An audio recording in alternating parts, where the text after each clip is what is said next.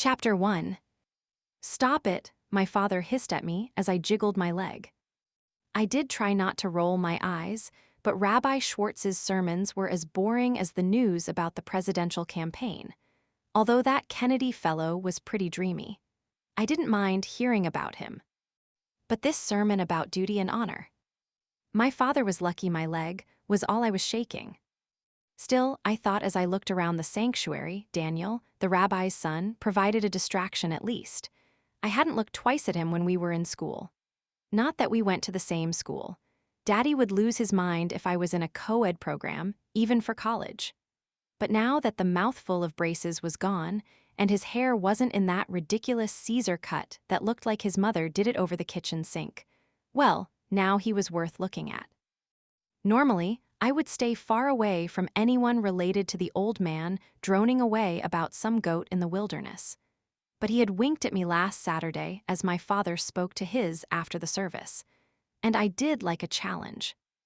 We didn't have the place of honor in the front row that his family did, of course, but we were close, just 2 rows back and a few seats over. I studied his profile and began counting. If he turned around before I got to 20, he was fair game. If not, I would take it as a sign to be good. On 17, his head started to move, and by 18, his blue eyes were locked on mine. I grinned slowly, and he smiled back. I inclined my head toward the door, then turned away and whispered into my father's ear that I needed to use the ladies' room. I could feel Daniel's eyes on me as I walked out, demure as could be, in my sheath dress with a Peter Pan collar. I was far too old for such fashion, but for shul, it was better not to argue. I was on thin ice with my parents as it was. I hadn't been home a week before the dean called my father, claiming I needed to focus more on my schoolwork and less on boys when I returned in the fall. Which was entirely ridiculous, because the whole reason my father sent me to college was to meet a good husband. The reason I agreed to go was because he wouldn't be there, and I could do as I pleased. I leaned against the lobby wall just outside the sanctuary doors, counting again. Daniel wouldn't keep me waiting if he knew what was good for him. This time I only got to 11. He shut the door softly, looking for me, and I tapped his shoulder. "Hi," he said quietly. "How long before your parents realize you're missing?" I asked, flashing a flirtatious smile. Daniel shrugged. "My father won't notice. He never looks up during his sermons." I let out a giggle and he shushed me. "He must be fun at the dinner table," I whispered. "You spend more time here than I do. Where can we go and actually talk?" "Aren't we better off out here, where it's public?" I shook my head and watched the battle between good and bad play out across his face. It didn't take long. "No one will be in my father's office," he said slowly. I slipped a hand through his arm. "Lead the way." Rabbi Schwartz's office was messy, and I wondered if I was the first woman to ever set foot in this holiest of holies. Beit Shalom was part of the conservative synagogue movement, which was still relatively new and a little shocking to the more traditional members of the community in that it modernized some of the customary religious practices. The genders sat together, and services weren't nearly as long as at the neighboring Orthodox synagogues. Still too long for my liking, but when I was home from college, those Saturday mornings were non-negotiable no matter what I had been up doing Friday night. Papers and books covered nearly every available surface, including the chairs opposite the gigantic cherrywood desk. Even the books weren't immune to the mess, I noted, as there were papers crammed between the pages. Not how I pictured that extremely stern man working, but I didn't want to think about him. Daniel had taken my hand from his arm and was tracing the outline of it with a finger, sending a tingle of electricity up and down my spine. The only clear surface was a small table in front of a stained glass panel that looked just like the one at the back of the ark, where the Torahs were kept. I sat on the table, crossing my legs in a way that meant he got an eyeful of garter. "Have you got a girlfriend?" I asked. "No," he swallowed, his Adam's apple moving up and down as he did. "Do you have a boyfriend?" A slow smile spread across my lips. "Would I be alone in here with you if I did?" He had moved closer. "You tell me." I threw my head back and laughed. Good gracious, Daniel, I'm practically an angel. Can't you just see me floating around in heaven with wings and a harp? He was closer still. Jews don't believe in heaven. Good, I said. I probably wasn't getting in anyway. Doesn't seem like much fun, he agreed. I tilted my head up to catch his lips and he kissed me gently. Is this okay? I nodded and reached up, grabbing his tie and pulling him back in to kiss me again, which he did less gently, pushing my back up against the stained glass as his hands roved my sides and up into my hair, and then something cracked loudly, and suddenly we were falling backward. The next thing I knew, both of us had tumbled through the open ark, shards of colorful glass all around us, and the whole congregation staring in horror at the remains of what had been the rear of the vessel that contained the Holy Torah scrolls. Apparently, the stained glass in the rabbi's office was the backside of the one that was visible when the sacred texts were removed. I glanced at Daniel, whose face was smeared crimson with my lipstick, then back out into the sanctuary. Everyone was on their feet, as was customary, while the Torahs were paraded through the congregation for people to touch with their books or prayer shawls. It could be worse, I whispered to Daniel. If the Torahs had been in the ark and we had knocked them to the ground, everyone present would have to fast for a month. Marilyn Susan Kleinman. My father's voice boomed as my mother sank into her seat, her friend Mrs. Singer fanning her with a prayer book. It's worse, he whispered back as his father came storming up the aisle, the poor cantor following behind him as fast as he could while carrying the Torah, which jiggled precariously in his grip. I glanced down and saw blood on my dress. I examined myself, looking for the source. I would hate to die from a stained glass injury obtained while making out in the rabbi's office on Shabbat. But a quick glance at my father's now purple face told me there were worse ways to go. Finding no injuries, I looked to Daniel, who had turned whiter than the robe his father wore, blood pouring from his left hand. I grabbed the first thing I could find, which was the altar cover, snatched it free, and wrapped it around Daniel's hand while everyone except our two fathers watched with eerily identical expressions of horror. Daddy reached me first, yanking me off the raised platform of the bima at the front of the sanctuary and ordering me outside. Everyone was still staring at me, so I pulled my right arm free from his grip and waved to the assembled crowd. Thank you, Temple Beit Shalom, I said loudly. I'll see you next week. My father grabbed my other arm and dragged me out of there, his neck resembling an eggplant. Chapter 2. I picked at my bedspread in annoyance at being sent to my room like I was a child. I was 20, for goodness sake. And come to think of it, it was time to redecorate this room. The pink wallpaper and bedding had been cute when I was 9, but now I felt like I was trapped inside a piece of Coney Island cotton candy. But I could still hear my father ranting downstairs, and there were no sounds of the midday meal being prepared over that.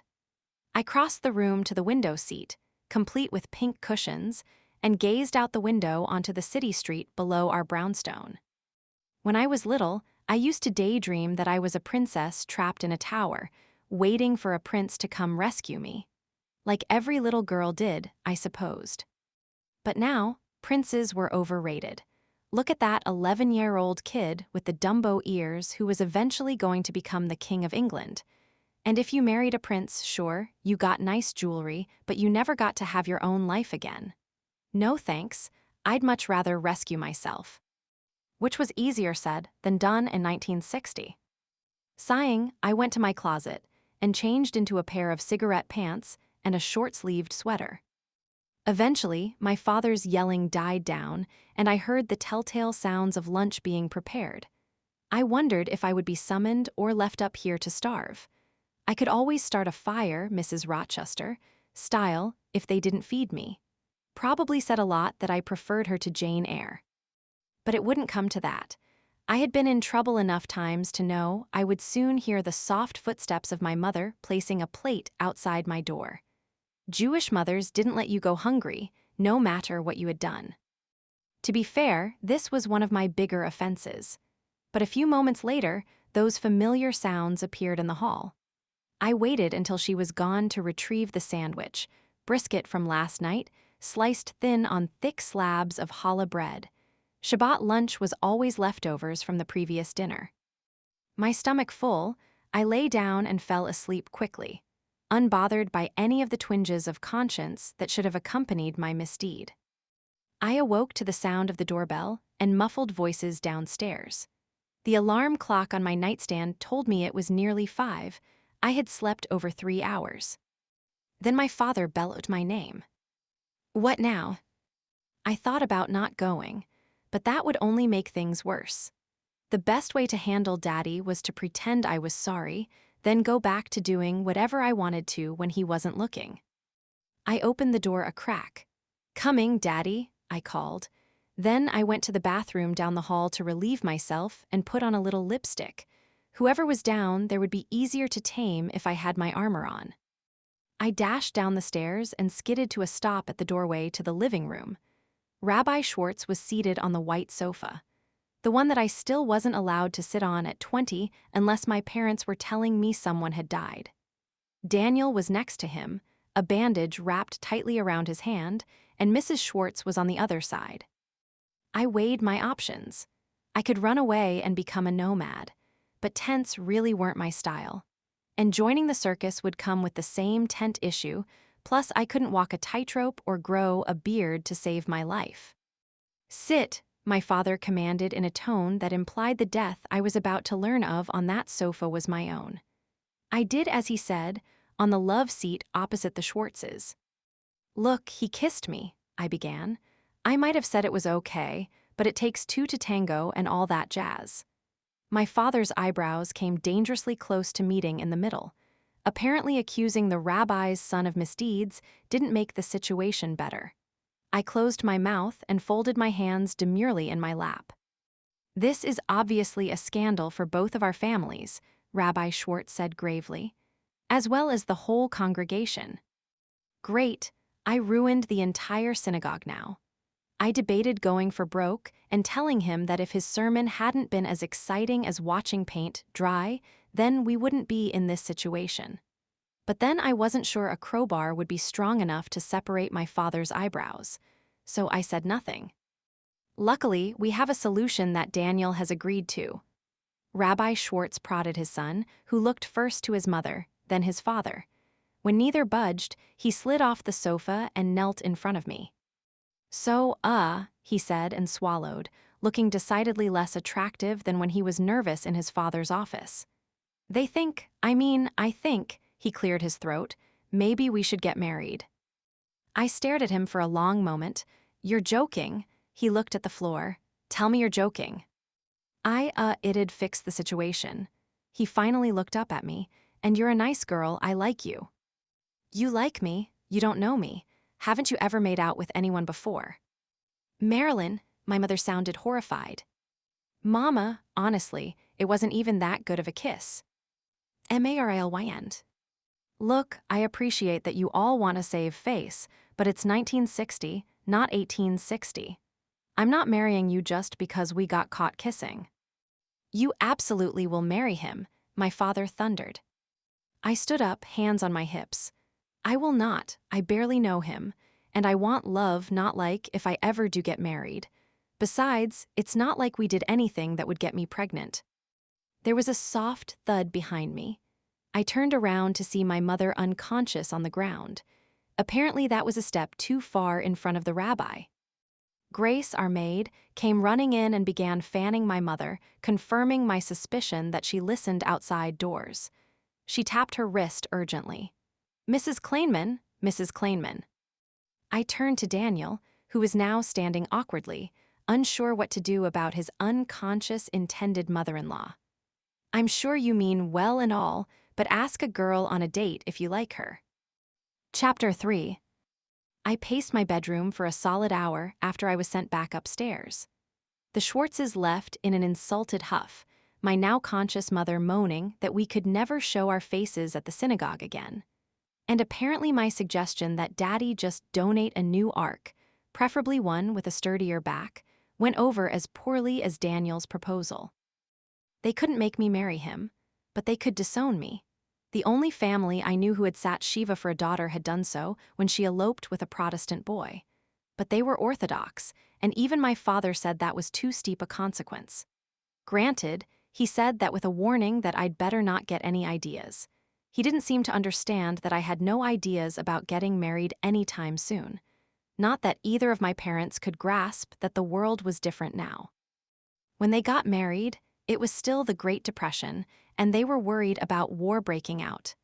Now we worried about the Soviets, but that was no reason to rush to the altar. I didn't want to be married by 21 and a mother by 22. I shuddered at the thought. I wanted to live my life first. Supper was a plate left in the hall outside my bedroom, but around 8, my mother knocked on my door. I opened it, plate in hand, assuming she was cleaning up and remembered she was missing one. She looked at it blankly for a moment. "Your father wants to speak with you," she said. "Mama, you have to calm him down. It was just some kissing, even you had to have kissed someone before Daddy." She held up a hand, "Downstairs." My mother had always been on my side. I was a daddy's girl when I was younger. What little girl was? But he didn't have a lot of tolerance for my rebellious streak. And she always smoothed him down when I broke the rules. Steeling myself for the lecture, I sighed and followed her down the stairs. But this wasn't a living room white sofa's conversation. Instead, he was in his office, seated behind the mahogany desk that he swore once belonged to one of the lesser Rockefellers. He inclined his head toward the chair opposite him, and I took it, my mother going behind the desk and perching on the arm of his chair. He hated when she did that, but he didn't comment on it or shoo her away. "You've gone too far this time," he said, "and now I'm forced to issue an ultimatum. If he'll still have you, you'll marry the Schwartz boy." If he'd still have me, but no, that wasn't happening. Or. The brows closed in again. "Pack your things," he said darkly. "You leave in the morning." "Leave, Daddy, I just got home. School doesn't start for more than 3 months." He waggled a finger at me. "You're not going back to that school. I'm not paying another penny for you to learn to be promiscuous. I told your mother it was pointless to send girls to college, but she thought you'd meet a better husband there. You won't find someone better than a rabbi's son." "You're a doctor," I shot back. "Are you saying Mama could have done better than you?" The purple hue began creeping up his neck again, but Mama put a calming hand on his arm as he began to sputter. "You're going to your great-aunt Ada in Philadelphia." "Mice who?" "My aunt," my mother said. "I've never heard of her." "You have, and you met her at," she thought. "Walter, was she at Harold's bar mitzvah?" "I was 8 at Harold's bar mitzvah." My brother was 5 years older than me and could do no wrong, despite having followed in my father's footsteps as a doctor instead of joining the clergy, which was apparently now the preferred profession, at least when it came to my prospects. "Either way you're going. You can't send me to Philadelphia to go spend the whole summer with someone I don't even know. Mama, please." "You won't be in Philadelphia all summer. She goes to the shore for most of it." "The Hamptons? Okay, this wouldn't be so bad after all. Yes, I would have to dodge an elderly chaperone, but I could do that in my sleep." "No, New Jersey." "Mama," I looked to her pleadingly. "You can't banish me to New Jersey of all places. I won't go." "You will go," my father said, "or you will not return to this house." I eyed him cautiously, looking for any sign of weakness, but there was none. What am I supposed to do there all summer? "Straighten out," my mother said. "Ada is tough. She won't tolerate poor behavior." "Mama, I'll behave. I shouldn't have done that today. You can't send me away like this." "It's already decided," my father said, "and Ada agreed to take you in. Her assistant has to be away for the summer." "Assistant?" My mother nodded. "She's a matchmaker. The assistant, Lillian, she's more of a companion, really. Ada isn't as young as she used to be and needs help sometimes. Lillian's mother is sick." "A matchmaker." My father's eyes gleamed with the first hint of amusement I had seen all day. "We told her she'll have her hands full finding someone for you, but she's up for the challenge." My mother was pulling clothes from my drawers and placing them into my trunk while I paced my room again. Mama, I mean it, I'll never do anything like that again. Cross my heart. I made the gesture across my chest. Don't let your father see you doing that, she said distractedly. It'll be much cooler at the shore. Philadelphia is even hotter than the city in summer, though. I won't get on the trains. She turned to me. You will, and I'll spend the summer working on your father to get you back to college. But that means you need to be on your best behavior. Ada is strict. If you don't mind her, she's going to send you right back. And if that happens, you can kiss college goodbye. Great, a mean old woman. Who's going to try to marry me off to someone named Herbert with a bald spot and a lisp? I'm not letting her play matchmaker with me. My mother smiled grimly. Ada doesn't play. Then she shook her head. Besides, she might find you someone good. She's the premier matchmaker in all of Philadelphia. That's like being the safest taxi driver in New York. Perhaps, but it's better than being the worst taxi driver. And you'll like the shore. I spent a summer there as a girl. If you liked it that much, you'd have gone back, I grumbled. But the reality was, however strict my mother thought this Ada was, I would be able to get around her. And at least it would get me out of the house and away from a forced marriage to Daniel Schwartz. I cursed that flimsy stained glass panel as I grudgingly pulled a pile of undergarments out of my drawer. Chapter 4. My first impression of Philadelphia was that it was hot. My second was that I had just stepped back in time. This wasn't a city, it was a time capsule. Trolleys, which had stopped running in New York City 3 years earlier, outnumbered the cars. Few of the buildings required craning my neck up toward the sky, unlike at home. Except for the clothes and handful of modern cars, it was much more how I would have pictured New York decades earlier. I tapped my foot impatiently as I waited for a porter to bring my trunk, counting silently in my head to see when this mysterious Ada would arrive, hoping desperately that we weren't about to try to wrangle my belongings into a trolley car. A young man walked up to me and removed his hat, his brown face shining in the warm sun. Miss Kleinman. I eyed him suspiciously, as any New Yorker does when a stranger knows their name. Maybe. He smiled. You look just like your Aunt Ada. He held out a hand. Thomas. I shook his hand and my head at the same time. I should hope not. Isn't she ancient? Best not let her hear you saying that, he said as the porter brought my trunk and hat box. He thanked the porter and took control of the dolly, taking my valise from my hand and placing it carefully on top of the other luggage. Glad I brought rope. Otherwise, we'd have to send these along later. I imagined him securing my trunk with rope to the back of a horse and buggy. What had I got myself into? The car's just this way, he said, gesturing toward a row across the street. He started walking but turned around when he realized I wasn't following. Miss, how do I know you're actually here to collect me? Excuse me. I don't know you from Adam, and my mother said Ada would be picking me up.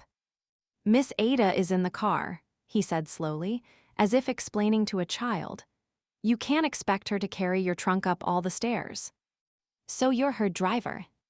He shook his head, chuckling.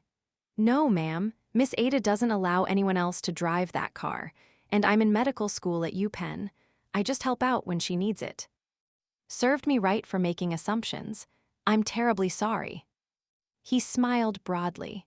Words you'll never hear from that Anne of yours. Come on, let's get a move on before she comes after us. This time I followed. Even if he did kidnap me, it might be a better fate. Besides, he was handsome, although I knew better. If Daddy threw a fit at the rabbi's son, I could only imagine what would happen if I got caught flirting with Thomas, even if he was going to be a doctor. He stopped at a Daphne blue Cadillac convertible, the top down, the sun glinting off the absolutely blinding chrome. A woman sat behind the wheel, platinum blonde hair peeking out from under a baby blue Hermes scarf. She wore matching driving gloves, one hand holding the wheel, tapping impatiently with a forefinger, while the other held a lit cigarette that she brought to her mouth periodically. From behind, she could have been Marilyn Monroe. In the rearview mirror, she lowered her cat-eye sunglasses, a web of fine lines around her rich brown eyes dispelling the youthful image. "Good grief, how much did you pack?" she asked without turning around. "Thomas, we might have to send that trunk along later." "I came prepared," Thomas said, opening the car's trunk and pulling out a length of rope. "If she's related to you, she wasn't packing light." "Cheeky," she said, but there was a smile in her voice. "You're the only one I let talk to me like that." "Don't I know it?" he said, lifting my luggage with a small grunt. "We have rocks here in Philadelphia, you know. You didn't need to pack your fancy New York City rocks." "We don't have rocks in the city. We have skyscrapers and taxis." "And attitude problems," Ada said, finally turning her head and removing her glasses to fix a stern stare on me. She looked me up and down. "The dress will do," she said, looking over my black and white checked dress, belted at the waist, then flared out over a crinoline. "But that lipstick makes you look like a tart." She held out a gloved hand. "Let me see it." "Excuse me." "The lipstick," she repeated, waggling her fingers to indicate she expected it. I fought the urge to clutch my handbag to my chest to protect it and instead opened the clasp, found the offending lipstick, and handed it to her. "Much better. See, Thomas, she's not as bad as her mother said." She dropped the lipstick into her own handbag. "No, Thomas," I said, "I'm much, much worse." Ada's mouth turned down at a corner. I finally held out my hand to my great-aunt. "We haven't been properly introduced yet. I'm Marilyn." "Why, whoever else would you be?" she asked, ignoring my hand completely. "Thomas, it's not going to fit." I lowered my hand. "With all due respect, Miss Ada," he said as he finished tying off a knot. "You can drive like the devil himself is after you, and that thing's not going anywhere." "More's the pity," she said. "Climb in, girl, we haven't got all day." I opened the door and went to sit in the passenger seat, but Ada stopped me. "The back. Thomas rides in front." Thomas objected. "The back is just fine." Ada stopped him with a look. Without a word, I climbed through into the back seat. Thomas had barely closed his door when Ada peeled out of the parking spot, down the lot, and out onto the street, seemingly without looking. I leaned forward to be heard over the wind of the convertible. "What should I call you?" She turned to look at me. "What kind of a question is that?" "Well, Great-Aunt Ada is a little bulky." "Don't you dare put that great part in front of my name. I don't need aunt either. Ada will do just fine." I stared at her a moment longer, then shrugged, wishing that I had a headscarf as well. My hair was going to be a knotted mess from riding in the backseat, especially the way she drove. We stopped at a traffic light, and Ada pulled my tube of Guerlain Rouge Diabolique lipstick from her bag, pursed her lips in the rearview mirror, applied it, and then returned it to her bag. I leaned forward again. "What happened to that looking tardy?" "On you, I can pull off anything." This was going to be a very long summer. Chapter 5. Ada wound the car through the city, whipping around turns and narrowly avoiding both oncoming trolley cars and pedestrians. We only saw maybe 24 other cars and no taxis. Thomas seemed unfazed, but I saw his right hand gripping the car door tighter than the rest of his posture would imply was strictly necessary. And I did wonder how much of this was theater for my benefit. Was she actually the kind of woman who would make her niece sit in the backseat so a man of a different race could ride in the front? Or was she putting me in my place? I tended to believe it was the latter, based on the inherent xenophobia I had seen from the older people back home. But none of the septuagenarians I knew looked or acted anything like Ada. So maybe it was real. Eventually, she pulled to an abrupt stop in front of a large duplex in a neighborhood full of cookie-cutter houses. "I told you the rope would hold." "I stand corrected," Ada said, smiling up at Thomas, and for a moment I could have sworn she was flirting. "You don't mind bringing it upstairs to the guest room, do you, darling?" "Darling, interesting." "No, ma'am, not at all." She thanked him, then turned to me.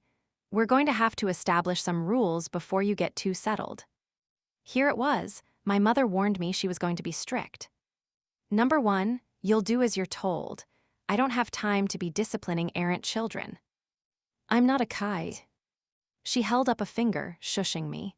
As I said, I don't have time to be disciplining you, so you'll behave or you'll be right back on that train. And from what I hear, you don't want that any more than your parents do. I crossed my arms sulkily, but let her continue. Number 2, no men. My reputation in this community is my livelihood, and I don't intend to let something like your stained glass incident affect that. Am I clear? I nodded, seething inwardly, but there was no way I was letting this witch see it. Number 3, no one enters my house without my permission. I don't care who your little friends are. I don't trust them around my things. Number 4, you touch nothing without my permission. No borrowing without permission, and I won't be granting permission. So it's okay to steal my lipstick, but if I take anything of yours, I'm out. She smiled. Now you're understanding. Mama, what did you do to me? And number 5, no lies. I don't care how ugly the truth is. And I see that bottom lip, Missy. I know you're thinking you can get around me. You can't. I see through you, little girl. Don't you ever forget that. Thomas returned after having brought the trunk inside and this time took my valise and hat box. He's off limits, she said, following my gaze. Why, you want to date him? I asked tartly. Don't be rude, she said. Any other rules? I asked. Yes, she said, but we'll start there for today. Thomas returned to the car. Hop in, I'll take you home. Thank you, but I don't mind catching a trolley. I need to stop off at my father's shop. I can take you there. He nodded toward me. I think you've got your hands full already. Don't I ever? Ada said. Why my family thinks I'm running a home for all these wayward girls, I couldn't tell you. She removed her driving gloves and held out a hand to Thomas, who shook it fondly. You tell your folks hi for me. I will, ma'am. And for the millionth time, stop with that ma'am business. It's Ada, just Ada. He smiled, showing off perfect white teeth. Yes, ma'am, he said to her, then turned to me and nodded. Miss Kleinman. Ada shook her head as he walked away, then turned off the car and climbed out. Come on, she said. No one ever got ahead by being slow. I climbed out the passenger side, prepared to argue that I was hardly a wayward girl, when something dawned on me. Ada, who else has the family sent you? Sent me what? You said you're not a home for all these wayward girls. Who else got sent to you? She turned at the bottom of the stairs up to the door on the right side of the duplex, a sly smile spreading across her face. You think you're the only bad one? Your mother spent a summer with me too, young lady. And look how she turned out. My eyes widened, but she was already halfway up the stairs. Mama here? Dee said she had spent a summer at the shore and that Ada was strict, but she'd never even hinted at a past.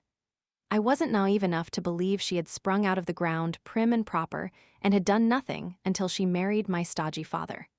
But it also never occurred to me that the reason she took my side so often was that she had gotten herself into trouble as well. And I was determined to pry that story out of Ada if it took me the whole summer to do so. What had Mama done? Ada opened the heavy oak door and a small gray ball of fur launched itself at her, yapping shrilly. My baby, Ada crooned, picking up the terrier. I missed you too, darling. Mama is home now. She looked at me. Shut the door, you wouldn't want Sally to escape. Sally. She held the dog out toward me, and the little creature bared its teeth, growling. She's an excellent judge of character, Ada said, pulling her close to her chest. You know a problem when you see one, don't you, sweetheart? Lovely creature, I murmured. I held out a hand toward the dog's face, hoping it wasn't about to get bitten off. I'm friendly, I told Sally. I promise. Sally snapped her teeth as if she didn't weigh all of 15 pounds soaking wet. Champion bloodlines. She set Sally down, and the dog scampered off to a bed in the living room below a window, where she lay, eyeing me suspiciously. Ada removed her scarf, hung it on the coat rack beside the door, and fluffed her hair in the mirror next to it, pursing her lips slightly to admire my lipstick. I looked around my new home. It was furnished tastefully in modern decor with an emphasis on Scandinavian minimalism, despite the clearly pre-war hardwood floors and ornate woodworking on the banisters. Not at all what I pictured for a matchmaking spinster. I expected the look and smell of a grandmother's purse, not these clean lines accentuated with bright pops of color. But Ada obviously had money, and, if her car and scarf were any indication, she cared about fashion and appearances. Matchmaking must be profitable, I said. It's rude to discuss one's finances, Ada said. I'll show you to your room. Dinner is at 6 sharp. At 7, we take our evening walk. And in bed by 8, I assume. Don't be foolish. Ed Sullivan is on at 8. Of course, silly me. She looked at me sharply as I followed her up the stairs. Impertinence will not be tolerated either. Duly noted. I continued in silence as we went down a long, narrow hallway. There was a small staircase at the end, which I assumed led to servants' quarters. Knowing my luck, that was where I would end up. Instead, she stopped at the last door on the right and turned the knob. The room was austere, with a brass bed covered in a white eyelet coverlet, a dressing table, a nightstand, and a freestanding armoire instead of a closet. It smelled vaguely of mothballs and disuse. Home, sweet home, I said with as much fake cheerfulness as I could muster. The bathroom is next door. My room is down the hall. Lillian's room is next to mine. You're not to open closed doors. Lillian. My companion. Mama said she had to go home. Sick mother or something. Sick mother or something, she mimicked. Her mother is dying. A little compassion goes a long way. I'm sorry for her impending loss. Ada nodded curtly. You'll be taking on some of her duties until she returns. Which will entail, if she intended for me to do the cooking, she was about to be sorely disappointed. I could barely make toast. Doing as you're told. Right, of course. She nodded. I'll let you unpack. I have work to do. And she was gone, closing the door to my new jail cell behind her. I sat on the bed, which creaked. No radio, no books. And while I was sure she had both downstairs, I wasn't allowed to touch anything. Daniel Schwartz was not worth this, I said to myself. Then I stood up and pulled the key from my purse and opened my trunk. As I went to put away my underthings, a piece of paper in the back of a drawer caught my eye. After glancing over my shoulder to make sure this wasn't a test and that Ada wasn't watching me from some portrait on the wall with eye holes cut in it, I removed the page. But it wasn't paper, it was a photograph. 2 women stood on a boardwalk, Atlantic City's steel pier behind them. The younger had her arm around the elder and was planting a kiss on her cheek. The elder was clearly Ada, younger, her hair darker, but vibrant and smiling, an arm raised in the air in a celebratory pose. And the younger, I squinted. It was hard to tell from the profile, but I was pretty sure the younger was my mother. I flipped the photograph over and sure enough, in my mother's script were the words Rose and Ada, August 1932. I looked to the door again. Did she put this here on purpose? Or was my mother the last person to stay in this room? Turning back to the image, I studied it more closely, spinning a story in my head about the circumstances that could have led to her arriving in this room. And how on earth did she look so happy with Ada? Had the fun been sucked out of my great aunt in the preceding 28 years by age or some tragedy? No, Mama said Ada was strict, so none of it made sense. And my mother would have been 19 when the photograph was taken, a year before she married my father. 3 years before Harold was born. Did Ada arrange their marriage? I left the clothes on top of the dresser and dug through my trunk for pen and paper. There was a small chair at the dressing table, and I sat down, already composing the letter.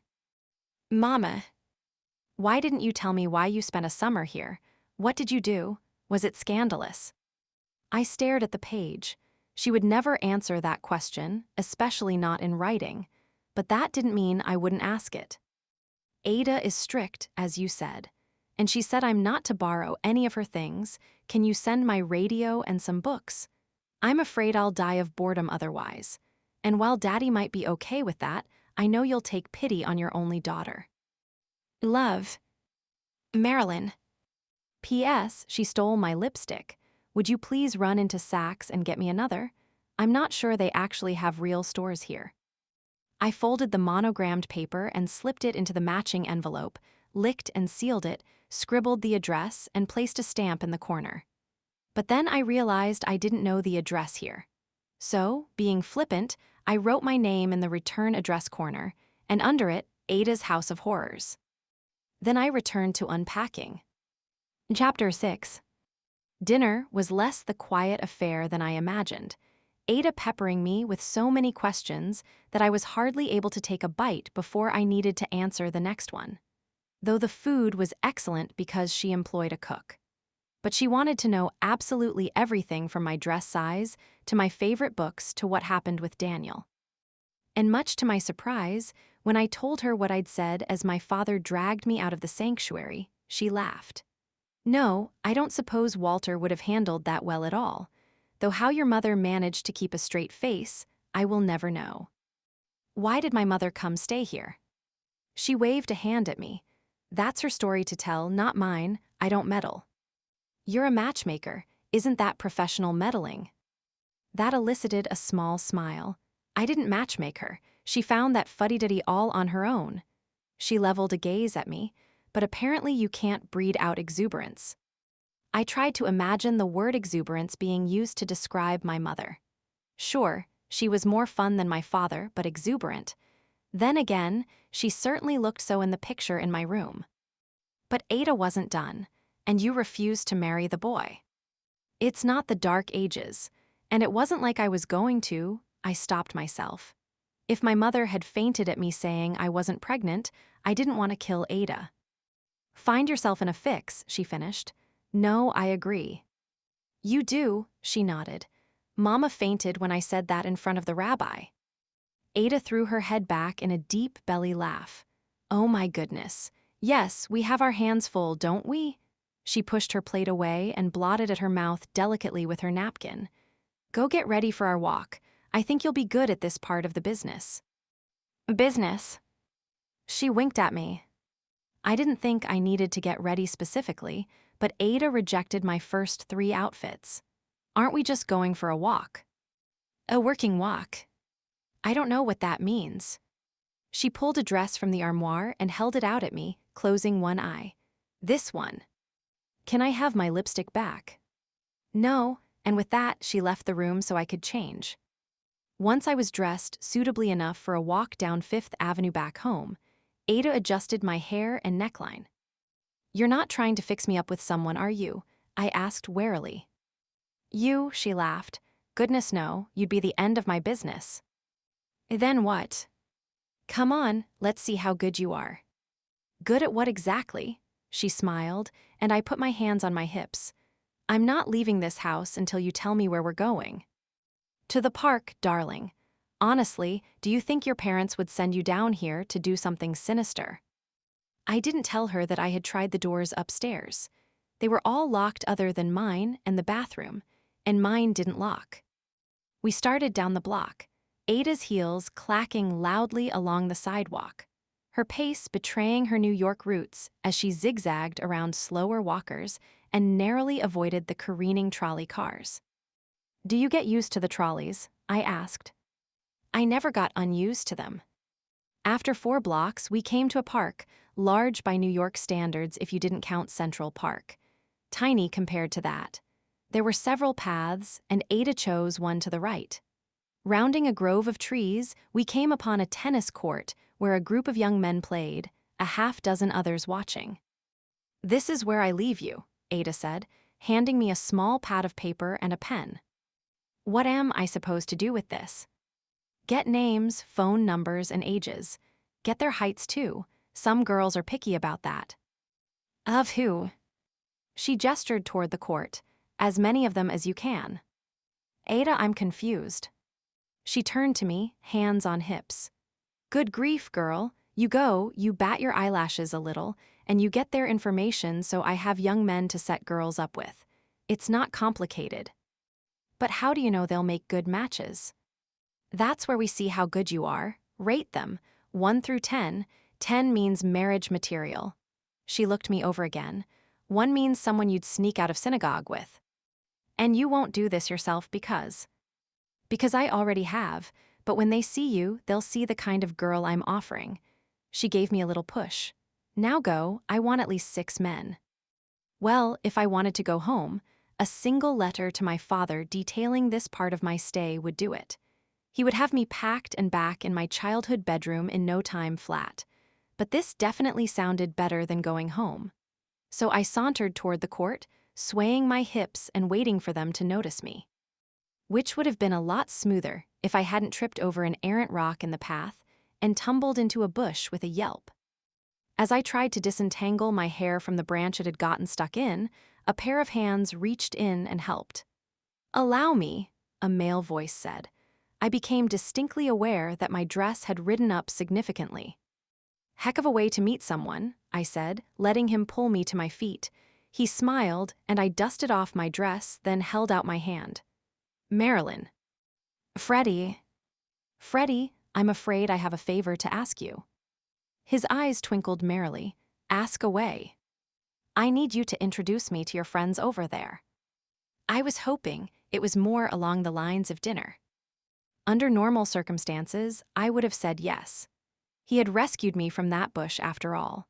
And it didn't hurt that he stood 6 feet tall with a jawline that would have made Gregory Peck jealous.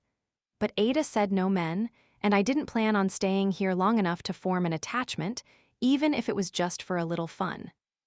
Maybe another time. He offered his arm and I took it. Apparently that path was treacherous. We reached the court and he called out to the other men. "Hey," the players stopped and turned to him. "This is Marilyn. She wanted to meet you all." He turned to me. "Anything else?" "Now what?" I thought as they all stared at me. "Right, not how I wanted to do this, but here goes. My name is Marilyn, and I'm here to help you find the girl of your dreams." "Looking at her," one of them called out, then let out a wolf whistle. "Cute, I'm not available though. I mean, I am, but not like that, but I've got friends." "You don't sound so sure about those friends," the one with the tennis ball said. He bounced it impatiently. "You working for that Ada woman?" "Working implies getting paid. No." "Then what?" "Listen, I'm not the kind of girl you want to marry. I can't cook, I'm a mess, and I got sent down here because I got caught making out with the rabbi's son during services." A couple of them laughed. "I wish that were a joke, but it's not. We crashed through a stained glass window and everything. Then he asked me to marry him. I don't think he'd ever kissed a girl before. But Ada's got nice girls who will actually take care of you. That's what you really want in the end, isn't it? Someone to come home to." "I don't know," Freddie said. "You sound like more fun." "I tell you what, you give me your info and agree to go on 3 dates. And if Ada doesn't find you the perfect girl by then, I'll let you take me out instead." "What if none of us find girls we like?" "Then I will have quite a reputation, won't I?" 3 of them chuckled. "Come on, fellas, help a girl out here. She said I need 6 names and that I'd better get them in time for her to get back and watch Ed Sullivan." They all checked their watches. "Have you got paper and a pen?" Freddie asked. I pulled both out of my dress pocket and passed it to him. "I'm game." "Freddie, you're an angel," I said and told him to put his height down as well. "Who's next?" With 8 sheets of information in hand, I walked back to where Ada sat just around the corner on a bench, throwing a quick backward glance at the boys, who were all watching me walk away. "Done," I proclaimed, holding the papers out toward her. "And with 20 minutes until Ed Sullivan." 18, she said. "You're cutting it close. Good recovery from that fall, though." I was hoping she hadn't seen that. Men like a damsel in distress, even if they're just saving her from a bush. "I know, that's why I threw the rock." "You what?" She grinned. "Don't ever think that I don't know what I'm doing." Chapter 7. Back in my sterile room after a really big show, I pulled a notebook from my trunk and sat at the dressing table. Daddy always said my writing was a waste of time. He wanted me to learn to cook and keep a house and become a good little wife. But Mama encouraged it. She was the one who pushed for me to go to college too. Every spare moment, she could be found with a book in hand, often even while standing at the kitchen counter stirring a pot. Daddy bought 3 different ovens over the last decade, never realizing that the burned meals came from her being engrossed in a good story, not the malfunctioning stove that she blamed it on. Ada was, I didn't know how to describe her, but she was an excellent character study. Who was she? How did she get such a large house? Did matchmaking pay that well? Yes, it was a duplex, but so were all the houses in this neighborhood. Why was she so secretive about the upstairs rooms, and why hadn't she ever married? While I was curious to learn the real answers, I was also just as quick to make up my own backstory. When I finally stopped to flex my hand, my watch showed that an hour had passed. I closed the notebook and yawned.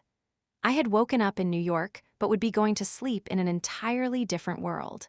And if Ada's rock-throwing skills were any indication of what was to come, the following day would be another unexpected adventure. Stifling another yawn, I pulled my toiletries bag from the dresser and went to wash my face and brush my teeth. At home, I always awoke to the smells of coffee and breakfast being made, the sun peeking through my curtains, the never-ending sounds of the city outside my window.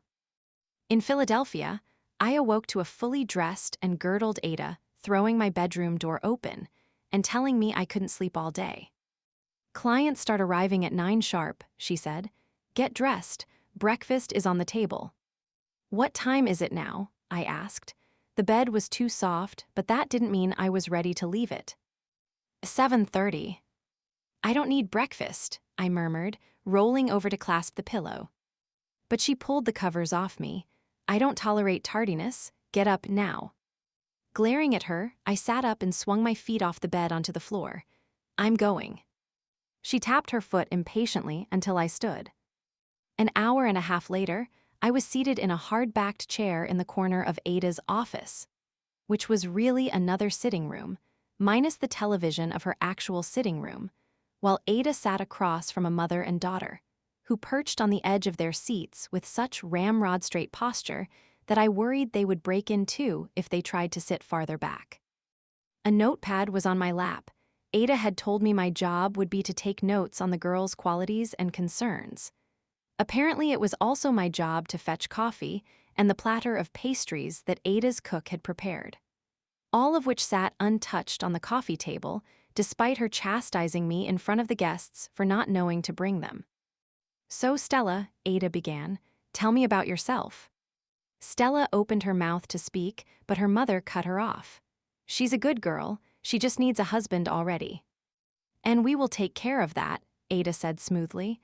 "But I want to hear from Stella herself. What are your hobbies?" "Hobbies?" Stella squeaked. "Yes, darling, what do you do for fun?" "We don't encourage frivolous pursuits for the girls," the mother said. "She cooks, she cleans, she sews, and she can play bridge."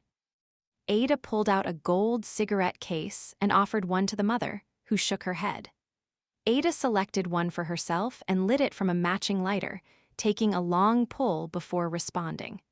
It was my only sign that she was annoyed, and had I not been so carefully observing her, I wouldn't have noticed. "What sort of books do you read? Magazines? Television shows?" Stella again opened her mouth, but her mother began talking. Ada stopped her. "Mrs. Edelman, with all due respect, I'm not looking for a husband for you. Let the girl speak." Mrs. Edelman's mouth snapped shut, but she strangely didn't look offended. "We don't have a television," Stella said quietly.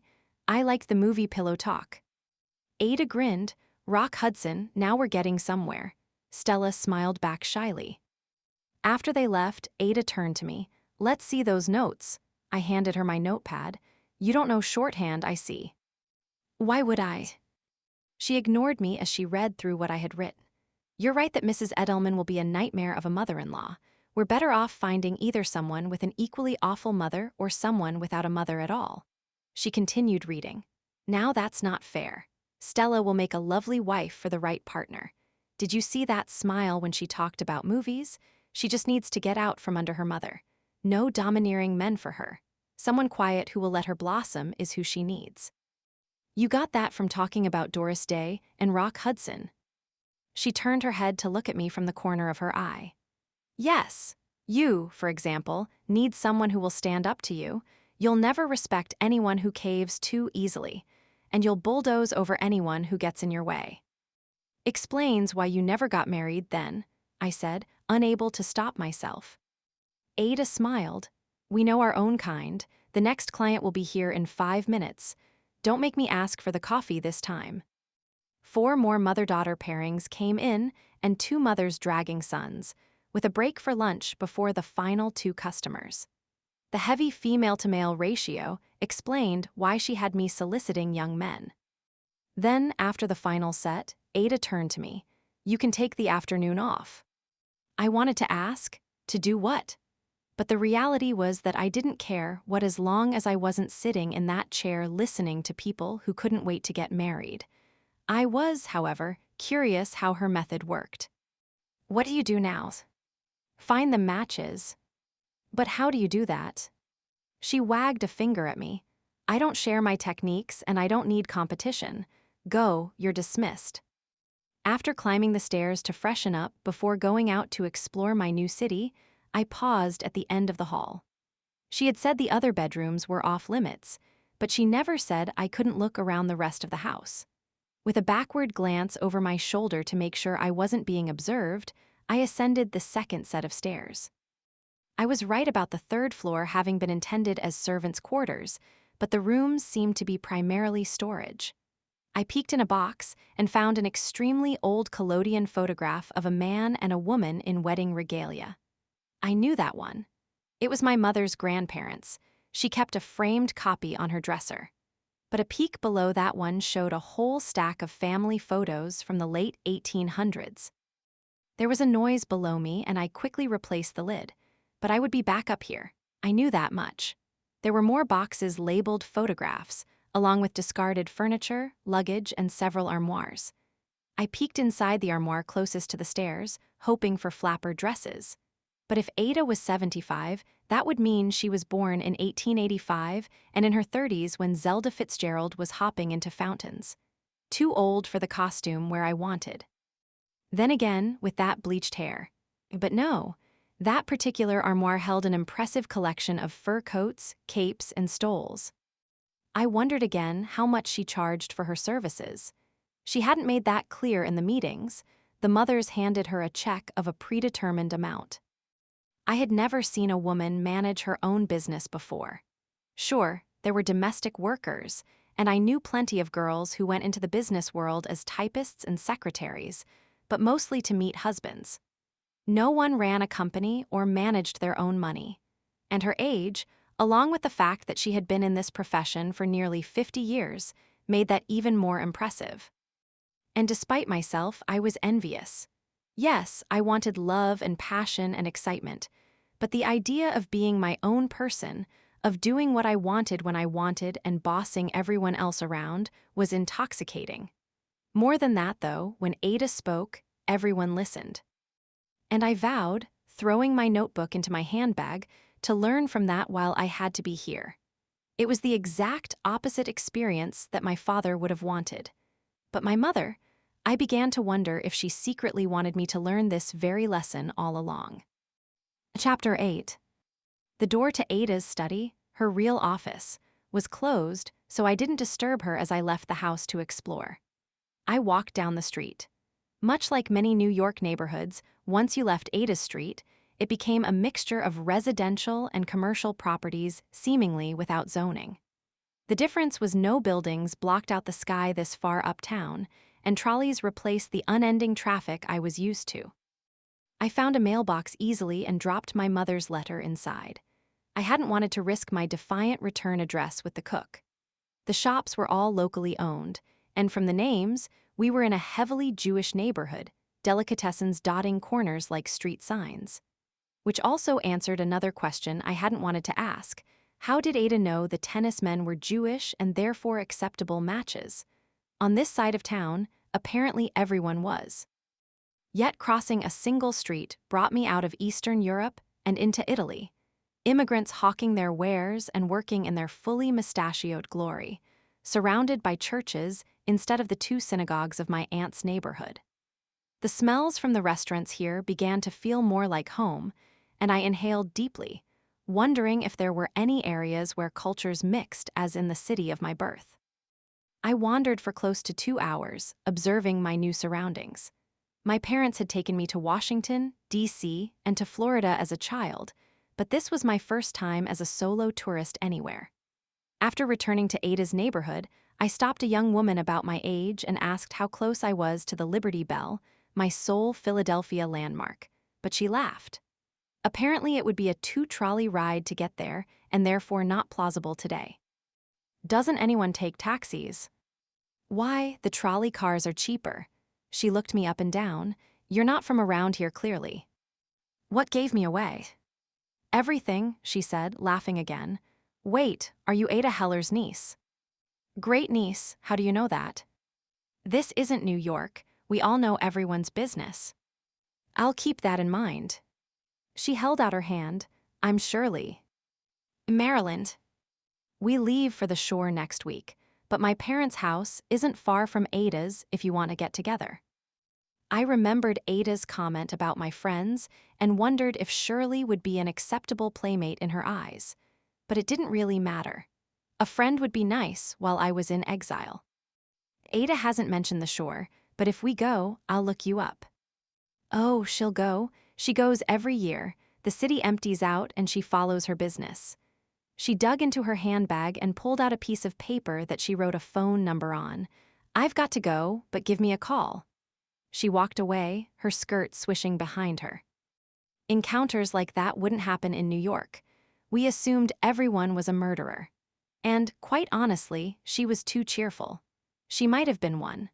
But I dropped her information into my purse and popped into a delicatessen for a cup of coffee and a sandwich, grabbing a local newspaper at the door to flip through while I waited.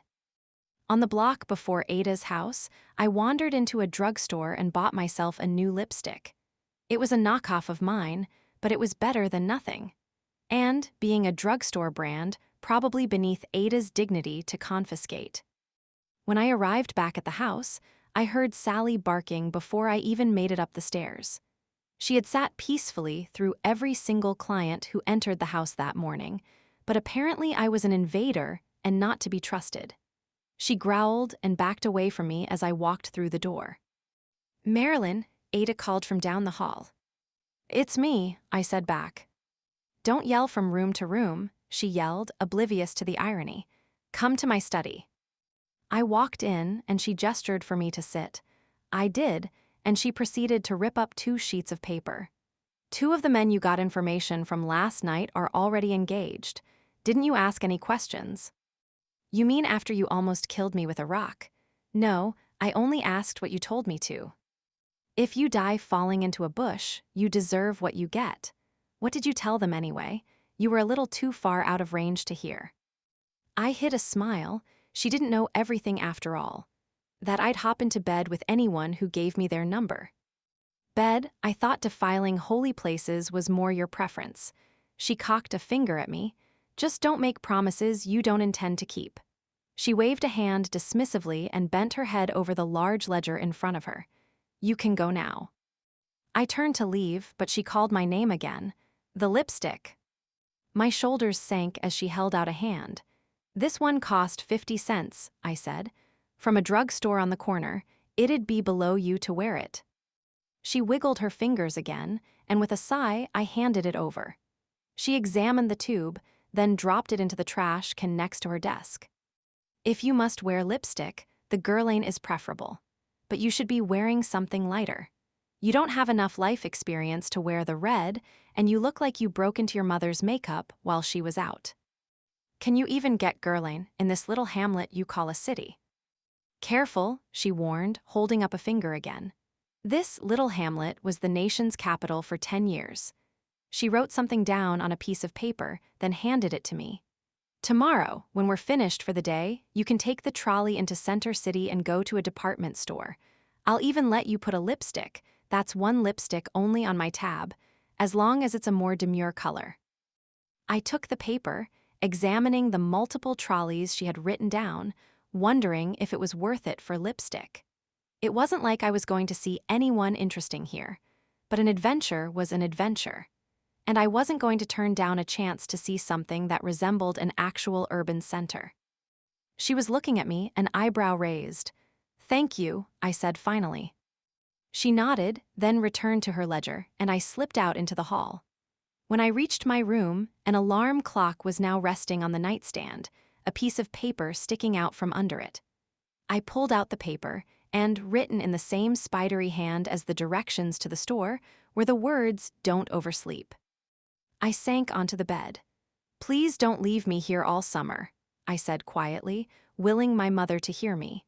Then, realizing no help was coming if I didn't make it happen, I pulled out my stationery and began a letter to my father. "Dearest Daddy, I'm writing today to let you know that I have seen the error of my wicked ways. I understand why you sent me away. You were right to do so. But Daddy, please let me come home. I promise to behave and never pull a stunt like that again." But then I stopped writing. What if, in coming home, I would be expected to marry Daniel? A summer of torture was better than a lifetime of mediocre marriage. I balled up the letter. No, I could do this. Chapter 9. I awoke to the clanging of the alarm clock. I swatted at it, putting the down pillow over my head, but then I remembered Ada's note and wrenched myself out of bed. It was still too soft, but there was something comforting in being in it. Like a cocoon had enveloped me. I stretched out my arms, but they weren't wings. And if my work in rounding up young men was any indication of what I was doing here, I wasn't improving from caterpillar to butterfly. No, I was definitely going from rebellious daughter to procuress. I thought about the balled-up letter in my bedroom's wastebasket. Daddy would certainly bring me back home in a hurry if he knew that Ada was employing me to flirt with potential clients.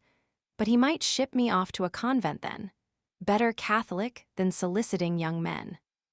Me, I'd take the soliciting. It was fun when Ada wasn't throwing things at me, although she did offer to help me trip again. So I pulled the scarf from my head and began unwinding the rollers I had slept in. I knew better than to be late to breakfast now. Immaculately dressed and made up, sans lipstick, I descended to find Ada drinking coffee and reading the newspaper, a piece of dry toast untouched beside her. "Thank you for the alarm clock," I said. She looked up, taking in my appearance. "Who are you, and what have you done with Marilyn?" "If I'm going to be here all summer, I want to make the best of it." She closed the newspaper. "You won't be here all summer." "I won't." "No, we leave for the shore next week." Shirley mentioned that. Shirley Goldman or Shirley Cohen. Everyone did know everyone's business here. The one whose shore house is near yours. Ada rolled her eyes. "Goldman. What's wrong with Shirley Goldman?" "Nothing really. The family are social climbers, though. Wealthy but vulgar, no class." Does that really still matter in this day and age? It does in my line of work. There's absolutely nothing wrong with roots in trade, only with the people who try to hide who they are for appearances. They only want to meet established families, and if I bring them to any of the established families, I'll never work in this town again. Franny, the cook, brought a plate of eggs, fruit, and toast and set it in front of me. "Coffee." "I will never turn down coffee," I said gratefully, especially when I had to be up by 7. She got the pot from the sideboard and poured me a cup, bringing it with a small pitcher of cream and a bowl of sugar. "Thank you, Franny." "You should take it black," Ada said, watching me dump half the pitcher of cream in, along with a heaping spoonful of sugar. "Better for you." I looked at her black coffee and shrugged. "I'll walk it off later," I said, taking a sip of the delicious sweetness. In reality, I would sweat it out. The day was already sweltering. I understood why the elite left the city for the shore like in New York. How many clients are coming today? 7. Is that every day? There are only 3 certainties in this world, Marilyn. Death, taxes, and Jewish mothers wanting to marry their children off. Why didn't you ever get married? She reopened the newspaper and held it up in front of her face. Because there were no matchmakers as good as me when I was young. She lowered the paper just enough to see me over it. Any other impertinent questions? Or may I continue reading about the election? I certainly hope people are willing to overlook the fact that Kennedy is Catholic. It would be nice to have someone who doesn't look like a constipated howdy-doody running the country. And that wife of his is pure class. A little over an hour later, I found myself in the straight-back chair again, notepad on my lap. Opposite Ada was one of the most unfortunate-looking young women I had ever seen. Gawky and tall, she towered over her normal-sized mother, with a large nose and buck teeth that would make a beaver envious. Her mother sat there wringing her hands, bemoaning her daughter's appearance to Ada. "I understand if you can't do anything with her, I do," she said. "But she's 26 now, and time is running out." The poor girl's eyes were trained on the floor the whole time, her shoulders hunched as she tried to hide her size. Ada looked from mother to daughter and back to the mother. Then she turned to me. "Marilyn, darling, perhaps you could take Mrs. Stein with you to fetch a fresh pot of coffee." I eyed her with confusion. Sending me for the coffee was one thing, but taking Mrs. Stein to the kitchen? I didn't understand what she was getting at, but I rose and asked Mrs. Stein to come with me. She followed without a word. When we reached the kitchen, I dumped out the pitcher of still-hot coffee and began to brew a new pot. It was the extent of my kitchen skills. Mrs. Stein sank to the kitchen table while the coffee brewed, and I added fresh cream to the pitcher. "If only I had a daughter like you," she said miserably. "You must have men lining up to marry you." "Just one," I said, "and that's why I'm here. I said no, and my parents sent me to Ada." "You're so lucky, with that figure and that complexion." "Looks aren't everything," I said delicately. What I wanted to say was that she was an awful mother. She had sat there telling my great-aunt what a wonderful cook her daughter was, how she could sew and mend anything, how obedient she was. Heck, I would marry her if I were a man. Looks fade for everyone except maybe Ada, but someone who can cook, darn socks, and listen to every inane word you say was forever. I wish I had half her domestic skills. "You don't need them, you'll marry Wells." There it was again. That assumption that I would stop existing, except to pop out babies and pick up some husband's dirty socks. It took every ounce of self-control I had not to let her have it. Instead, I bit my thankfully unmade-up lip and kept quiet. When the coffee was done brewing, I let it sit a moment longer, hoping I had given Ada all the time she needed, before leading Mrs. Stein back to the sitting room, where I almost dropped the entire coffee tray. We had been gone 6 minutes, maybe 7, but the girl in front of us wasn't the same girl who had slunk through the door after her abusive mother. Yes, she was nearly 6 feet tall, looming over the rest of us, but her shoulders were back now. Ada had belted her dress neatly at her almost non-existent waist, brushed the hair out of her gorgeous chocolatey brown eyes, and applied rouge and lipstick, which, upon closer inspection, was mine. She would never be beautiful, but with her mouth shut over her teeth and her posture corrected, her cheekbones stood out, giving her a handsome appearance despite the large nose. Mrs. Stein's mouth was open, her eyes bulging.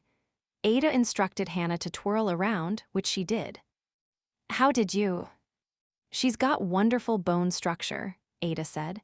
"You're going to take her to Gimbel's down on Market Street, ask for Charlotte, I'll call ahead. She's going to take care of you, and I'll call you later this week with some matches." "You're a true Balsham," Mrs. Stein breathed. When they left, I asked Ada what Balsham meant. "Miracle worker, Yiddish." She shook her head angrily. "The real miracle was me not slapping that awful woman, who treats another human that way, let alone their own child." She went to the desk in the corner and made a note. "But she'll worship the ground any future husband walks on for taking this problem off her hands. Meanwhile, most of the men in the city should be so lucky." She looked back up at me. "When you go buy a lipstick, get me another one in that same shade." "I gave yours to Hannah." I smiled at this glimpse into her true colors, but turned away so she wouldn't see it. Chapter 10. When Ada dismissed me for the afternoon, I took the paper from my pocket and began my adventure on the Philadelphia trolley system. We were in Oxford Circle, far from Center City, as the talkative woman next to me on the first trolley explained. I wasn't used to strangers being so polite and tried to ignore her at first, but she made that impossible. But my aunt had chosen to live in the community she worked in. I wanted to ask how far Market Street was from the Liberty Bell, but after realizing I sounded like a tourist for asking Shirley how to get to it from Ada's house, I decided to keep the question to myself. It was nearly an hour, much longer than when Ada drove at breakneck speed back from the train station, before I stepped out under the gold awning of Gimbel's. The store took up a full city block. I had been to the New York one, of course, but with its Philadelphia roots and reputation for skimping on frills, it wasn't the New York icon that Macy's, Saks, or Bergdorf Goodman was. But it would do. 2 lipsticks later, I was back on Market Street, looking at the people going about their daily lives and wondering where they were going and where they had come from. There was a little boy on the corner selling newspapers, and an electronics store with a window full of televisions, a sign above them reading, "Watch the future as it happens." I stepped off a curb and narrowly missed being hit by a trolley. I was used to the traffic in New York City that could smoothly move around pedestrians with a honk and outburst of profanity from the driver if the pedestrian was in the wrong, an extended finger and outburst of profanity from the pedestrian if the driver was.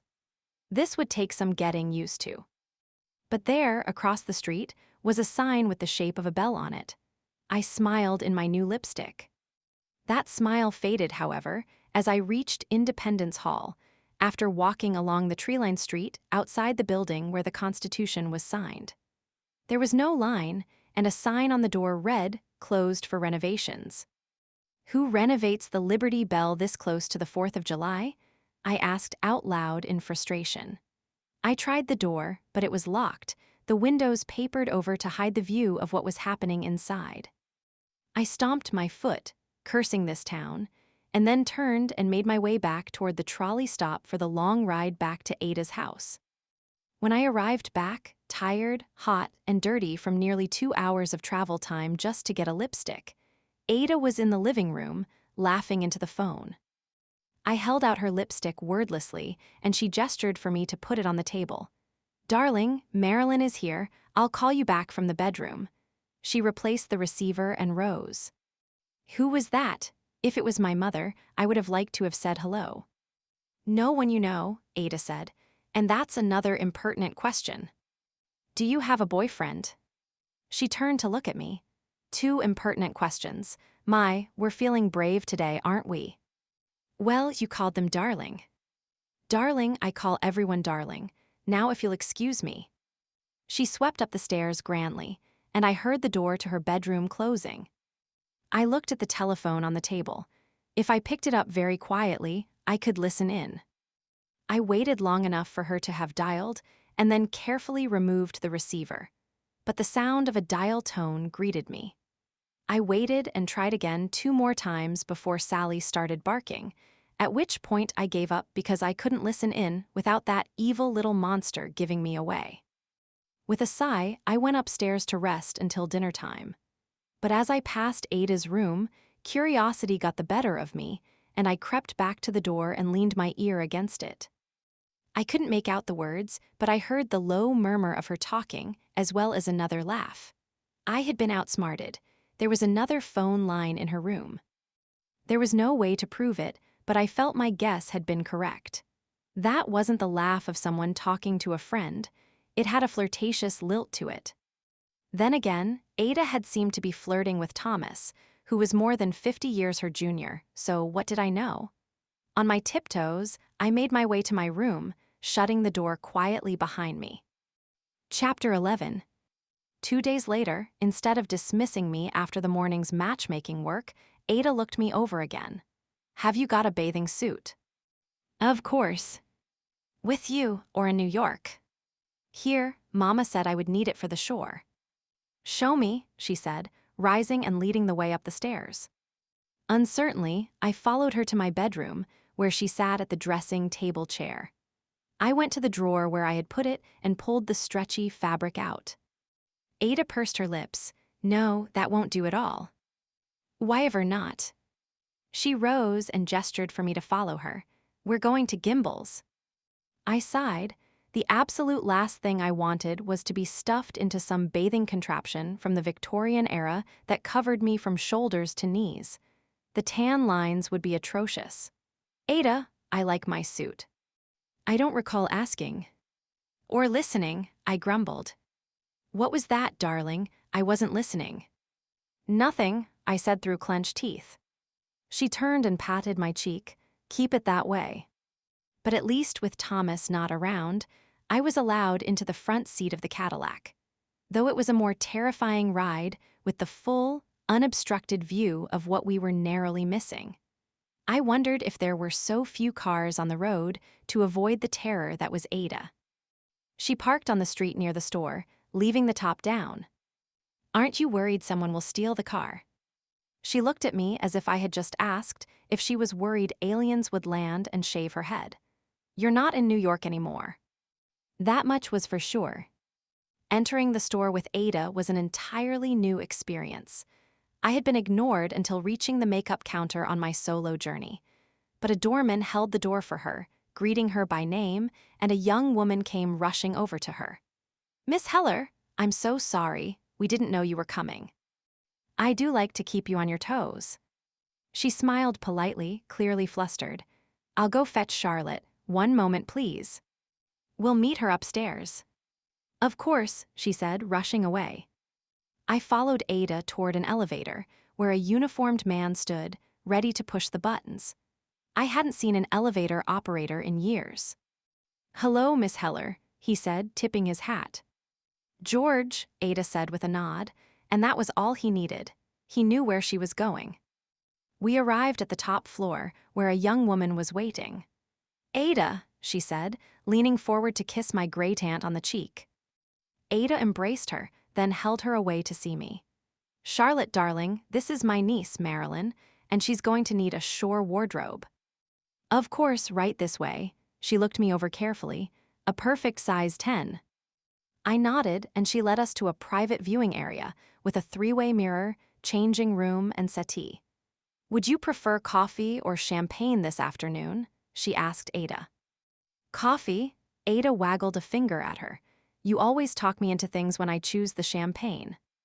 Never, Charlotte said, feigning outrage but giving a conspiratorial wink. You two sit right here, and I'll bring a selection right up for you. She started to leave but turned back to Ada. And I have a few new things for you to look at as well. Nonsense, we're here for Marilyn today. Why don't I just bring them, and we'll see how you feel? Ada smiled. Maybe it's not the champagne. We sat, and another young woman brought a tray with a silver coffee pot, 2 cups, and cream and sugar. Ada indicated that I was to pour. I handed hers to her black, looked longingly at the cream and sugar, but took a sip of the plain brew instead.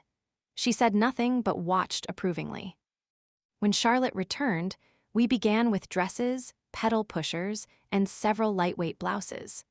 Nothing as exciting as I would have gotten had I done my normal seasonal shopping with Mama, but Ada explained that I wouldn't need much formal wear at the shore. And the pile of clothes to buy grew larger with each round. Finally, Charlotte presented the bathing suits. Ada walked up to the rack of them and flipped through while I waited.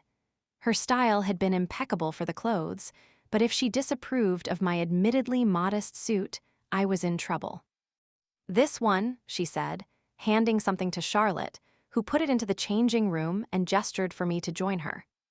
Hanging on the room's hook was a baby blue bikini. I had asked for one the year before, citing the images of movie stars in magazines, but my mother refused. Daddy would have thrown a fit, and she didn't want that fight on her hands. I poked my head back out. Really? I asked Ada. She shooed me back in. Try it on.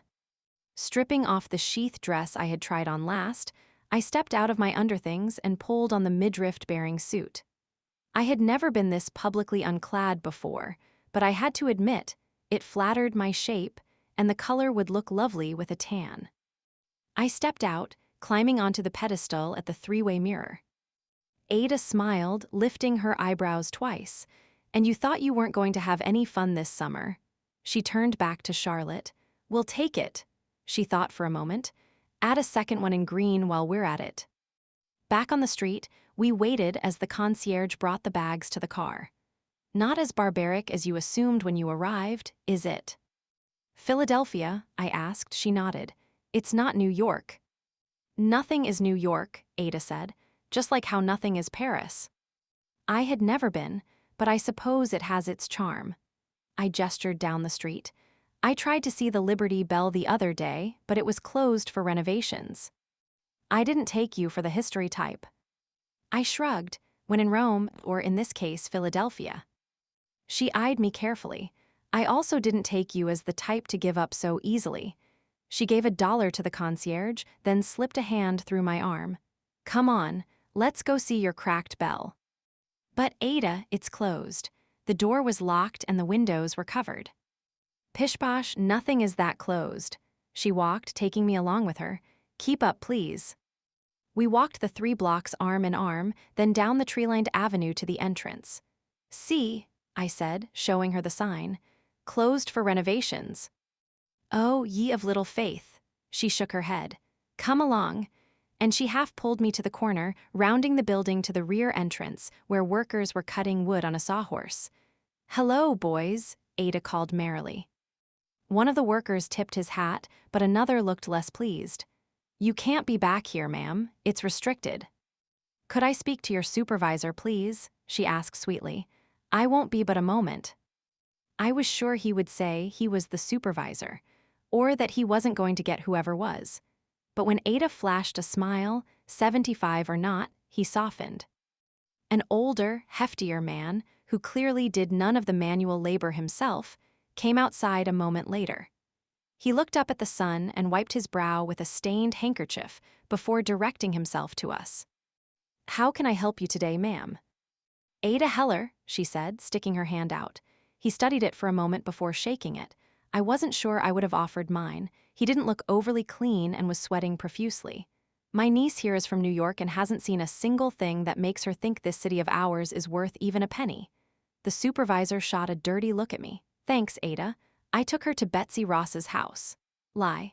And the Christ Church burial ground to see Mr. Franklin. Another lie. We even went to Declaration House. I didn't even know what that was. All I had seen so far was the train station, Gimbels, and Oxford Circle. And she's simply impossible to impress. She leaned in conspiratorially. But the one thing that can't fail to impress is the Liberty Bell. You know it as well as I do. If we're going to sell her on Philadelphia, that's what she just has to see. She took his hand again. I do know that you're not open to the public, but do you think you could make just the tiniest of exceptions to let her see this piece of history while she's here? If she doesn't, she may never visit her aunt again, and what a shame that would be. The supervisor considered this for a moment, and Ada flashed another one of those smiles. He looked left and right to make sure no one else was watching, other than the workers, who hadn't done a lick of work since we arrived.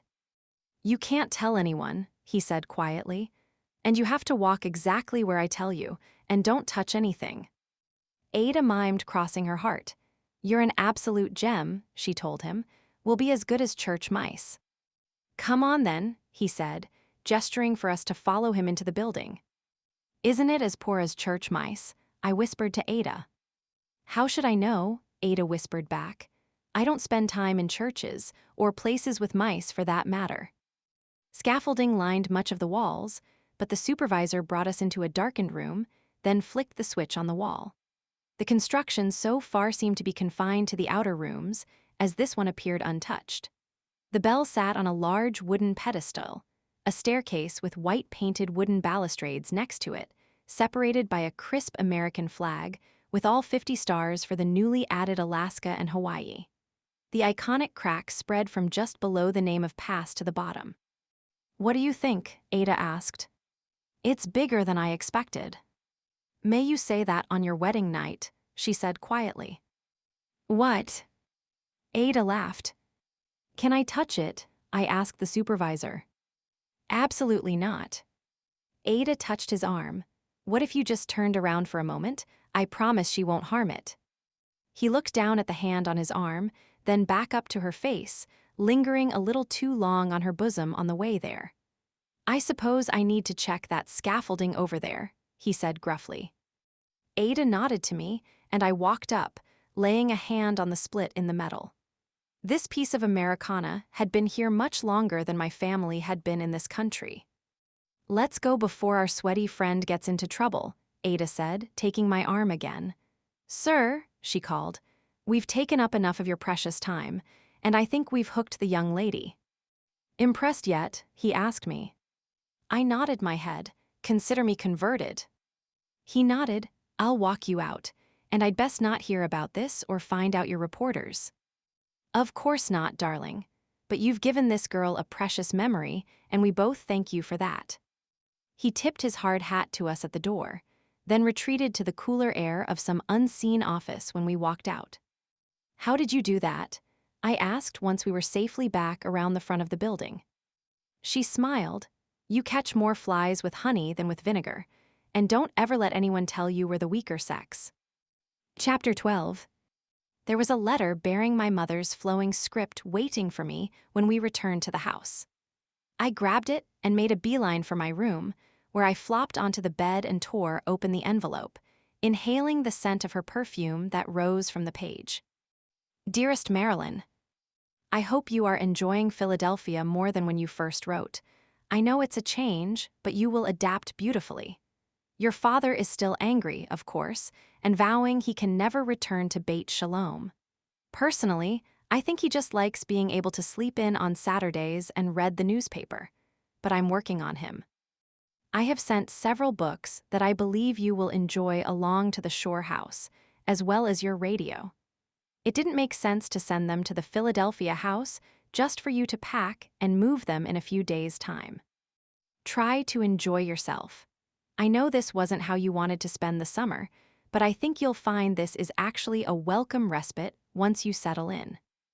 Love always. Mama. P.S. If Ada took your lipstick, far be it from me to replace it." I made a face at the postscript. I had held out hope of wearing my signature color when I wasn't around Ada. But at least I would have entertainment when confined to my room at night, unlike now, when I got an hour of television, whatever Ada watched, after our nightly prowls for available men, then was sent off to bed like a child. I went to refold the letter when I realized there was a second postscript on the back. "P.P.S. Do not let Ada see you write a return address like that. If she sends you home now, I don't know what your father will do." Grimacing, I shoved the letter back into its envelope and grabbed my stationery to send a reply thanking her for the books and radio. Excited, if for nothing else, that in a few days I would have a distraction. When the day came to leave for the shore, it looked like a mass exodus, as families were running up and down stairs with suitcases and other bags all along the street, which was now lined with the first taxis I had seen since arriving, as well as private cars. "Does everyone leave on the same day?" I asked as I loaded our suitcases into the car. We had sent trunks along ahead with most of our things so that we wouldn't need help unloading when we arrived. "The women and children do. The men tend to come down for the weekends." "How will we work if there are no men most of the week?" Ada lowered her sunglasses and winked, much more efficiently. Suitably prepared for her driving this time with sunglasses and scarves, the two of us matched as Ada peeled out of the parking spot in front of her duplex and careened skillfully around the other cars and down the street, Sally sitting between us on the bench seat. The traffic lessened considerably once we left Ada's neighborhood. "How long is the drive?" "About 2 hours. The train is faster, of course, but I want my car, and the train only goes to Atlantic City now." "Isn't that where we're going?" "No," she glanced over at me. "You'd probably enjoy that better, more nightlife, but no." "Then where?" "Avalon." When I looked at her funny, she said, "You'll love it, you complain too much." I didn't say a word, I said coolly. "Will King Arthur be there?" She took her eyes off the road for far too long for my liking. "I don't follow." "You didn't read The Once and Future King?" I realized I hadn't seen a single book in her house. "Sorry. It's a book that came out a couple of years ago, about King Arthur and the Knights of the Round Table and Guinevere and—" She held up a hand. "I'm familiar with the story. Arthur and his knights do predate me, believe it or not, but I don't tend to read children's books." I shook my head at her dismissal. "Avalon is where Arthur goes at the end to be reborn as the future king. I believe your parents hope the one in New Jersey is where their prodigal daughter will go to be reborn as a good little girl. who listens to them and marries the rabbi's son. I'd as soon kiss a pig. We can arrange that. There's a lot of farmland to pass through. I laughed, the feeling of the wind and the open road proving a balm to my soul. Imagine Daddy's reaction to that. Kissing and pork. Poor man would have a stroke. We wouldn't want that, although your mother could do better. You don't like my father. You called him a fuddy-duddy before. She lowered her glasses again. What would you call him? I didn't have an answer. I don't know, he's my father. Ada sighed. And I knew your mother before him. She was so full of life. She glanced at me, and I felt the weight of what she was implying. I understand why she wanted the stability of marrying him. Don't get me wrong. It's what most of the women who bring their daughters to me want. But for Rose, I wanted more. More. Love, passion, all of it. She loves Daddy, I said defensively. Didn't she? The opposite was obviously true. He was smitten with her, going along with buying those ovens rather than believing it could be her fault when the brisket was too dry again. And she was the only one who could smooth him over when he was upset. I certainly couldn't. Granted, I was usually the reason he was upset, but I never saw them show affection. I had always chalked it up to the era they grew up in. But the pitying look Ada was giving me made me wonder. We rode in silence for the next half hour as Philadelphia changed to Camden, then to marshes and farms. I had so many questions I wanted to ask, but Ada had made it clear she wasn't answering any about my mother. Do you like ice cream? Ada asked suddenly, breaking my reverie. I checked my watch. It was only 10 o'clock in the morning. Yes. Good, the two best ice cream parlors you'll ever see are on the island. I thought cream was bad for you. Ada laughed. This is worth it. Avalon is an island. All of the shore towns are, but Avalon is special. It's a mile further out than the others, so the temperature is always cooler. She fell silent for a moment. It's changed a lot since your mother was here. The storm in 1944 wiped out a good chunk of the pier. They rebuilt, of course, but it isn't the same. How far is it from Atlantic City? Now, a little over half an hour. The Garden State Parkway, which opened a few years ago, makes it a breeze. Cape May is just under half an hour in the other direction, too. She glanced over at me again. Don't you worry, we'll have plenty of fun. I wasn't sure her idea of fun was the same as mine, but at least with men off the island for 5 days of the week, I should get a break in the evenings, too. Well, I didn't know what I would do without men around. Her assurance still sounded awfully dreary as we drove past mile after mile of farms and swamps. I leaned my arm on the windowsill and rested my head on it, letting the air whip around my face, blissfully unaware of what the future might hold. Chapter 13. Once we exited the Garden State Parkway, a left turn onto Avalon Boulevard took us through marshland with thick channels cutting through the seagrass. A lone house sitting out in the marshes accessible only by a raised dirt road that would be treacherous to traverse at night. Unlike the Valley of Ashes that one went through to get to Gatsby's version of the Hamptons, this barren wasteland made me wonder if we would be the first people to ever access this island. And if not, perhaps King Arthur would, in fact, be sitting there waiting for us. But as we crested a new-looking bridge, the town came into focus. Houses dotted the horizon, a few larger buildings straight ahead, growing smaller as they radiated out from the center of the town, a pier jutting out into the ocean. No, this wasn't where the mythical king was healing himself, and it looked like I was going to need those books to provide entertainment after all. Ada inhaled deeply, urging me to do the same. This is the best part of my year, she said. I'm so sorry Lillian is missing it. Are you too close? Would I keep her around if we were? She stared ahead contemplatively as we reached the town, turning left onto a road labeled Dune. I'll go to the funeral, when it happens, of course. It doesn't sound like her mother can hold on much longer. I thought of Mama, some 150 miles away, and shuddered slightly. Mothers should live forever. Which reminded me, I studied Ada's profile, looking for a resemblance between her and my grandmother, who had passed some 10 years ago. It's rude to stare, Ada said, not turning around.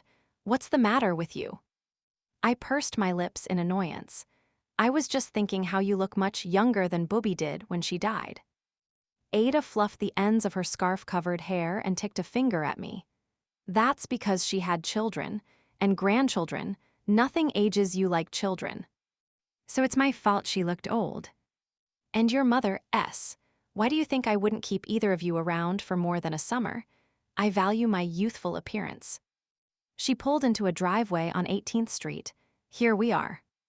The house was grander than most around it, on a large lot with stones instead of grass, edged in seashells. It stood 2 stories high, with a wraparound porch in the Victorian style and wooden shake siding. It was almost more window than wall. No more duplexes, I asked. I own enough of those. More than just yours. She got out of the car. It's rude to ask about others' finances, but yes, be a dear and bring the bags inside. And, without a backward glance, she climbed the steps to the summer home, leaving me to struggle with our suitcases, hat boxes, and other assorted bags that Ada didn't trust to send ahead. The first thing I noticed when I climbed the steps was how bright the house was. The multitude of windows, which Ada was currently going through the house opening, provided natural light everywhere, even in the bathrooms. It would hardly be necessary to turn on a lamp until dark, which was late this time of year. The walls and furnishings were all pastels, creating a feeling of clean air throughout the entire house. I pictured myself lounging on the overstuffed sofa, a novel in hand, eating fresh fruit from a farm stand. A far cry from New York, but delicious nonetheless. Don't just stand there, Ada said. We have work to do. What work? I'm here to relax. Relaxing takes work. Come on, those bags go upstairs. Can't we get lunch first? I'm famished. Ada put a hand on her hip. I lived through the Great Depression. You'll live another half hour. You were alive in the 1800s too. That doesn't make me less hungry. Watch it, she said. I was younger than you when they sank the Maine. I don't know what that is. Ada held a hand to her chest in mock outrage. You know about King Arthur, but not the USS Maine. What are they teaching you in that fancy college? She smiled. You know what? It doesn't matter. Unless you mend your wicked ways, you're not going back there anyway. Now get those bags upstairs. I'm hungry too. Lunch was a couple of blocks away at a hotel called the Whitebriar, with a dining room overlooking the water. The owner greeted Ada with a kiss on the cheek and asked if I was her new companion. Only for the summer. Lillian's mother is quite ill. This is my niece, Marilyn. She could be your sister, the man said with a wink. Your usual spot outside. Please. I don't like him, I whispered to Ada as he led us toward the deck. Really, I adored him. Diners stopped eating to greet Ada as she entered, a reigning queen, waving gently to her subjects as we were settled along a rail, closest to the water, seagulls sitting on the dune nearby waiting for an opportunity to strike. The owner held Ada's chair for her, then placed menus in front of us. No need, Ada said. We'll both have the usual. Very good, of course, he said, pulling the menu from my place and retreating. What if I don't like the usual? Then you have no taste, darling. Try it first. I doubt even you will be able to complain. I scowled at her, but there was nothing I could say to that wouldn't be branded a complaint. And don't make that face. It'll cause wrinkles, she said. More so than children. As she winked. Not more than a moment later, champagne flutes of orange juice arrived. To Avalon, Ada said, raising her glass to me, the jewel of the Jersey Shore. I'm not sure that's saying much. Hush, Ada said, taking a sip. I followed suit, realizing as soon as the vibrant liquid hit my tongue that it was a mimosa. Ada was watching my reaction, so I kept my face blank. I lived through Prohibition too, she said. Cheers. The usual proved to be a summer salad topped with crab meat, a combination I would never have tried on my own. My family didn't keep kosher, though we avoided shellfish and pork. But Ada was right. Perhaps it was the sea air or the view or just the food itself, but it was delicious. Is the town Jewish? I asked as the waiter cleared our plates. No, 2 churches, no synagogues. We'll be heathens for the summer. I ignored the heathen comment. There had been no mention at all of going to a shul the one weekend I spent in Philadelphia, and I wasn't going to be the one to suggest it. Especially not when I knew what sort of comments she would make about why I might want to attend, not that I did. Then, who will your clients be? Here, everyone with an unmarried daughter over 25 in Cape May County. Atlantic, too, they don't mind driving. She drank the last sip of her mimosa. Which is where you come in. When the young men come to visit their families, we swoop in. You're not going to push me off that pier, are you? I asked, gesturing to the pier in the distance. Now there's an idea. Weeds out the ones who can't swim. Did Lillian round up men for you? Lillian, goodness no. We always hired a girl to help. Does that mean you're going to pay me? If so, I'll also be charging you rent. I have a feeling I'll come out of that arrangement owing you money, I said. Best not look a gift horse in the mouth. Come on, I'll pay you with an ice cream cone. Springer's is better, of course, but we would have to drive to Stone Harbor for that, so another day. Avalon Freeze is absolutely worth the walk. Do we walk everywhere in this town? Mostly. I have bikes in the shed as well if you fancy a ride. I haven't ridden a bike since I was a kid. Ada pushed back her chair and stood. All of 5 minutes ago, then. And she strode away, leaving me to chase after her. Chapter 14. Franny appeared mysteriously at 7 the following morning to prepare breakfast. Does she stay here with us? I asked when Franny returned to the kitchen. Of course not. I was apparently supposed to know her living arrangements without asking. Does she take the train down from Philadelphia at 5 every morning? Ada lowered her newspaper. Is it really your business where Franny lives? I supposed it was, but I was still curious, especially if Ada actually paid her a living wage.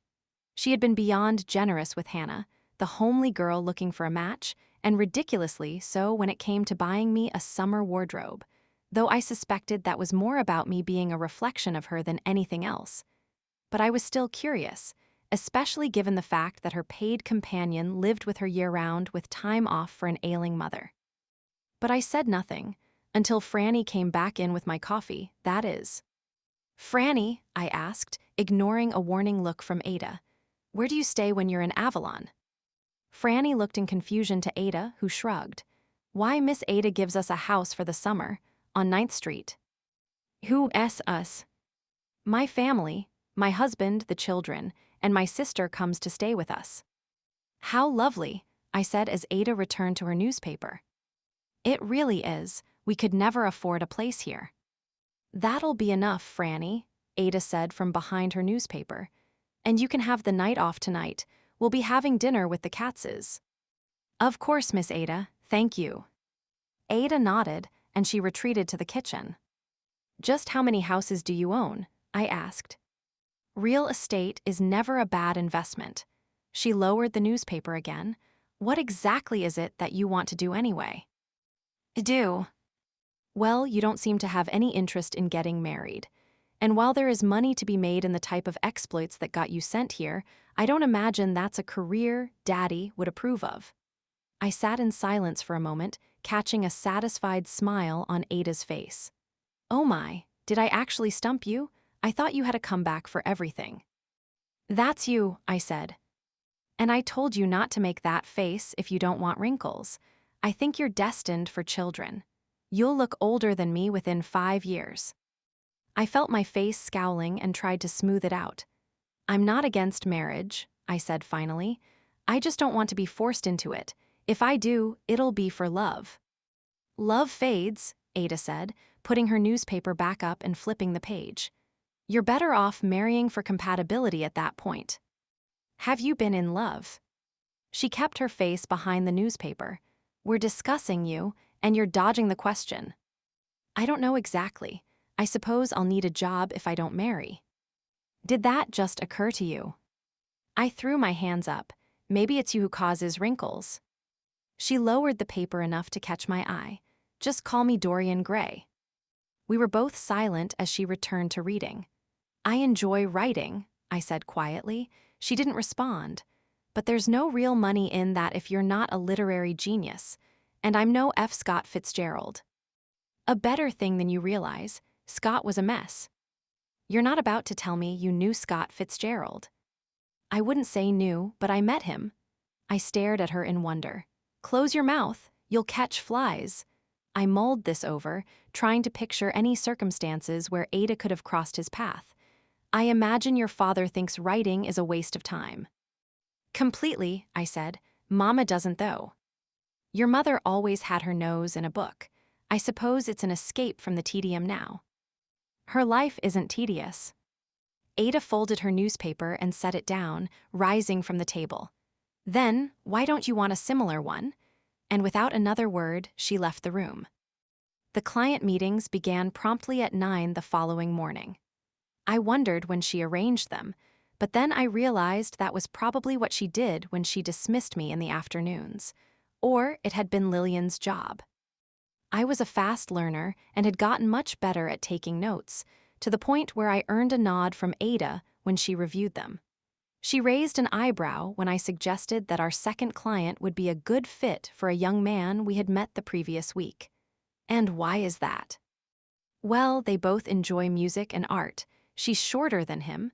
They're about the same level of attractiveness, and neither of their mothers seemed awful. I think they'd get along.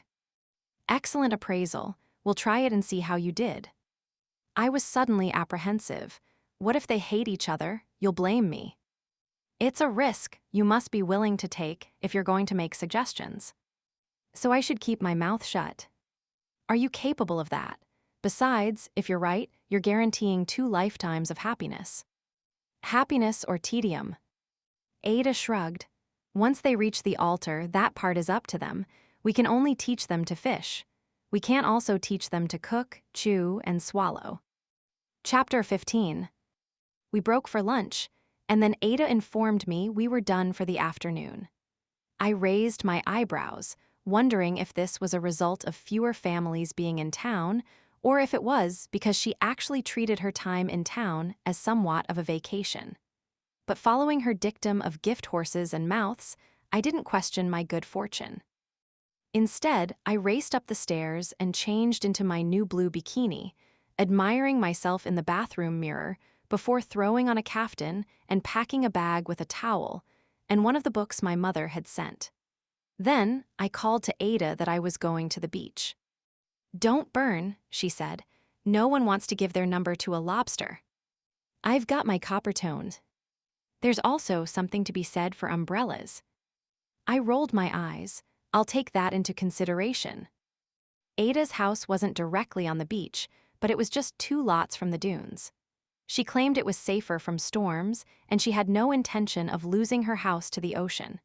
But it had an unobstructed view from the 2nd floor, where my bedroom was.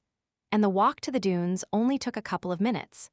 The dunes themselves were harder to traverse, but soon the ocean spread out before me and I breathed deeply, as Ada had when we entered town.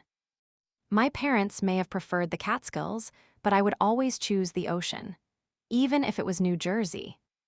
It was a weekday, and only a handful of women with small children dotted the coast. I selected a spot far from their sandy feet and sticky fingers and spread my towel in the sand.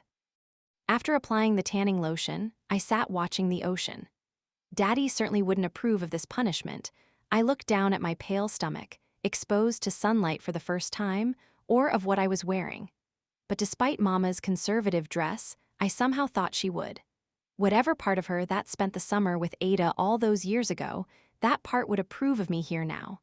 Even if she had fainted when I said I wasn't going to get pregnant in front of the rabbi.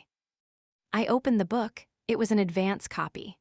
One of Daddy's friends was in publishing and often gave my mother books before they were in stores. Daddy never knew how many burned dinners Mr. Stein had caused. This was called To Kill a Mockingbird. Mama wrote inside the cover, as she always did when she passed me books, that it was due out the following week. Before I knew it, I had read 100 pages and realized I had better flip onto my back if I didn't want to look like a pancake Mama made while reading. She always served them burnt side down, but they didn't fool us anymore.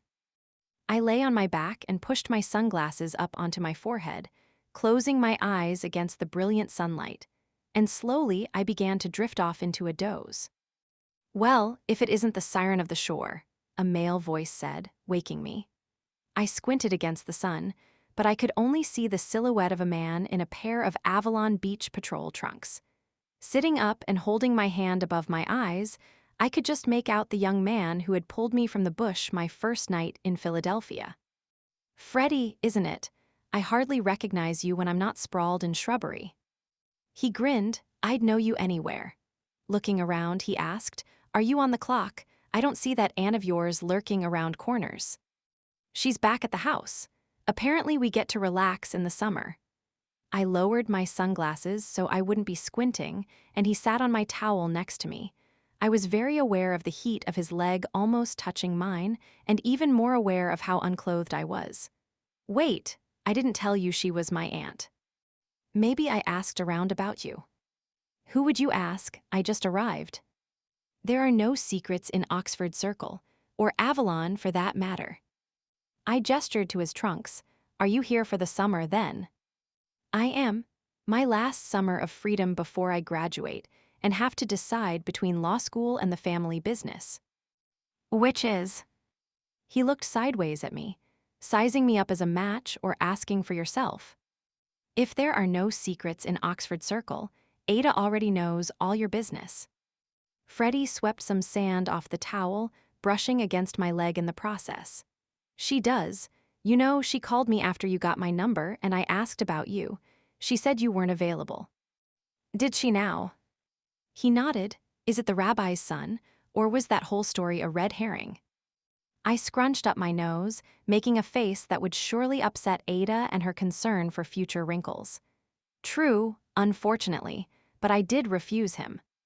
"Then you're not available because?" "Because Ada says I'm not." He smiled, then rose off the towel. "We wouldn't want to go against Ada Heller, now would we?" I felt a slight sense of disappointment as he prepared to leave. Ada had said no men, but what Ada didn't know. "I have the afternoons free," I said. "Maybe I'll see you around." "Maybe. How strong a swimmer are you?" "Decently so." "Shame," Freddie said, his lips spreading into a flirtatious grin. "I'm certified in mouth-to-mouth." "Good to know," I said. "I'll make sure you're around before I start drowning." Suddenly, he was kneeling back on the towel. "We could practice now." I pushed his chest away playfully, and he tumbled over into the sand, clutching his heart. I couldn't help but laugh. "Get up, you fool." "I can't, I'm mortally wounded. Only true love's kiss will break the spell." There was another lifeguard sitting in a chair a little ways down the beach, and I pointed toward him. "Should I go get him to help you? I bet he's certified in mouth-to-mouth too." Another dagger to the heart. Maybe I should give up and try one of Ada's matches after all. That sobered my mood quickly. He should, actually. I was off limits, especially if she was working with him. Ada made that much clear. "Hey," he said softly, sitting up. "What just happened? You stopped smiling, and it's like the sun went away." Against my better judgment, I leaned over and kissed his cheek. "That'll have to do." "For now," he said, standing up again. "I'll see you soon, Marilyn." And he took off, jogging down the beach toward the lifeguard stand. I reached up and touched my own cheek. I was smiling. Not smart at all, but a little flirtation couldn't hurt anyone, as long as Ada didn't find out. Chapter 16. Ada sent me to the small grocery store in town 2 days later. "Isn't that Franny's job?" I asked. "It wasn't like I did any of the cooking." "Franny deserves days off just like everyone else," Ada snapped. "It won't kill you to pick up some produce." Yes, Franny deserved a day off. I grumbled to myself as I walked the half-mile to the store. But so did I, okay? I had the afternoons, and Freddie had come to find me on the beach both days. Of course, even on the days we didn't have clients, Ada had errands or other jobs for me to do. I would have liked a morning to sleep in and do what I wanted instead of catering to her. But that was my penance, I supposed. Had I any idea that Daniel would have been so much trouble, well, who was I kidding? I probably would have done exactly what I did regardless. but maybe I would have stayed away from that stained glass.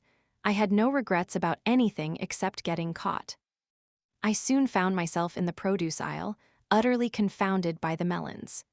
Ada said to make sure they were ripe, but short of cutting one open, I had no idea how one would go about doing that.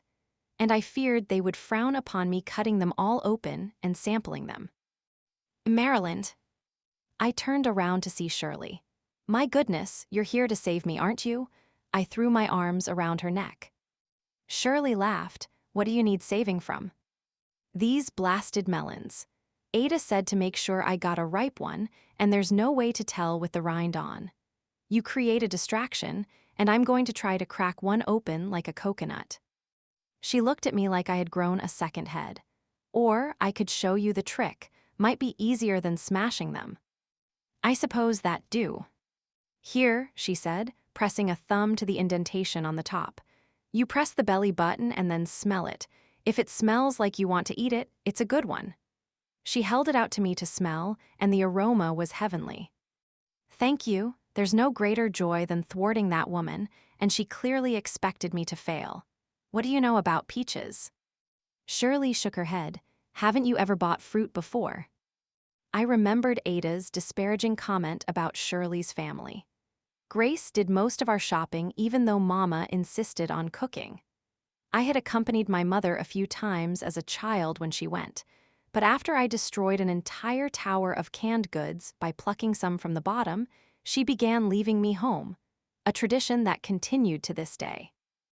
It was amazing they hadn't sent me away sooner. Far too much of a troublemaker for that, I'm afraid. Shirley linked her arm through mine.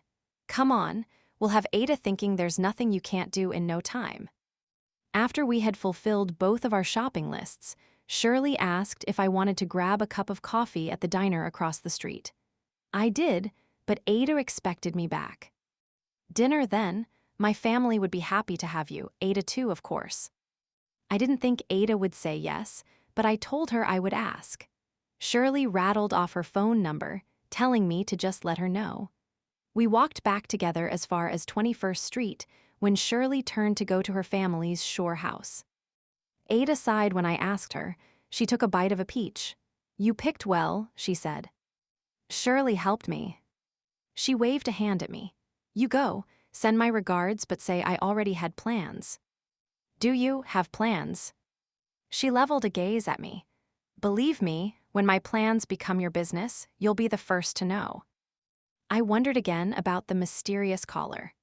The two phones in this house seemed to be on the same line, but when she had gone to her bedroom to take a call the night we arrived, I hadn't been able to eavesdrop without being caught. Her tone again sounded more like she was talking to a lover than a friend. Was he here, whoever he was? Did she have a date? But that, too, would be considered not my business. So I shrugged and called Shirley to tell her it would just be me for dinner.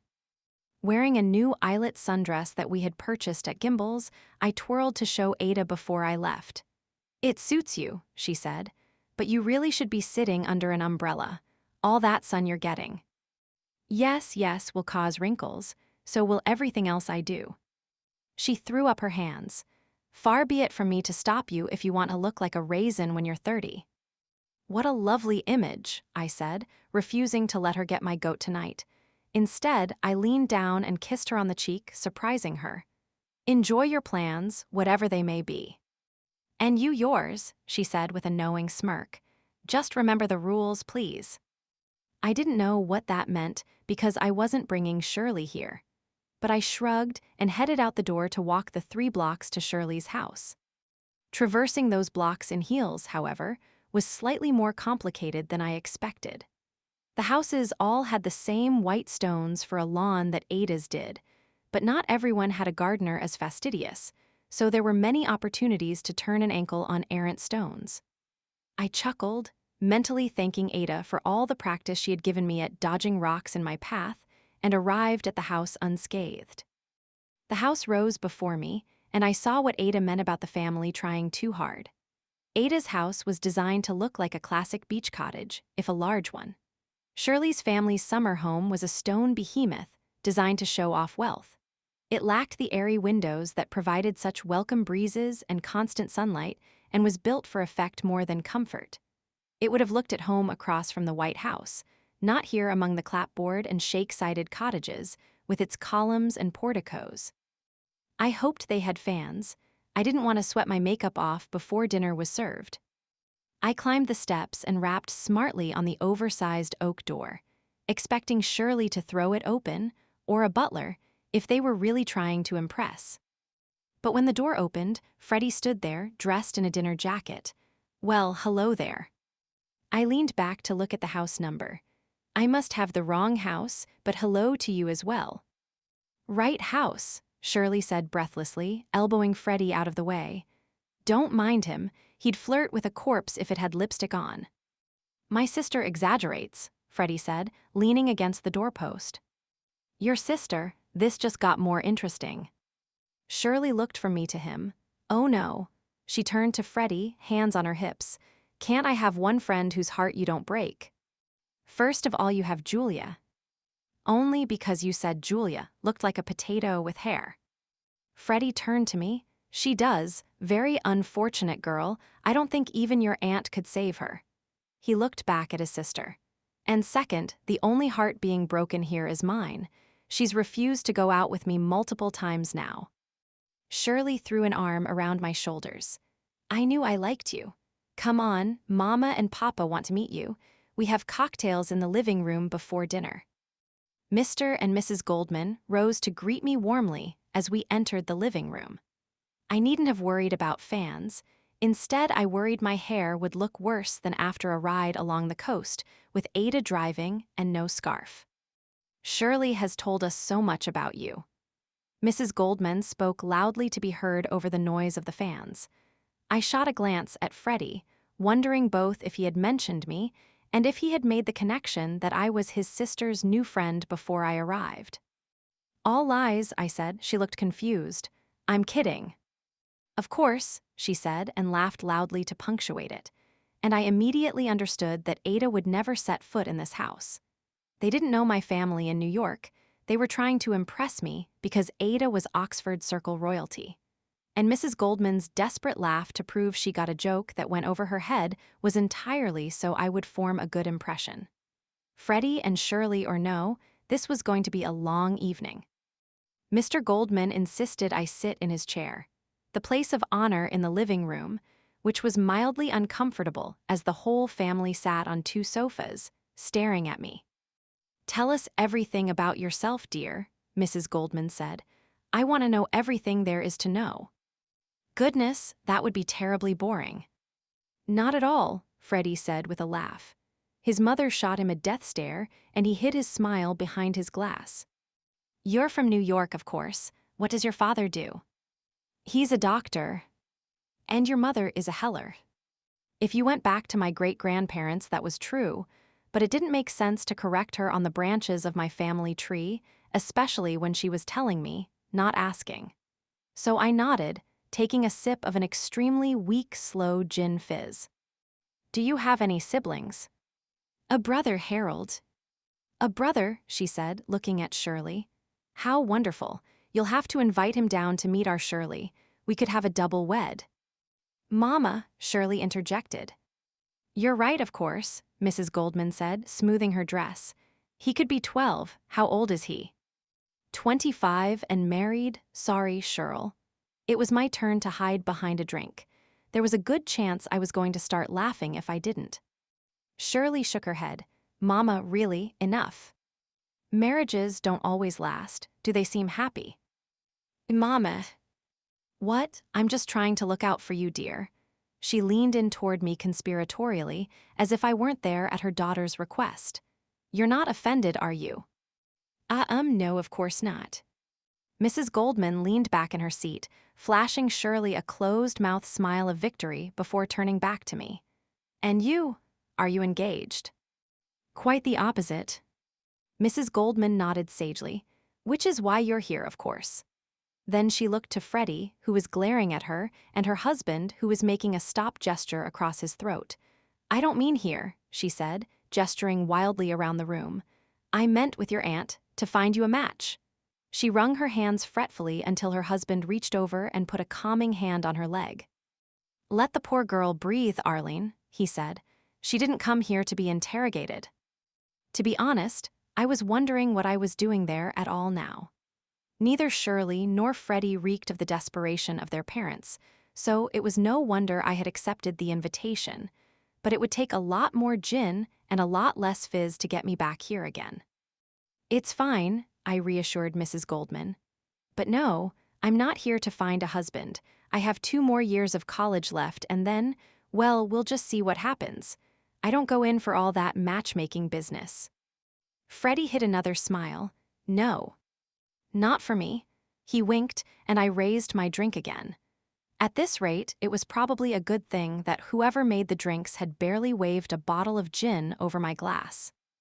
A maid in a crisp uniform entered and announced that dinner was served. She stood in stark contrast to Franny, who wore what she chose. Ada, stickler that she was for so many traditions, seemed to be the champion of workers' rights. The meal itself was a preposterous affair of a multitude of courses, all of which were far too heavy for a hot evening, leaving me worried that I would doze off before we even reached the turkey that was finally brought out. I wanted to ask if they ate like this every night or if they had gone all out for little old me. But I knew the answer already, and I wished there was a polite way to tell them to stop trying so hard. It was the primary difference between their family and my own. We had nothing to prove. The Goldmans tried so hard to impress everyone that they failed to impress anyone. But finally, the meal ended with a 7-layer cake, and Mr. and Mrs. Goldman retired to the den to allow me and Shirley to spend some time on the porch swing. The sun was setting over the bay, and the air had finally turned cooler on the porch, which faced the ocean, away from the street, though the view was heavily obstructed by the dunes. "Sorry about them," Shirley said quietly while we rocked gently in the breeze. "All our parents are ridiculous," I reassured her. "You'd be hard-pressed to find a more ridiculous pair than Howard and Arlene," Freddie said from behind us, startling me. He struck a match on one of the porch columns and lit the cigarette held between his lips. "Have another one of those?" I asked. "Do well-bred young ladies smoke?" he asked, grinning as he passed me the one he had lit and pulled the pack from his pocket. "I wouldn't know." "What say you, sis? Wanna try a puff?" Shirley shook her head. "You know they'd kill me, and you for offering." "Me, their golden child? Never. You, well, they'd be dredging the bay for your body." She looked to me. I wish he were wrong, but they want me to be absolutely perfect. I gave her a sympathetic smile. My parents did too, but they gave up on me a long time ago. I'm a bad egg. "Make some room," Freddie said, nudging his sister away from me and coming to sit between us over her protests. "You don't seem like such a bad egg," he said softly. "Frederick Joseph Goldman, don't you even think about it," Shirley said, jumping up. "Marilyn isn't interested. Go smoke your cigarette somewhere else." "Why not let Marilyn decide if she's interested?" "You said she already did multiple times. You leave the poor girl be." I tried not to laugh, I did, but being referred to as a poor girl was too much and I couldn't hold it in. And once I started, so did Freddie. Shirley's face fell. "Oh, Shirley. No, Freddie knows I'm not allowed to date while I'm here. They'd be pulling my body out of the bay along with yours, or worse, shipping me back to my parents, and you'd never find my body in the Hudson along with so many others." Relieved, Shirley went to the edge of the porch and craned her neck. "Do you think they're above us listening?" Freddie leaned down and planted a quick kiss on my neck in the hollow where it met my shoulder before she turned back around, and I looked at him in amused surprise. "No," he said, like nothing had just happened. "We'd have heard them. Howard stomps about like a hippopotamus." He waited a beat. "Definitely not. We'd hear them grumbling about that comment." He looked over at me. "Do you want another drink?" "Depends. Will it actually have alcohol in it?" Freddie laughed loudly. "You're quite the firecracker or glass breaker. Which is it?" "I like to think I'm a polymath when it comes to destruction." He grinned. "Sure, I'll go fetch us some more drinks." "You fetch them. I'm not a puppy." "Tusk, tusk, tusk. Wait until Mother hears you're not taking care of your guests' needs." She glared at her brother. and for a moment I thought she would stomp her foot, but her shoulders dropped, and she opened the door into the house. Freddie's arms were suddenly around me, and as much as I knew I should throw them off, I didn't want to. "I've been dying to get you alone since I first found you in that bush," he said, his face just inches from mine. "And just what do you intend to do with me?" His face moved closer to mine. "I've got a few ideas." "Which are?" And then he kissed me. This wasn't a tentative first kiss like Daniel S. This was a man who knew what he wanted and intended to make sure I was aware that what he wanted was me. I knew I should pull back. Shirley or the Goldmans could walk out and catch us at any moment, but that danger only added to the deliciousness of the moment, and I kissed him back as if my life depended on his lips and tongue meeting mine. He pulled back, placing a finger to his lips at footsteps that I hadn't noticed, so wrapped up in the feel of his mouth on my own. My heart was beating so quickly I thought for sure Shirley would see it through my skin. No one had ever kissed me like that before. "You can get your own," Shirley said to her brother, handing me a glass and keeping one for herself. "I'm not serving you." "I don't need one," he said, putting an arm around my shoulders on the swing. "Marilyn here is intoxicating enough for me." He looked at me to see what I'd do, and I decided to play offended for Shirley's sake. "Take mine, then," I said, removing his arm and thrusting the glass she had given me into his hand. "I should head home anyway, but please thank your parents for me." I rose to leave. "I'll walk you there. It's only 3 blocks. I can find my way home." "You could twist an ankle in those shoes, fall into another bush." "I think I'll manage." "What about the Jersey Devil?" I had gone down the first step, but I turned back at his words. "The what now?" He nodded wisely. "It haunts the Pine Barrens a couple of miles inland, and preys specifically on unprotected young women." "None of that is true," Shirley said, rolling her eyes. "Why do you think Mother and Father don't want you out alone at night?" "Not because of some monster, I'll tell you that much." He angled his head knowingly. "Or they just don't want you to be too afraid at night." He rose from the swing and took my hand, placing it through his arm. "If the Jersey Devil wants to get to you, he'll have to get through me first." "So gallant," I murmured. "Shirley, thank you, darling. Let's go to the beach together this week. I'm free most afternoons." She was pouting, but agreed as Freddie led me down the steps and around to the front of the house. But instead of turning left to go up toward the main road, he turned right. "The house is this way," I said, gesturing in the other direction. "But the beach is this way, and it's so much more romantic than a street." I stopped walking. "Now, Freddie, that was fun and all, but I told you, I can't get involved."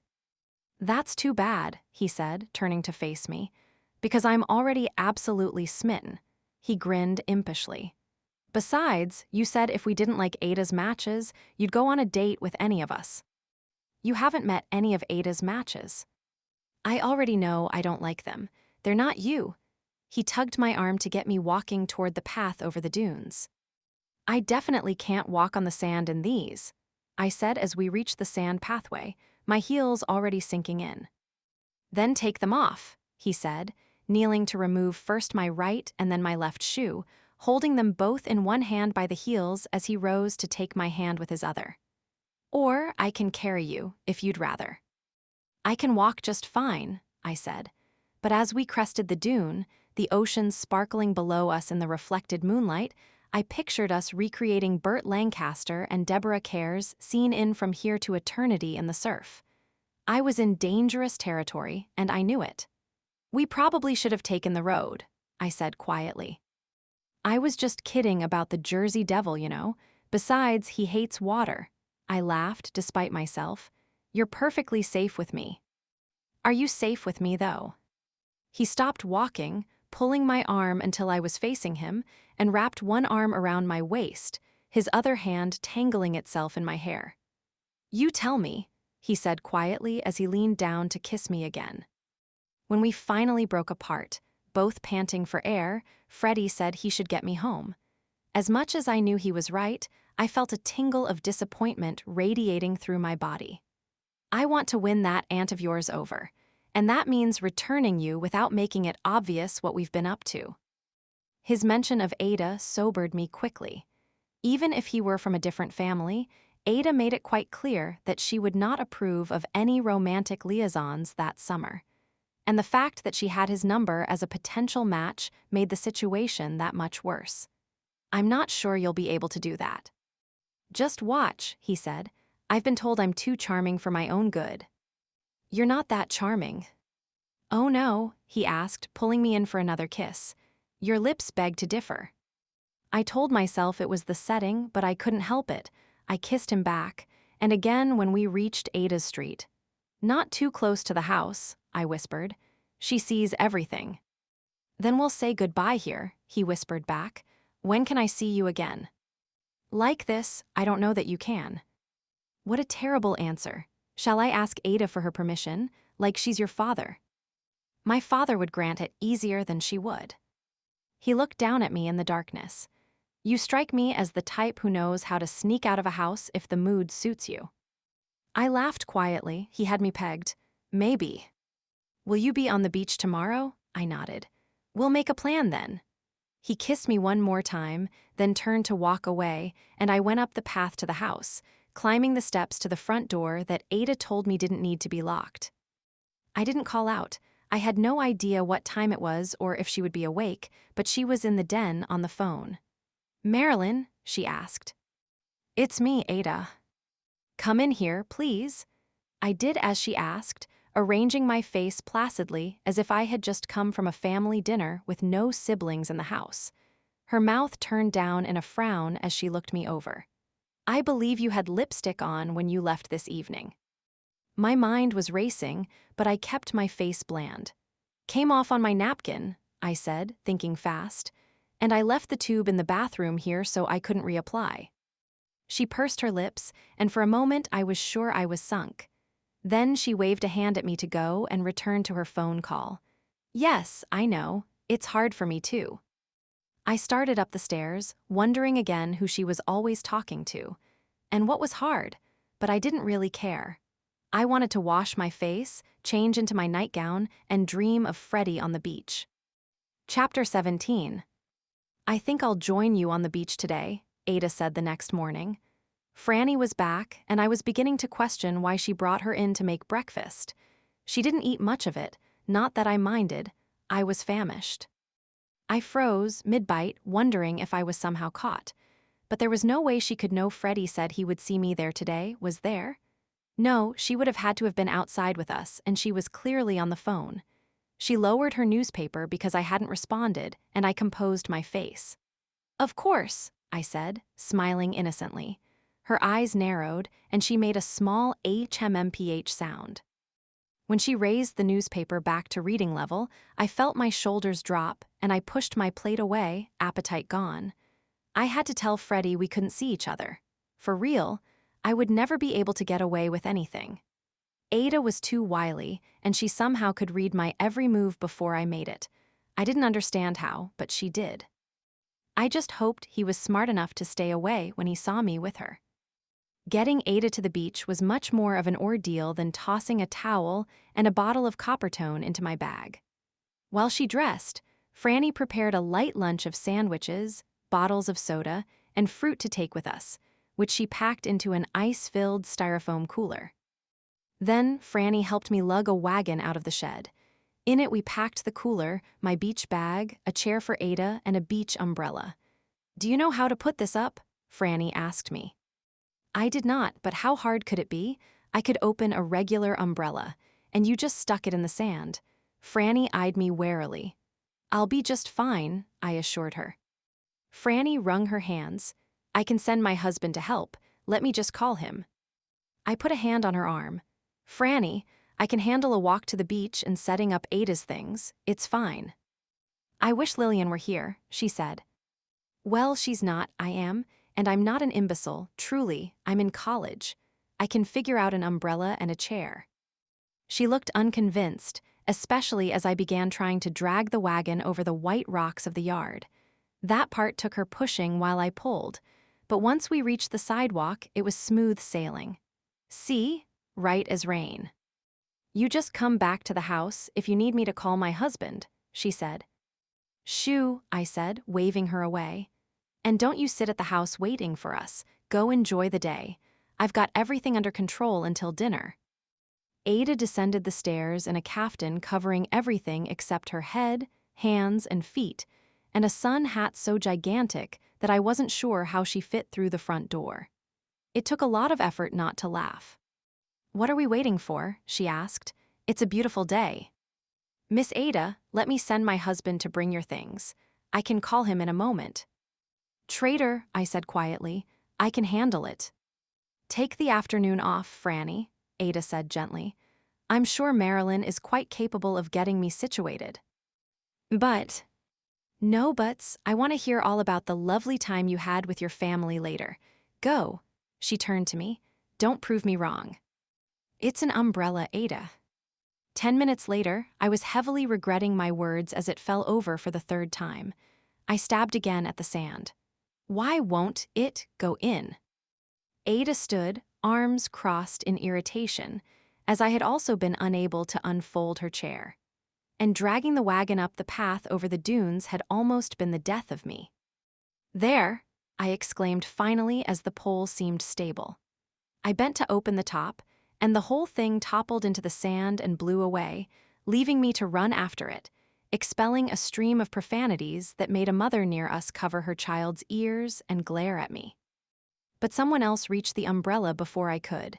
Need a hand? Freddie asked. I glanced over my shoulder. Ada had her sunglasses on, but she appeared to be looking in our direction. Ada's here. Pretend we don't know each other. She knows you got my phone number and knows Shirley is my sister. Probably not the best plan. Fine, pretend you didn't kiss me last night. Should I pretend you didn't kiss me too? Freddie.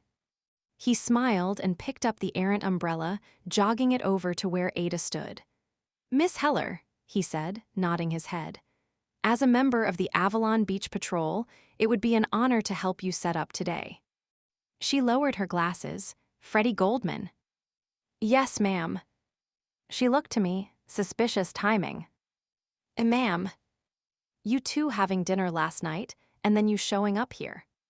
He feigned an excellent look of confusion. I'm afraid I don't know what you mean. Wait. He looked at me. Are you the same Marilyn my sister is friends with? I wasn't sure what game he was playing, but I nodded. That explains it.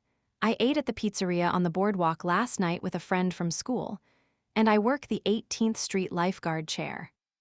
I didn't think Ada bought it, but she allowed him to set up first her chair and then the umbrella. I watched as he dug out a small hole, then borrowed a bucket from the child, whose mother I had offended with my blue vocabulary, and poured water after planting the umbrella, patting the sand to make it firmer. He looked up and noticed me watching him. Aim it against the wind, he said. That way a gust won't pull it out and hurt someone. I knew that part, I said tartly. He suppressed a smile. Thank you, Freddie, Ada said. You can go back to your actual job now. Yes, ma'am, and don't forget me if you find anyone as pretty as your niece here. He winked at her and jogged back to the lifeguard stand. As soon as he was out of earshot, Ada turned to me. No. Know what? She wagged a finger at me. You know what? Once you gave me his information, he became off limits, and I said no men from the get-go. Ada. Not up for discussion. I threw my hands up. Can I say anything at all? Not if it's about Freddie Goldman. And if it's not. Ada settled into her chair in the shade of the expertly assembled umbrella. Then I'm all ears. What would you like to say? But I had nothing to say anymore and just stood there sputtering. That's what I thought. Close your mouth, please. You look like a fish when you keep standing there doing that. Angrily, I shook out my towel, taking small pleasure in some sand flying onto Ada, and spread it in the sun several feet from her. I pulled out my book. Are you reading a hunting manual? Ada asked. I rolled my eyes, then realized she couldn't see them through my sunglasses. No. Then what on earth is that? A new book that Mama sent me. You remind me of her. Nose in a book at every opportunity, except when there's a boy around. I raised my sunglasses to the top of my head to make sure she saw my eye roll this time. The only time I've been around boys, except for Freddie helping with the umbrella, was when you made me go talk to them. That's not a fair assessment. And what brought you here again? I lowered my sunglasses and returned to my book. At least it didn't insult my virtue. So wrapped up in the trials and tribulations of Maycomb was I that I didn't even notice Ada had removed her own novel and was reading, quite a large one at that. I squinted to see the title. Hawaii by James Michener. I didn't know you read, I said. How impertinent, Ada said without looking up. Of course I read. I meant for fun, you don't keep books around. I do, she said, turning the page, but they're not on public display. What does that mean? Okay. Don't say it makes you sound uncertain. Speak with assurance and people will treat you as intelligent. I willed her umbrella to blow away and land on her head. Where are your books then? I have a shelf of them in my room. The rest are boxed in the attic. I donate most of them to the library on the island at the end of each summer. There's a library here, I yelped, sitting up. Where? Ada looked at me curiously. In the basement of the elementary school. I smiled at the thought that I wouldn't have to depend entirely on the generosity of my mother for entertainment this summer, even if it was located in a school's basement and largely Ada's hand-me-downs. She sighed. I suppose you can browse my collection as well. Freddie forgotten, I returned happily to reading, the sun shining on my back, the surf crashing in the background, and Ada grumbling periodically about wrinkles. Chapter 18. Eventually, Ada rose from her chair, stretched her arms over her head, and removed her hat and voluminous caftan. I believe I'll go for a swim, she said. I looked at her curiously as she pulled on a bathing cap. Her swimsuit was a green one-piece, which clung to her wiry frame. It's rude to stare, she said. She was facing the ocean, so how did she know I was looking? She turned and grinned at me. I told you it's children that age you. Then she pointed at the sky. And that sun you're sitting under. When you're my age, you'll regret not sitting under that umbrella. She sauntered to the shore, waded in a couple of feet, and then dove through a wave, surfacing in a strong and sure freestyle stroke. I turned to the lifeguard stand. Freddie had seen her go in and was climbing off the chair with a quick word to the other lifeguard. He laughed at something the guard said, then walked over toward me, shaking his head. We've got a little while, he said. She does long swims. How do you know that? She's down here most mornings, early. You're not supposed to swim before the guards are out, but, well, we were told to leave her be if we see her out there unless she's in distress. Still, I said, looking out to where her white swim cap cut through the water. You shouldn't be over here. She sees everything. She can't possibly, he leaned in. No kiss today. I shoved him away playfully. There are children and a very nosy aunt present. They might enjoy the show. I think I see why your sister warned me about you. You can't listen to anything Shirley says. She probably thinks kissing is how babies are made. I shook my head. If that were true, she'd have a passel of nieces and nephews running around. He held a hand to his heart. I'll have you know I'm a perfectly virtuous young man. It's not my fault you've stolen my heart. No one virtuous kisses like that. That takes practice. I couldn't help but smile at him, though, and after the previous night, the way his bronzed torso shone in the sunlight was not lost on me. I can't remember a single girl before you. Were there some? Maybe. You're the one who matters. I knew better. I did. I knew anyone who talked this smoothly was trouble, and I knew it because it was how I had hooked Daniel with no intention of following through on anything. But there was something in the way Freddie never took his eyes off me. The way he watched my mouth as I spoke, as if he wanted to devour my very words.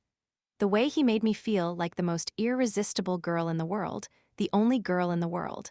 I couldn't hold out against that. She's in bed by 10, I said quietly. I could slip out after that. His lips spread into a smile that I longed to kiss. I'll be outside waiting for you. Now shoo, before Ada catches us and ships me back to New York. He kissed my cheek quickly and jogged back through the sand. It was Sunday, and Ada insisted on watching Ed Sullivan, as always. I felt like my insides were vibrating, but I forced myself to sit still and act like I cared about Rosemary Clooney and Dave Barry. I laughed when she laughed, but I was really watching the clock on the mantel behind the television. Would this show never end? But eventually it did, and Ada turned it off and went up to get ready for bed, which I pretended to do as well. She turned to me at the top of the stairs, and I held my breath. She knew. Somehow she knew. But all she said was, "Tomorrow is the 4th of July.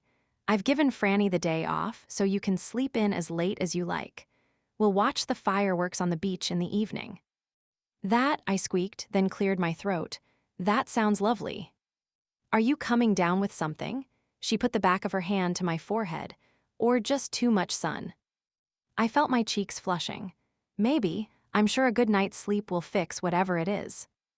"Don't stay up too late," she said, turning to her door. "Excuse me." She looked back at me with those shrewd eyes that miss nothing. "Reading." "Of course. No, I'll go right to sleep tonight." "Good," Ada said. She went into her room and shut the door. But I couldn't shake the suspicion that she knew anyway. I didn't want to chance the front door. It was heavy and it stuck, and while she didn't lock it, there was a high likelihood that either opening or closing it would give me away. Not to mention, I would have to walk past her room to get down the stairs. But my bedroom windows opened, and the roof of the front porch was right outside. And even better, it was on the other side of the house from Ada's window. I waited until 10 minutes after the light under her bedroom door went out, and then I slid my window open and unlatched the screen. I did hope Freddie couldn't see me, as my shuffle down the roof to the edge was far from graceful, but it was an easy climb to the porch railing and then down from there. Freddie was practically invisible aside from the light of his cigarette glowing in the darkness. "I knew you were the type who could sneak out," he said, his teeth shining in the moonlight as he smiled, holding out his arm to me. "Let's go. I left my car around the corner so it wouldn't wake the old bat." "Don't call her that," I said, taking his arm. "She's strict about certain things, but she's not what she seems." "If you say so." Then I thought about what he had said. "Car, where are we going?" I saw the flash of his teeth again. "To have some fun." "I'm good for some kisses, but I'm not that kind of girl, Buster."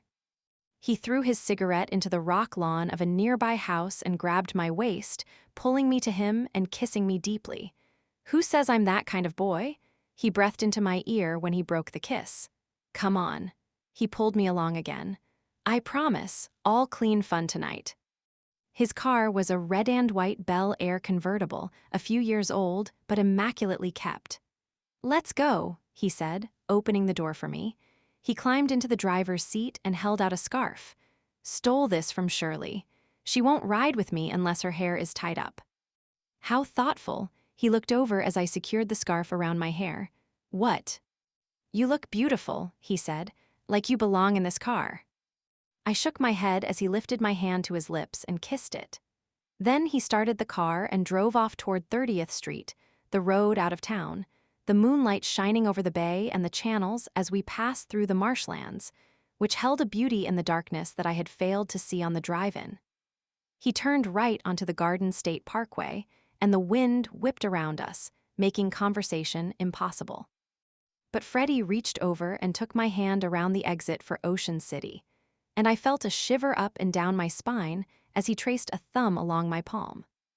The road was empty and dark, surrounded by pine trees on the left and the shore towns in the distance on the right. The moon and stars our only companions. It felt terribly romantic, like we were running away together. I wanted to slide over and let him put an arm around me, but I felt it was best to keep my wits about me. The last thing I needed was for us to not make it to our destination, but wind up in the backseat on the side of the road. Eventually, Freddie exited the highway, and the sign read Atlantic City. "Really?" I shouted over the wind. "Have you been?" I shook my head. "I'll take you during the day sometime, a proper visit." Ada would never allow it, but I didn't want to spoil the fun. Instead, I watched the horizon, as the lights of the most famous boardwalk came into focus. Avalon was quiet by 10 o'clock. Atlantic City was just getting started. We parked and walked up a set of stairs to the boardwalk, and I immediately felt overstimulated by the sights, sounds, and smells that accosted me. And this coming from a New York City girl. Everyone wore their finest. Suits and ties on the men, dresses with starched crinolines on the women. Ignoring the heat, many women wore faux mink stoles around their shoulders and were dripping with rhinestones. The few children who could be seen were asleep in strollers or their parents' arms. I felt almost underdressed in my sundress and espadrilles, but if I had learned anything from Ada, it was that confidence was everything. So I didn't smooth my skirt or fluff my hair. I walked along on Freddie's arm as if I were the one whom everyone else had come to see, and the two of us did turn heads. "You look like a movie star," Freddie said, taking my hand and twirling me around. He pulled me toward a photography booth. "Come on, let's get a picture." But I resisted. I don't want a trail of evidence for Ada. Why doesn't she like me? Well, there was certainly no way to explain about his family, which was a sobering thought in and of itself. Even if marriage had been an option, the idea of being tied to his parents was quite disconcerting. She said I'm not allowed to date while I'm here. Does she have someone in mind for you? Oh no, nothing like that. But I did remember her comment about needing a man who would stand up to me. That could be Freddie, I thought, looking up at him. He refused to take no for an answer, and while he didn't overpower me, he got me to cave with charm. I could see where that would be appealing in the long term. No, she's got strict rules about her business. Once you gave me your number, you became off limits. But I gave you my number, because you said you would go out with me if I didn't like Ada's matches. I technically wasn't authorized to say that. Well, you did, and I don't like any of her matches. You still haven't met any of them. He grinned down at me. Doesn't matter, I still know I like you better. I turned away so he wouldn't see my smile. Freddie paid the admission for us to go onto the steel pier. The smells of fried foods and popcorn assailed us as a man directed us toward the diving horses. One last dive tonight, folks. Just one last dive tonight. Is that real? I asked. Of course. He pulled my hand. You have to experience it. I let myself be tugged along, and Freddie secured us a spot in the stands. The announcer told us we were about to experience one of the greatest wonders of the world. Is this safe? I asked. Perfectly so. But I remembered my mother telling me about Sonora Carver, who lost her sight in a diving accident. So when the bathing suit, clad girl climbed to the top of the tower, I felt a flutter of anxiety in my stomach. And when the horse began barreling his way up the ramp to the tower, I clutched Freddie's arm in sheer terror, holding my breath as the girl jumped onto the horse, and the two of them flew together through the air, seeming to hang there for an impossible moment, before plunging into the tank of water below, emerging to the sound of such thunderous applause, shouts, and stomping of feet that I wondered if the pier would tumble into the ocean. You all right there? Freddie asked me. Perfectly so. Why? If you hold my arm much tighter, I'm afraid you'll wrench it off. I laughed a little and released him. I've never seen anything quite like that. He put an arm around me, pulling me to him comfortingly with a squeeze. Then he took my hand and led me out to get an ice cream cone to soothe my nerves. We ended the evening dancing in the Marine Ballroom as a band played. Had it been the afternoon, I wouldn't have dared, as Ed Hurst broadcast his Summertime on the Pier dance show live there every Saturday and Sunday. But this late at night, we were safe from cameras, other than the roving boardwalk photographers. Not that I thought Ada would watch anything so frivolous, nor did she turn on the television before dark, but I was enjoying whatever this was with Freddie and didn't want to see it come crashing down. By the time we returned to the car, it was after 1. Sure you want to go back? Freddie asked. Wherever else would we go? Why, anywhere we want. We could just drive south and live in Florida, or west to California. We could stop at the Grand Canyon on the way. I've always wanted to see that. We can't just run away. We can do anything if we're together. Suddenly, he was kissing me, my back pressed up against the car.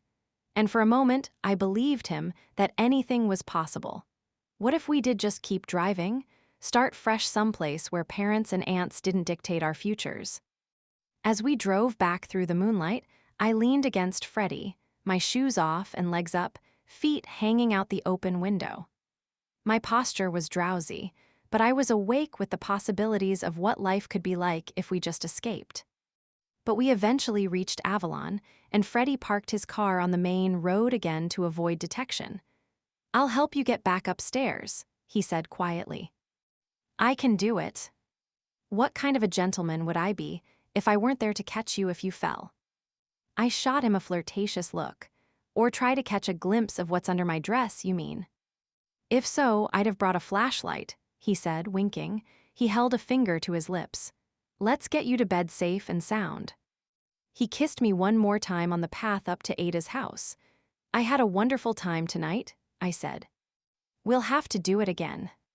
The reality was that it would be close to impossible to fool Ada a second time. But I nodded, thinking as I climbed up the railing and onto the roof that I probably could have flown up to my window instead. Chapter 19. Ada's version of sleep as late as you want apparently extended until 9, at which point she entered the room, opened the curtains, and pulled the covers off me. 10 more minutes, I moaned, burying my face in my pillow. How long can one person sleep? You're missing a gorgeous day.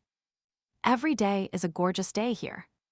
And when you're my age, you'll learn not to take that for granted. The reason I was so tired returned to the forefront of my mind, and I smiled, happy my face was buried in my pillow so Ada couldn't see it. Instead, I feigned grumpiness and rolled over, stretching my arms above my head with a yawn. "There, are you feeling better this morning?" "Better?" I asked, then I remembered she thought I was getting sick the night before. "Yes, much." She peered at me sharply. "You don't look well rested." My eyes flicked to the nightstand, looking for an excuse where I found one. She had given me her copy of Hawaii when she finished it. I stayed up too late reading. Ada shook her head. "Youth is wasted on the young. Get dressed." I was going to have to read that book fast, and it was a behemoth. It better be good, I thought, hoping desperately that she wouldn't quiz me on it over breakfast. She was in the living room, note cards spread out on the coffee table in front of her, when I came downstairs for breakfast. "What are those?" "Never you mind," she said, gesturing for me to leave her alone. Never one to be deterred by a hand wave, I walked around behind the sofa to get a look. "This is your matchmaking system. You pair them up on cards," she glared at me. I shrugged innocently back. "You shouldn't make that face. It'll cause wrinkles." Ada glared for another moment, then threw her head back in laughter. When she stopped, she patted the seat next to her. "Come on, that earned you a peek into how I do this." I was mildly curious. I really wanted a cup of coffee, but I wasn't going to turn down the first real offer of trust she had given me. I grade everyone I meet on their values and interests. 1 through 10, how large a family they want, how religious they are, how close they seem to their own families. Social class, that one can sometimes be negotiable but often not in this business. Physical attractiveness. Do they read for fun? Do they enjoy the outdoors? How educated are they? How traditional or modern are they? Sense of humor. These are the main attributes that contribute to a happy marriage. I looked over the cards, wondering how she got some of that information from the interviews we had conducted together. But you don't ask all those questions. When you've done this long enough, you don't have to. Remember Stella? The one with the horrible mother and who liked Doris Day and Rock Hudson? I nodded. If she were a reader, she would have mentioned a book, not a movie, when she said she didn't have a television. And her choice of a movie tells me she likes to laugh and is more modern than her mother. How long have you been doing this? Formally, 40 years, informally, much longer than that. 40 years ago, she would have been 35. What did you do before that? I was a nurse. Then the Great War broke out, and I went to Europe. My father died while I was overseas. He only had daughters and the rest were married, so I inherited the bulk of his estate. I used some of it to start my business and invested the rest. Didn't the stock market crash wipe you out? She shook her head. I told you, land is always a good investment. I looked at her in awe. I had never known a businesswoman before.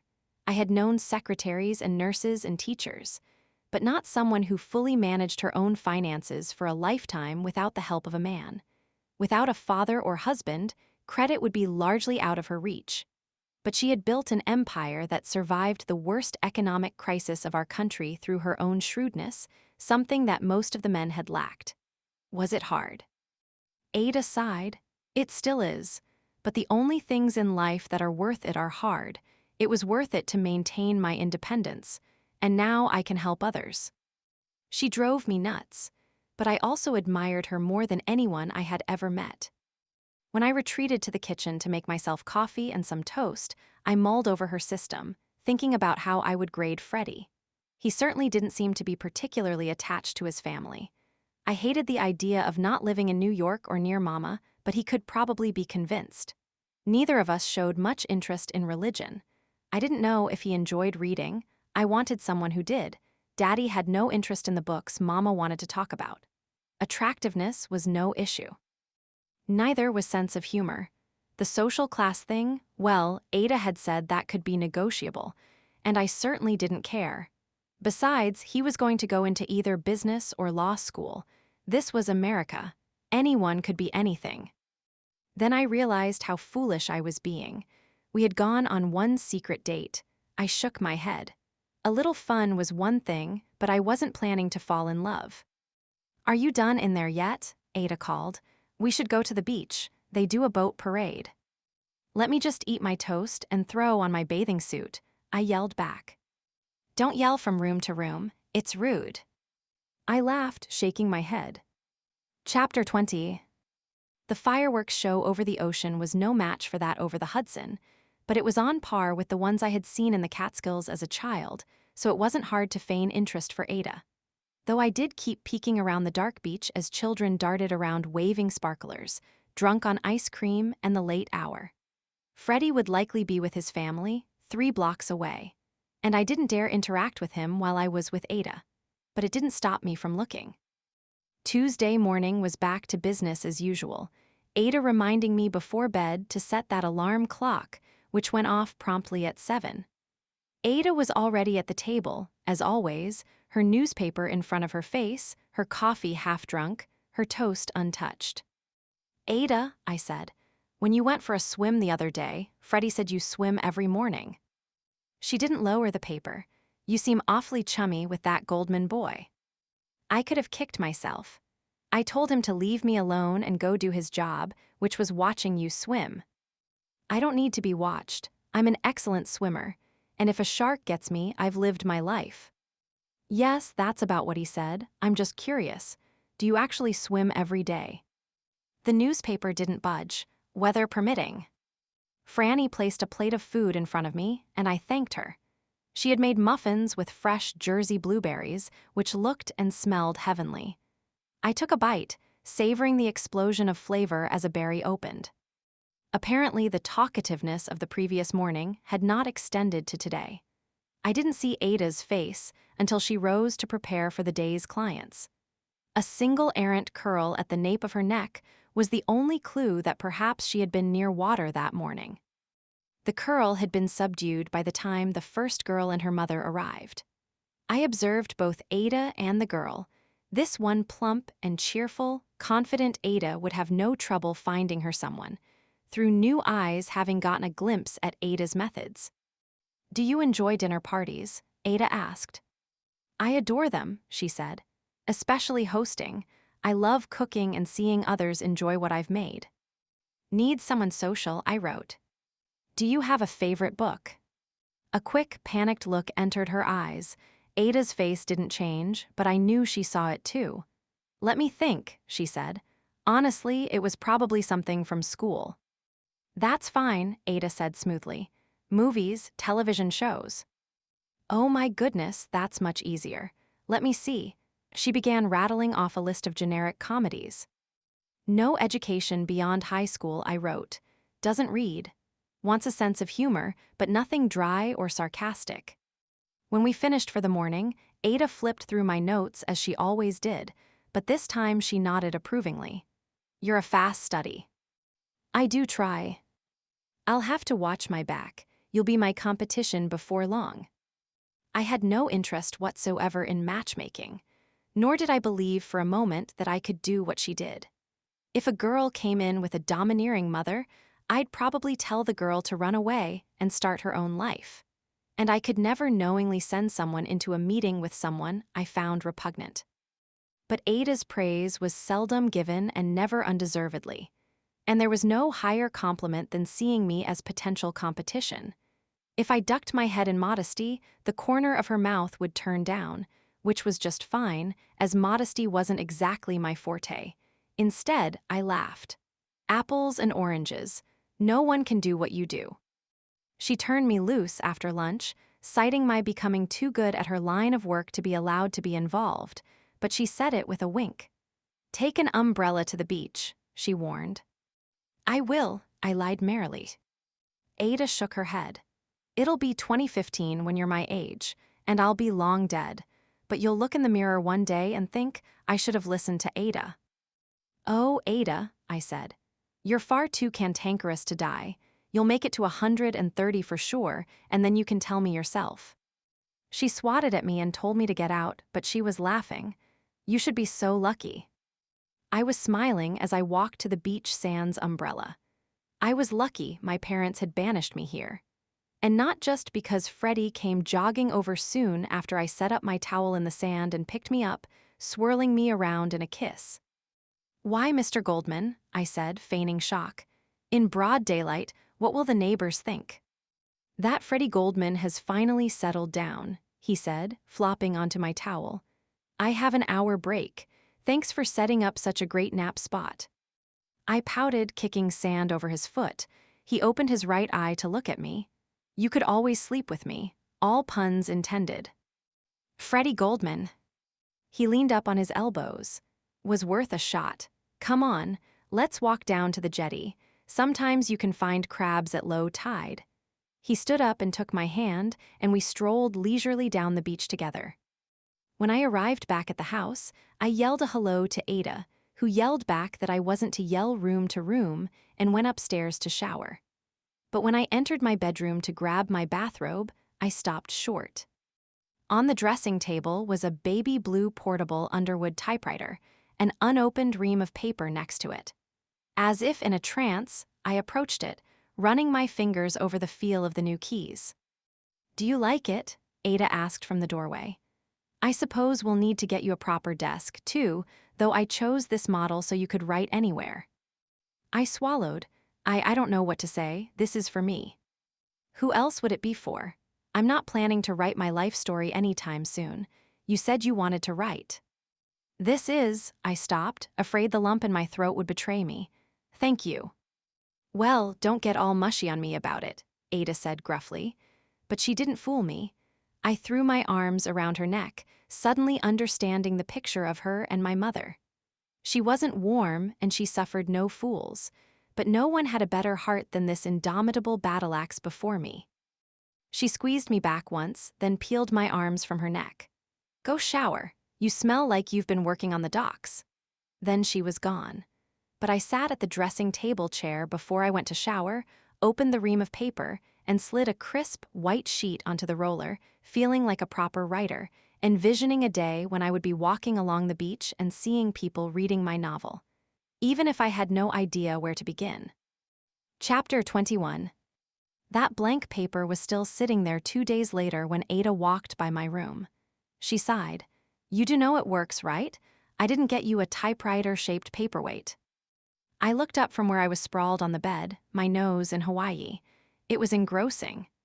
Ada's good taste extended beyond clothes, decor, and my lipstick. I'll write the great American novel tomorrow, I said flippantly and turned a page, hoping I had 1/8 of Ada's sass in page flipping.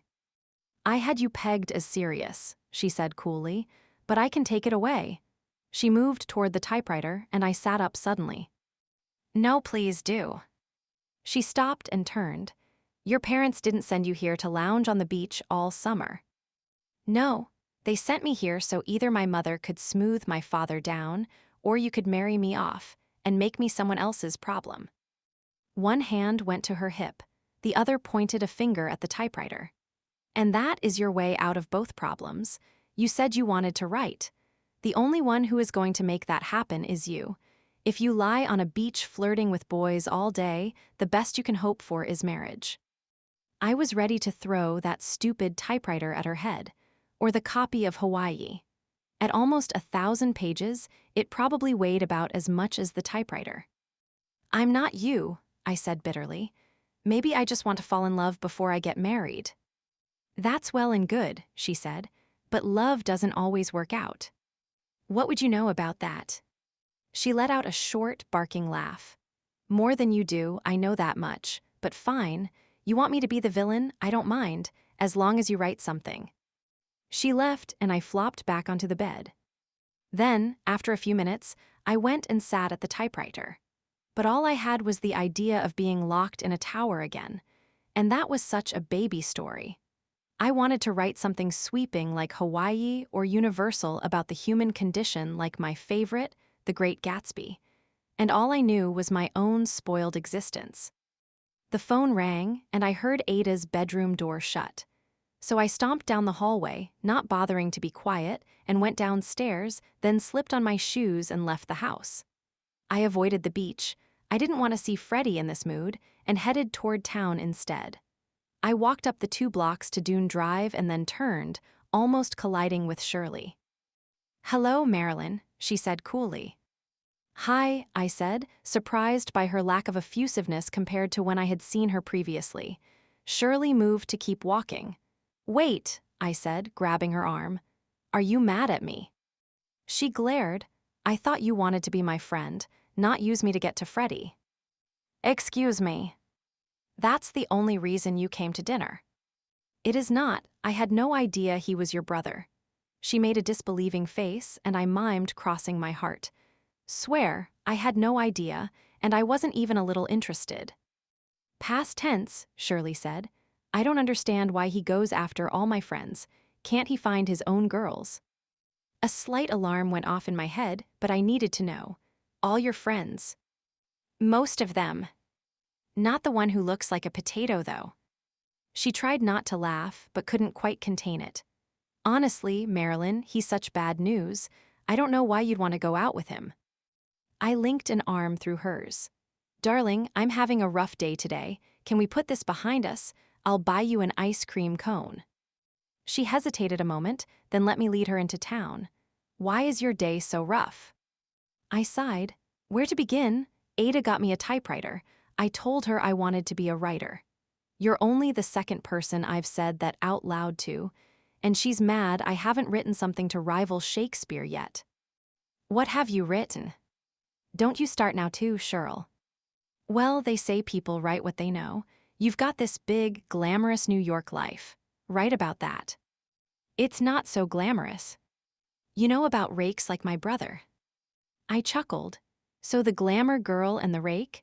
Sounds like one of the paperbacks I have to sneak out of my mother's closet because they're off limits. Shirley grinned. My mother has a box of those too. We should trade notes.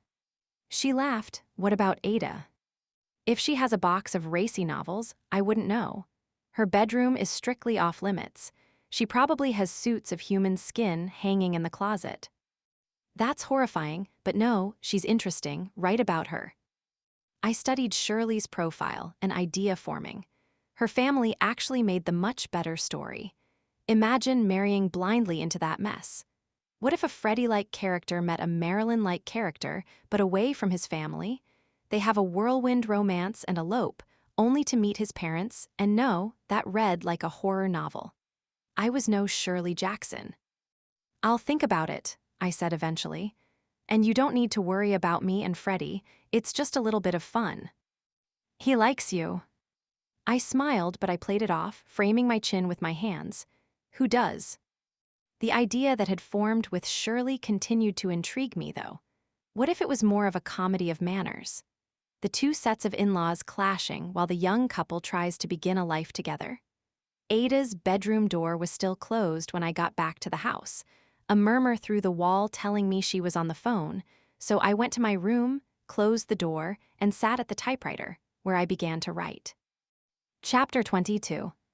I wish we didn't have to sneak around, Freddie said as we walked to his car Sunday night. I had written 3 chapters, but I hadn't yet told him that I was working on a novel.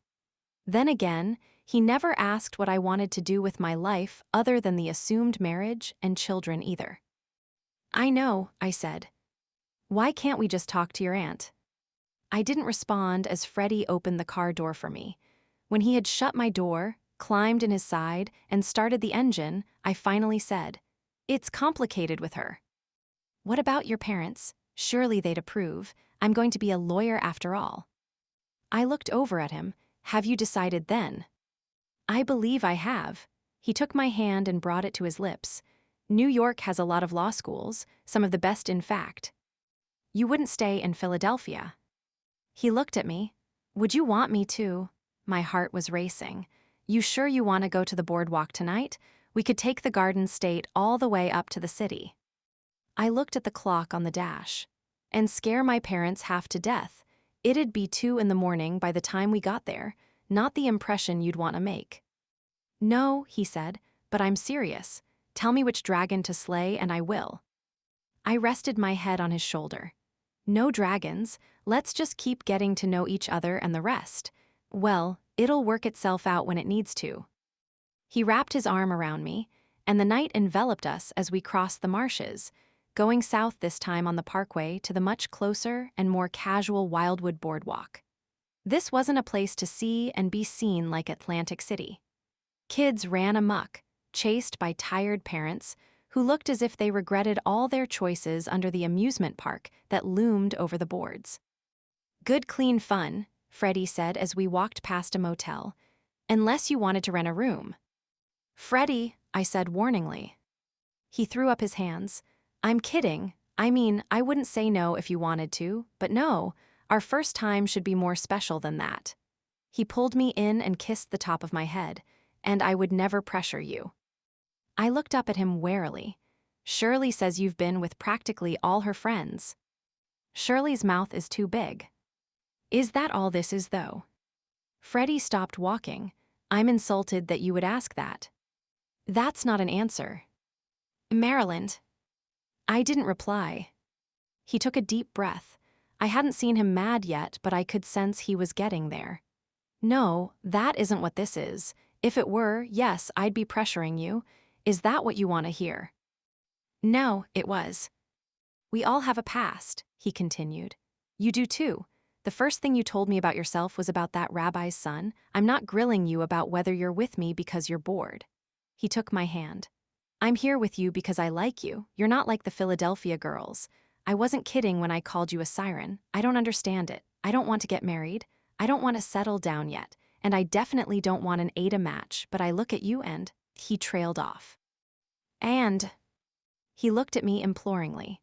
"Haven't I subjugated myself enough tonight? I'm yours. Can we just go ride the stupid roller coaster and hold hands and kiss on the Ferris wheel and pretend we don't have to hide how we feel from your aunt?" I rose up on my tiptoes and kissed his cheek. "You left out the ice cream."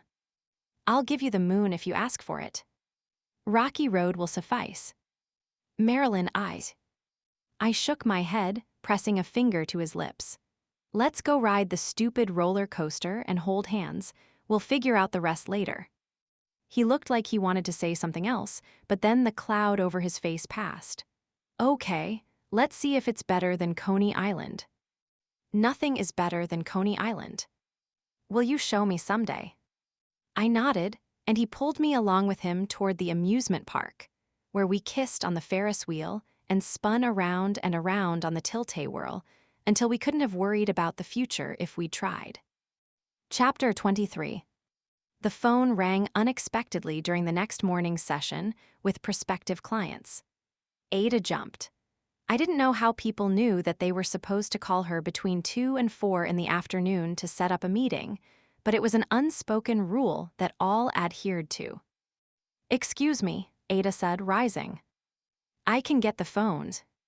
"Sit," Ada directed me.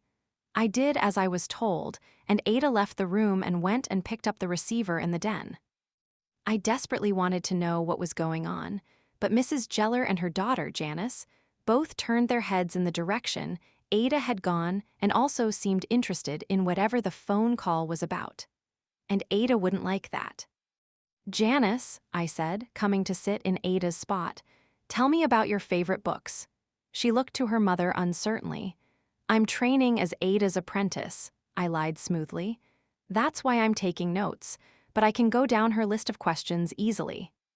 Her mother nodded, and Janice named a couple of romance novels, which her mother did not know the contents of, based on her bland expression.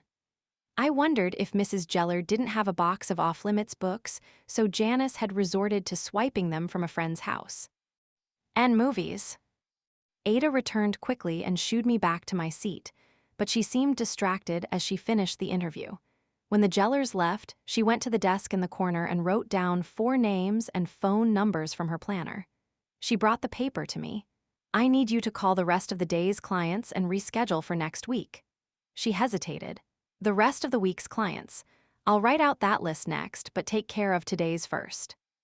"What's going on? What was that phone call?"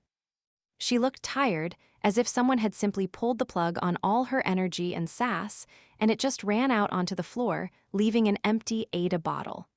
"Lillian," she said, closing her eyes and pinching the bridge of her nose. "Her mother died. I need to go to her." "When is the funeral?" "They don't know yet. I'll probably have to help. Her sister is not going to be useful." "What can I do?" Ada looked at me as if she had forgotten I was there. "Oh, I didn't think about arrangements for you. Yes, I suppose you'll have to come with me." "Ada." "I can't leave you here unsupervised." "Ada, I'm 20, and I've followed every rule you've given me this summer." "Have you?" she asked. I just looked at her. "Your parents would be furious." "I'm quite good at keeping secrets from them." "Except when stained glass is involved." I held my arms out wide. "Luckily, you don't have any of that here. Seriously. I can manage for a few days just fine. I promise. I'll sleep late, I'll read, I'll go to the beach, I'll read some more, I'll go to bed. And I'll watch Sally." I could see her wavering. She didn't want to babysit me while helping her friend. And she hadn't figured out a plan for the dog. "That's all you're allowed to do." "Can I get ice cream with Shirley?" She pointed a finger at me. "Don't push it." Then she went back to her desk. "I'll make that list for you, and I need to get a train. And pack Franny, can you come help me, please?" Franny came in, wiping her hands on her apron. "Of course, Miss Ada." "I'll go make those calls now," I said, retreating to the den to start calling families. But I was worried she would be able to hear how fast my heart was beating from the other room. Ada left the following morning, amid a frenzy of packing and last-minute instructions. "Franny will look in on you every day," Ada warned. "And she's got strict instructions to call me if a single hair looks out of place." "Just go," I told her. "I'll be fine. Take care of your friend." She opened her mouth to say something, then closed it and nodded tightly. I pulled her in for a hug that she did not reciprocate before she climbed into the car and put on her sunglasses. "Are you sure you don't want me to drop you off at the train station?" She lowered the sunglasses to look at me. "You'd be walking back if you did." Returning the glasses to her eyes, she began backing out of the driveway.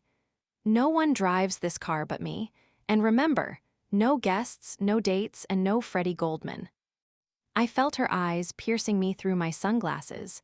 "What about a different beach patrol boy?" "You're not funny," she called from the street as she put the car into drive and pulled away. "I thought that was funny," I muttered as I watched the bumper of her car disappear around the corner. But for the next few glorious days, Ada would be the least of my worries. It wasn't even 10 when I went upstairs and changed into my bathing suit, packing my bag with my towel and a new bottle of Coppertone that I had purchased at Hoy's, the Islands 5 and 10, after finishing the last of the old bottle. I padded to the bathroom, slipped my thumb into the bottom of my suit, and pulled it down, studying the crisp line where my skin turned pale. I looked at the little girl on the copper-tone bottle and smiled. Sally would be all too happy to bite me right there if I presented her the opportunity to recreate the image. Which reminded me, I needed to walk Sally, and the only grass to be found anywhere was on the median strips up on Dune Drive. "Don't bite," I said gently as I slipped the leash onto her collar. She and I had been getting on better, which Ada believed was a testament to Sally's good nature, not my character being adequate to meet her approval. But the dog allowed me to take her to do her business before I headed down to the beach.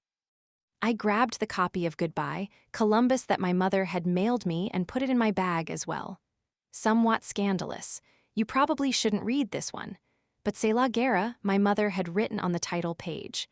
Nothing could make me want to read a book more. Though to be honest, the book was the last thing on my mind. It took effort not to skip the entire way up the dune path, run to the lifeguard stand, and throw myself at Freddie, recreating the scene from here to eternity that I had thought of the night he first kissed me. But I wanted to get the full effect of telling him that I was home alone. So I spread my towel in the sun and started the book, waiting for him to notice me. Which didn't take long. Through my sunglasses, I saw when he looked over his shoulder, then a smile spread across his face as he leaned over to say something to his chairmate before climbing down. "Don't you ever actually work?" I asked, sitting up as he reached me. "I'm working right now," he said, nudging my legs so he could sit on the towel. "I'm making sure you don't drown." "On dry land." "You never know, drownings can happen anywhere." "In that case, I might need more protection. Maybe dinner tonight." He turned his head, looking at me sideways. Don't tell me Ada finally came around. "Now you know better than that." "Then I'm afraid I don't understand. Do you want to come to my house?" I shook my head. Ada's gone for the week. Her friend's mother died. The smile that spread across his face was worth everything. "I'll pick you up at 6, he said. "There's this Italian restaurant down in Cape May." He kissed his fingertips, then spread them in the air, his eyes alight with possibilities. "Sounds lovely." He leaned in and kissed me. I shaved my legs with extra attention in the shower after the beach, then lay on the upper deck's lounge chair in a light robe to dry my hair in the sun before getting dressed. I selected my fanciest girdle, the one that cinched my waist down to practically nothing, and the seafoam green sundress with the matching lace overlay. It was low cut, but the lace extended up 2 inches, giving a peekaboo glimpse of décolletage. Dabbing Chanel No. 5 on my wrists and behind my ears, I studied my reflection in the mirror. What the outfit really needed was my lipstick, and not the new color Ada wanted me to get. I had never entered her bedroom, but there was no chance of getting caught now, except by Sally, who couldn't tell on me, and I was already breaking a major rule. What was one more? I stepped out of the bathroom, went down the hall, and put my hand on the knob, half expecting her to have locked it, but the knob turned easily under my hand. The room was large, with a queen-size bed covered in a white comforter, a baby blue crocheted afghan residing at the foot of it. The dressers were white as well, with an oversized vanity table covered in facial creams and cosmetics. The picture window held a cushioned seat, the perfect place to take in the ocean view, and underneath it, white built-in bookshelves lined with paperbacks. I knelt, examining the titles. None of the books were the kind Shirley and I would steal from our mothers, though there was a D.H. Lawrence book I wasn't familiar with, but a wide variety of genres and authors, from modern to classical. I pulled one out and looked at the cover. It was called The Price of Salt. I remembered hearing something whispered about it, but couldn't recall what the controversy was. Replacing the book, I turned to the vanity to complete my mission in here. And yes, there was my Guerlain Rouge Diabolique, the same lipstick Marilyn Monroe wore. I applied it at Ada's dressing table and pursed my lips at my reflection, smiling at the result. Then I dropped it in my clutch. I'd want to touch it up after dinner, of course, and I would put it back before Ada ever knew it was missing. Sally alerted me to Freddie's presence before he rapped on the door. "Shush," I called to her, banging my knee on Ada's vanity as I hurried to stand. But then I took a breath and smoothed my skirt. Freddie stood outside in a suit and tie, like when we had gone to Atlantic City, but holding a single red rose, the exact color of my lipstick. His eyes traveled up my legs to my waist, lingering at my bosom and lips before meeting my own. "Wow," he breathed. "You look," he stopped himself, "like you didn't have to climb out of a window." I laughed. "You may need to work on your compliments." "I think that one was quite good, because you looked gorgeous climbing out that window. If you were a cat burglar, I'd give you everything I had." "Do I have to be a burglar for that?" He took me in his arms. "You do not," and he leaned in and kissed me deeply. I would need to reapply that lipstick in the car too. Dinner was just as excellent as Freddie had promised, and we split a bottle of wine. I had 2 glasses and was a little tipsy by the time we finished. I half expected Freddie to make a comment about how I should drink more before he took me home, but he took the last half glass from me after I dropped my fork on the ground and laughed. "Probably enough of that," he said. "Come on, let's go walk through town. It still looks like it would have when Ada was young." "I don't want to think about Ada tonight," I said. "Me neither." The sun was starting to set, and we walked on the side of the pedestrian street that was covered in the long shade of the buildings, hand in hand. A caricaturist sat in the square near a fountain. "Should we?" Freddie asked. "You'd have to keep it for us." "I can do that. Then someday we'll frame it and let our children laugh at it." Children." I said someday. "What else do you have planned out for us, Mr. Goldman?" "Plenty of things," he said, guiding me to the chairs in front of the artist and handing him $1. "I figure you'll take a year off school so that I can finish, then we'll both go to New York, and you can finish college while I go to law school." "You expect me to take the year off?" He smiled disarmingly. "It would be harder for me to take 2 off for you to finish first, but I can if I have to, or transfer." "You'd transfer to a New York school for your senior year?" "If it was the only way to be with you, yes." If we lived in New York, the issue of his family disappeared except for infrequent visits. But no. "I think you're the one who drank too much of that wine, Buster." He kissed my hand. "I'll show you I'm serious." I leaned against him. "Well, I suppose I'm glad I don't look like a potato then."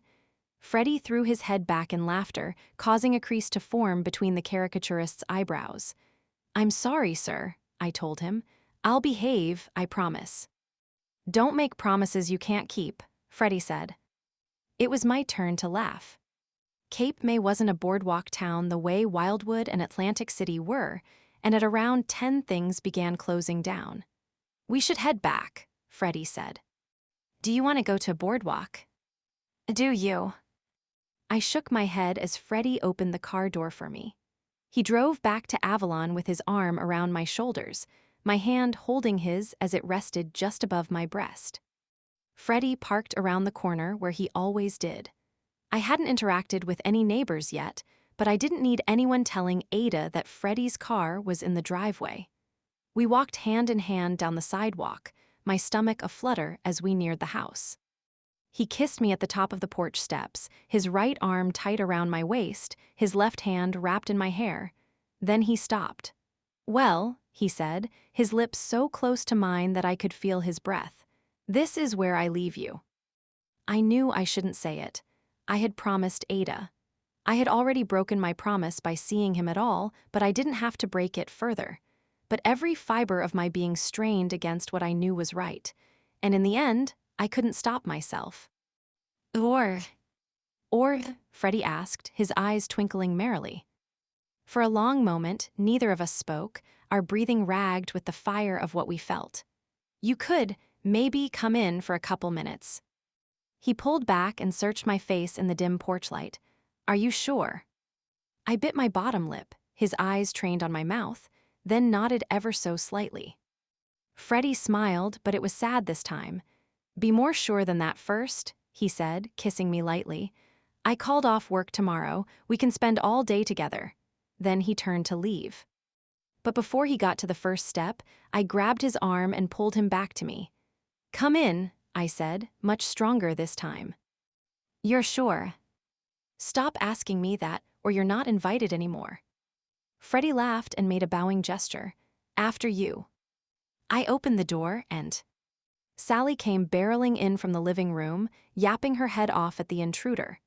Sally, hush, I said, but she hid behind me, baring her teeth and growling at Freddie. Sally, Freddie asked, are you sure it's not a nickname for Satan? Ada says she's a wonderful judge of character, but she normally hates me. Apparently she prefers you to me, he said as he leaned in to kiss the side of my neck. I can't say that I blame her. She can sense a rake a mile away. He was still kissing my neck, pausing only to answer me, his breath hot at my collarbone. Reformed rake, you're making an honest man of me. You're not going to show up with a ring tomorrow, are you? Freddie took my left hand, kissing the fourth finger where a ring would go. I will if you want me to. Then he wrapped his arms around me, Sally still growling by my feet.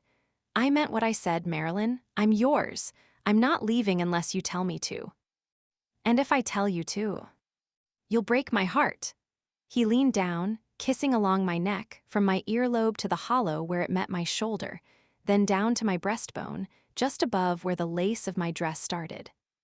Then stay, I whispered, taking his hand and leading him toward the stairs. Chapter 24. What time is it? Freddie asked drowsily. We had dozed in and out, our bodies entwined in the bed, fitted together like pieces of a puzzle. I don't care, I said, nestling in deeper to the crook of his arm. He chuckled and shifted slightly, reaching over my head for the alarm clock on the nightstand, its radium dial glowing green in the darkness. Do you want to go watch the sun rise over the ocean? I sat up, I did. I wanted to watch the day dawn over the new world I was living in. Let's go. Freddie laughed as I jumped out of bed, then I winced slightly at the soreness in my thighs. You might want some clothes, he said, although I'll never object to none. I leaned over the bed, kissing him lazily, as if we had all the time in the world instead of just a few days. He started to pull me back to him, but I resisted. Shouldn't have mentioned the sunrise if you didn't want to go, I murmured. Come on. Freddie heaved himself out of the bed and pulled on his pants and then his undershirt as I stepped into a pair of underwear and put my beach kaftan on over them. He looked at me, silhouetted in the light from the hall. What are you waiting for? Just memorizing how you look right now. You mean a mess, I pushed my curls back. Perfectly you, he said, coming and kissing my forehead. Let's go. I grabbed the beach towel that had been hanging on the porch railing to dry, and we ran down the steps together, then climbed the path over the dune in the gray darkness. The beach was empty and the air chilly. I should have been self-conscious in just the sheer fabric of my cover-up, but after the previous night, I couldn't imagine ever feeling shy around Freddie again. He spread the towel just above the line where the wet sand indicated that the tide was going out, then sat and held a hand out to me to sit next to him. Freddie wrapped his arm around me, and we watched the horizon for a pinprick of light. But his lips soon found my neck, and my breathing hitched as they slipped lower, his fingers reaching up to unbutton the kaftan. Before I knew it, he had shifted us and was laying me down on the towel while I reached for the button on his trousers. I turned my head as our bodies found their rhythm, catching sight of the first beam of sun peeking over the water, and I called Freddie's name. Look, I said. I'm looking at something much more beautiful. But after, as Freddie buttoned his pants and reached down to fasten my kaftan, he shook his head. We shouldn't have done that. I looked at him suspiciously. Here it was. No. No, don't look at me like that. I meant without. He trailed off. I could feel my face flushing, and I bit my lip as his meaning became clear. Oh. It was just the one time, he said. I'm sure it will be fine, and if it's not, well, we'll just move our timeline up. I made a wry face. You do know that you haven't asked me, and I haven't said yes. And I don't intend to, yet. I'm just saying you don't have to worry about me. Leaning into him as the sun separated from the ocean, I turned my face toward his. I'm not. He kissed my hair, and we sat together contentedly for a long time. Eventually, Freddie went home for a shower, fresh clothes, and a nap. He would return in the afternoon, after Franny had finished checking on me, promising another fun outing. "I don't care what we do," I protested. "I'm happy to just lie on the beach with you." He grinned lasciviously. "I don't mean like that. I'm crushed, but I still want to take you out." I walked Sally, then went upstairs, intending to shower. But I wasn't quite ready to wash off the feel of Freddie's skin on mine, and I was too invigorated to sleep. Instead, I sat at my typewriter and pulled a fresh sheet of paper from the ream. I understood so much more about my characters now, about how the circumstances of their families and births would pale in comparison to their feelings. By the time I heard the front door open and Franny greet Sally, I had filled 6 pages. I called down a hello and went to take a shower, thinking about how it might be smart to have dinner with Freddie's family again. I could use more material, though I was now certain there would be plenty of opportunities for that later. Chapter 25. Ada called later that morning to check in, concerned far more with Sally than with me. "Is she eating? She's never been without me before." I leaned way back, trying to see if her bowl was empty. I probably would have noticed if there was still food in it when I fed her that morning. "She's perfectly fine, I promise. She's even warming up to me." I smiled at the memory of her growling at Freddie, as if she were a wolf instead of a tiny little creature who would have difficulty battling a large squirrel. "Are you sure she feels all right?" "Ada, she's fine. How's Lillian holding up?" Ada sighed. "Not so well, it's good that I came." "When will you be back?" "What's today, Wednesday?" I confirmed. "Sunday then, the funeral is set for Friday." I did the math in my head. 4 more glorious days of freedom before my now colorful world went back to black and white. But Ada was still talking. "Make sure you water my hydrangeas." "What are hydrangeas? What are they sending you to that college for?" "Not agriculture." "Agriculture is food crops, you ignoramus. You mean botany. And the hydrangeas are the purple and blue flowering shrubs in the front. They're in peak season and they need water. Unless it rains, then you'll flood them." "Got it, water purple and blue flowers. Summer violet, water them all." "I will think of nothing else but the health of your hydrangeas," I said. "I'm not in the mood for your sass," Ada said. "Put Franny on the phone, please." I called for Franny and scooped Sally up with only minor protests on her end.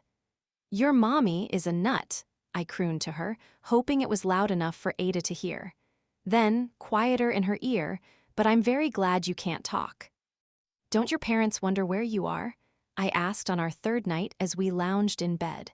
"Or haven't they noticed that you're gone?" Freddie shrugged. "They don't keep such close tabs on me. I'm a good boy after all." "That's not what your sister says." He leaned up on an elbow to look at me. "It's fun to tease her, but they practically keep her under lock and key.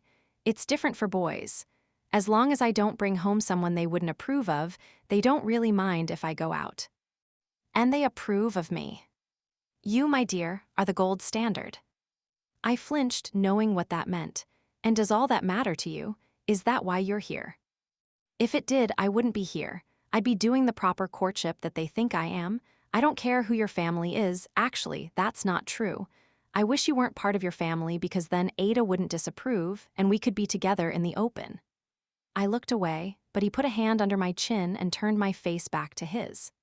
"I didn't fall for you because of some status symbol. I fell for you, and the rest just gets in the way." He lay back down on the bed, pillowing his head on his crossed arms. "What about you? Does my position as the son of a man who owns a clothing factory put you off? Are you secretly happy we're sneaking around?" A tiny trickle of guilt ran down the inside of my chest, like a drop of rain along a window. It wasn't that I wanted to sneak around, and I couldn't have cared less what Freddie's family did for a living. But I knew Ada now. If I pushed her hard enough, she would tell me to date Freddie and learn for myself. But if I did that, I would also lose the respect that I had fought and clawed to earn from her. And I didn't know why that was more important than a true courtship, but it was.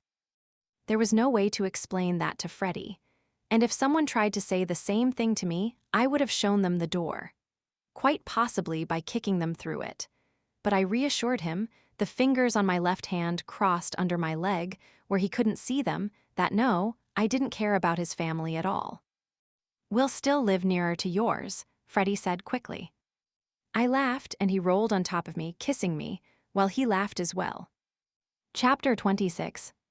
Ada arrived home on Sunday wearing a black dress, her hair wrapped in a leopard scarf to protect it from the wind on her drive from the station. I had made sure to slip her lipstick back into its place Saturday night. She immediately swooped Sally up, cradling her to her chest. "Did Marilyn even feed you? Your skin and bones. Don't worry, darling, I'm back." Sally looked exactly the same as she always did. "Welcome home," I said dryly. Ada looked me up and down, and for a moment I was sure she knew. Somehow she knew, but all she said was HMPH before going up the stairs. "Be a dear and bring my suitcase," she called down. I exhaled, she didn't know anything. I picked up her inordinately heavy suitcase, lugged it up the stairs, and deposited it outside her room. "I told people we'd pick back up with clients tomorrow." "Excellent, I'm going to change and lie down for a bit. It was a rough week." She went to pull the suitcase into her room, but stopped and reached into her purse instead. "Wait, I brought you something." She held out her palm, in which sat a snow globe of Chicago. It's silly, of course, but other than the abomination that they call pizza, it was the most Chicago item I could find to bring back. I smiled at the fact that she had thought of me at all, even if it was a child's gift. "I'll keep it next to the typewriter." Ada nodded and retreated into her room. I turned the globe upside down, then righted it, watching the flecks of glitter settle over the city skyline. The return to reality wasn't welcome, exactly, but I had missed her nonetheless. After dinner, Ada suggested we drive to Stone Harbor, the other town on the island, for what she claimed was the best ice cream I would ever experience. We drove the 4 miles to 96th Street. The town ended around 33rd Street, leaving nothing but houses and scrub brush until we reached Stone Harbor. On a Sunday night, with most of the men on their way back home before work the following morning, it was a quiet stretch of road. Ada Parallel parked on the street outside an ice cream parlor on 3rd Avenue with a sign reading, Springer, S. "This is Lillian's favorite," Ada said. "She asked us to go get some in her honor." The line wrapped halfway around the block. I expected Ada to just skip it and waltz in, but she went to the back with the rest of the patrons. "Does she come with you to the shore every year?" Ada nodded. "She needs to spend a few more weeks getting her mother's estate in order. She'll be able to join us for a week or so before we go back to Philadelphia." The line inched forward. "Have you ever thought about retiring? You clearly don't need the money anymore. And you could live here year-round. You seem to love it so." "It's impertinent to talk about money, especially when it's not your own." "Okay, but the rest?" She sighed. I was clearly ruining her good time. "I love it here in the summer. There's nothing to do in winter. Most of the town is only open seasonally, and I'm not ready to retire. What would I do all day?" It was a thought that hadn't occurred to me.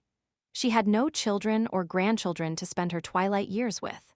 All she had was Sally and a paid companion, which didn't rule out any true friendship that might exist between her and Lillian.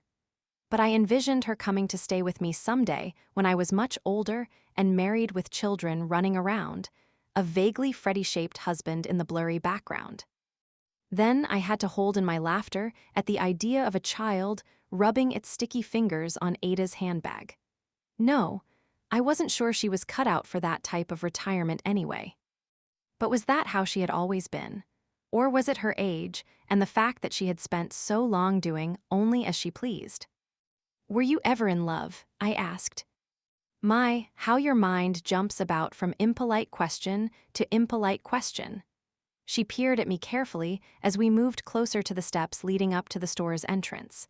"This better not be about that Goldman boy." I couldn't let her see me flinch. "Freddie? Good grief, Ada, you see me talk to one boy, one time, and you think I'm in love. By that logic, you're having an affair with Thomas." That got the desired laugh. When you marry, you'll do far better than Freddie Goldman. But yes, I've been in love a couple times. Ehoo. She shook her head. A lady doesn't tell stories that don't belong entirely to her. She nudged me up the stairs and into the shop. The sign on the door said it had been open since Prohibition. How old is this place? Younger than me, so watch it. Ada stepped to the counter and ordered herself a cup of strawberry ice cream. I decided to try the Dutch apple. We went back outside, where we sat on a bench, and I touched my tongue to the oversized scoop atop my cone. My eyes widened. Okay, I like Lillian already. A real smile lit Ada's face at that.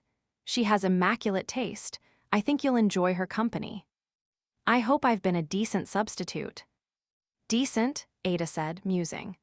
Although if you go into my room and take that lipstick again, you'll be finding yourself a decent seat on the train home. I almost dropped my cone. Eat your ice cream, she said mildly. Chapter 27. Ada and I settled back into our routine quickly. She didn't ask why I took the lipstick, and I volunteered no information.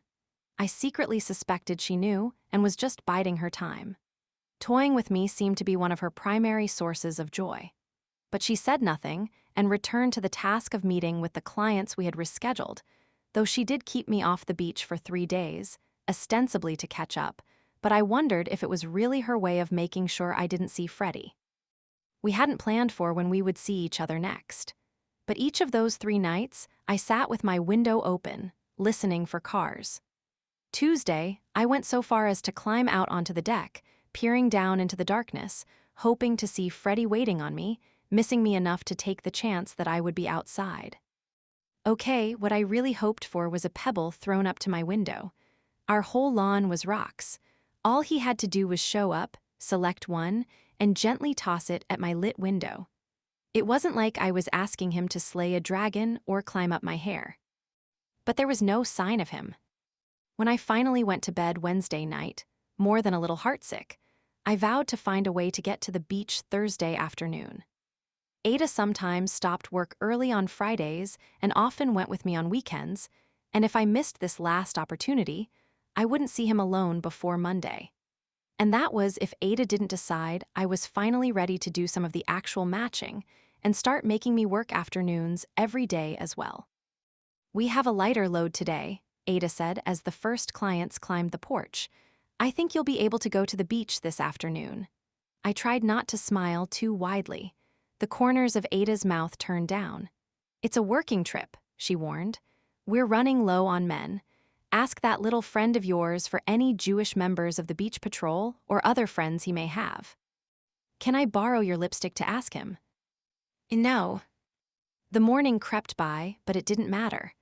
I was going to see Freddie finally, and all would be right with the world again.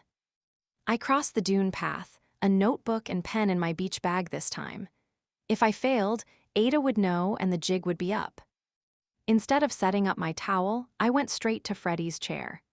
He was sitting, his chin in his hands, his elbows resting on his knees, staring listlessly out at the ocean.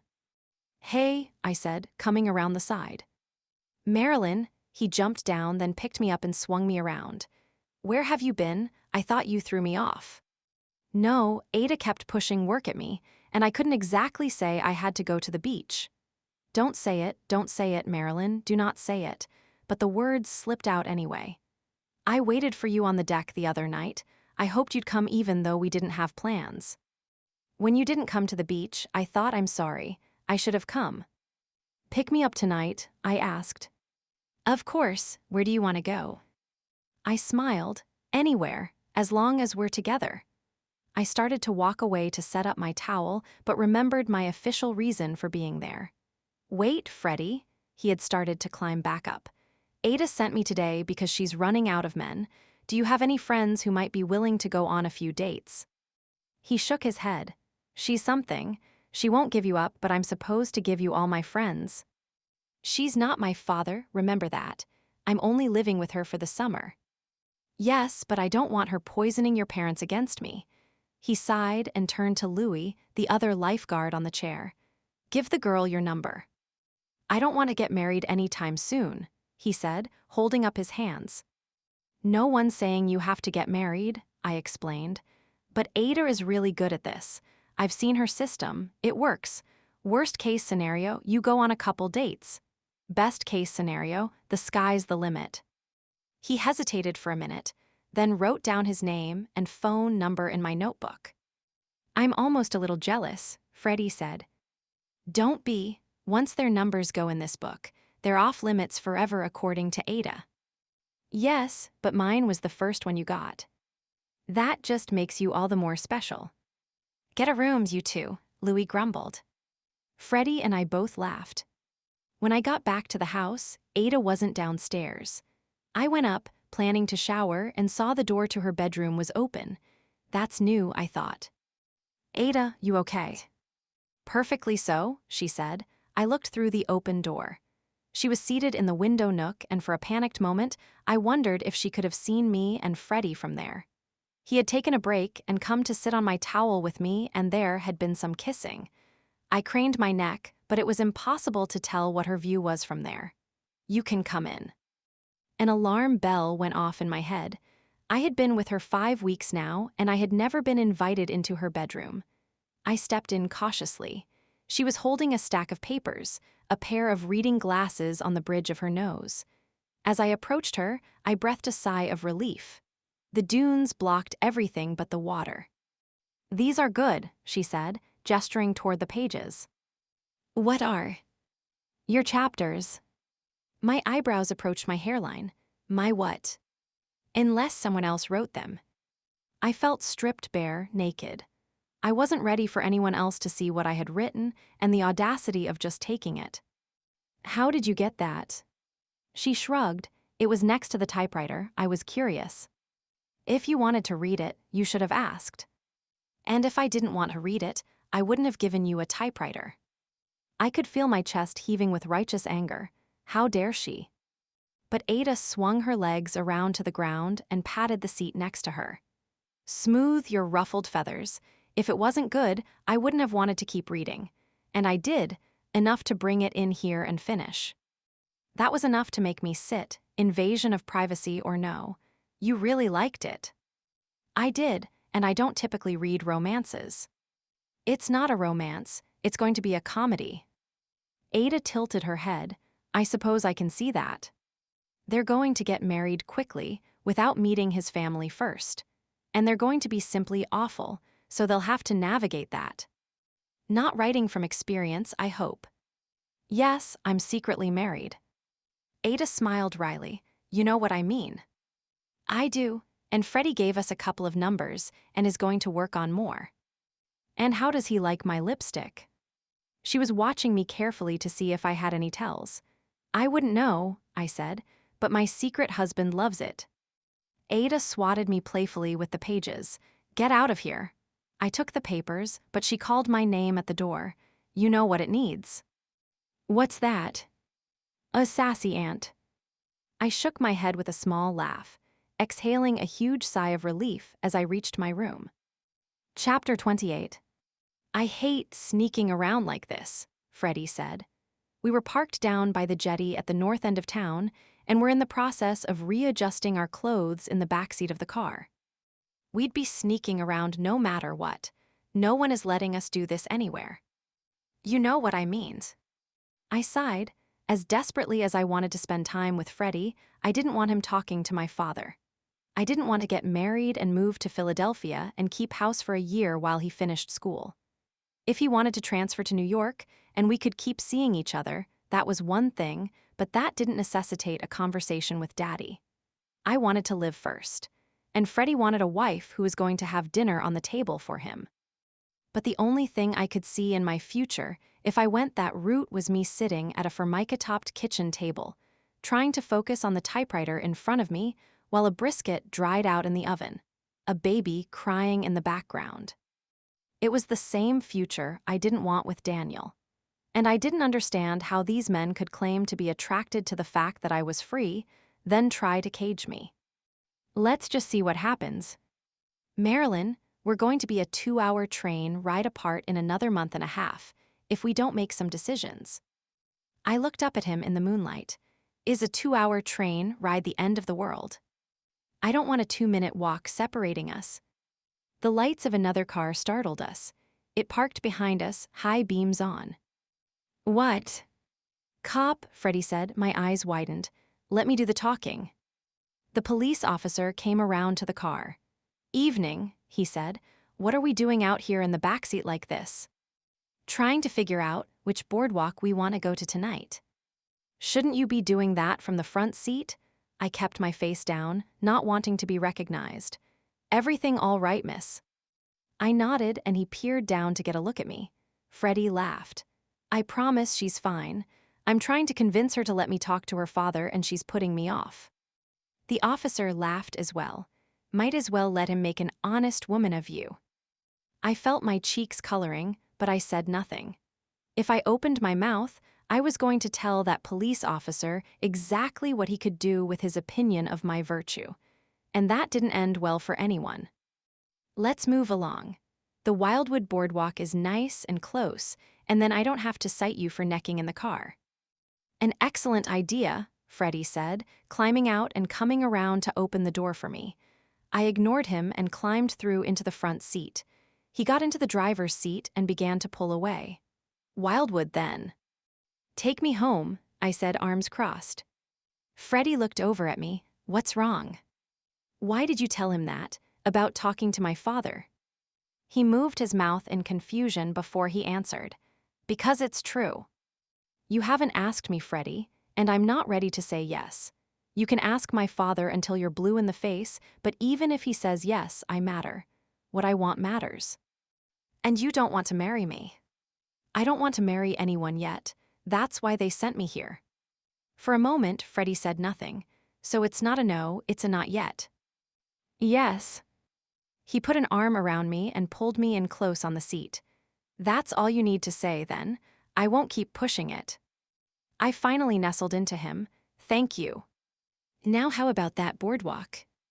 Once I no longer felt like my future was spinning like a carnival ride, I was willing to agree to that. Chapter 29. The following afternoon, Shirley and I had plans to meet up and go to the library in the basement of the elementary school, followed by a trip to Hoy's and the new little boutique in town that had bikinis in the window. Shirley was late, though, very late. Eventually, I walked down the street and got myself a milkshake from Avalon Freeze. If she wanted one, she could get one when we were done. I sat on a bench with it, waiting and people watching. The story I was writing would be set in New York, but I could still pick up mannerisms from the pedestrians here. A woman a few years older than me walked by, holding the hand of a young girl, her husband on the other side of the daughter, an even younger daughter on the husband's shoulders.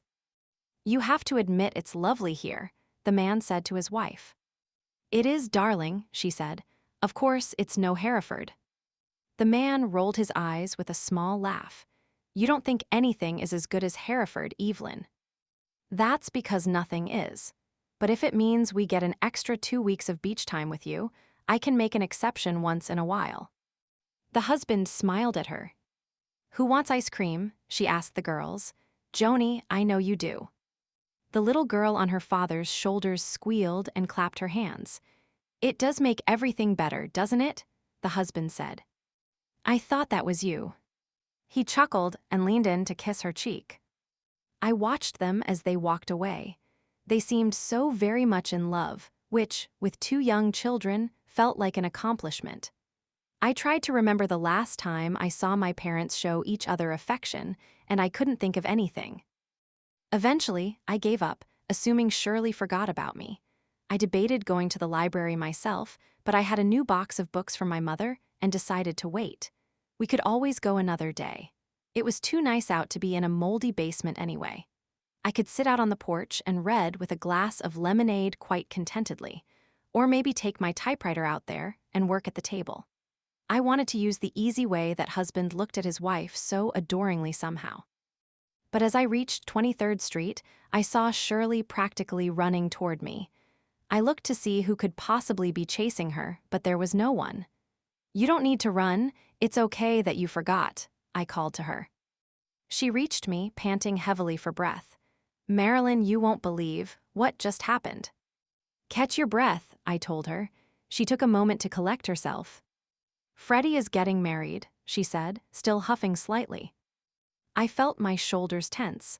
I told him I wasn't ready for any of that. He said he understood. And now he was telling his family that he was getting married. Not anytime soon, I muttered darkly, but Shirley didn't seem to notice. A girl he was dating in the spring showed up with her parents. She's pregnant. And Papa said if Freddie doesn't step up and marry her, he's going to cut him off. My blood turned to ice, and my vision narrowed to a pinprick of light. I reached out and grabbed at Shirley's arm dizzily, close to fainting for the first time in my life. Shirley was still talking, but she sounded far away, like a buzzing insect somewhere out of sight yet trapped in the house. I kept breathing and finally my vision cleared. "Stop," I said weakly. You must have misunderstood." Shirley shook her head, then finally seemed to notice I was in distress. "Wait, I thought you weren't keen on him." I couldn't answer. Shirley's face turned suspicious, and she crossed her arms. "You said it was just a bit of fun." I suppose I didn't realize he was having fun with so many people. "You're not in a fix too, are you? That make this a lot more interesting." She grinned gleefully at the idea. I turned abruptly and started walking home. Shirley trailed after me. "He'll likely choose you if you are, especially because Papa will definitely cut him off if he got 2 girls pregnant and you've got plenty of money." "Please just let me be," I said, shaking off the hand she tried to put on my arm. She stopped walking but shouted after me. "It's not my fault, you know. I told you what he was like. If you were stupid enough to fall for him anyway, that's on you." Ada was sitting at the desk in the living room when I walked in. Sally didn't even bark at me anymore. "Are you all right?" she asked, rising. "Too much sun, I think," I said. "I'm just going to go lie down." I didn't look to see if she believed me. I just went up the stairs, but the tears wouldn't come. It had to be a mistake or a mean joke from Shirley. There was just no way, was there? No, I knew I was Freddie's first. But even if the girls showing up were true, could he marry someone else when just the night before he was planning for our future? I went to the bathroom and retched, then returned to my room, where I lay down and stared at the ceiling for an eternity, wondering if this was my punishment for refusing to marry him after what we had done. At some point, I dozed off. Miserable and curled on my side in the fetal position, I awoke to the sound of Sally barking wildly. Dumb dog, I thought, burrowing further into my pillow. If I was asleep, I didn't have to feel anything. But Sally kept barking, and above that, I heard Ada talking to someone. Sally's barking cut off abruptly in a sound I knew. Ada was holding her mouth shut. I stood and crept to the door and opened it a crack. "Absolutely not," Ada was saying. "And even if I were going to allow her an audience with a young man, she's unwell today." A young man, it was Freddie. I knew there was a mistake. I ran down the stairs, nearly tripping, and then skidded to a stop on the wood floor. They both turned toward me. Freddie looked wretched, like he had aged 10 years overnight. There were dark circles under his eyes, he was pale under his tan, and his hair was disheveled. Ada looked from me to him and back to me. A muscle ticked in her jaw, which was set firmly. She finally turned back to Freddie. "You have 10 minutes on the porch, and I keep the windows open." I was frozen in place. The fact that he was here, that he looked as miserable as he did. Shirley had been telling the truth, and if I didn't go on that porch, I didn't have to hear it from him. I could run back upstairs and pretend it never happened, but Ada looked at me. "Unless you don't want to go, I can send him away," she offered. I blinked heavily and then walked forward. The air had turned to soup, too heavy to move through as I normally would, and I was afraid it would drown me. 10 minutes, she reminded us, and not 1 second more. Freddie held the door for me, and I went and sat in a wicker armchair. Freddie pulled another up to face me. "Shirley," his voice was thick, and he stopped himself, cleared his throat, and tried again. "Shirley said she told you. Marilyn, He tried to take my hand, but I pulled them both away and put them under my thighs. It's true then. He ran his hand through his hair, disheveling it further. I didn't know, I swear. We broke up almost 2 months ago. It was the week before I met you. It was before. And now. He got up and walked to the railing of the porch. I didn't have a choice. I wasn't home when they showed up, and her father talked to mine before I even knew they were there. He's going to make me a partner in the business and buy us a row house. If I say no, I won't even be able to finish school. I won't have a penny to my name. Then he crossed back and knelt in front of me. But Marilyn, there's another option. We could elope. You and I, your parents, would never cut you off. And I can finish school and we'll be okay. I stared at him in horror as he continued. I was thinking about going to New York anyway. If your parents don't want to give us a house right away, we can live with them. I don't mind that. Maybe your father can even find me a position somewhere and... I held up a hand. Stop, please stop. He took the hand I had up. Marilyn, please, you have to see, this is the only way. I can't marry her. I love you. I know you don't want to get married yet, but this is the way we can be together. My chest was rising and falling at a rather alarming rate. And what about the baby? I asked quietly. You just abandon your child and the mother. Something so ugly crossed his face. I don't even know that she's telling the truth. That baby could be anyone's. I stared at him again, truly seeing him for the first time. You're not in a fix too, are you? Shirley asked blithely in my head. I could have so easily been this girl. Too easily. Ruination or salvation hanging in the balance of what he, selfish, carefree Freddie, wanted. You told her you'd demarry her. To appease my father until I could talk to you. You have to understand that. I stood up. Go home, Freddie. Go clean up your mess. He grabbed my arm. Marilyn, no, you don't understand. Let me explain again. Freddie, let me assure you, I understand completely. And the fact that you would abandon this girl and your own child. I shook my head. Go home. But I love you. That isn't my problem anymore. I pulled my arm back and went into the house, shutting the door firmly behind me. Ada rose from where she had been sitting in a chair under the open window. She started to say something, a heavy frown on her face, but I burst into tears. I don't know how I got to the sofa, her arms around me as I wept into her lap, but she simply held me, stroking my hair as I cried out all my sorrow. When I finally sat up, she handed me a handkerchief. We have a few problems here, Ada said finally. How careful were you? This was the absolute last thing I wanted to discuss with her, but I didn't have it in me to be coy or to lie. We were careful. Every time, it only takes one mistake. I colored, remembering the sunrise on the beach and Freddie's concern at being caught off guard without protection. Ada swore, rising from the sofa and beginning to pace, then swore again more forcefully. You and your mother, 2 peas in a stupid, stupid pod. Mama. Ada waved a hand in the air, dismissing that. I assumed this was all when I was in Chicago. I nodded, and she began counting on her fingers. When is your cycle due? I asked what day it was, doing the math in my head. Monday. Ada set her jaw again. If your cycle is late, then we go to the doctor for a test. A tingle of fear ran down my spine, and if it's, I couldn't say the word. Then you decide what you want to do, and we either find someone to help or you extend your stay with me, she said. But we'll cross that bridge if and when we come to it, and not a moment before. Chapter 30. I retreated to my room, too distraught to contemplate dinner. The news would have been enough of a blow without the added worry, and I cursed myself for counting on Freddie to know what he was doing on the beach that morning. There was no solace in knowing I wasn't the first girl he had been indiscreet with. It only made me feel worse about my own decisions. I was the one who asked him to come in. He refused unless I was sure. This was my fault. And around midnight, I vowed not to let him know, no matter the outcome. He was going to marry the other girl, and that was that. I couldn't ruin someone else's life for my own any more than I could trust Freddie to do the right thing if it wasn't what he wanted.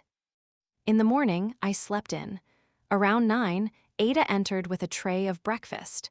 She opened the curtains and set the tray on my bed.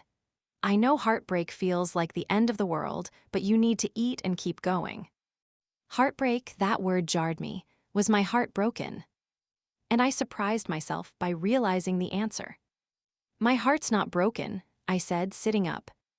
She raised her eyebrows. No. No, I'm angry, and I'm hurt, and embarrassed, and I'm worried about. I made a gesture circling my nightgown-clad stomach. But I shook my head. He wanted to marry me. I said no. Ada tilted her head, but said nothing. I hardly knew him, and it turned out I knew him less than I thought. And he didn't know me. He didn't care what I wanted. He just assumed I'd be lucky to have him. I thought for a moment. I told him I didn't want to marry anyone yet, which is true, but... I shook my head again. I don't know. When it's right, you will. No, it's never going to be right. I see that now. It's me. I don't want to be someone's wife. I want to be myself. Ada had the first pitying look in her eye that I had ever seen. When it's right, you'll find you can be both. I started to ask her how she knew that, having never been married, but she rose, finished with the conversation. I'm canceling all my clients for Monday. News is going to be all over town about the Goldman boy, and I don't want anyone suspecting. Instead, you have influenza. You should be recovered by Tuesday or Wednesday. I was too drained to argue and resign myself to being contained in the house for the next 3 days like a cat in heat. When she returned mid-afternoon, I was still in bed. This won't do. Get up. Let me wallow, I moaned, my face in the pillow. Now, if your heart were broken, we could have a day of wallowing, but it's not, so you'll dress. It'll make you feel better. Nothing will make me feel better. Ada took a moment to reply. I'd say work on your novel, but I have a feeling that Roman à clef hits a bit too close to home now. I winced. It's not a Roman à clef. Please, an upper-crust New York girl and a boy from a horrendous family meet and marry. Well, that certainly didn't happen. And aren't you glad now that it did? What if this girl had shown up with a child 6 months into your marriage? Then you'd really be stuck. She thought for a minute. Actually, that would make quite the book. No. Well, find something to entertain yourself. The more you sit around and worry about your cycle, the longer it's going to take to arrive. I turned my head so I could see her with one eye, the other still buried in my pillow. Is that true? In my experience, it is. In her experience, I sat up. That's a story I want to hear. She pointed to the typewriter. Write one of your own, and I'll think about telling you mine. But take a shower first. Just because some writers choose to be bohemians doesn't mean I'll tolerate that kind of behavior in my house. For 3 days, Ada kept me entertained. We watched television and played card games and swapped books. And when I could, I tried to write, but the words weren't coming. Don't write your own story, Ada said. You haven't lived enough for that, but use what you've learned. What have I learned, other than that I should listen to you? Ada smiled. What a lovely start. I kept expecting her to light into me about breaking the rules, about ignoring her advice and dating Freddie anyway. But she never did. In some ways, I would have preferred if she did. It would have alleviated some of the feeling of dread that I hoped was all that was wrong with my stomach. I had some cramping, but Ada warned that could go either way. How do you know so much about this? You don't get to my age without learning a few things. I looked at her. It was obvious she had been extremely beautiful when she was young. She was still handsome now. Why didn't you ever get married? The real reason. She sighed. I was engaged once, but he died. How old were you? Your age. I did the math. It would have been 1905. She must have been very in love with him to never marry after losing him so young. How did he die? It was a fire. They think his father fell asleep while smoking a cigar. None of the family got out. Whether it was hormones or the excitement of the past few days, I felt tears springing to my eyes. I couldn't imagine being so in love and then having to live the rest of my life. Don't look at me like that, Ada said, interrupting my thoughts. I said I was engaged. I never said I was in love with him. I blinked rapidly. Excuse me. We were friends, yes, and I suppose I loved him, but it wasn't passion and fireworks, it was a shidduch. A what? A what? Ada mimicked. A match. I stared at her. Your parents hired a matchmaker for you. She shook her head. No, it was informal. Our parents agreed on it and told us we were getting married. I was happy, as things went. They could have picked someone far worse for me. Plenty of my friends wound up with much older widowers who could provide for them. She plucked at the blanket on the back of the sofa. When Abner died, well, I told my parents I wanted more time. And that more time kept growing until suddenly I was an old maid. And according to my father, too ornery to make a good wife. I made a sour face at the idea of her father saying that, although it was something my father would say as well. Wrinkles, Ada said, tapping my forehead. He didn't mean it like that. He was fine with my choice as long as I was happy, and he helped me train to be a nurse. I cried far more when he died than when Abner did, I'll tell you that much. Papa was born out of time, I think. He would have been down south fighting for civil rights if he were alive now. She looked at me. He'd have loved you. I knew almost nothing about my great-grandparents, but there was something comforting in knowing he would have approved of me. Especially now. You said you'd been in love, though. If not with Abner, then with who? That's enough for today. She opened her book to end the conversation. I shook my head, picking up my own book, pretending to read while actually studying her, spinning a tale about her tragic past in my head. Are you going to read that book or not? She asked. I never understood how she could know what I was doing without looking at me, but she always did. Sticking my tongue out at her, I flipped the book face down on the sofa and stood, stretching out the crick in my back from sitting for so long, then shuffled down the hall to the bathroom. When I wiped, a streak of blood came away on the toilet paper. I put my head in my hands, my elbows on my legs, near tears in relief. Before I went to get a sanitary pad, I returned to the living room. Ada looked up anxiously as I approached, the first sign I had seen that she was actually worried. I shook my head, smiling widely. We're in the clear. Ada sank back against the couch cushions, closing her eyes. Thank goodness for small favors, she said. Then she looked at me.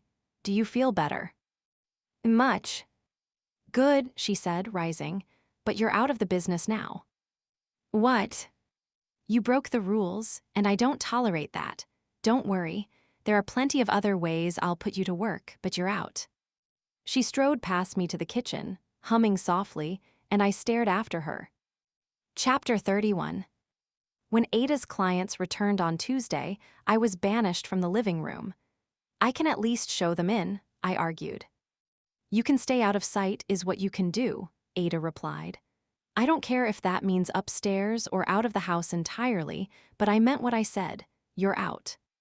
I skulked upstairs and sat at my dressing table-turned writing desk, huffing loudly and staring out the window. There was no way to return to what I had been writing. I couldn't quite throw it away, though, either. Instead, I shoved the pages onto the shelf at the back of the closet and put a new sheet of paper in the typewriter. But I could feel the old story behind me, almost like it was calling my name. It was too close to real life. I could see that now. Sighing, I leaned my head in my hand, elbow on the table, thinking with disgust how readily Freddie would have thrown that poor girl off if he could live off my family's money instead of his family's. He might have been able to doom that child to the stigma of growing up fatherless, but I couldn't do that. And the assumption that I would marry him because of this, with no consideration of my repeatedly saying I didn't want to get married. And that my parents would support us, he had never even met them. Did he expect my father to support his child with another woman too? Literally, everything was about what he wanted. His choices. His decisions. Where was I? Did I matter at all? Or was I just a means to an end? Would he have even come to talk to me that afternoon if my family didn't have money? And Shirley's delight in the idea of me also being pregnant by her brother was nauseating as well. I would never understand how anyone could enjoy the misfortune of others. Even if she wouldn't be a constant reminder of my mistake, that wasn't the kind of person I wanted in my life. But who was I to write anything when I was such a poor judge of character? I pushed back my seat, opting to go for a walk to clear my head. I would have preferred the beach. Freddie was unlikely to still be working. He had a new life to build as a soon-to-be father and husband. But the chance of running into him was too much. And if he repeated his entreaty in any way, I just might vomit on him. Instead, I went north toward the jetty. It was wide, jutting out between Townsend's Inlet and the sea, dotted with a handful of sport fishers and crabbers. For a long moment, I stood at the entrance, looking down at the families in the cove who opted for the waveless beach of the inlet, then down the beach toward Stone Harbor, the pier reaching an arm into the ocean at the center of town. The fourth lifeguard chair down was Freddie's. I made a face and, grabbing a rock, hoisted myself up onto the jetty. There were signs warning about tides and fishing seasons, but I ignored them all, picking my way along the rocks until I reached the end. I slipped off my shoes and sat, legs dangling over the water as the waves crashed and the spray reached up to tickle my legs, my hair blowing wildly in the breeze. Except for two tiny boats on the horizon, I could have been the only person in the world. A pelican flew past me, diving for a fish it spotted, snagging it and lifting up to soar again. I watched as it disappeared into the distance. It had never occurred to me to be jealous of a bird, but that pelican, minus the diet, had the freedom I wanted. It knew where it belonged, which I no longer did. It knew what it was supposed to do, eat, fly, and swim, and there was no one chastising it for not living the way they wanted it to. Ada lived like that bird, but I wondered if she was lonely. I supposed I would meet Lillian in a few weeks' time. Was she really a substitute for a family, though? And if not, why did Ada seem happier than most women I knew? A fin popped up 10 feet away, and I quickly pulled my feet up, away from the water. But I laughed at my silliness and allowed them back down when I saw several more curved fins bobbing. It was a pod of dolphins. Behind me, a child shouted. I turned to see a little boy pointing, his mother close behind. I smiled reflexively, observing the boy from behind my sunglasses, the way his mother picked him up so he could see better, planting a kiss on his cheek while he watched. A pang of something hit me. I wasn't ready to write that life off and be Ada, but I didn't want it now either. And what I really needed was someone who understood and appreciated that. That was Freddie.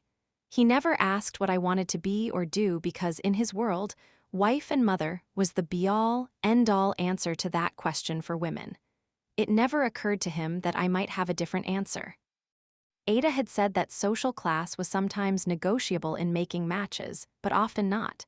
And I finally understood she didn't mean money. She meant values, core beliefs, the way we treated others.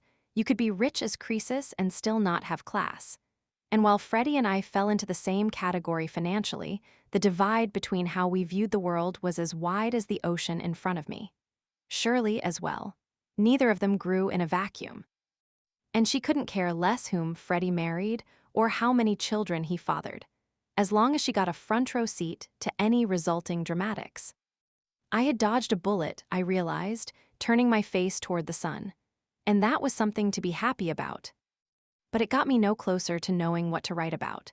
And when I eventually stood, dusting off the seat of my trousers, I realized that finding the answer was going to be the best thing I could do for myself. Ada pulled no punches. If she thought my writing had merit, it did. Now I just needed to find the right story to tell. And perhaps a touch of disappointment wasn't such a bad thing to be able to write from experience. I started to walk back along the road, then stopped. I had nothing to fear from Freddie, and I wasn't going to alter my life over him. So I turned left, going up the dune path at the end of the beach, my shoes in my hand, and walked down to the waterline, where I continued until 18th Street. Approaching that chair, I snuck a peek from the corner of my eye. Freddie was still sitting there, looking tired, but he didn't turn in my direction, and I continued home. "Goodbye, Freddie," I whispered. I hoped he found some kind of happiness in his new life, but I doubted he would.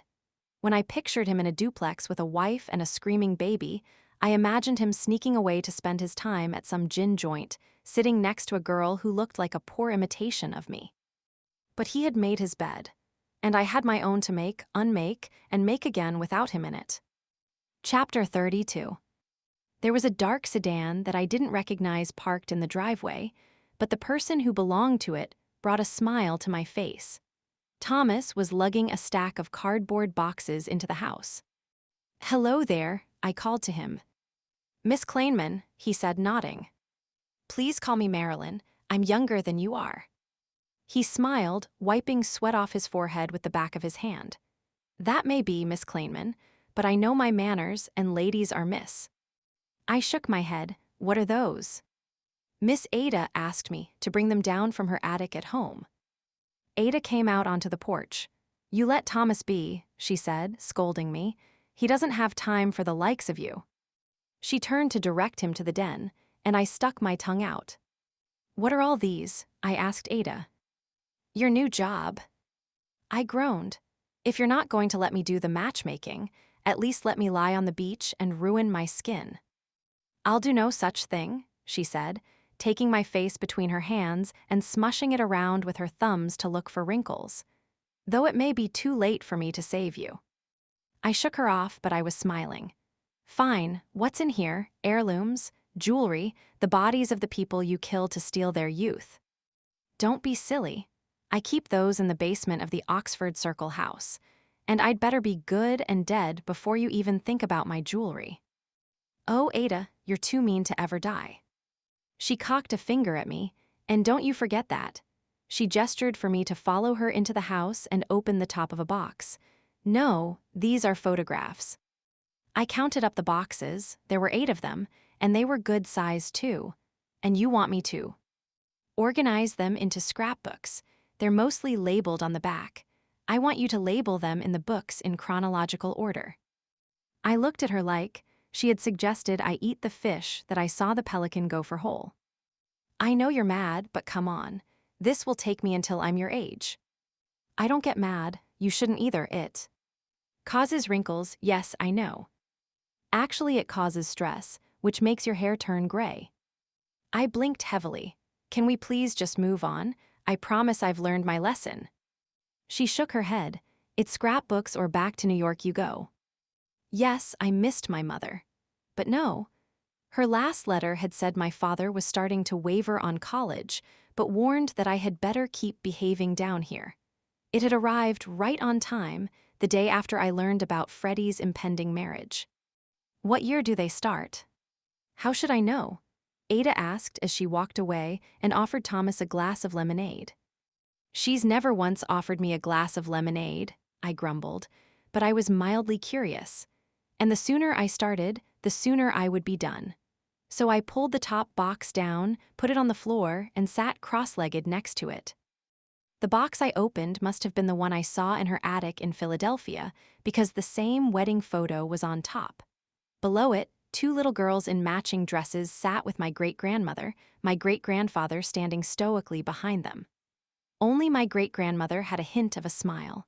It was a studio portrait, and I looked at the 2 little girls, trying to determine who was who. The younger had to be Ada. It was hard to imagine her as a child. But she held her sister's hand, and I squinted at my grandmother. I was only 10 when she died, and she had been sick for a couple of years before that. But I remembered hugging her and a feeling of safety when she was with us. It was an irreplaceable feeling, one that had never been remotely imitated since. And I remembered my mother crying randomly for weeks after we lost her, Harold trying his best to comfort her, me not really understanding. She was old. I thought dying was just what old people did. But she wasn't that old, if Ada was still here and my grandmother had been gone 10 years. That thought was jarring and made me miss my own mother, who was now only 12 years younger than her mother had been when she died. I set the photo down and reached for the next one. When Ada returned, walking Thomas out, I had started stacks for different years, organizing the photos by actual date when they had won. She looked at my piles approvingly, but said nothing. The next morning, I set out to Hoy's early. I bought a set of pens, some folders, index cards, rubber bands, and rubber cement. I moved the first box up to my bedroom, being respectful of Ada's wishes that I stay out of sight, where I took over the floor and then spread out into the hallway. By the time Ada was finished for the day, I had cataloged most of the first box by date. At some point, I'd like those to go into albums, she said. I looked up at her. Do you want the job done quickly, or do you want it done right? She held up her hands. Proceed.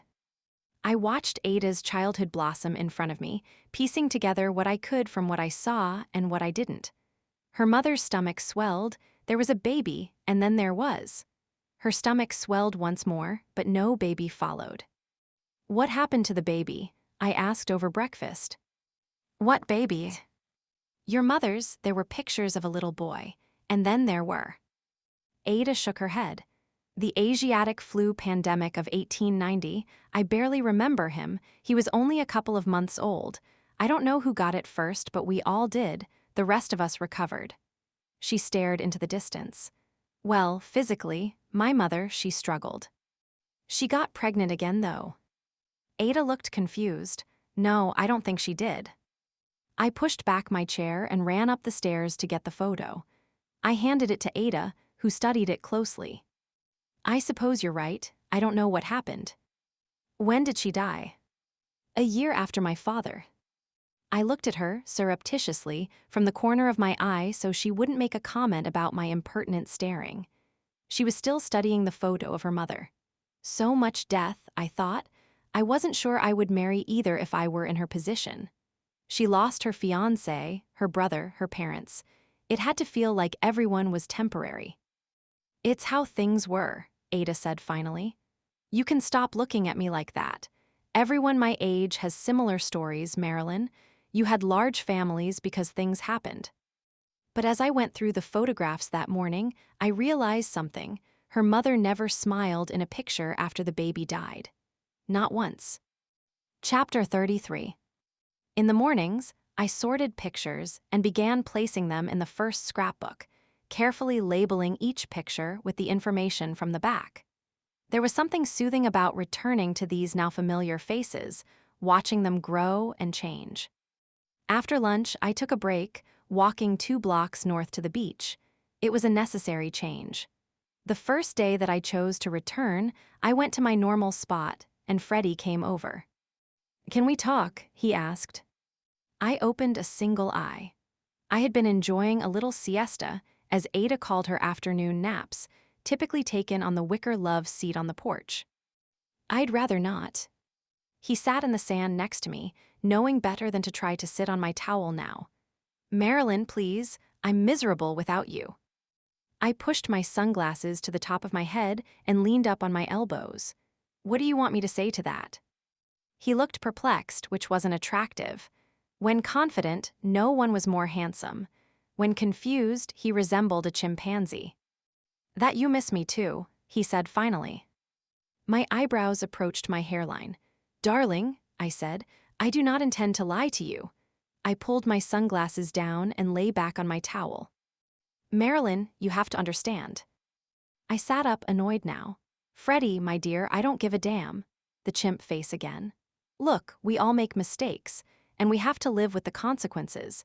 Yours was not using protection with your new fiancé. Mine was getting sent down here in the first place. Because while I appreciate the life experience, I honestly wish I had never set eyes on you. And if you ever actually cared about me, not just yourself, you'd do me the favor of making sure I never had to again. He started sputtering excuses, protesting that he still wanted to be with me, until I finally picked up my towel and left the beach. From then on, I selected the 16th Street beach, where he wouldn't think to look, to enjoy my solitary time communing with nature, reading, and processing my next steps. I brought a notebook to the beach. There was something about lying in the sun, the sound of the waves crashing in the background, punctuated only by the laughter of seagulls, that sparked creativity. My new story started with a broken heart. While I had told Ada the truth about the state of my own, I felt I could write about such things now with a sense of accuracy. I began borrowing from the photographs as well, though my timeline was modern. The unsmiling mother, the close-in-age sisters, the father who supported them through it all. I didn't know exactly where the story was going to wind up yet, nor whether it was a comedy, a tragedy, or a biting social commentary. But it was mine to create.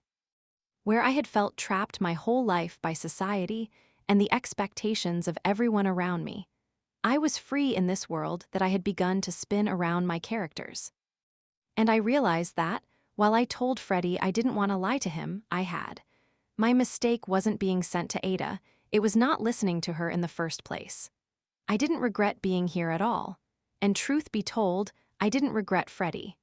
I needed that experience to write about relationships and the all-encompassing emotions that come with desire. When I had got my fill of sun and sand for the afternoon, I walked the 2 blocks home and rinsed off in the outdoor shower at the back of the house. It was what Ada did each morning after her swim, and the first day that I tried it, I cowered at every noise. Yes, it locked from the inside, but I was still certain the door would somehow open, and I would be exposed to the world. What world I thought would be gathered in Ada's shore house backyard, which contained only a shed and a clothesline, I could not say. But by my 3rd time bathing in there, modesty had been forgotten. I loved the sunlight that I could see through the roof slats as I washed my hair, the feel of the stones warmed by the sun and water beneath my bare feet. I began singing so loudly that Ada later told me I was scaring away small children and cats. I hit her with a verse of a bushel and a peck, doing my best Vivian Blaine impression until she shook her head and walked away muttering that I'd scare Frank Sinatra away too with that rendition. We ate dinner together. Then when Ada retired to the den to watch television, I went upstairs to write. "Don't stay up too late," Ada said each night, coming to my doorway before she went to bed. I promised her I wouldn't, even though I usually lasted past midnight. It was a code between us. Ada would never show me affection, but her admonition was as good as telling me she loved me. And the reality was, whether she kicked me out of the business or not, I had grown to love her as well. So I smiled every night when she left my room, giving another zinger to the sassy aunt in my story in her honor. Chapter 34. I presented Ada with the first scrapbook, which covered the photos before she was born up until her 10th year. She flipped through the pages, taking her time. I knew if I made any errors, I would hear about them in great detail. Ada was stingy with her praise and generous with criticism, but it made the actual praise so much more valuable when she gave it. "Yes," she said finally when she reached the end. "This is what I had in mind." She rose, setting the book on the coffee table. "Get your purse, we're going out." I looked down at my clam diggers and knotted blouse. "Let me just get dressed first." "No need, we'll do that after." "After what?" She grinned. "Get your handbag." Ada's definition of going out was a trip to the beauty parlor in town. I looked up at it warily, uncertain about its ability to live up to my New York hair standards. But I wasn't about to say that to Ada. And if they butchered it, well, the beauty of hair was that it grew. We entered a world of pink and turquoise, customers and stylists alike greeting Ada as if she were the mayor. I looked at her as she waved to everyone, scolding a couple of people for not coming to see her, and wondered if maybe she was, in fact, the mayor. She knew everyone, their business, and what to do about it. Ada's stylist of choice led us toward 2 chairs, one of which was in use, but the client was quickly relocated to another spot to accommodate us. Ada introduced me as her niece, then gave detailed instructions about her own hair. I let my attention drift to the mirror, observing the women behind me, looking for mannerisms I could use in the book. Ada was saying, "A bob, I think, something like what that Jackie Kennedy is wearing." I looked at Ada's platinum hair, which was already in a bouffant bob, then realized she was talking about me. The stylist agreed, coming around to put her hands in my shoulder-length hair. "Wait, what?" Ada smiled at me in the mirror. "It's 1960, darling. Let's make you look like it." "And the color?" the stylist asked. "I'll leave that up to her," Ada said. "Marilyn, would you like to look more like your namesake? We can go blonde." I held up my hands. "Let's start with the style." Ada laughed. "Probably for the best. They say gentlemen prefer blondes, and we don't need more of them sniffing around." I cringed, but the stylist didn't seem to notice. "Does that sound good?" she asked. "Do I have a choice?" She laughed. I do what your aunt says. You and everyone else. An hour and a half later, freshly coiffed, we left the salon. I bet your head feels lighter, Ada said. It feels bigger for sure. You mark my words. If Jackie is wearing it, everyone else will want it. If her husband wins the White House, it'll be half because he's handsome and half because she is. I didn't follow politics enough to argue. I knew he had my vote for the reasons she listed. And as we passed a shop window, I admired my new style. It did look appealing. Thank you, I told Ada. A new look is exactly what I needed. Oh, we're not done, Ada said. We're not. No, go get dressed in the fanciest thing you brought. We're going to Atlantic City tonight. My shoulders drooped. What's this? She asked impatiently. Freddie took me there, when you first started sneaking out at night. I stared at her. I told you the day you arrived, I miss nothing. Couldn't you have warned me? I said. I did. No, said, I know what you're doing here, why it's a bad idea. Would it have stopped you? I opened my mouth to say yes, but the word got stuck in my throat. That's why, she said. We all have to make our own mistakes and learn some things the hard way. I studied her profile, wondering what mistakes she had ever made. If I asked, she would either say that it was an impertinent question or that she was the exception to the rule. But she wouldn't have said it in the first place if that were the case. But get dressed and put some makeup on. You haven't done Atlantic City the right way yet because you haven't done it with me. Half an hour later, I left my bedroom in a baby blue sundress, paired with my highest heels and the lipstick Ada actually allowed me to wear. I pursed my lips at my reflection in the bathroom mirror. Ada was right, the haircut suited me. Her bedroom door was open. I'm ready when you are, I called in, taking care not to cross the threshold. Not yet you're not, Ada replied. Come on in. I hesitated briefly, wondering if she was going to let me wear her lipstick, then entered. Ada was dressed to the nines in a beaded dress cut similarly to mine. A white mink stole was draped over her arms, held up at the elbows, and a long strand of pearls hung around her neck, gigantic matching earrings dangling from her lobes. She said, circling me. This is the best I have, I told her, and I won't fit in your dresses.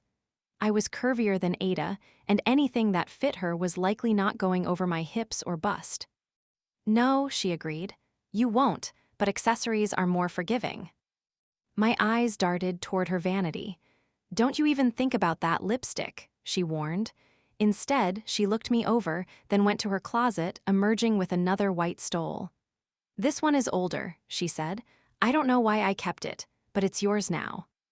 It was in absolutely perfect condition, perhaps a trifle wider than the one she was wearing, but otherwise identical. Mine. Was that not clear? I raised my eyebrows but thanked her. Mama would be pea-green with envy. She had exactly one mink coat, which Daddy claimed was enough for anyone. But Ada wasn't done. She was riffling through a jewelry box on her dresser. This is not yours, she said, but for tonight, well, you can pretend. She came around behind me and fastened a necklace on me. I looked in the mirror. It was a large diamond. Is this real? Do you really think I'd wear paste? My eyes were as round as the stone dangling from the chain on my neck as Ada studied me. You'll need earrings, too. She returned to the jewelry box and came back with a pair of teardrop diamonds that she handed me to slip into my ears. She made one more trip to the jewelry box and returned with a sapphire ring, which she held in her closed palm a minute before offering it to me. This was my mother's engagement ring, she said. I studied the oval sapphire, surrounded by small diamonds on a gold band. It's beautiful. Ada nodded approvingly. Center diamonds weren't in vogue yet, that came later. But contrary to what Marilyn Monroe would say, this was the ring I would choose, if actually given a say, for my own. It drew the eye more than a solitaire, and the colored stone was unique. I didn't want something that some nebulous man in my future picked from a velvet tray of nearly identical rings in a jeweler's shop. I wanted something with character, like me. Oh, Ada, don't get all sentimental on me now, she said. And like I said, it's all loners. Except the stole. Ask me that again, and I'm taking it back. I wanted to hug her, but I was worried that would result in her taking back these gorgeous jewels before I had a chance to wear them. Can I wear the red lipstick? She pointed to the door. Get out, I'll be down in a minute. When she came down, she was wearing the Guerlain, of course. I didn't say a word. Chapter 35. We pulled into town with the top down, our hair protected in scarves, and Ada drove to a parking lot. There were valets, but she refused. For a moment, I thought the valet would argue, but a supervisor came over and greeted her by name, telling her to go ahead. Thank you, Teddy, she said. Mrs. Miller isn't with you, he asked, peering at me. Ada shook her head. Her mother died. She'll be joining us in another week or so. I'll be dining with my niece tonight. My condolences, Teddy said, bowing his head. Would you like me to let Hackneys know you'll need a table? Yes, darling, thank you so much. Anything for you, Miss Heller. Ada pulled away, directed by the first valet to a parking spot. Is Lillian married? I asked. She looked over at me as if that were a bizarre question. Why would you ask that? He called her Mrs. She was, Ada said, a long time ago now. Do you two come here a lot? Once a year, she said, removing the scarf from her head and fluffing her hair in the mirror. I did the same to mine. I suppose it may be twice this year if she's up to it when she finally arrives. Poor dear, she's having such a hard summer. A little fun is just what she needs. Ada opened her door and stepped out. Are you coming? I scrambled to follow her, but she was already halfway up the steps to the boardwalk by the time I caught her. It had been much later when Freddie and I arrived, and the boardwalk was now dominated by families, many of which had younger children in carriages or riding on their fathers' shoulders, all in their finery. Couples, young and old, strolled arm in arm. Women wore cocktail attire, and more than a handful of men wore tuxedos despite the heat. A little boy, about 10 or 11 years old, narrowly avoided colliding into us. Bruce, his mother scolded, wait for your sister. He grinned up at us impishly with a pronounced underbite before he ran back to her. It's too hot for a stole, I complained to Ada. That's the trick, darling, Ada said, to look like you're chilly enough to need it. I looked at her from the corner of my eye. Since when do you care what people think? Why not just be comfortable? She suppressed a laugh. I don't, honestly, but everything here is an illusion, and if we don't put on a show, why would anyone else? I looked around at the glittering gem of the shore and wondered what she meant. Because no one here is actually as rich as they seem, except you, of course. Ada smirked. It's rude to discuss one's wealth, but that's only a part of it. The city itself isn't what it was. If you leave the boardwalk, well, I don't recommend straying too far, and it's always been a bit of a sham. They may have finally gotten Nucky Johnson, but that didn't take away the darker elements of the town. I didn't know who that was, but it was hard to imagine this whole place being a facade. Where are we going? I asked as Ada led us directly past the steel pier with hardly a glance. To dinner, of course. I had trouble picturing Ada eating on the boardwalk, but as we neared the northern end, the lights of a huge establishment greeted us. I looked up, reading the sign, which said Hackneys, with a logo of a giant red lobster. At the door, the host greeted Ada with a bow. Miss Heller, he said, and your new friend, of course. My niece, he gave me a bow as well. We have your usual table prepared, overlooking the water. Thank you so much, Ada said, and we followed him through the largest restaurant I had ever seen. It was noisy, with the sounds of china and cutlery, clinking glasses, and mealtime chatter. Waiters buzzed through the aisles, some carrying gigantic trays of food, dodging patrons and other servers with practiced skill. 2 waiters appeared as we approached what was clearly a place of honor, the table empty with a card reading, "Reserved" on it. They pulled out our chairs, pushed them in after we sat, and, with a flourish, opened our napkins and laid them delicately across our laps. A third man came seemingly out of thin air. "Miss Heller," he said warmly, "it is always a pleasure to have you here." "Thank you, Michael. Can I start you with some champagne?" "Of course." He signaled to another waiter who had a bottle at our table, complete with glasses and an ice bucket, in under 9 seconds. I was counting. Michael expertly popped the cork without spilling a drop and poured first for Ada, who took a sip and then nodded before he filled my glass, then hers to the top, holding the bottle, label out for her to see. Menus were placed in front of us, and Michael set the champagne bottle on ice, saying he would give us a moment to peruse the menu. Ada didn't touch hers. "You know what you're having already. And what you are, if you know what's good for you." "And what's that?" "Mussels followed by lobster." I glanced around at the multitudes of people, all of whom seemed to have the boiled shellfish on their plates in various stages of consumption. I've never had either. I picked up the menu, uncertainly, looking for some kind of safer fish option. Ada put a hand on the top of my menu, pushing it down. "Because you're so religious, or because you're afraid to try?" I kept my face neutral, though it was trying to scowl. She knew I wasn't religious, but there were certain dictums of my childhood I wasn't quite ready to abandon. Eating a lobster seemed awfully sacrilegious. "You already tried crab and loved it," Ada said as if she could hear my thoughts. "The rules are archaic and from a time when food poisoning was likely to kill you." She lifted her own menu, though I was sure she didn't need to even glance at it. "I'm sure the flounder will be excellent here as well, if you're not feeling brave enough to try something new." I set my jaw. The waiter returned as promised and asked if we were ready or if we needed more time. "I believe we're ready," Ada said, gesturing to me.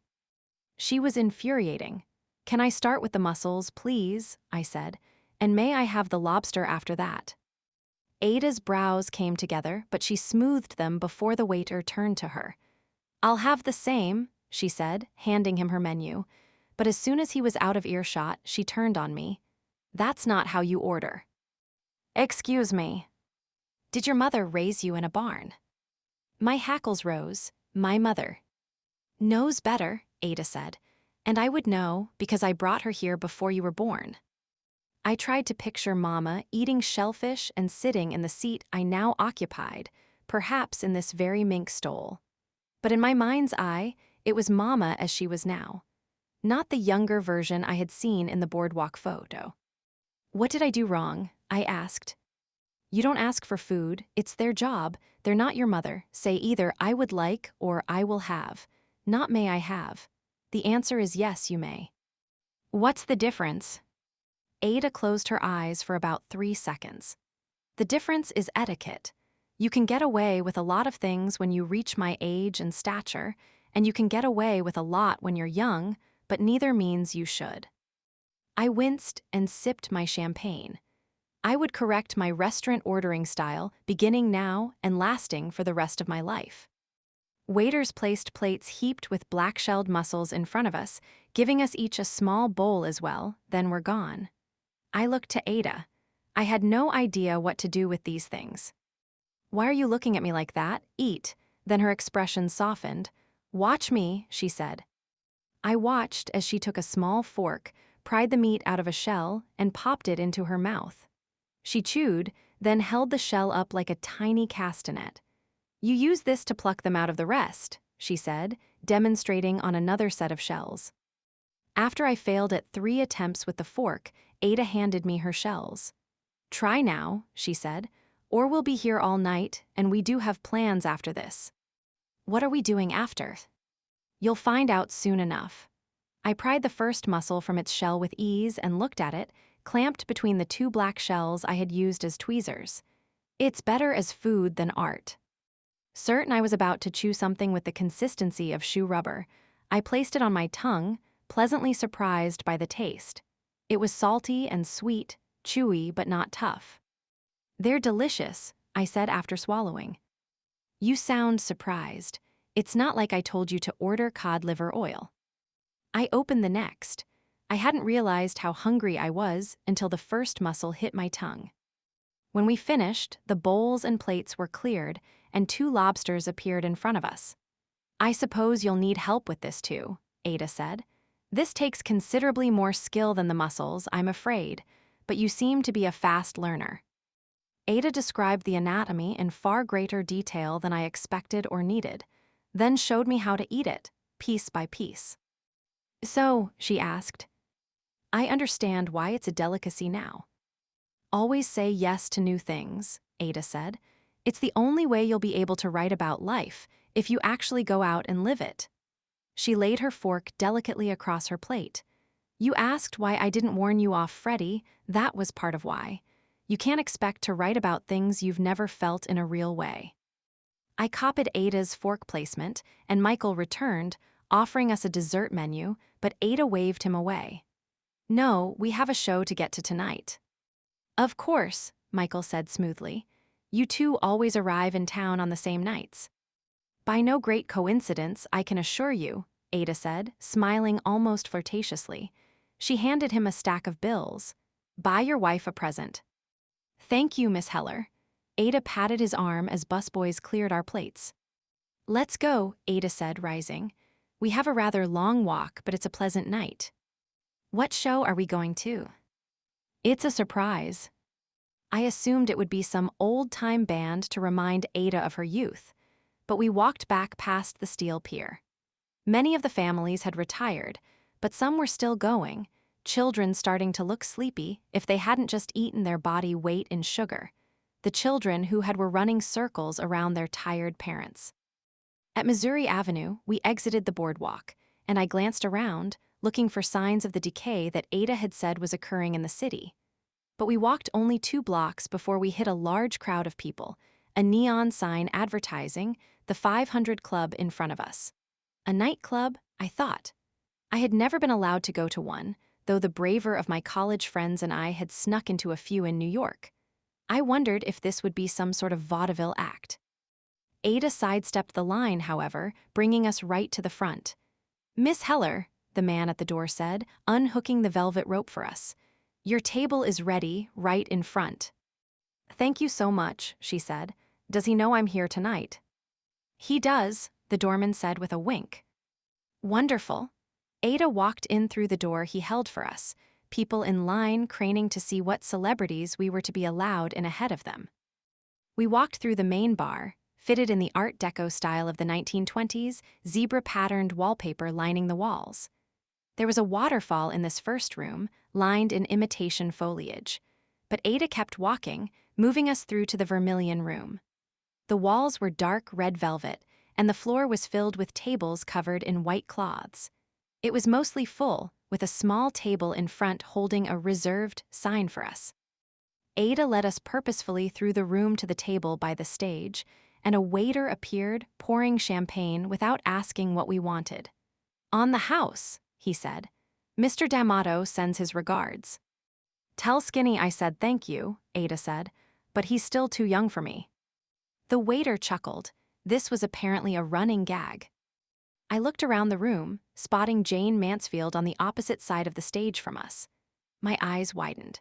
Scanning the rest of the tables, I saw Paul Newman with Joanne Woodward as well. A man and woman approached the movie stars, and I smiled, recognizing the couple I had seen in Avalon the other day, sans children this time. They snapped a picture with the famous couple, and Paul Newman signed a napkin for the woman, Evelyn, I believe her name was, before they returned to their seats farther back in the house. "Ada," I said, leaning across the table, "who are we here to see?" She smiled as the lights went down and a spotlight rose on the stage, just inches from us.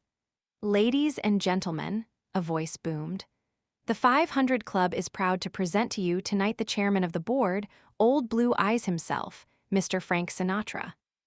Chapter 36. By the time the show ended, my voice was hoarse from screaming along with every other woman, save Ada in the house. He had come over and held my hand during "I've Got You Under My Skin," and I was certain I would never wash that hand again. But I never expected Ada to usher us backstage, where Frank Sinatra, greeted her with a hug and a kiss. Then, after she introduced me, he gave me the same. "Is this a present for me?" he asked Ada. Watch it, Frankie, Ada said, elbowing him playfully in the ribs. This is my niece, Marilyn. You sure you don't want to make me a match? I'd be great entertainment at the holidays. Ada laughed, and I felt myself melting into an absolute puddle at the idea that Frank Sinatra was even joking about marrying me. Ada said she would let him get back to his fans, but before we left, he grabbed a photograph of himself from a stack of them and signed one to me. I clutched it with a shaking hand as we left the club and headed back toward the boardwalk. Same Atlantic City Freddie Goldman showed you? Ada asked. I shook my head, my eyes as wide as the Ferris wheel on the pier. You're all right, I'm not catching you if you faint. How do you know Frank Sinatra? Darling, I've been coming here since Prohibition. I know everyone in this town, not the tourists, of course, but the actual heart of it. She looked pensive for a moment. When your mother was here, she got to meet Bing Crosby. I turned to Ada in surprise. Is there anyone you do know? I don't know most people, but if they're regulars here, I've probably been introduced. I had much more of a social life when I was younger. I remembered the picture of Ada and my mother on the boardwalk, my mother's exuberant kiss on Ada's cheek, something held tight in her hand. Did Mama get his autograph? She did. I assume she still has it somewhere. We stopped for fudge and saltwater taffy on the way back to the car, but I felt like I was walking on air instead of the boards. No one was going to believe that Frank Sinatra kissed me on the cheek and asked if I was a present for him. I didn't believe it. At the car, Ada took off her stole, draping it carelessly in the backseat. I held on to mine. It was the first fur I'd owned, and I didn't want it getting messed up in the wind from the convertible, no matter how hot it was. And it was still hot in late July, even at night. We tied our hair up, and Ada put the car into gear, reversed out of the parking spot, and pulled out into the street, taking the black horse pike back to the Garden State. Thank you, I said as we cruised along in the darkness, the pine barrens looming to our right, the barrier islands and sea to the left. She said nothing, though whether she was lost in thought or just concentrating on the unlit road, I did not know. Ada, I asked as we passed Ocean City. Ahem. Why did my mother spend the summer with you? I told you, that's not my story to tell. Except you called us two peas in a stupid pod when you thought I might be in trouble, did she? I swallowed. Do I have a sibling I don't know about? Ada was silent for a long moment, and I braced myself for the worst. You do not, she said eventually. Then what? Give me a minute, she said, still staring at the dark road. For a mile, she said nothing as I counted the road markers. Then she began to talk. It was 1932. She was 18 years old, and she met a boy who she thought was going to marry her. Ada glanced over at me. It was not your father. I assumed as much. Your grandfather did know. Your grandmother, my sister, called and explained the situation. I told her to send her down to me. When Rose arrived, she was terrified. The boy had vanished when she told him, and when she showed up at his house. She shook her head. He told his parents he had never met her. I took that in. Freddie's response to the girl he got into trouble was horrendous, but compared to that. Then again, if I had agreed to have Freddie, he would have left her just as high and dry as my poor mother. I sat her down and told her she had about a month to decide what she wanted to do. The decision was hers to make. If she didn't want to go on, well, we'd find someone to help. And if she did, she would stay with me until it was time, and we would find someone to adopt the baby. A shiver ran down my spine. You do not, she had said when I asked if I had another sibling. Oh, Mama. In the end, she didn't have to decide. Fate or her body took care of it for her. Neither of us spoke. I was trying to reconcile this with the mother I thought I knew. The one who spent her days lost in books, but who doted on her children beyond anything. When she held us, did she think of the baby that never was? Did my father know? I thought of her weeping at her own mother's death, the woman who protected her honor and allowed her to go on to become my mother instead of some fallen woman, which in 1932 she would have been. She struggled with it for some time, Ada said finally. She really thought she was in love, and his response, well, I'm not sure which was more devastating. She shook her head slightly at a memory. She was herself again by the end of the summer, but I think that's why she married your father the following year. She wanted stability, someone who couldn't hurt her like that. Daddy worshipped Mama, we all knew that. He refused her nothing. And she loved him too, but not with the passion I had seen in the books I snuck from the box in her closet. Harold and I, we were her true loves, and the rest, she found her solace in books. But Mama had been that deeply in love. And I vowed to myself, on that dark stretch of road, never to do what she did and settle for something bland to keep from being hurt. Ada put a hand on top of mine. I looked down in the moonlight, seeing the veins and wrinkles on hers weighed down with heavy rings. I shouldn't have said that. Yes, you should have, I asked. I'm glad you told me. She shook her head again. No, the 2 peas in a pod thing. I tilted my head questioningly. Our situations certainly merited the comparison. You won't wind up like her. I lifted my chin, realizing she was right. I would have married Daniel if that were the case. You're too much like me. I looked at her profile, illuminated in the moonlight as she pulled off the Garden State onto Avalon Boulevard. She was wild and free, but she was alone. And I didn't know if that was exactly what I wanted or what I was most terrified of becoming. Chapter 37. July turned into August, bringing warmer temperatures and men to the shore for more than just the weekend as they took their 2-week vacations to join their wives and parents. The beach in town grew more crowded, and, as I experimented one day with returning to the 18th Street beach, I discovered Freddie was noticeably absent from the lifeguard chair.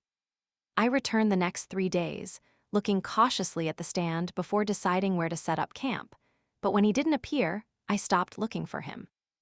Ada left her newspaper at my place at the lunch table, folded to a wedding announcement in the Philadelphia Inquirer. It featured a picture of the couple, Freddie smiling, but looking like he wished it were a funeral announcement instead.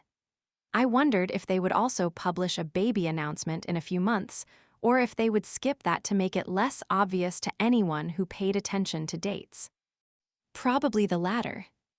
I looked at the girl with great curiosity, though. She was pretty, but there was nothing striking about her. I wondered if marrying Freddie was what she wanted, or if her parents had strong-armed her into it. From the perspective of a writer, it was a fascinating study. But none of them were my problem. I mentally wished them well and then put them entirely out of my head. Besides, I had more interesting things to discuss with Ada. There were several undated photos, and I needed her help categorizing them. I was nearly done with the second scrapbook, covering the second decade of Ada's life. I met Abner, Ada's fiancé, and had studied him, going so far as to get a magnifying glass from the kitchen drawer to look even closer at the handful of photos of them. There was an engagement portrait, along with a newspaper clipping announcing their news. But another clipping soon followed, detailing the fire and loss of life. The photos stopped for almost a year after that. Ada came to sit at the table, nodding to the newspaper. I thought you'd want to see. I hope they're happy. They won't be, she said darkly. I shrugged and let it drop. I didn't want to spend another moment of my life on Freddie. I'm almost done with the second album, but I had a few questions. She peered at me. Where are all the pictures from 1905 after Abner died? Excuse me. There's nothing for almost a year. Why would there be? We were a house in mourning. So you just sat there? Of course not, but it would have been considered bad form to go about documenting our lives. What did you do that year? I went to nursing school. That answered my next question. Of the undated photos, most of them featured Ada in a nursing uniform. Are these from nursing school then? I asked, passing them to her. They don't have dates or names. She inspected them. They are, which would mean they're sometime in late 1905 or early 1906. Who are the other girls? Ada named a couple of them, and I wrote the information down, but she didn't remember everyone. It was so long ago, and women came from all over to train at the New York Hospital Training School for Nurses. It's part of Cornell now. But that happened much later. I never saw most of them again. So you really are a nurse then? Not for 40 years.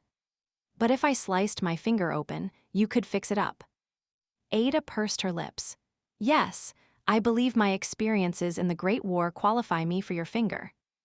I tried to imagine this woman, who was basically royalty among the Jews of Philadelphia and apparently among everyone at the shore, in a nurse's uniform tending to wounded men. But all I could picture was her telling them they had best not bleed on her if they knew what was good for them. In other news, Ada continued, Lillian arrives next week. I was curious to meet her, but I also didn't want her to join us. I liked having Ada to myself, and I didn't want someone who wasn't family coming in and upsetting the dynamic. Something had shifted between us since the Freddie situation, and I enjoyed the closeness we had found, even if we spent less time together in the mornings. She's wrapped everything up in Chicago. Ada nodded. They found a buyer for her mother's house. Her mother didn't have much, but should Lillian ever leave me, she'll be comfortable at least. How does your arrangement work anyway? Will she retire someday? I doubt it. I would assume we'll live out the rest of our lives together. She enjoys our arrangement as much as I do. But you pay her. It's impertinent to discuss money. Yes, I know. I'm not asking how much. I'm just asking how it works. I'm afraid that is our business. Lillian is quite content with her life as it is, as am I. I changed tacks, wondering if I would be able to get more information out of Lillian herself, or if she would be as cantankerous as Ada. You said once you weren't ready to retire. Do you think you ever will? Lillian thinks I should. But you don't agree. Ada looked past me pensively. I think I'll know when it's time. I'm not there yet, but I have a little place in Key West waiting if we get to that point. Why Key West? Because Havana is too iffy these days. I'm too old for Europe and the like, and I never did care for Palm Springs. And in Key West, no one cares who you were before. You can just disappear and exist without the world watching. I was surprised at Ada wanting anonymity. She thrived on the recognition she received everywhere she went. Without it, I assumed she would shrivel up like a raisin. But in all likelihood, I'll stay here, Ada continued. If demand dries up or I grow tired of being Ada Heller, well then, Key West is waiting, though I don't see marriages going out of fashion anytime soon. Does anyone ever question the fact that you never married, yet you're the expert on what makes a happy marriage? Ada grinned. Once in a while. I just explained that I can't match myself and I wasn't going to settle for someone inferior to an Ada Heller match. You said you've been in love, though. I have, twice in fact. Then why didn't you get married? Because love alone won't always make a good marriage. She pushed her chair back from the table. Enough questions for today. I have work to do. Franny cleared the dishes while I remained at the table, trying to figure out exactly what she meant by that, especially because the main character in my writing was just now falling in love. What secrets did I need to know to make her actually be able to find happiness? I shook my head. I could write a seduction from experience now, but I still knew nothing about being in love. When I eventually rose from the table, I went back to the photographs, thinking that when I finally found these two loves of Ada's, I would be able to learn enough to write it convincingly. Chapter 38. It was early afternoon when I heard the knock on the door. I was packing my bag to head to the beach, but I ran down the stairs. We had been getting deliveries at all hours in preparation for Lillian's arrival, and Ada had set me to work with Franny airing out her room. It was the second largest bedroom and located directly next to Ada's and washing all the linens. But it seemed we had done most of what needed doing now, and I was anxious to dig into one of the newest books that Mama had sent. Lillian's trunks are here, I shouted up to Ada, skidding to a stop at the front door. Don't yell room to room, Ada yelled back. I chuckled and flung the door open. If you don't mind bringing them upst, my eyes widened. Daniel Schwartz stood on the porch, a bouquet of white roses in his hand. No, I said, slamming the door shut just as Ada was coming down the stairs. "What's wrong with you?" she asked. "Have him bring the bags in." "It's not," but it was too late. Ada had opened the door. She stopped and looked Daniel up and down. He was dressed in slacks and a short-sleeved button-down shirt, which Ada gave an approving nod. She gestured to the flowers. "I assume you're not here to bring Mrs. Miller's bags." "I'm afraid not," Daniel said. "I'm here to see Marilyn." Ada looked from him to me to him again before holding out her hand. "Ada Heller, and I believe you're the infamous rabbi's son." I groaned internally. The handshake was a sure sign of approval. I wondered if I could just run away and never come back. Key West sounded nice. "I see my reputation precedes me. Yes, Daniel Schwartz." "Daniel or Dan?" He smiled. "Dan to my friends." Oh no, Ada was eating this up with a spoon. "Well, Dan, if I may be so bold to presume we're going to become friends, please do come in." She slipped a hand through his arm, leading him into the house. "Ada," I hissed. "Where are your manners?" Ada asked, smirking at me. "You have a gentleman caller." "This isn't the 1800s. No one says that anymore." "So rude," Ada murmured. She took the flowers from Daniel and whacked me in the chest with them. "Go put these in some water while I get to know our guest." "Good, get to know him. Maybe you can find him a match who isn't me." "Ignore her, darling," Ada crooned up at Daniel. "Come with me, we'll go sit in the living room." I stood there for a long moment, seriously debating stealing Ada's keys, hopping in the car, and never coming back. But having grown up in New York City, I didn't know how to drive. And I wasn't quite ready to abandon the burgeoning manuscript upstairs. So I took the flowers to the kitchen, where I put them on the counter. "Let me just get a vase," Franny said, wiping her hands on her apron. "No need," I said. "I don't want them." "Such pretty flowers," she said. "I'll put them in water." "Franny." "Miss Ada said to, I heard that much, and I work for her, not you." "Do you know how to drive?" I asked. "What?" "Never mind." I heard laughter from the living room, and, lacking a clear escape route, I took a deep breath and then went to join them. Daniel was on the sofa, Ada in the chair opposite him. Sally had apparently fallen in love and was on Daniel's lap, kissing his hand. That traitor. "Sit," Ada told me, still laughing. "You didn't tell me how funny Dan was, or how handsome." I ignored her. "What do you want, Daniel?" He looked from me to Ada and back, then he took a deep breath. "I'm just going to lay it all on the line. I can't stop thinking about you." I stared at him, as if he had just said he murdered people for fun. "How sweet," Ada said. "Marilyn, darling, isn't that sweet?" "You're enjoying this, aren't you?" I asked her. "Immensely." She turned back to Daniel. "And you drove all this way to tell her that?" He nodded. "I went to your house. I went a few times, actually. Your mother finally told me where to find you." I exhaled forcefully, blowing the air out over my bottom lip. "Daniel." "Dan," Ada corrected. "I believe once you crash through a piece of stained glass in an act of passion, you count as friends." Driving couldn't be that hard, could it? "Dan," I said through gritted teeth. "I'm sorry you drove this far, but my answer is the same as it was 2 months ago. No." He looked vaguely confused, but unlike Freddie, it was cute on him, as much as I hated to admit that. Oh no, I'm not here to propose again. That was my father and I don't know why I went along with it." He ducked his head, then looked back up at me.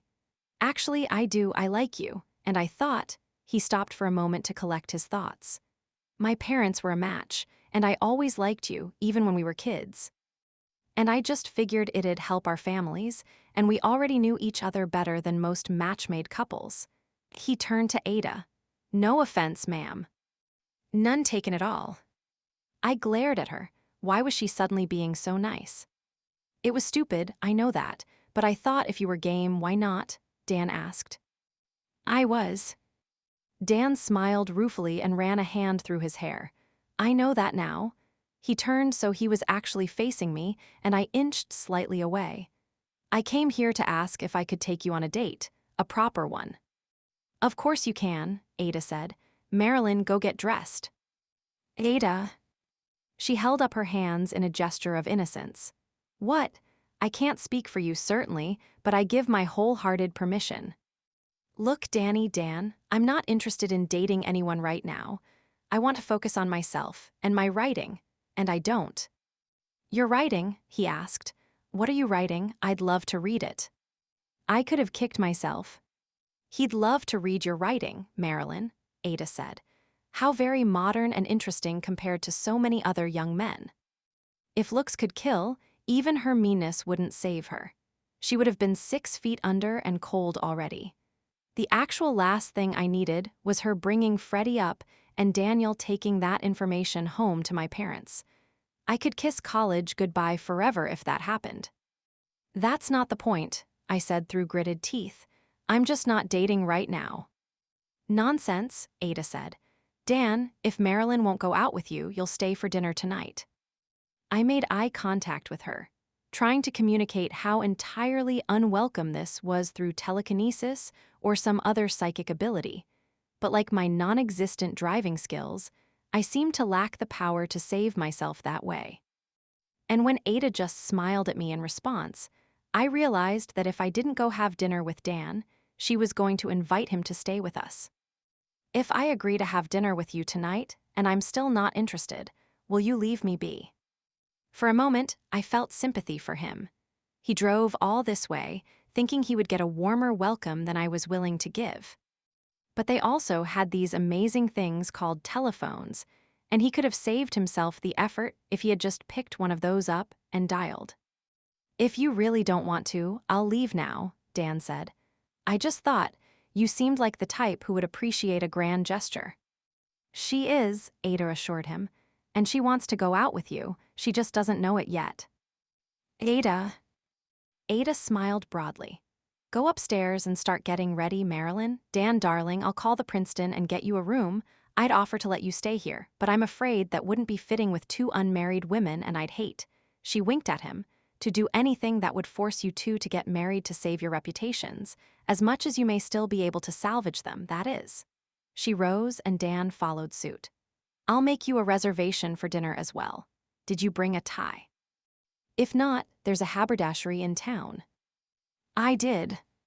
Lovely, she said, taking his arm and leading him to the door. The Princeton is just a few blocks over. You could walk, really. I'll make the call and then you just come back here at 6 and pick our Marilyn up. I'll make sure she's ready. Dan looked over his shoulder at me, sulking on the sofa. I'll see you tonight.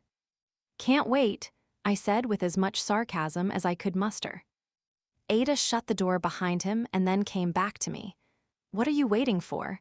We need to figure out what you're going to wear. Why are you doing this to me? She pointed a finger at me. Because I can spot a good one a mile away. He cares about your interests. He respects what you want. And he drove all this way to try. Even Sally approves, and I told you she's an excellent judge of character. Now you're going to stop pouting and go set your hair while I call the hotel. I didn't budge. Now, move. Sighing, I pulled myself off the sofa. This was going to be a very long night. Chapter 39. After Ada arranged accommodations for Dan and made a reservation for our dinner, she marched into my room without knocking. Hey, what if I was naked? It'd be nothing I hadn't seen before, Ada said as she crossed to the closet and began riffling through my dresses. No, maybe, no, she looked at her watch. We probably have time to go get you something new in town. I don't need anything new, especially not for dinner with Daniel Schwartz. He was good enough for you to neck with during services, but you can't be civil enough to have dinner with him. That was before he proposed. And what's so wrong with someone who would be willing to save your reputation? I threw my hands up, exasperated. I don't want to be saved. I stopped. What exactly did I want? Ada rolled her eyes, but plucked the light green dress I had worn to Cape May with Freddie from the closet and laid it on the bed. Not that one, I said. Why not? I scrunched up my nose and she held up a hand. Say no more. She returned it to the closet. Unless you want me to burn it. Might as well, unless you know an exorcist for clothes. She pulled the pink dress that she had designated as a maybe and put it on the bed, then came and sat next to it. I know. You want romance and passion and butterflies in your stomach. But you clearly felt some of that 2 months ago, or you would never have gotten yourself into any of this. Had I tried to remember why I did what I did, other than boredom. I thought back to him turning to look at me in shul as I counted to see if he would. Yes, there was something there in my stomach that day. But it was the forbidden aspect, I said. That's all. That's what it was with Freddie Goldman, that's for sure. But what's actually wrong with this one? I didn't know how to explain that it was what he represented. The stodgy Upper West Side life that left me at the stove with a book. Okay, I probably wouldn't actually be at the stove. But he could ask what I was writing all he wanted. He would still want me to put the silly hobby away as soon as he had me. And there was so much of the world I wanted to see before I resigned myself to that life. California and Paris and London and Havana, and yes, even Key West. Maybe I could convince him to honeymoon in Havana instead of Niagara, but that wasn't enough for me. And it wouldn't have been even if I had never experienced the freedom of living with Ada. But now that I had. You said you needed more time after Abner died, I said, reaching desperately. I need more too. Oh, darling, Ada said, patting my leg. Nice try. But no, I'm not saying you have to marry him, but you're going on this date. Now, are you going to get in the shower yourself, or do I need to join you? I made a face and she laughed. You're so old-fashioned. Even if you married him, divorce is a thing now. I fought the urge to throw a shoe at her. Now go get showered. At 5 minutes to 6, Ada had me dressed, made up, and sitting in the living room. She refused my request for the red lipstick, saying it made me look fast. He liked it well enough in June. And he proposed after that. If you want a different outcome, change the way you get there. Do you have to have a comeback for everything I say? Yes, Ada said without missing a beat. It's one of the benefits of age. I can say exactly what I want. And the good Lord help anyone who gets in the way of your tongue when you're my age. I would be her age in 2015. We would have flying cars and be living on the moon by then. She fussed over my hair, and I swatted her away. I swear, it's a good thing you never had daughters. For me as well, if they'd be as disagreeable as you. We were interrupted by the sound of a car door closing. Now you behave tonight. Didn't say behave like what, I muttered as she went to open the door. Like a lady, she hissed back, then threw the door open just as Dan was raising his hand to knock. He held another bouquet of flowers. For you, he said to Ada. Thank you for arranging things. I was in trouble. Ada was smiling up at him.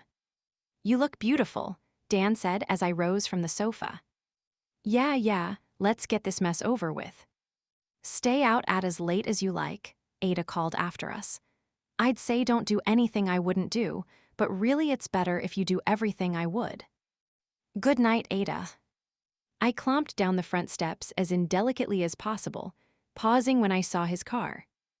Do you have something for your hair? He asked, or I can put the top up. In front of us was a canary yellow Impala. I started to answer, but Ada came running out of the house, waving one of her Hermes scarves at me. I'm keeping this, I told her, plucking it from her hand. Small price to pay, she said. Now go have fun. I made a wry face at Dan. You know she's going to show up in sunglasses and a scarf and try to hide in a plant to watch us, right? He laughed. Sounds about right. I like her though. I do too, I thought. She's something all right. He opened the door for me and I sat down, then tied up my hair while he closed the door and went around to his side. It's a cute little town, Dan said. I like the name too. It's a literary reference. I know, I loved that book. I stared at him. This was a setup, right? Ada prepped him somehow. Maybe she called the hotel while I was in the shower. Are you ready to return to New York and claim your throne, or are you planning to stay into the fall? Depends on my father, I guess. Is he still angry? I nodded. He hadn't spoken to me all summer. Granted, I also hadn't written to him, following my mother's advice to let him cool down. Her last letter said he was closer to coming around on college, but wasn't there yet. And had I never laid eyes on Dan, that wouldn't have been in jeopardy in the first place. "I'm sorry," Dan said, genuinely. "If I'd known, actually wait. Is he most angry about us getting caught or you turning me down?" "Both." "Well, I am sorry. I thought I was helping, agreeing to my father's plan. If I had realized I was making things worse, I would never have." He trailed off. "I'm just sorry." "Yeah, well, that and a dime will get you a Coke." His shoulders sank and I felt a little bad. I was being mean and his only crime was trying to help. "You don't need to apologize. I made my own choices. You didn't coerce me. I was the one who suggested someplace private. And I was the one who said I wasn't getting married over some kissing. I didn't stop you either. I don't want someone to stop me. I want someone who will respect that I made a choice and want to clean up my own mess." He was quiet for a moment. "I understand that." We rode in silence for another couple of minutes until we arrived at the restaurant Ada had selected for us. I took the scarf off my hair as Dan got out and came around to my side, but I made sure to open my own door before he could. Once we were seated, menus in front of us, Dan asked if I knew what was good there. I shrugged. It was new to me. If Ada picked it and didn't tell us what to order, everything is good. But knowing her, she called in an order when she made the reservation. "She's not what I expected when your mother told me where you'd gone." I don't think Ada is what anyone has ever expected anywhere. A waiter arrived, holding a bottle of wine and 2 glasses. "Courtesy of Miss Heller," he said, setting the glasses down and opening the bottle. Dan smiled at me. "Told you," I said. He tasted the wine and nodded his approval, then the waiter poured mine. I immediately took a long swig. The corners of Dan's mouth turned down. Good, I thought. He doesn't like women who drink. This will be easy. "We don't have to do this if you don't want it that badly," he said. I almost choked on the wine. This was probably stupid. I know that, I needed to try. I took a smaller sip of the wine, feeling like the worst person on the planet. He was reminding me that I did like him. It was why I had him meet me outside the sanctuary that day. And if we hadn't gone crashing through the glass at the back of the ark, well, who knew what might have happened? But I wasn't the same girl I was before all that. And it wasn't because of Freddie. I had seen that life didn't have to look like my parents. And that opened up a whole world before me that I never knew existed. I couldn't go back now. "It's not you," I said eventually, softer. "I'm sorry. I'm not trying to be mean to you, okay, I am. But it's because you have to realize I'm not like all those other girls who must be dying for you to ask them out. I want more than getting married and going to temple and having babies at 21. "I know that," Dan said. "You can't possibly know that." "I mean, you told me, but it's why I like you. You think all those other girls would make out with me in my father's office." I shook my head. "Okay, so you like me for being fast? That's not really who I am either." "No," he reached over and put a hand on top of mine. I looked at it for a moment but resisted the urge to yank mine back. "I mean, I like you because you're different. You're, with other girls, I don't know what they're actually thinking. They say and do all the right things, and I never know what they really want. And you're the exact opposite. You're like a tiger. You might destroy me, and I kind of think that might be worth it." My head tilted. Probably a good thing you went with a cat analogy over a dog of my sex, or we'd be having a very different conversation. Dan laughed heartily. "This is what I mean, though. I don't know what you're going to say or do, and I want to be here to hear it and see it and experience it all. I know we don't really know each other yet, but I'm saying I want to." "What excitement do you have to offer me, though?" I wanted to ask. I didn't. I understood what he was saying, but he wasn't going to be able to keep up. And so I made a decision to show him that. The waiter arrived. "I'll have the lobster," I said, handing him the menu, then looking at Dan defiantly. A rabbi's son would never go for shellfish. He chewed his bottom lip for a few seconds as he pondered this, the waiter looking at him expectantly. "Will you show me how to eat it if I order the same?" I inclined my head again. Whatever would Rabbi Schwartz think? I couldn't care less. I nodded, and he ordered the lobster as well. I sipped my wine. This had gotten a little more interesting after all. Chapter 40. When the lobsters arrived, Dan hesitated briefly, both of us wearing our ridiculous bibs. "You don't have to eat it," I said, cracking a claw open. "But you're missing out." He looked up at me, then his gaze traveled down to my hands. He picked up the claw in front of him and copied my gesture, breaking it open with a satisfying snap. I lifted mine to him in an approximation of a toast, then took a bite. Dan followed, gingerly, unsure what to expect. "It's almost sweet," he said as he finished chewing. I nodded, taking another bite of claw meat. "Practically melts in your mouth." He took a second, heartier bite, and I grinned. "We'll go get some bacon next, maybe on a cheeseburger." Dan looked up at me in horror and I laughed. He swallowed his food and then shrugged. "In for a penny, in for a pound. If you say it's worth trying, I'll try it." I felt the corners of my eyes crinkling. Sounds like a challenge. "If it gets you to smile, I will dive into the ocean and find one of these myself." "You'd have a long way to swim. There are crabs here. I don't think there are lobsters." "Whatever crustaceans there are." He was looking at me the way he had in his father's office. And I didn't want that.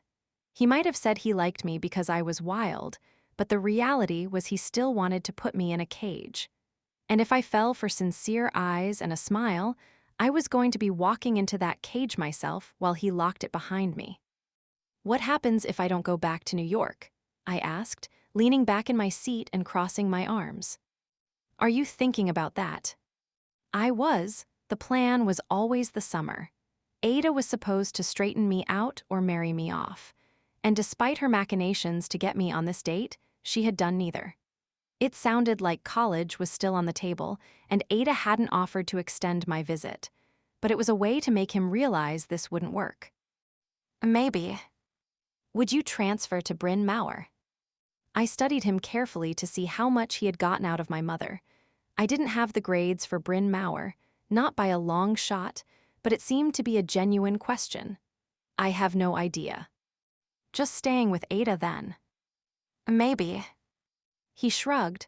"It'd be disappointing, but it's only a 2-hour train ride. If you wanted to see me, I could do that on weekends." It was the opposite of Freddie's answer, and I kind of hated him for giving it. "What about you? What are you going to do in the fall?" Dan made a wry face. "That's a contentious question right now.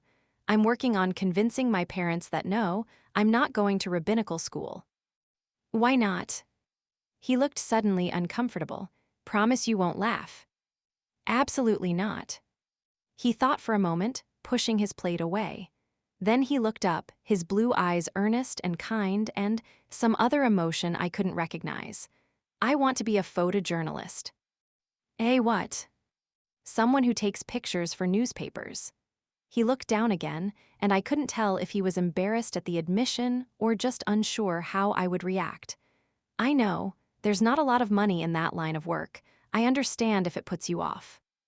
"I don't give a fig about money," I said. He looked back up at me, almost smiling, but not quite. "That's because you grew up with it. You don't know what it's like to not have it." "And what do you know about that either?" We locked eyes. "Nothing, really. I have friends who do, though. But Marilyn, I'd photograph weddings and work at a corner shop and whatever else it took if we." He realized his gaffe and trailed off. "If my family needed the money."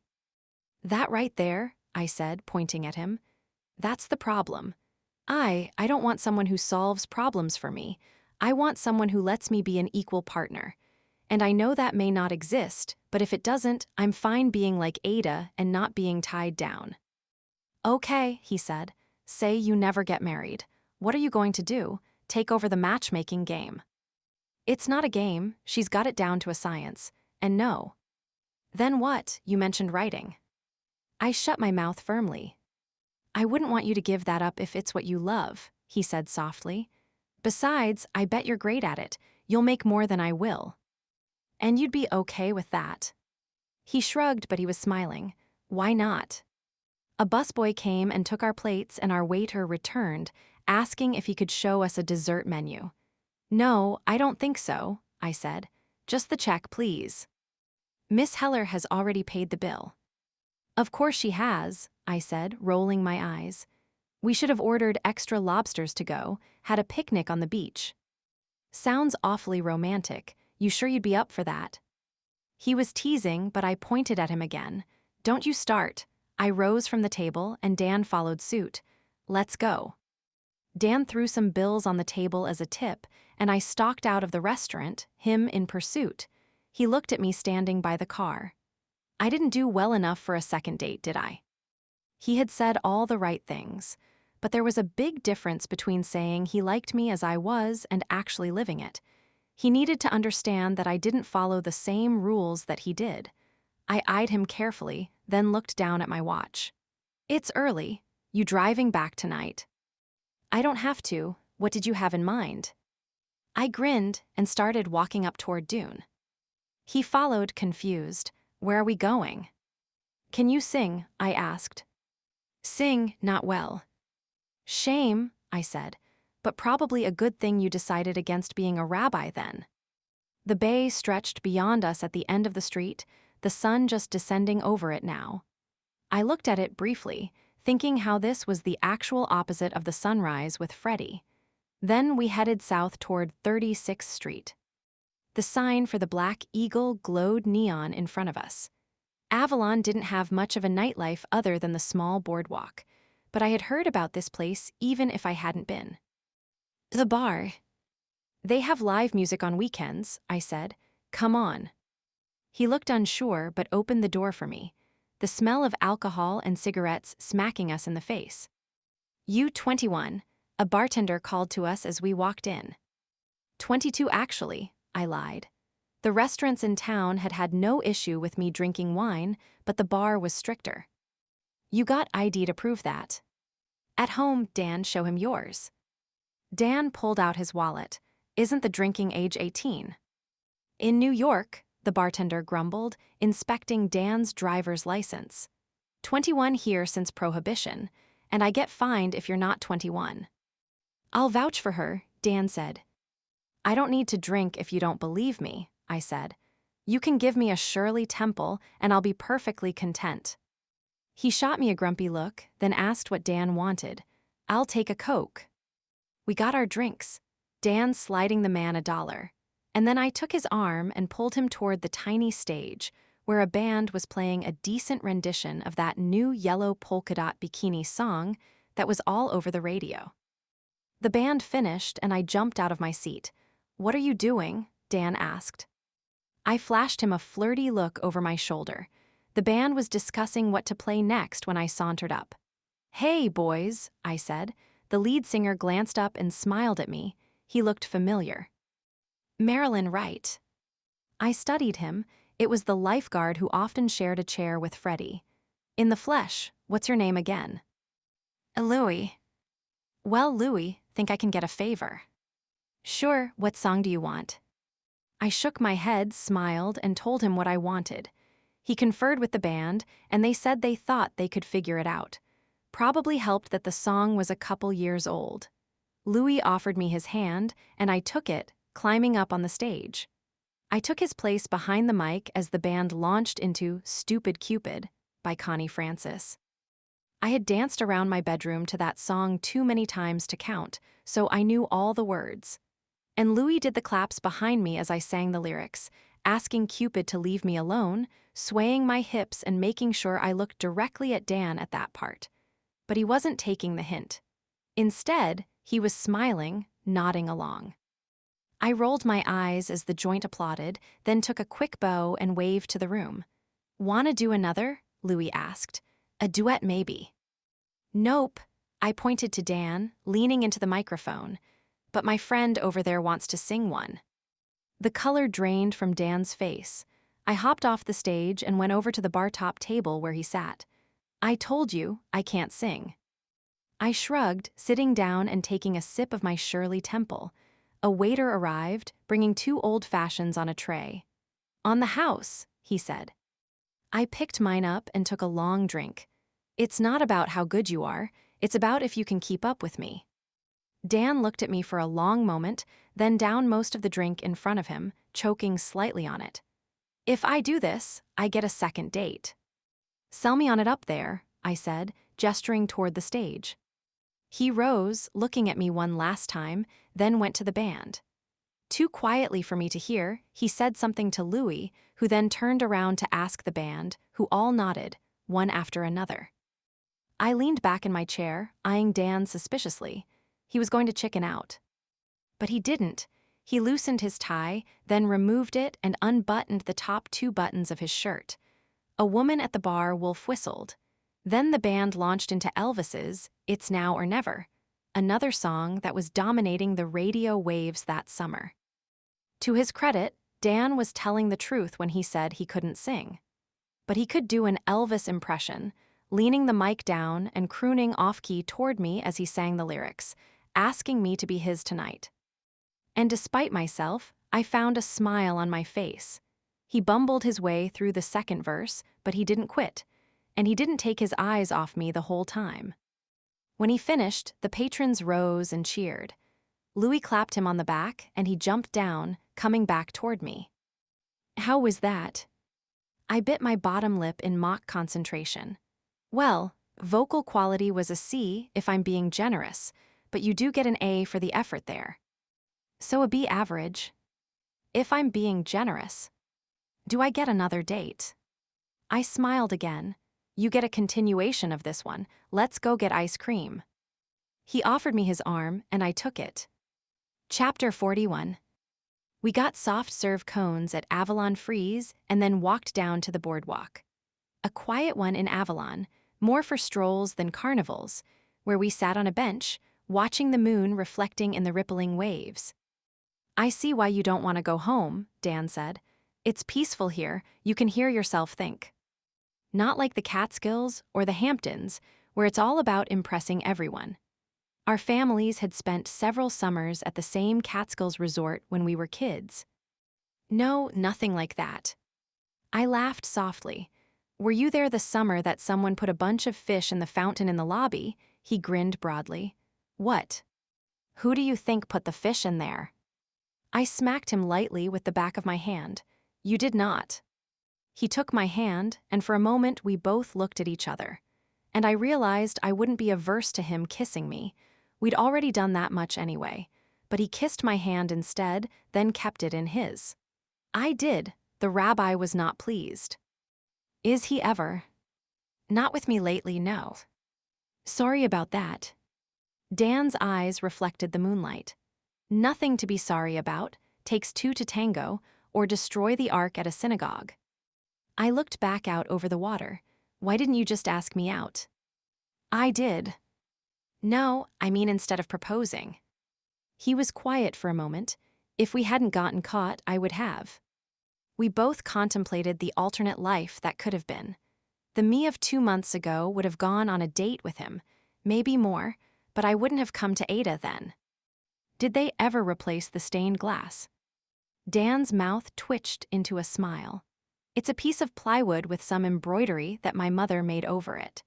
The synagogue board can't decide if they should recommission the stained glass or if they should do something more solid. In case I ever go back to shul. Your name wasn't specifically mentioned, but yes, I think they'd opt for reinforced steel if you were home this summer. I laughed, what a mess. And I've got the scar to prove it. He held up his left hand, which did have an angry red mark.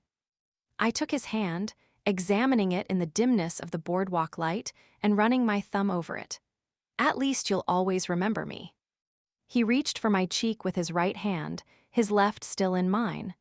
I couldn't forget you if I tried, he said, our faces suddenly much closer as he leaned toward me. Then don't try, I whispered just before our lips met. This was neither our first kiss, where he seemed to be asking if it was okay, nor the next ones, where we so hungrily devoured each other that we didn't know what happened until the whole congregation was staring at us. This was slower, as if we had all the time in the world, and the sensation of falling now was all inside of me. He pulled back, caressing my cheek with his thumb. I should get you home before it gets too late.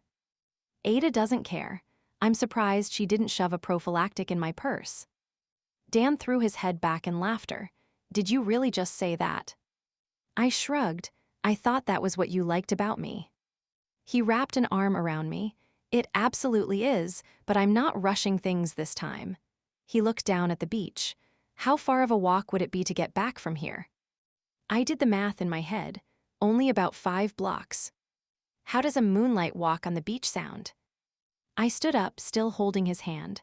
Very romantic, like something the rabbi and my father would heartily disapprove of. Let's do it. Ada had left the porch lights on, and the light of the television was visible through the den window. She must have waited up for us. She goes to bed by 9:30 every night so she can get up and swim at 6. You really care about her, don't you? I nodded. She's like me. She's entirely who she is, and she lives exactly how she wants to. I thought for a moment. I don't know that I want to be alone my whole life, but she's taught me that I don't have to be like everyone else. I hope I get to know her better, Dan said. Come for lunch before you go back to New York tomorrow. Ada would love to have you. If you want me to, that's all that matters. I'm sorry I slammed the door in your face. He shook his head. I'm not sorry for any of it. Not even proposing. Not even that. We wound up where we were supposed to be. He kissed me goodnight, walking me up the porch steps and waiting until I was inside before going back down them. We decided to go to the beach in the morning before lunch, and he would leave for the city after that. I went inside, shutting the door behind me, and leaned on it, grinning from ear to ear until the noise of the television distracted me from my reverie. Did you really wait up for me? I asked, walking into the den. Ada lay in her chair, her body completely slack, her mouth open. My heart stopped beating. No, Ada, Ada. I ran to her, hands shaking. She startled awake and swatted at me. What's the matter with you? I sat suddenly on the floor, breathing heavily. I thought you weren't moving. You scared me. I fell asleep because you stayed out so late. And besides, I thought I was too mean to die. You absolutely are, I said, shaking my head. But can you not look so dead when you sleep? Jeepers creepers. What's the fun in that? She asked, her eyes twinkling. Now tell me all about your date. Chapter 42. Dan arrived at 9, dressed in a t-shirt and pair of trunks he had bought at Hoy's, which I knew because the trunks still had a tag attached. I pulled it off for him. Why didn't you tell me you didn't have a suit? He shrugged. I didn't want you to suggest something else. No, I said, shaking my head. I don't want games or you trying to impress me like that. I want you to be who you are and be honest. That's fair. My lips twitched into a smile. I'd have just told you to go get one at Hoy's anyway. We stood there grinning at each other until Ada came to the door as well. I thought you two were going to the beach, not standing on my porch all morning letting flies in the house. What's that expression again? You catch more flies with honey than with vinegar? Ada looked at me warily. Don't worry, you're pure vinegar. The flies won't bother you. She swiped at me and I jumped out of the way, laughing. Get out of here, she said. Be back in time to get cleaned up. We have a reservation at 1. I'll have her back on time, Dan said. Who cares about her? You're the one I want to have lunch with. Real nice, I said, taking Dan's hand and tugging him down the steps. We're going now. We climbed the path over the dunes, hand in hand. The beach was empty except for a couple of families, so it was easy to find a private spot. We spread our towels, Dan's sporting a Hoy sticker. Honestly, did you think we wouldn't have beach towels at a beach house? He placed a hand over his heart. From now on, I will consult you before making any and all beach purchases. I'm just saying, if you're going to be a penniless photojournalist, there are better things to spend your money on. Like taking you out on dates. Well, there's that. I assume Ada won't foot the bill forever. Then again, she seems to like you better than she likes me. I pulled off my kaftan, and Dan's eyes widened at my bikini. I cocked a finger at him.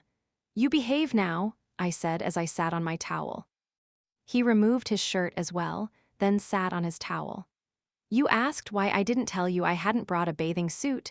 You just answered your own question. Look what I would have missed if you said we should go play miniature golf instead. I wouldn't have suggested miniature golf. No. No, I'm terrible at it and I like to win. Then we'll have to play sometime. Level the playing field after you made me sing in public.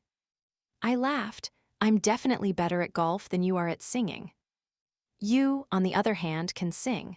Ever thought about doing that for real? Nah, I said, shaking my head. Then what do you want to do? You never answered that last night. I know housewife isn't your dream job. I picked at my towel, suddenly shy. Ada got me a typewriter, I said quietly.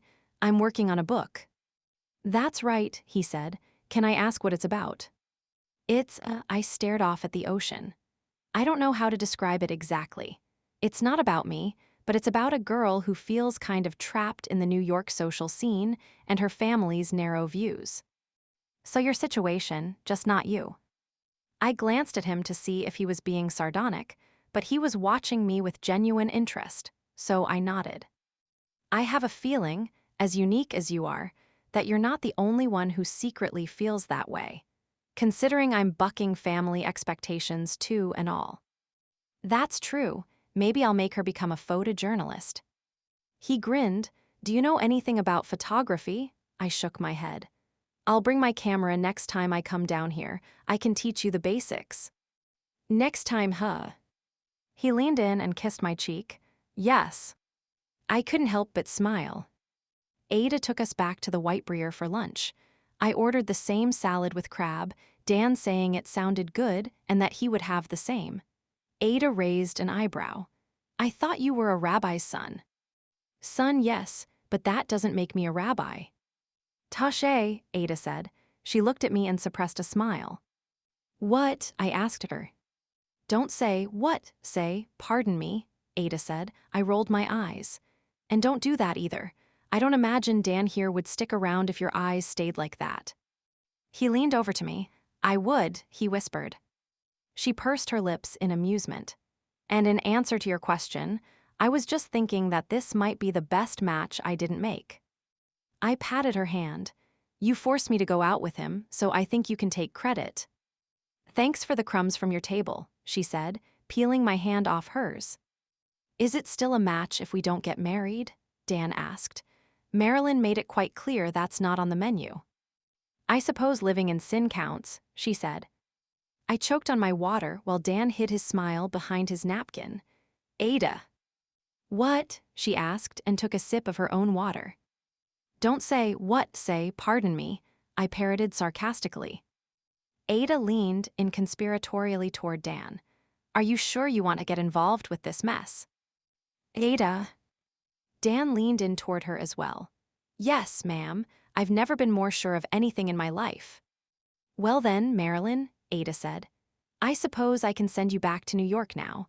I've done what your father asked, minus the marriage part, though I suppose you'll change your mind on that eventually. Most girls do. I could feel the blood draining from my face. She was sending me back. I liked Dan and all but. No, I said, you can't do that. Oh, can't I? Ada, please. She smiled wickedly. Shush, you're not going anywhere until you finish those scrapbooks. That was just for calling me all vinegar earlier. My shoulders sank in relief. You're terrible, you know that. In the best possible way. I'll drink to that, Dan said. Now what's this about scrapbooks? Dan wants to be a photojournalist, I told Ada. She's got me going through all 800 years of her life in photographs. Don't be impertinent, Ada said. Photography was only invented last century, and believe it or not, it predates me. She looked back at Dan. Tell me more about photojournalism. Why is that worth disgracing your father by refusing to follow in his footsteps? Dan glanced at me, hiding a smile at the question. To be fair, they don't know yet. I'm breaking the news slowly and hoping they'll eventually think it was their idea. But I suppose it's a little like writing. I tilted my head at that answer, sure he was about to prove he didn't understand what I wanted to do. I like being able to tell a story, just in images. There's so much nuance to a good photograph. It can capture so much emotion, all by snapping the exact right moment and framing it correctly. You get to decide what to focus on and what to blur. He gestured to the oceans sprawling to his right. A picture of the horizon doesn't tell you anything, but look at the family on the beach. Ada and I both turned to look at the mother, father, and 2 children. The father sat in a chair under the umbrella, a newspaper in front of his face, while the mother fed the children sandwiches. As we watched, the little girl dropped her meal in the sand and began to cry. The mother picked her up to comfort her but shot an annoyed glance at her husband, who had not budged. Right there, depending on the moment you capture, it tells a different story. You could show a lovely vacation, or an unhappy marriage, or something straight out of Norman Rockwell. "Close your mouth, darling," Ada said to me, tapping me on the chin. I hadn't realized it was open, and I shut it with a snap. Dan was right. That was exactly what I did, just with the proverbial 1,000 words instead of a single picture. "Meanwhile," Ada continued, "I set that couple up 6 years ago now, so you'd best not tell the story of an unhappy marriage with that picture or that novel." Dan and I both laughed, and he reached for my hand under the table, squeezing it gently. When lunch was over, Ada drove home, but Dan and I walked back toward the Princeton. "I'm glad you came," I said. He pulled me in and kissed me lightly. "I am too. Will you come visit again? We don't go back to Philadelphia until Labor Day." "I would love to, but what happens after Labor Day?" I bit my bottom lip. "I don't know," I confessed. "I guess I'm supposed to go back to college if my father agrees." Would it help or hurt if he knew we were, well, whatever we are? I thought for a moment. It would help, of course. The prestige of the rabbi's son would overshadow how we found each other. But then I would have to go back to New York and the rules and expectations that went with being there. And Daddy expected me to get married. But even if I fell madly in love with Dan, I didn't see a scenario where I didn't wind up reading a book at the kitchen stove with children screaming in the background. "I don't know." He put a hand on my cheek, turning my face to his. "Hey, I'm not going to ask you to do anything you don't want to do. If college and New York aren't where you want to wind up, that's fine by me. Can we just take it one step at a time? I don't know what I'm going to do in the fall. I don't know if Ada will let me stay. I don't know if I want to go back. And I don't know if I have a choice." He pulled me toward him in a hug. "You have a choice, Marilyn. I meant what I said last night. I can pick up extra jobs and do whatever it takes. If you don't want to go back and Ada turns you out, you still have a choice." He leaned back so I would look at him. "And when you become a world-famous author, we'll switch and you can support me." I laughed. "How about another date before we make that decision?" "That sounds perfect. Next weekend?" I nodded, and he kissed me again. "Come on, I'll drive you home first." I climbed into the front seat of his car. "Do you know, I never learned how to drive." "You did." "Why would I in the city?" He considered this for a moment, the different worlds that we lived in just based on the bodies we were born into and the roles our families expected us to play in them. "Do you want to learn?" "I think I do, actually." Dan smiled. "Sounds like a date, next weekend." "Next weekend," I repeated. Chapter 43. Ada cleared her schedule the day before Lillian was due to arrive and threw herself into a tizzy making, sure the house was perfect. "I don't understand," I said to Franny as I helped her put fresh linens on Lillian's bed for the second time that week. "We just changed the sheets. No one has slept on them, and why does she care so much? Doesn't Lillian work for her?" "I just do what I'm told," Franny said with a shrug. "They're very fond of each other, and Miss Ada likes to make sure everything is perfect for her guests." "Did she go to this much trouble for me?" Franny suppressed a smile. "What?" "No, but your family." I thought about that for a moment. I was blood, yes. And I supposed I had heard of Ada in my childhood from time to time, but I didn't know her before being sent to Philadelphia. She felt like family now, but there was more to being family than shared ancestors. I looked at Franny, who was making sure the bed had perfect hospital corners. "Franny, how long have you worked for Ada?" She straightened up, putting a hand to her lower back, and thought for a moment. Going on 25 years now. I was 19 when she hired me. Before I was even born, and now she had a house here for her family to vacation. And you have kids. Franny nodded. They're grown now, but they come down for the weekends over the summer. I tried to picture giving our maid, Grace, a house for the summer. We didn't have the kind of money that Ada did, and we still paid her for the summer when we spent it at the Catskills, so she wouldn't take another job. But it wasn't that kind of a relationship either. Franny, Ada called from downstairs. When you're finished, I need help with the flowers. You're better at the arrangements. Coming, Miss Ada. She turned to me as I was about to sit on the bed. Don't you sit on that bed that I just made now, or I'll have to make it again. I looked at the pale blue quilt, wondering what kind of tyrant I was about to meet if the house had to be so perfect that a wrinkle in a blanket would require a whole bed being remade. The summer had just taken on a rose-colored hue with the reintroduction of Dan, and I was loath to let that go. I went to leave, but turned a glass perfume bottle on the dresser a quarter-inch first, just for the satisfaction of making something not perfect for this stranger who was coming to spoil my summer. Ada left the following morning to pick Lillian up from the train station in Atlantic City. I offered to go with her, but Ada pointed a finger at me. You stay here and make sure this house is spotless, she said.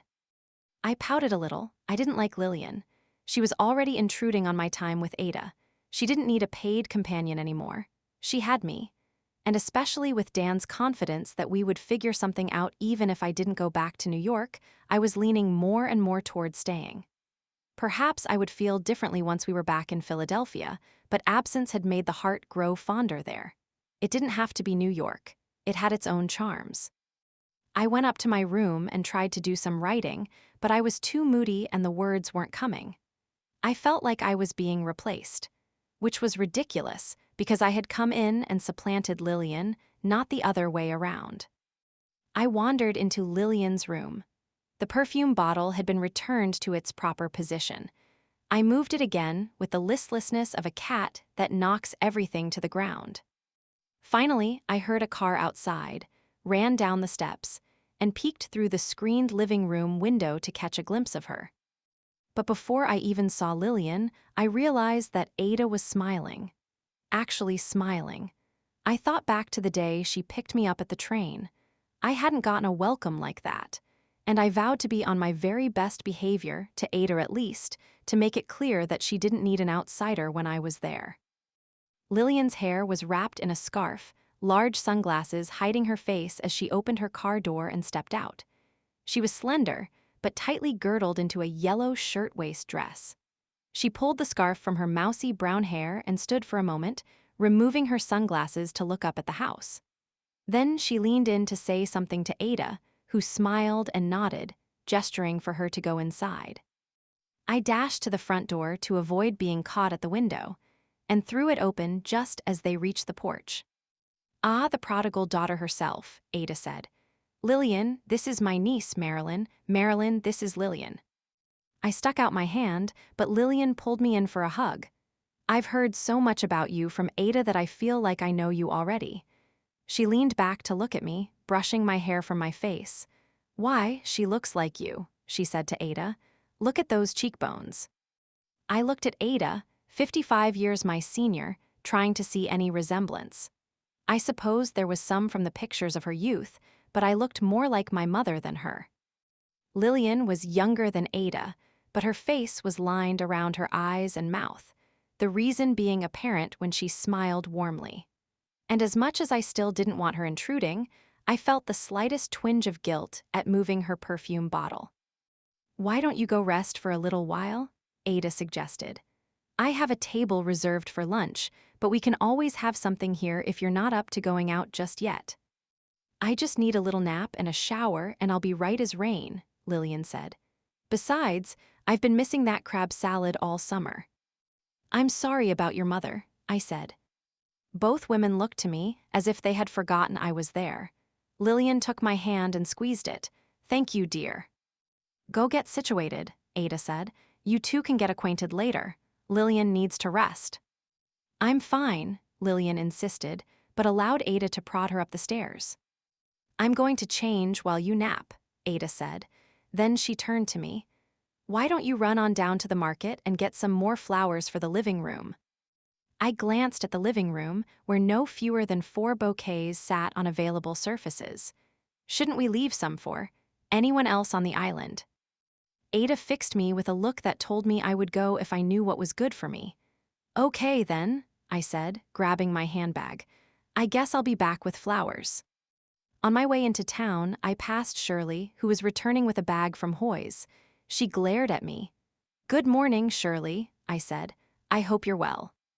Very well, thank you. We just had a wedding after all. She was trying to sting me.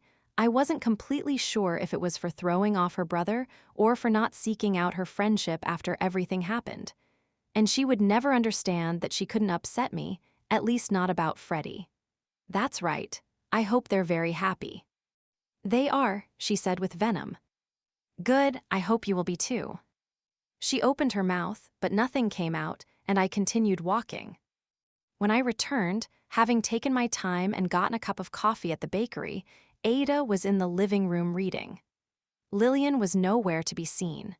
I handed the flowers off to Franny, who muttered about being out of vases before taking them from me. Then I joined Ada in the living room. She didn't look up from her book. Lillian seems nice, I said eventually. She is. I took a deep breath.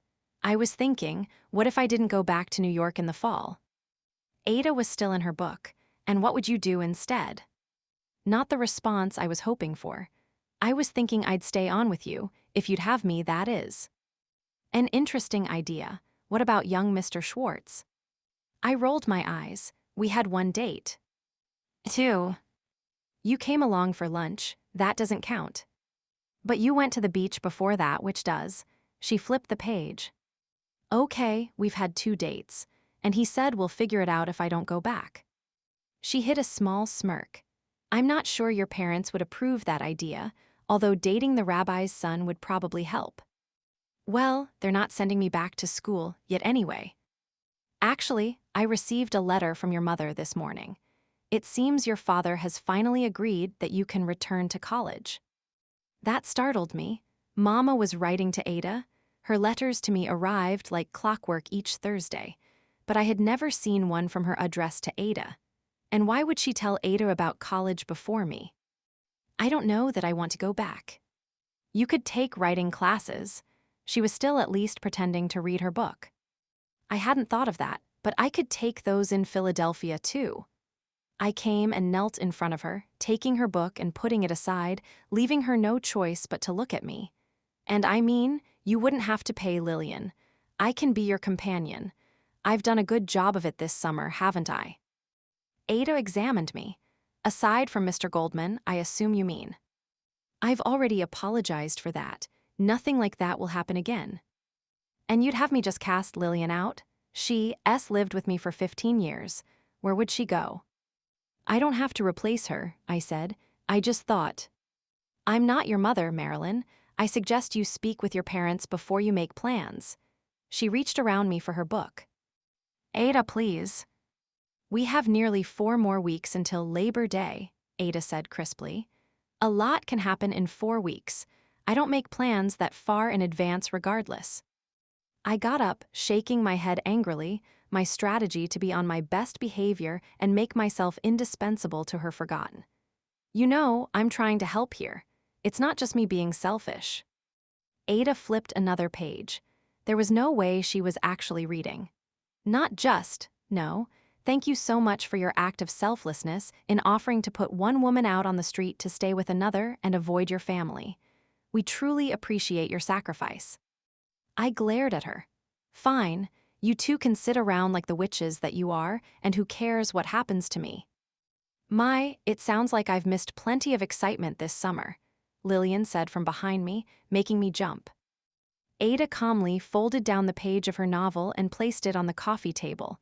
That was fast, she said, rising. Are you hungry? Famished. Wonderful, let's go to lunch. She looked at me. Are you done with your tantrum? I'm not sure they allow misbehaving children. I shook my head. You go, I'd hate to intrude. Lillian put a hand on my arm. Please come, I'd like to get to know you better. Ada stalked past her. Leave her be, she can join us for dinner if she's over this little peak by then. Lillian sighed, following Ada with a sidelong glance back at me. But after they left, I went to the window to spy. Is that about? I saw Ada shake her head. She's been getting all my attention all summer and is jealous, I think. Lillian made a tusk-tusk sound. Oh dear, I'll win her over yet. You shouldn't have to, you've had a hard enough time. Ada started the car, and I couldn't hear them over the engine, but Lillian said something that made her laugh. Once they were gone, I went to the living room phone and called my mother, not caring that it was long distance. Kleinman residence, Grace answered, sounding bored. It's Marilyn, is Mama home? Marilyn, is everything all right? Yes, I said in annoyance, put Mama on please. But why are you calling? Grace, put Mama on the phone. There were murmured voices and a shuffling sound before my mother spoke. Marilyn, what's wrong? Nothing is wrong. Then why are you calling? I sighed. Ada said Daddy is sending me back to school.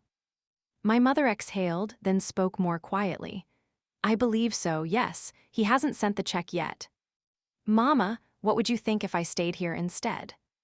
Why would you want to do that? I didn't know how to answer that question and make her understand. I like it here, I said eventually.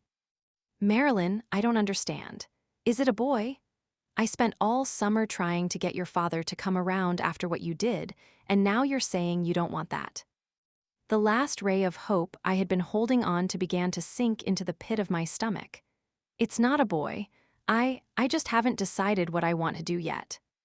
Well, decide quickly that you want to come home, because he's going to sign that check any day now if he hasn't already. I didn't reply, and she softened. I miss you. I missed her too, and Daddy, despite the circumstances under which we parted. But the idea of returning to my childhood bedroom in the brownstone made me feel sick. So I told her I missed her as well, and that I had to go before I ran the phone bill up too high. Enjoy this last month, she said. You're making such wonderful memories. I wanted to say, like you did, but I couldn't. If she hadn't told me, it wasn't fair to let her know Ada had, and she would suspect if Ada told me that I'd had my own troubles. So I agreed noncommittally, said that I loved her, and hung up. Then I went out to the porch and lay down on the wicker love seat, wishing Lillian didn't exist. Chapter 44.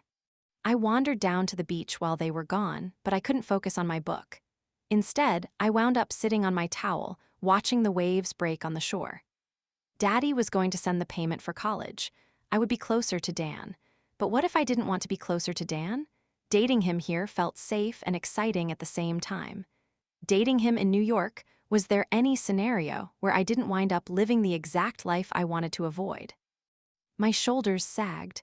Why did it all have to be so complicated?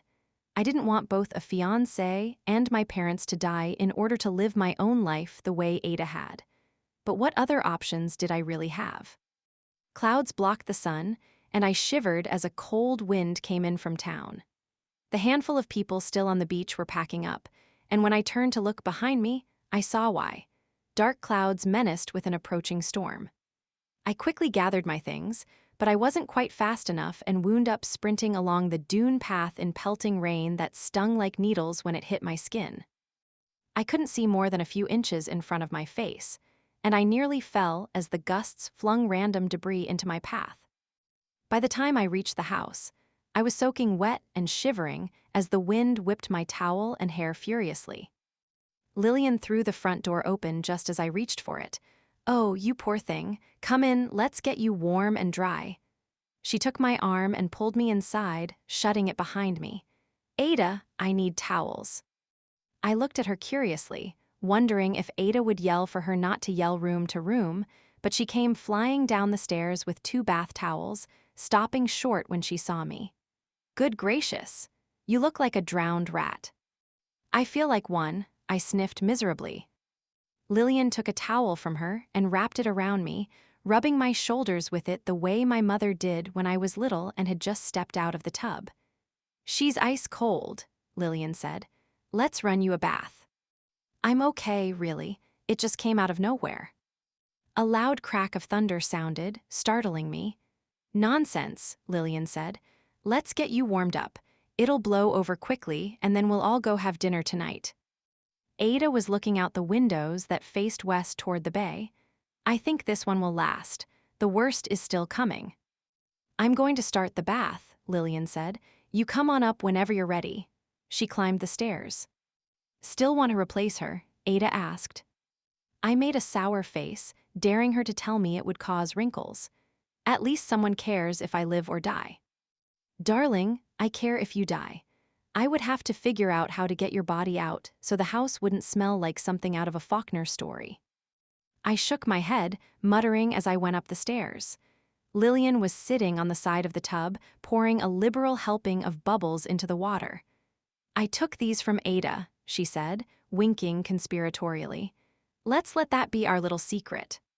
She'll probably smell them on me and know. She always knows. Lillian smiled warmly. Well, I'll handle that if so. Come on, suit off. A hot bath will do its job, and you'll feel good as new. She turned around to give me privacy, but I didn't remove my towel. Was she really going to stay while I took a bath? As if she could hear my thoughts, she said, It's okay, I'm a nurse. But you're not my nurse, I said. That's more than fair. I'll be just down the hall. Holler if you need anything. I looked at her skeptically. Ada always tells me not to yell room to room. Lillian shook her head. Too many rules, that one. If you need anything, you just call. She rubbed my shoulder affectionately, then left the room, closing the door behind her. I let the towel fall to the floor and stepped out of my bathing suit, dropping it as well, then climbed into the bath. It was uncomfortably hot against my cold skin at first, but after just a minute I was revived. I sank under the bubbles, getting the blown sand out of my hair, then came back up, lying against the edge of the tub, immersed up to my neck, the jasmine and lilac scent of the bubbles soothing my nerves, even as another thunder crack rattled the house. Once I stepped out and wrapped a fresh towel around myself and another into a turban over my hair, I felt like myself again. I grabbed my robe from the hook on the back of the door and slipped it over my shoulders, then went down the hall to my room to dress. I peeked out my window just in time to see lightning hit the bay. It was only a little after 4, but I doubted we were going to dinner that night. Ada had been right. The sky was as dark as night. Instead of the dress I would have worn to go out, I pulled on a pair of clam diggers and a blouse, then padded downstairs, where Lillian and Ada were talking in the living room. Lillian curled up on the corner of the sofa, her feet tucked under her, Ada in the chair perpendicular to her. There she is, Lillian said, feeling better. Much, I said, thank you, but I hesitated. I don't want to interrupt. Ada looked at me appraisingly, but Lillian gestured toward the spot on the sofa next to her. You're not at all, but how sweet of you. Come, sit. She is a little, Ada said. Hush, I want to get to know her for myself. I looked at Ada, imagining her breathing fire like a dragon at being told to hush, but she looked quite content. Score 1 for Lillian, I thought as I sat. Now, Marilyn, how are you enjoying Avalon? She likes the beach patrol a little too much, Ada said. Lillian suppressed a laugh. Yes, your aunt told me about that debacle. Debacle is certainly the word for it, I said cautiously. I ran into his sister in town this morning. She said they're happily married now. Ada pursed her lips. And his mother will be all over town 7 months from now claiming a 9-pound baby was born prematurely. Lillian's lips twitched as she tried not to laugh again. You're terrible, she said to Ada, but absolutely right. She turned back to me. I hear you've been writing a novel. You probably heard what it's about too, since Ada sneaks into my room and reads it. It's not sneaking if it's my house, Ada said. And it's quite good, needs editing of course, but you have a natural voice for storytelling. I stared at her. If it wasn't up to snuff, she would be the first one to say it, and without any niceties couching it to spare my feelings. Well, I'm not the type to read something without permission, Lillian said, but when you're ready, I'd love to. Thunder boomed again, and this time the power went out. "Oh, for the love of," Ada said, "it'll be out all night." "And we've weathered worse before," Lillian said. She rose, feeling her way to the mantel, where a candle and matches sat. She struck a match and lit the candle. "Let's get the rest of these. Is the lantern still in the hall closet?" "I believe so, unless Franny moved it." "Where is Franny?" I asked. "We sent her home as soon as we saw the clouds rolling in," Lillian said, heading to the closet. She returned with a Coleman lantern, bathing the room in soft light. "We can manage dinner on our own tonight. Everything in the icebox is going to go bad. Then we'll use what we can and go shopping tomorrow. Where's your sense of adventure?" Ada scowled at her. "That'll cause wrinkles," I said. Lillian let out a merry peal of laughter. "I like this one," she said to Ada. "She's got spunk like you." She turned back to me. "How are you in the kitchen?" "Terrible." "Exactly like your dear aunt," Lillian said. "But we'll make do. Ada, let's open a bottle of wine and see what we can come up with." The luminescent dial on my watch told me we were eating dinner early, when we sat down to a meal of a salad, salmon, and corn, but we were on our second bottle of wine, and absolutely no one complained. Perhaps it was the wine or the feeling of roughing it in the dark, but everything was delicious. "If Franny ever decides to leave, you'll be set," I told Ada. "Franny's not going anywhere." "Why would she?" I agreed. "She gets a beach house. It's a sweet gig, even if she has to put up with you." I put my hand on hers affectionately. She pulled it out from under mine and whacked my arm with it. "If my company is so inadequate, I don't understand why you want to stay through the fall." Lillian looked at me with great interest. "Really?" I bit my bottom lip. I was tipsy, but everything had been turned topsy-turvy today. "Maybe, but that one doesn't want me." "I didn't say that," Ada said. "I said it was up to your parents." "And you know full well Mama will listen to you after?" I stopped myself. I didn't know how much Lillian knew of our family business, even if she had been clued in on my affair with Freddie. "I'm sure Rose would take Ada's advice into consideration," Lillian said smoothly. She was looking at Ada, not me, but I got the impression she knew exactly what she was talking about. "If I were so inclined, it's likely," Ada agreed. "But I don't have much tolerance for people who won't abide by the rules." Lillian shook her head. "Oh, Ada, lighten up. If the girl doesn't want to go back to New York, what good will forcing her do?" She turned to me. "It'll all work out." "She's been trouble," Ada argued. "And you like trouble, so don't pretend that's a problem. It's like you've forgotten that forbidding a 20-year-old to do something is a guarantee that she'll do it." The two women stared at each other for a moment, communicating something I couldn't understand from their shared past. "I'll think about it," Ada conceded. Lillian patted my leg under the table and winked at me. And just like that, I realized that far from being a threat, she was going to be my biggest ally in this house. Thoroughly in our cups, we wound up poring over the albums I had made by candlelight. "This is marvelous," Lillian said. "Truly." I glowed under the praise and the warmth of the wine. I had a blanket over me, lying sleepily on the sofa. I had half dozed off when an exclamation from Lillian woke me. "There I am." I sat up. They were only in the second album. I hadn't gotten close to photographs from the last 15 years yet. "Where?" I asked. Lillian pointed to a picture of a group of women in nurses' uniforms in front of the Trevi fountain. Ada was in the middle. I recognized her in her youth easily by now. Lillian's finger tapped one of the younger women at the edge of the group. "Right there."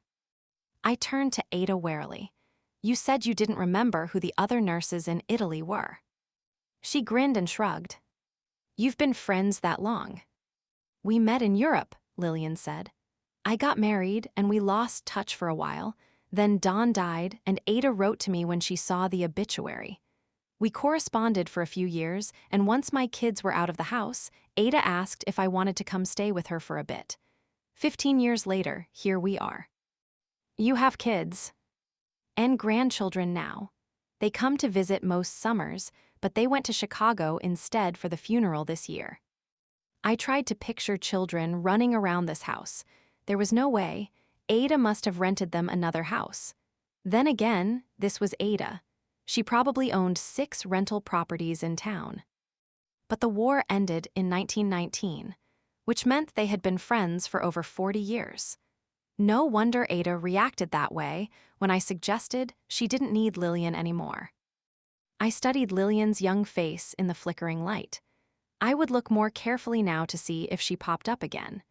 But that was a job for the following days, as I could hardly keep my eyes open.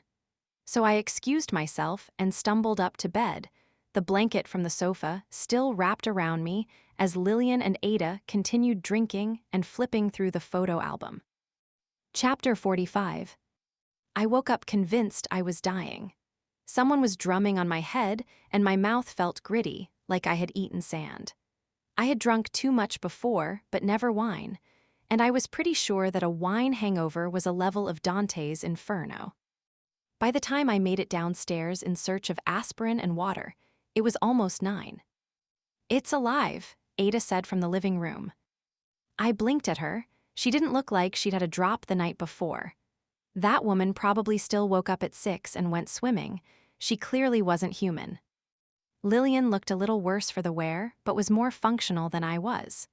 "Franny has breakfast ready for you. Ada wanted to wake you, but I said to let you sleep." "Bless you," I said. Lillian chuckled, and I staggered into the dining room. A place was set at the table with 2 aspirins next to the plate. Franny poured coffee in the waiting cup, and I topped it off with cream and sugar, using that to wash down the pills. Eggs and toast appeared in front of me. "The food didn't spoil?"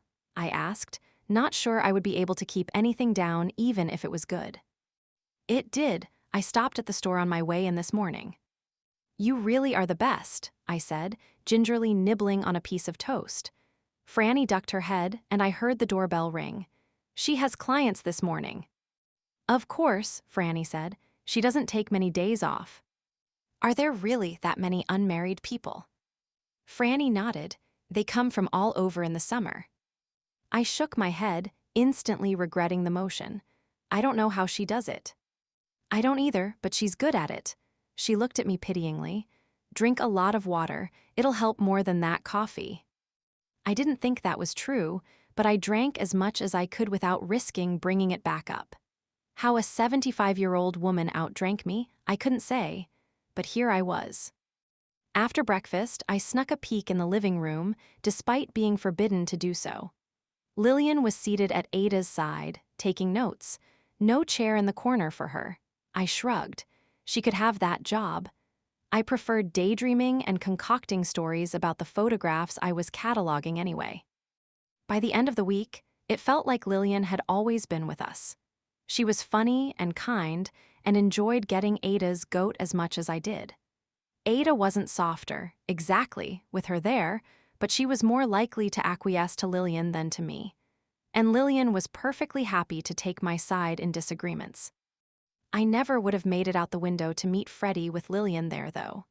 She was a bedtime talker, coming in before she went to sleep, sitting on my bed, and asking a million questions about me and what I was writing. Then again, I still thought Ada knew what I was up to the whole time. Thursday night, I handed Lillian a stack of pages. "What's this?" she asked. Chapter 1. Lillian clutched it to her chest, then pulled me in for a hug. Neither of us needed to say anything. I was sure Ada had told her that I had suggested she send Lillian packing before I met her, and she clearly understood that sharing my work with her was a sign of acceptance. The pages were at my place at the dining room table when I came down for breakfast the following morning. The 2 of them stopped talking as I entered the room. I hadn't had more than a glass of wine at dinner with them since the first night, though they didn't drink as heavily when there wasn't a blackout either. And I made sure to be on time. Ada frowned if I entered late, and despite knowing I had an ally in Lillian, I still craved Ada's approval. "When can I see Chapter 2? Lillian asked by way of greeting. I slid into my seat. "Does that mean you liked it?" "My dear girl, this is what you were born to do." I beamed at her. "You're going to give her a big head," Ada said. The corners of Lillian's mouth twitched up as she turned back to me. Don't you believe a word your aunt says?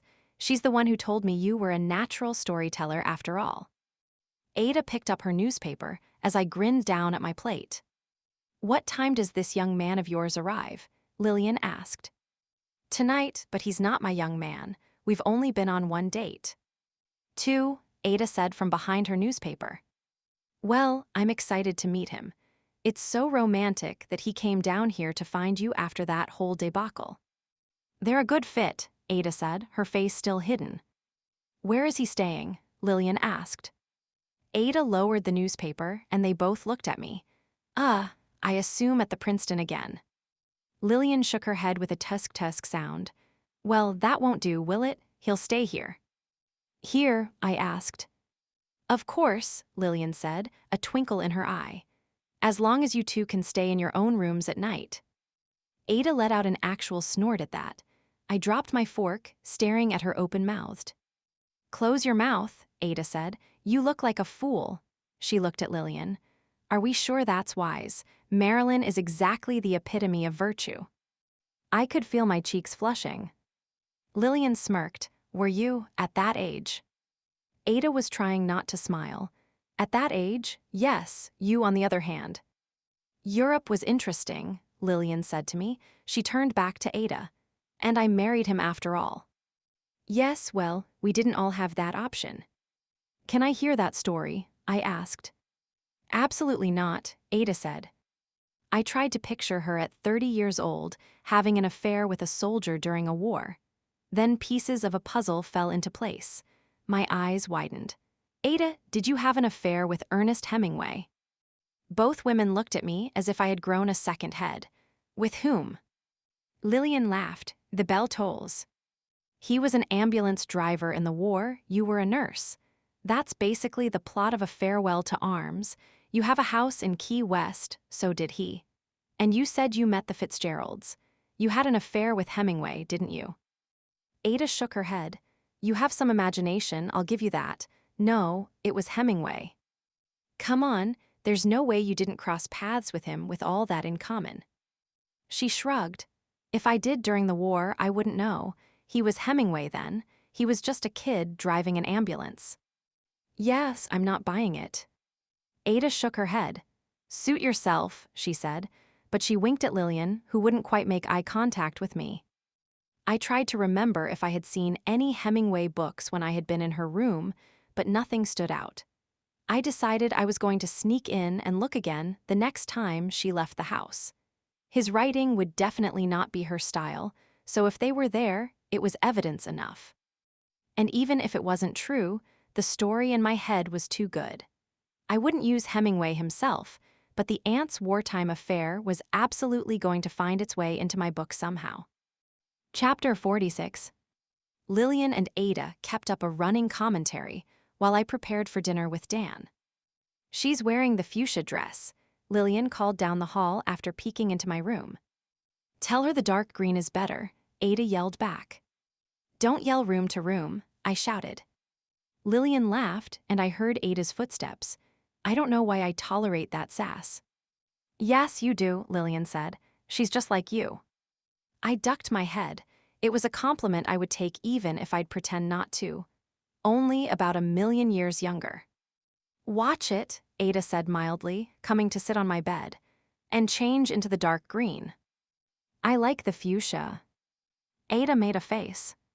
What's wrong with the fuchsia? I asked. Nothing, she said, reaching into the pocket of her dress, but it'd clash with this. She held out the Guerlain lipstick. I stared at her for a moment before I reached for it, but she pulled it back. The green, she insisted. You can't wear red lips with a fuchsia dress. Reaching up to undo the zipper, I stripped out of the pink, hung it carefully in the closet, and pulled out the dress she preferred. Once it was on, I went to the mirror. She was right, of course. It brought out the green in my eyes and was a much better choice. I turned around. They were both sitting on my bed now, Sally between them, and held out my hand. Ada placed the lipstick in my palm, and I looked in the mirror to apply it. Ada, how did you know I took it before? I didn't. Then how? I was fishing. You took the bait. I looked at her in the mirror. You're the most aggravating. Careful or I'll take it back. I pursed my lips at my reflection. Thank you for the lipstick, even if you originally stole mine. Lillian held Sally up. Sally hadn't been more than a few inches from Lillian since she returned, and I had begun to wonder whose dog she actually was. Ada just likes to be the alpha dog, doesn't she, sweet girl? Sally licked Lillian's nose, and Ada made a face. I expected Ada to have a snappy reply, but she said nothing. It dawned on me that Lillian may have been the real alpha of this house. Ada didn't fight her decision that Dan would stay here, and I doubted she would give me the lipstick without Lillian's prompting. How do I look? I asked, twirling around. Ada frowned. Don't ask questions you already know the answer to. But Lillian shook her head. Don't listen to her, you look lovely. All three of us looked up at the sound of a car outside the open window. That'll be him, Ada said. I'll get it, I said, moving past her to the door. Don't be silly, Ada said. He's going to be our guest after all. Come on, Lillian, I'll introduce you. Wonderful, Lillian said, heading into the hall. Sally jumped down and followed her. I trailed after them, wondering if the lipstick was worth the price. Ada reached the door just as Dan was raising his hand to knock, 2 bouquets of flowers in his other hand. Welcome, she said, suddenly all sunshine and rainbows. Come on in, I'd like you to meet my friend Lillian.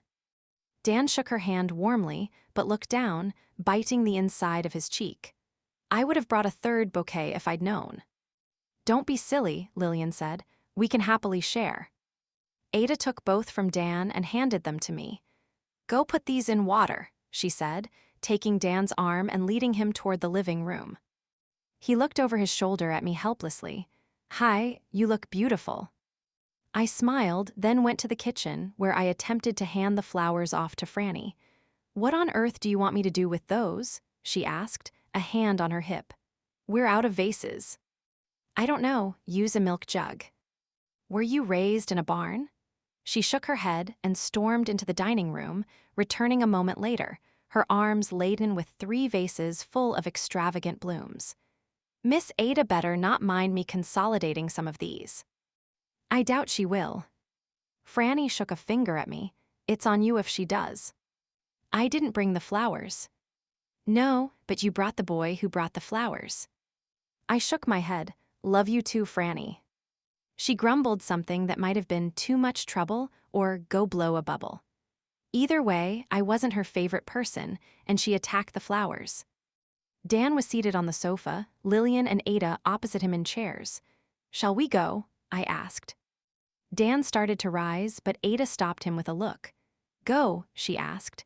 He just arrived. No, we have arrangements and rules to discuss. I looked to him in alarm, but he didn't seem concerned. Arrangements. Yes, Dan will sleep in the spare room, and there'll be no funny business while he's here. I run a respectful house. Ma'am, I would never. Ada made a wry face.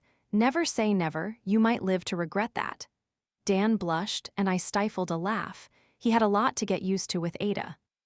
Don't mind her, I said. She had an affair with Hemingway. Dan looked from me to her and back to me. You're joking, aren't you? Yes, Ada said at the same time I said, no. Lillian leaned forward and put a light hand on his knee.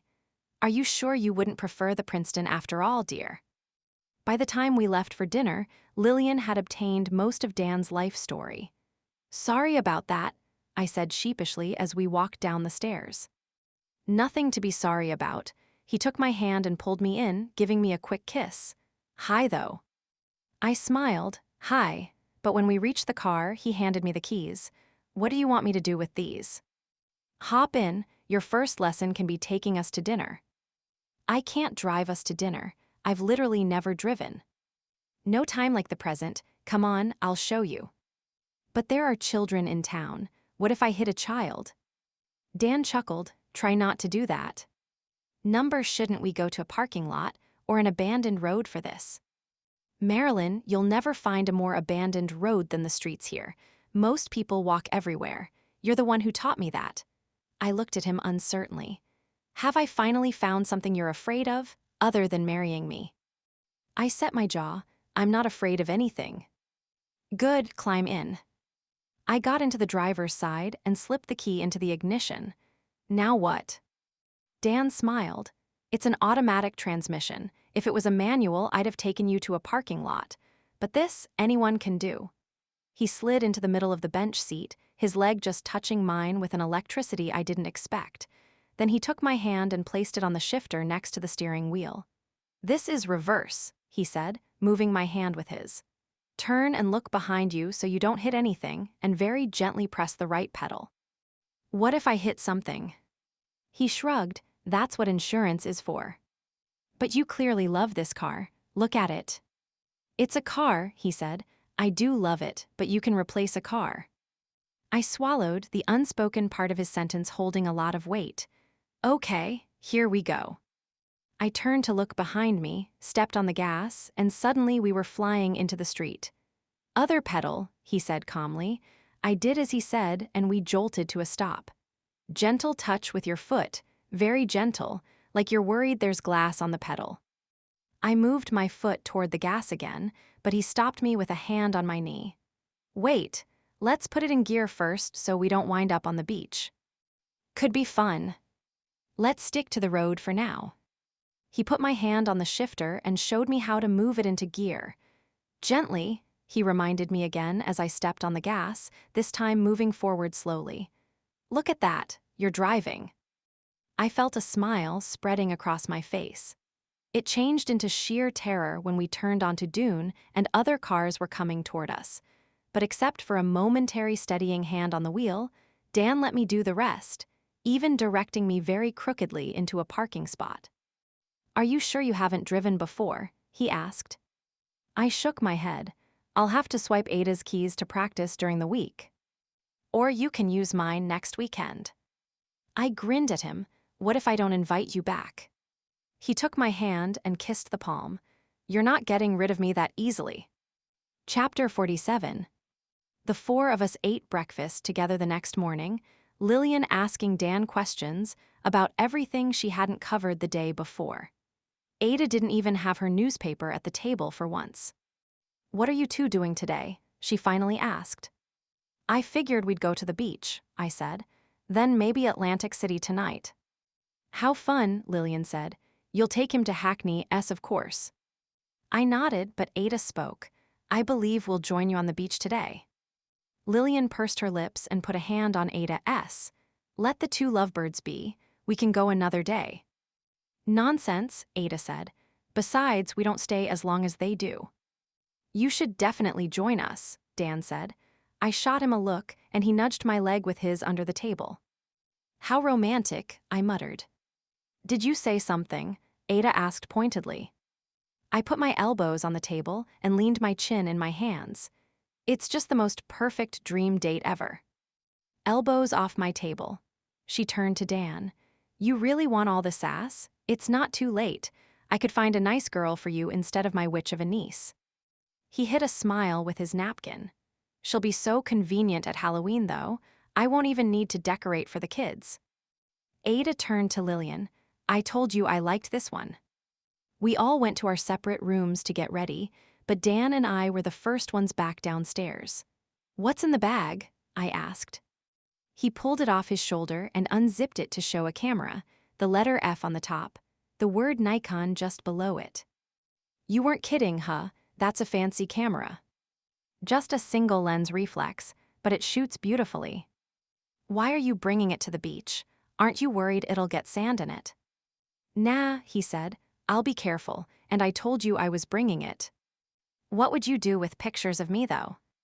He leaned in and kissed my cheek. I just like photographing beautiful things. I'd tell you to get a room, but I don't want any broken windows, Ada said. I jumped about a mile. How does someone your age sneak up on people so well? Shouldn't your joints be creaking? She ignored me. I hope you know how to put up a beach umbrella better than Marilyn. She almost killed people the last time she tried. I believe I can handle that. She exaggerates, I said.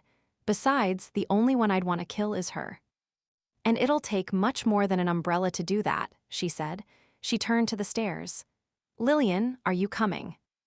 "I am," Lillian called back. "Why are you allowed to call room to room when I'm not?" I asked. "Because it's my house." "Then why is Lillian allowed?" Ada looked at me shrewdly. "Because she's not as easily cowed as you are." I shook my head. "We're going to go get the umbrella and chairs, unless you'd prefer a broom to sit on." "A chair will be lovely," Ada said. She touched Dan's arm as he turned to leave. "I meant it. You'd be a catch for a nice girl." I dragged Dan out the door. We set Ada and Lillian up with chairs and the umbrella, both of them so covered from any amount of sunshine possibly getting near them that I began to wonder if perhaps they were actually vampires. It would certainly explain how Ada snuck around so easily. Dan and I spread towels a little way from them so we could actually talk. "This really is a little slice of heaven, isn't it?" he asked. "Avalon or the beach?" "Both. We should come here until we're as old as they are." He gestured behind us. "Are you planning our future again?" He held up his hands in innocence. "Me? I didn't say we'd be married or bring our kids. For all I know, we're leaving our spouses to come here together." "How scandalous, Mr. Schwartz." He turned on his side to face me. "The rabbi would have a heart attack." I'm surprised he didn't when we crashed through that stained glass. Dan laughed, me too, to be honest. I leaned up on an elbow. "Do they know you're here this weekend?" He hesitated. "They don't." "And why is that?" He sat up. "Because I figured they'd tell your parents." I considered him for a moment as he looked out at the ocean. If he wanted me back in New York, the quickest way to get me there would have been to make sure my parents knew we were talking. Daddy would have yanked me back to New York so fast I would have whiplash. I opened my mouth to ask why he hadn't then, but he stood and offered me his hand. "Come on, let's go in the water." I took his hand and followed him into the surf, realizing I already knew the answer. He didn't want to force me into anything. That night, as I got into bed, well past midnight after our trip to Atlantic City, I thought back to that moment on the beach. I had never met a man whose sole interest in me wasn't getting his own way. My father and my brother both wanted me to be the perfect reflection of the family, seen but not heard. It was a role I was destined to fail in. I didn't have my mother's stoicism or ability to let things roll off her back. And Rabbi Schwartz didn't care if I wanted to marry his son. He just wanted to save face. Even Freddie cared about what I could do for him, putting off college so he could finish his school and then assuming I would marry him to save him from his mistake. Not one of them had ever actually asked me what I wanted or respected the fact that I had a brain in my head. Until Dan. I rolled onto my stomach, hugging my pillow. I still didn't want to get married anytime soon, but I was happy Dan had come back into my life. The following morning, we walked into town after breakfast, ducking into Hoy's and chasing each other up and down the aisle with silly trinkets. He pretended to cry out in pain when I got him with a crab claw pincer toy, then pulled me to him, both of us laughing. He bought me a bracelet with a starfish on it and a pair of goofy sunglasses for himself. "What will the rabbi think of those?" I asked as we left the store. "I couldn't care less," he said. "If you like them, that's what matters."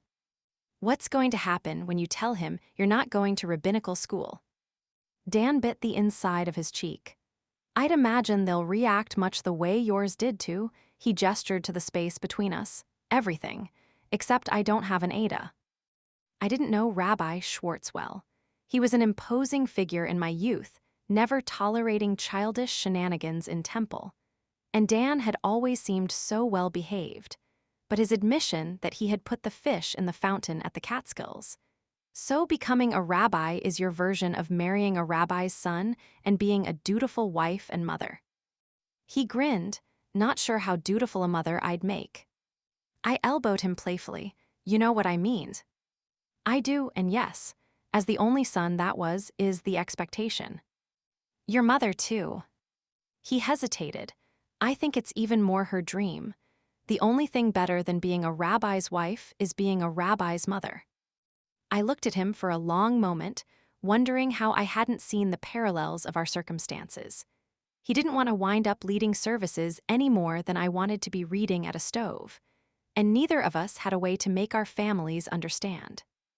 Did you always want to be a photojournalist? No, but I always loved taking pictures. I got a Brownie box camera when I was 8. He smiled. Actually, maybe I did and just didn't know the word for it yet. My father took a group of boys from the synagogue to a Yankees game that year. And I didn't care at all about the score. I brought that camera, and I still have the pictures I got of Joe DiMaggio and Yogi Berra. I caught DiMaggio just as he connected with the ball. It's one of my favorite pictures I've ever taken to this day. I knew nothing about baseball and would have been more excited about a photograph of Mr. DiMaggio's ex-wife, but I could have listened to Dan describe the whole game in detail. You'll have to show it to me sometime. He smiled. What about you? How long have you wanted to write? No one had ever asked me that, and I thought for a while before I answered. I think it's the same kind of thing. I used to make up stories. My bedroom was a tower that I was trapped in, but I didn't want a prince to come rescue me. I wanted to rescue myself. And somewhere along the line, those stories became the way to do just that. 2 peas in a pod, Dan said, taking my hand.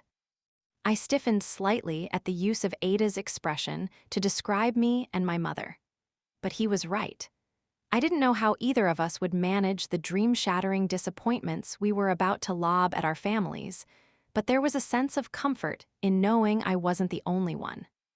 We stopped at the bakery for sticky buns and coffee on the way back to the house. Ada and Lillian were out when we returned, and the sky had turned gray and menacing, so we sat on the wicker sofa on the porch with our respective books. Dan was reading Ada's copy of Hawaii, and I had turned my attention to Exodus by Leon Uris at Ada's suggestion.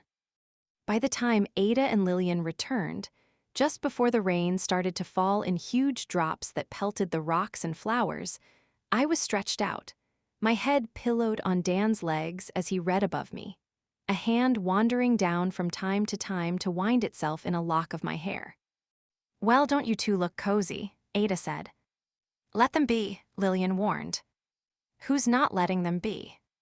Ada craned her neck to look up at the sky. This'll blow through quickly. You should be fine to go home this afternoon, though you're welcome to stay as long as you like. Does that go for me as well? I asked. She pointed a finger at me. Don't get your hopes up. The rain began to fall in earnest as the 2 women went inside. I sent Franny home so she wouldn't get caught in all this. We'll have to muddle through lunch ourselves. We've done as much before, Lillian said. The windows were open, so we could still hear them as they continued into the house. Yes, but we have company. He may be family soon enough by the looks of them out there. We can hear you, I called through the open window. Don't yell room to room, Ada replied. I laughed, but Dan folded down the corner of his page and shut his book. What's wrong? I asked, looking up at him. Absolutely nothing. I just want to soak in the moment. Quite literally, if the wind changes. He shook his head. Shush, you're ruining the mood. I placed my book face down on my chest. Will you come back next weekend? His face spread in a smile. I would love to. Marking the page and closing the book, I sat up, nestling into the crook of his arm as we silently watched the rain fall together. Chapter 48. Dan went home for the week. He was clerking at a newspaper, trying to get a break in photojournalism, though his father still believed it was a lark and that he was going to rabbinical school in the fall. I had no idea what I would be doing in 3 weeks when Labor Day came around. I hadn't officially received word from my parents about whether I would be welcomed back into the fold, but with each passing day, I hoped more and more that they would allow me to stay where I was. I broached the subject once more with Ada, who mumbled something about wayward girls, but I paid her no mind, especially when Lillian winked at me. Ada might have been the figurehead of our little family, but what Lillian wanted went. And it was a family now. I felt more at home with them than I had in the first 20 years of my life. Yes, the pattern and routine would change again once we returned to the duplex in Oxford Circle. But there would always be next summer at the shore. And the summer after that. And I was certain I would settle into my own place in Philadelphia as well. Maybe I would even enroll in some writing classes, though I wasn't worried about earning a degree. Daddy had only sent me to college to find a husband after all, and as much as I enjoyed school, it was the freedom I loved. I had found that here, and much more of it. August was a little faster paced for matchmaking at the shore than June and July had been, largely because more young men joined their families for their 2 weeks of vacation. A couple of handsome ones came through our door, frog-marched by determined mothers. A few weeks earlier, I might have found a reason to pop into the living room. But now I was content to mind my own business as I sorted through the photographs of Ada's life. I had a system and moved much quicker, watching as first her father, then her mother disappeared. When I reached the bottom of the box from the late 1910s, my hand brushed a piece of fabric. That was a first, so I peered inside and pulled out something wrapped in a handkerchief, tied with a red ribbon. I held the parcel in my hand for a moment. I wanted to open the ribbon, but something about it felt too personal, and the handkerchief was monogrammed with the initials JWS. It was Ada S. Instead, I set it aside, staring at it as if I could will it to tell me what was inside without violating Ada's trust. But the parcel said nothing, and I found myself waiting until Ada had finished with her clients for the day. When the last mother and daughter had left, I knocked at the door to the living room. Ada was at the desk in the corner, Lillian across from her as they looked over notes from the day, Ada wearing the reading spectacles that she never let anyone other than Franny and us see her in. They both looked up at my knock. "Yes," Ada asked. I was suddenly shy. Whatever was in that parcel, I'm not sure how I knew it was personal, but I did. And I was even a little apprehensive about bringing it up in front of Lillian, though I was sure there were no secrets between them. But curiosity and I suppose a sense of duty propelled me toward them. "I found this," I said, holding the wrapped parcel out. "What is it?" Lillian asked. "I don't know. I don't know. I didn't feel comfortable opening it." "Why ever not?" Ada asked. It felt, I trailed off. It just felt like I should ask you before I did. Ada's lips twitched into a half smile. "How unlike you. Do you feel well? Lillian, see if she has a fever." "I'm fine," I said, swatting Lillian's hand away from my forehead. Is it love letters?" "No," Ada said. "Those are in the Philadelphia house." I briefly wondered how much a love letter from Ernest Hemingway would sell for. It would set me up for life, I assumed. "No," she continued. "You may open that." "Is that?" Lillian began. "Let her see," Ada said. "It'll answer her questions about my wartime activities." "Hemingway?" I asked, pulling the ribbon. "These aren't his initials." "No," Ada said. "They're not." With the ribbon untied, I unfolded the handkerchief to find a stack of black and white photographs. My shoulders sank slightly in disappointment, but as I looked at the top one, I saw that the woman was Ada. She was in France, Notre Dame looming behind her, but she wasn't looking at the camera. Instead, she was looking at a man in uniform, her face positively glowing. I traced the line of her body. Her hand was clasped in his, but as I followed his arm up to his face, hidden slightly by his army hat, I stopped, looking back up at Ada in confusion. She shook her head. "And you think I'm old-fashioned," she said. The man's complexion left no doubt about his race. I flipped it over.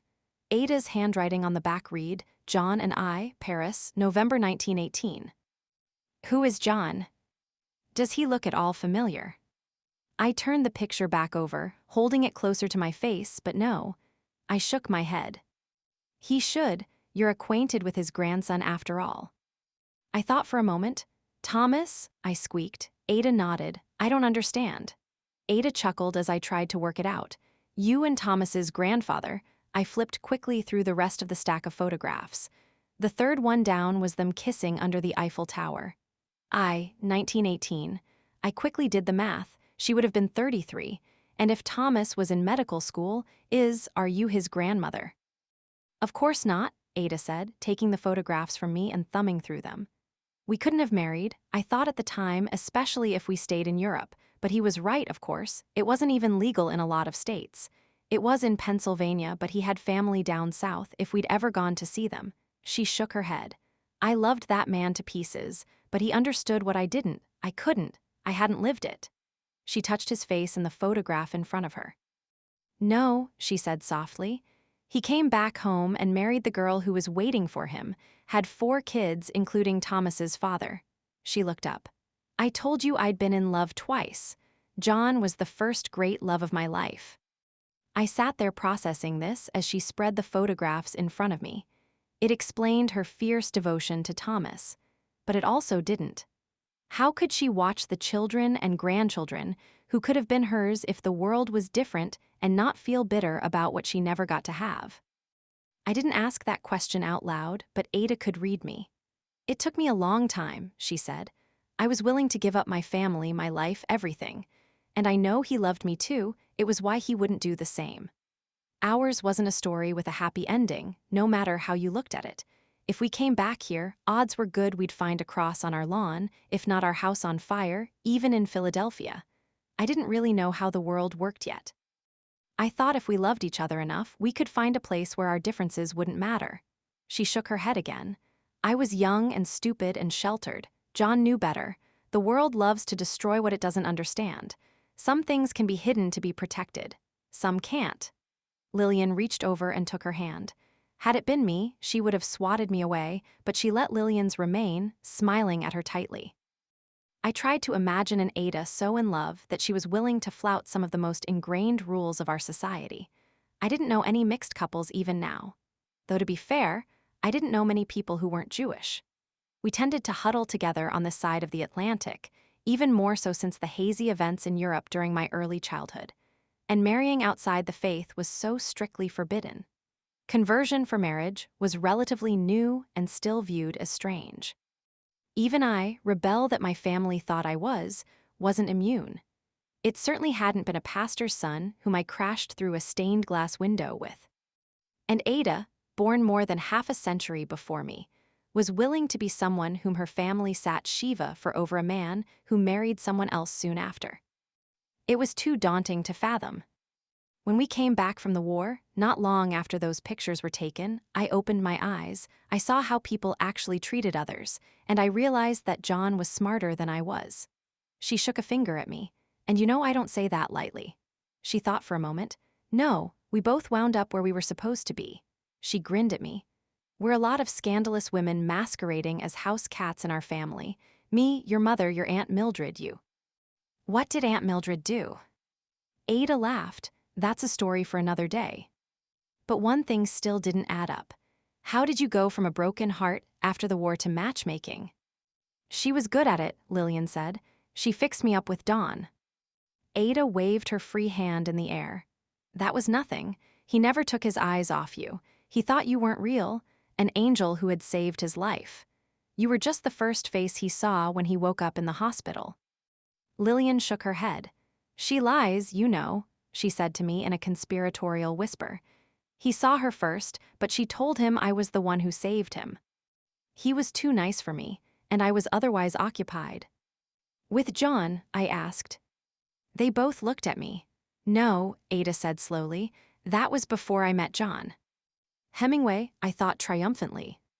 To answer your question, Ada said, annoyed at the interruption. I started with some soldiers and nurses in Europe. When we got home, I somehow had a reputation of being able to make perfect matches. I did it for free until the mothers came calling. Then I realized it was a way to support myself. My father was gone by then, and I had his money, but I wanted to earn my own. And now I have 40 years of experience. And Thomas. I wanted a fresh start after the war, with my parents gone, and John had spoken so lovingly of Philadelphia that I decided to go see it for myself. Before long, it was home. Eventually, we ran into each other, as was bound to happen in a city of nearly 2 million people. If you don't want to see someone happy with their wife, that as much as guarantees that you will. We kept in touch after that, though. His wife is lovely. There's no bad blood there. Does she know about you? She does. They had a good marriage. Had. Ada shook her head. He died a few years ago, heart attack, they ran in his family. I'm sorry, I said. It was a loss for his family, for sure. But that didn't answer my question about Thomas. Are you paying for Thomas's education? I asked bluntly. What a leading question. He has a scholarship to medical school. I looked at her from the corner of my eye. It was certainly possible that he had gotten a scholarship, but she hadn't said no. Is it a scholarship funded by the Ada Heller Foundation for Matchmaking Sciences? Lillian burst into laughter. Oh, Ada, I adore this one. She's the most like you of any of the family. Ada shook her head. No, you bigot. He earned that all on his own.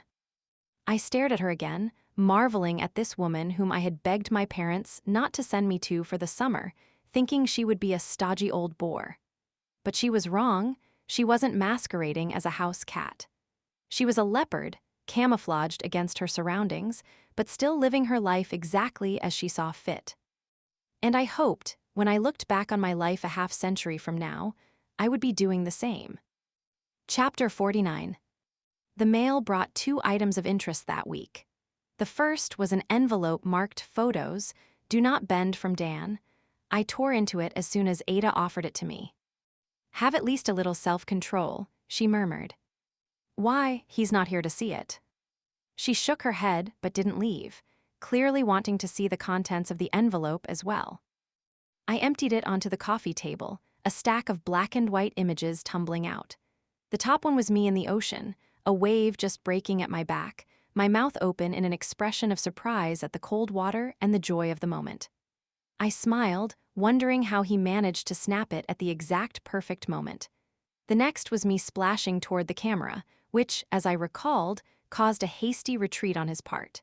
There were posed ones where I lay in the sand. I had been going for sexy and carefree, but the photos were more artistic than I expected. He had an amazing eye.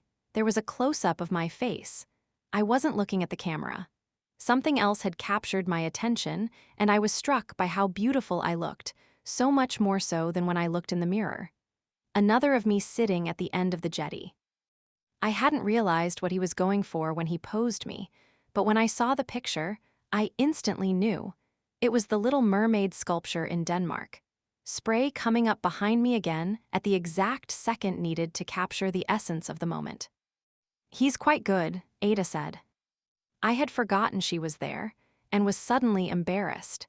These felt so intimate, and not because I was in a bikini in most of them. He is, I said quietly. The next shots were from Atlantic City. He had captured both the diving horses and my reaction of wonder to them. Me on the Ferris wheel, the lights of the city blurred beneath us. And one of the 2 of us, when he had handed his camera off to another couple with a camera, trading picture for picture. A handsome couple, Ada observed. I couldn't disagree. I flipped to the next one, desperate for more, only to find that it was Ada and Lillian who had caught his attention. They sat under their umbrella, engrossed in conversation, their bodies angled toward each other under the yards of fabric and shade. The next was the same, but they were smiling at each other. And a third was a close-up of just their hands, Ada's on top of Lillian's. I think these 3 are for you, I said, offering them to her. I believe so, she said, but why our hands? Mine look so old. It was true, she could pass for younger everywhere else, but hands never lied. Mine still had the dimpled knuckles of someone who had never done a day's honest labor, but Ada's were spotted and worn, with pronounced knuckles and veins. It was a reminder that, as much as she claimed she wasn't going anywhere, nothing lasted forever. And it made me double down on my determination that I was staying with her when the fall came. Unfortunately, the second piece of mail made that plan much more complicated. My mother's weekly letter arrived a day late, on Friday instead of Thursday. I'd wondered aloud if everything was all right at home when the postman didn't have her letter, but Ada said she was sure it would arrive the following day. It did, and I opened it, sitting on the sofa in the den to read, hoping against hope that my father had decided against college. Dearest, wonderful news, your father has sent in your tuition payment. It's taken most of the summer, but he recognizes that you made a mistake and that you will be your best, diligent, and obedient self when you return, so see that you are, please. There will be no more talk of the rabbi's son either. His parents say he's met someone. We're hoping he'll announce an engagement by the high holy days, and then that scandal will be forgotten. The holidays are late this year, so I really think it will be blown over by Rosh Hashanah, and we can all start our new year with a clean slate as intended. We'll be wiring you money to return next week. You can take the train right from Atlantic City and bypass Philadelphia entirely. Ada will send any of your belongings you may have left in Oxford Circle when she returns after Labor Day. And that will give us time to go shopping for your school wardrobe and your books. I hope you've enjoyed your stay with Ada. I know she's wonderful, but I've missed you. And the condition to this all is that you'll be living with us during the year, not the dormitory. So that's a blessing in disguise, as I'll get more time with you. With love, Mama. My chest was heaving by the time I finished reading. Next week, I couldn't leave next week. I had another 2.5 weeks at the shore. I couldn't go back to that prison of a house. And what would happen when it came out that I was the girl Dan was seeing, but there would be no engagement? They would hound me day and night until I wanted nothing to do with him. And how long would it be before they wore me down? And I ended up stirring a pot of something inedible at the stove, nose in a book, my own writing festering in a drawer while I bore child after child. No, I wasn't going back. Not even if they came here themselves and dragged me by my hair. Bad news, I take it, Ada asked from the doorway. I jumped. I hadn't realized she was there. Mama says I'm supposed to go home next week, I said flatly. I see. Ada, you'll let me stay, won't you? Ada came into the room and sat opposite me. It's not that simple, she said. If they agree to allow you to stay with me, you're welcome to, but I can't keep you here if they say no. Why not? I'm 20. Can't I just stay? You're going to need to talk to your father. There's only so much your mother can do.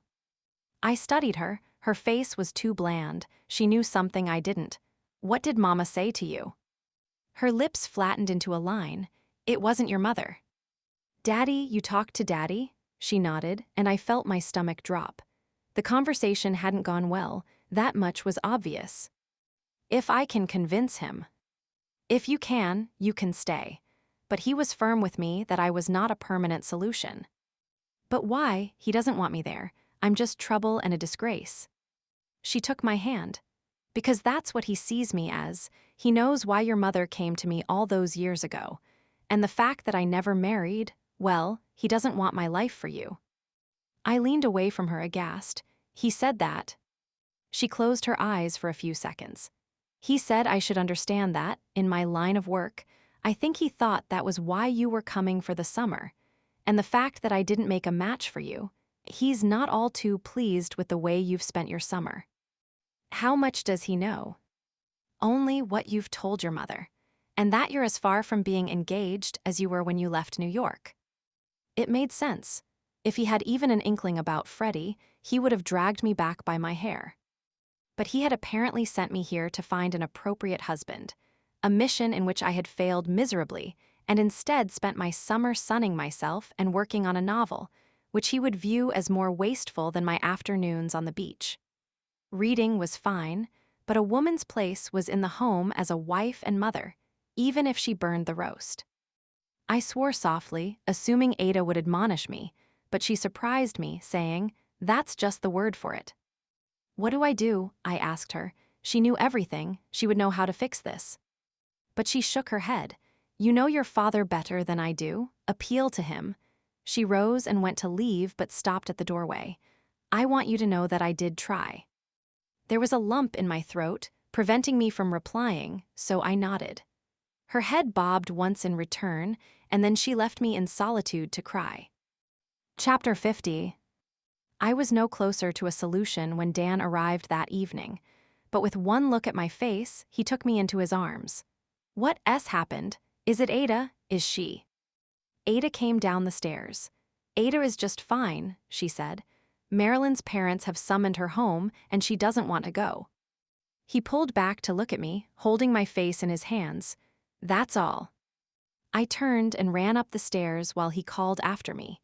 Give her a little time, I could hear Ada say before I shut my bedroom door and threw myself onto the bed.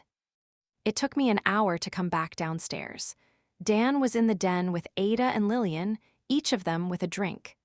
Ada and Lillian both excused themselves, rising to leave when they saw me. I nodded to them as they walked out but said nothing. I'm sorry, Dan said, standing. I didn't mean it like that. I assumed someone was dead from your face. I know you don't want to go back to New York. I sighed, it's okay. Ada filled me in some, but let's talk about it. Or not if you don't want to. I came and sat on the sofa, and he sank back down next to me. I don't think I'm going to be much fun this weekend.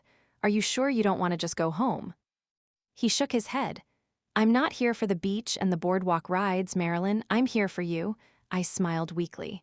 Come on, let's go for a walk. We'll get ice cream. But we haven't had dinners. Since when do you follow rules? He had a point. I'm not saying we'd have to get married, but if you were in New York, we'd see a lot more of each other. I think we'd see less of each other if they knew marriage wasn't the plan, I said over our cones, and they would harass us nonstop until we caved. I didn't think he fully understood my aversion, but I appreciated him not pushing. What if we just didn't tell them we were seeing each other? I shook my head. He doesn't trust me to live on campus. I'll have no freedom at all if I go back. I'm not leaving that house unless you come to the door and sit with my father first. He reached out and touched my hair. And I suppose this is too short for me to climb up to get to your window. Huh. Okay, here's the next idea. We run away together. I looked at him warily. And do what exactly? Whatever we want. We'll be bohemians, live on a beach somewhere, drink out of coconuts to survive. The world doesn't actually work like that. What if I work for a year and save up as much as I can, and then we leave? A year in that house. I couldn't do it. Now that I had been free, I couldn't go back into a cage and sing and pretend I was happy. He took my hand. Then actually marry me. It won't be like your parents. I'll support you while you write. There are ways to not have kids. We won't until you want to, if you ever want to.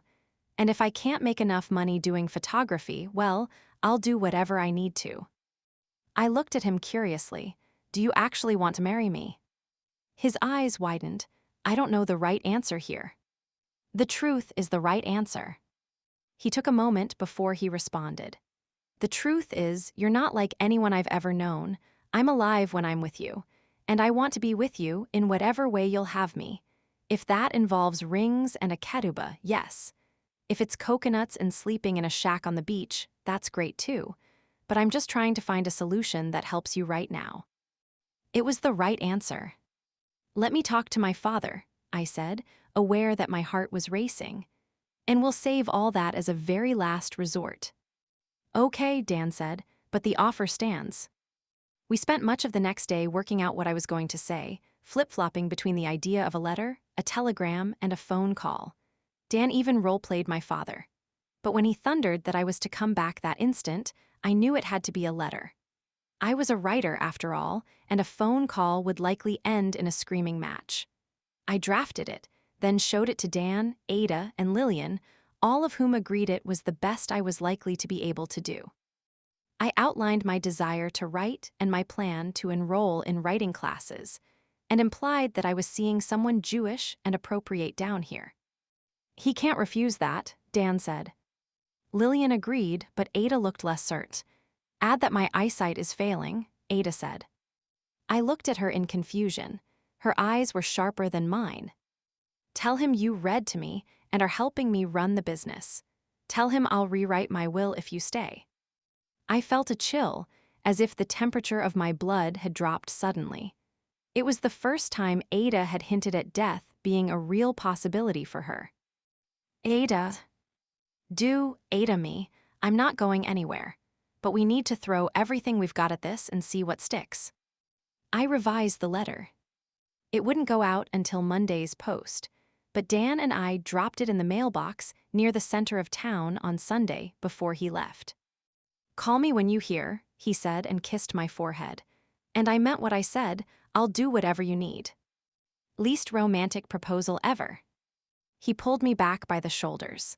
"Marilyn Kleinman," he said, "the day you let me know you would be open to accepting that, believe me, I'll make the show you want of it. Until then, this will have to do." And he pulled me into him, kissing me deeply until the world spun. Where did a rabbi's son learn to kiss like that? Do you really want to know the answer to that question? "No," I laughed, "but do it again." He obliged. And for a moment, I believed that the letter would do its job and things could continue exactly as they were. Chapter 51. I jumped when the phone rang on Monday afternoon. Ada pursed her lips in annoyance. "You can't expect to hear from your father before Wednesday, you goose," she said. I knew she was right, but I was too on edge to be much good to anyone. I tried to focus on the final scrapbook, but there were huge time jumps. Either Ada had years where she didn't take many pictures, which did make sense, once she was older and alone in Philadelphia, or I was just too scatterbrained to put the pieces together. When I finally gave up in annoyance, I sat at my typewriter, but the words weren't flowing. Instead, I picked up my stack of pages, realizing it had grown far thicker in the last couple weeks, and sat downstairs with them and a pencil, hunting for typos and plot holes. That provided the distraction I needed, and I quickly found myself immersed in the story I had told. It was closer to finished than I realized, but I didn't quite know how it ended. My idea of a happy ending wasn't the same as most people's after all, and I still wasn't sure if the aunt character lived or dramatically died at the end. It would propel the story along if she died, but it felt like too much of a jinx for my own irascible aunt. No, she would live. There wasn't a way to write a happy ending if she didn't. "What's got you so wrapped up?" Ada asked, coming to sit opposite me. "Debating whether to kill your character off or not," I said tartly. Ada shrugged good-naturedly. "You wouldn't be the first to try." I wouldn't steal her backstory, but she had proven to be a much juicier character than any I could have created. "Who was your second great love?" I asked. "Pardon me. You told me you'd been in love twice. I know about John. Who was the second?" She shook her head. "No, that one belongs to me." She stood to leave. "And you won't find it in those boxes of photographs either." I spent the next half hour debating ways to kill her character out of spite. I wouldn't do it, but there were days when it would be satisfying. Wednesday came and went. "It's a good sign," Lillian said, patting my hand affectionately. "Truly. It means he's writing a reply. If he were angry, you'd get a phone call or a telegram." Ada said nothing. Thursday morning, the two of them were in the living room with clients as I applied rubber cement to the back of photographs and then stuck them in the scrapbook. I would be done soon. I had reached the pictures from my mother's trip by Tuesday. Now I was firmly in my own lifetime, and the last box of pictures was nearing the end. I hummed along to a song on the radio, turned down low so as not to disturb Ada and Lillian at work, and had just turned to a fresh page when a pounding sound startled me. I poked my head out of my bedroom, listening. Ada would be mad if it was Franny. But it was the front door. Heart in my throat, I ran down the stairs, skidding to a stop and narrowly avoiding crashing into Franny, who was in the process of opening the door. I righted myself and looked up into the angry face of my father, my mother standing pale behind him. "Pack your bags," he said, eyebrows drawn together. "We're leaving today." "Hello to you too, Daddy," I said dryly. Then Sally ran up and bit his pant leg, tearing at it angrily and growling, as my stoic father tried to get away from the tiny little monster. "Get this thing off me," he said, trying to kick at her with the leg she wasn't holding. "Come here, Sally," I said, scooping her up. She released his pant leg at my touch, but growled at him in my arms as Ada entered the front hall. She looked my father up and down, then observed Sally in my arms. "An excellent judge of character," she murmured to me as she passed. "Walter, Rose, I do so wish you decalled first. I have clients this morning."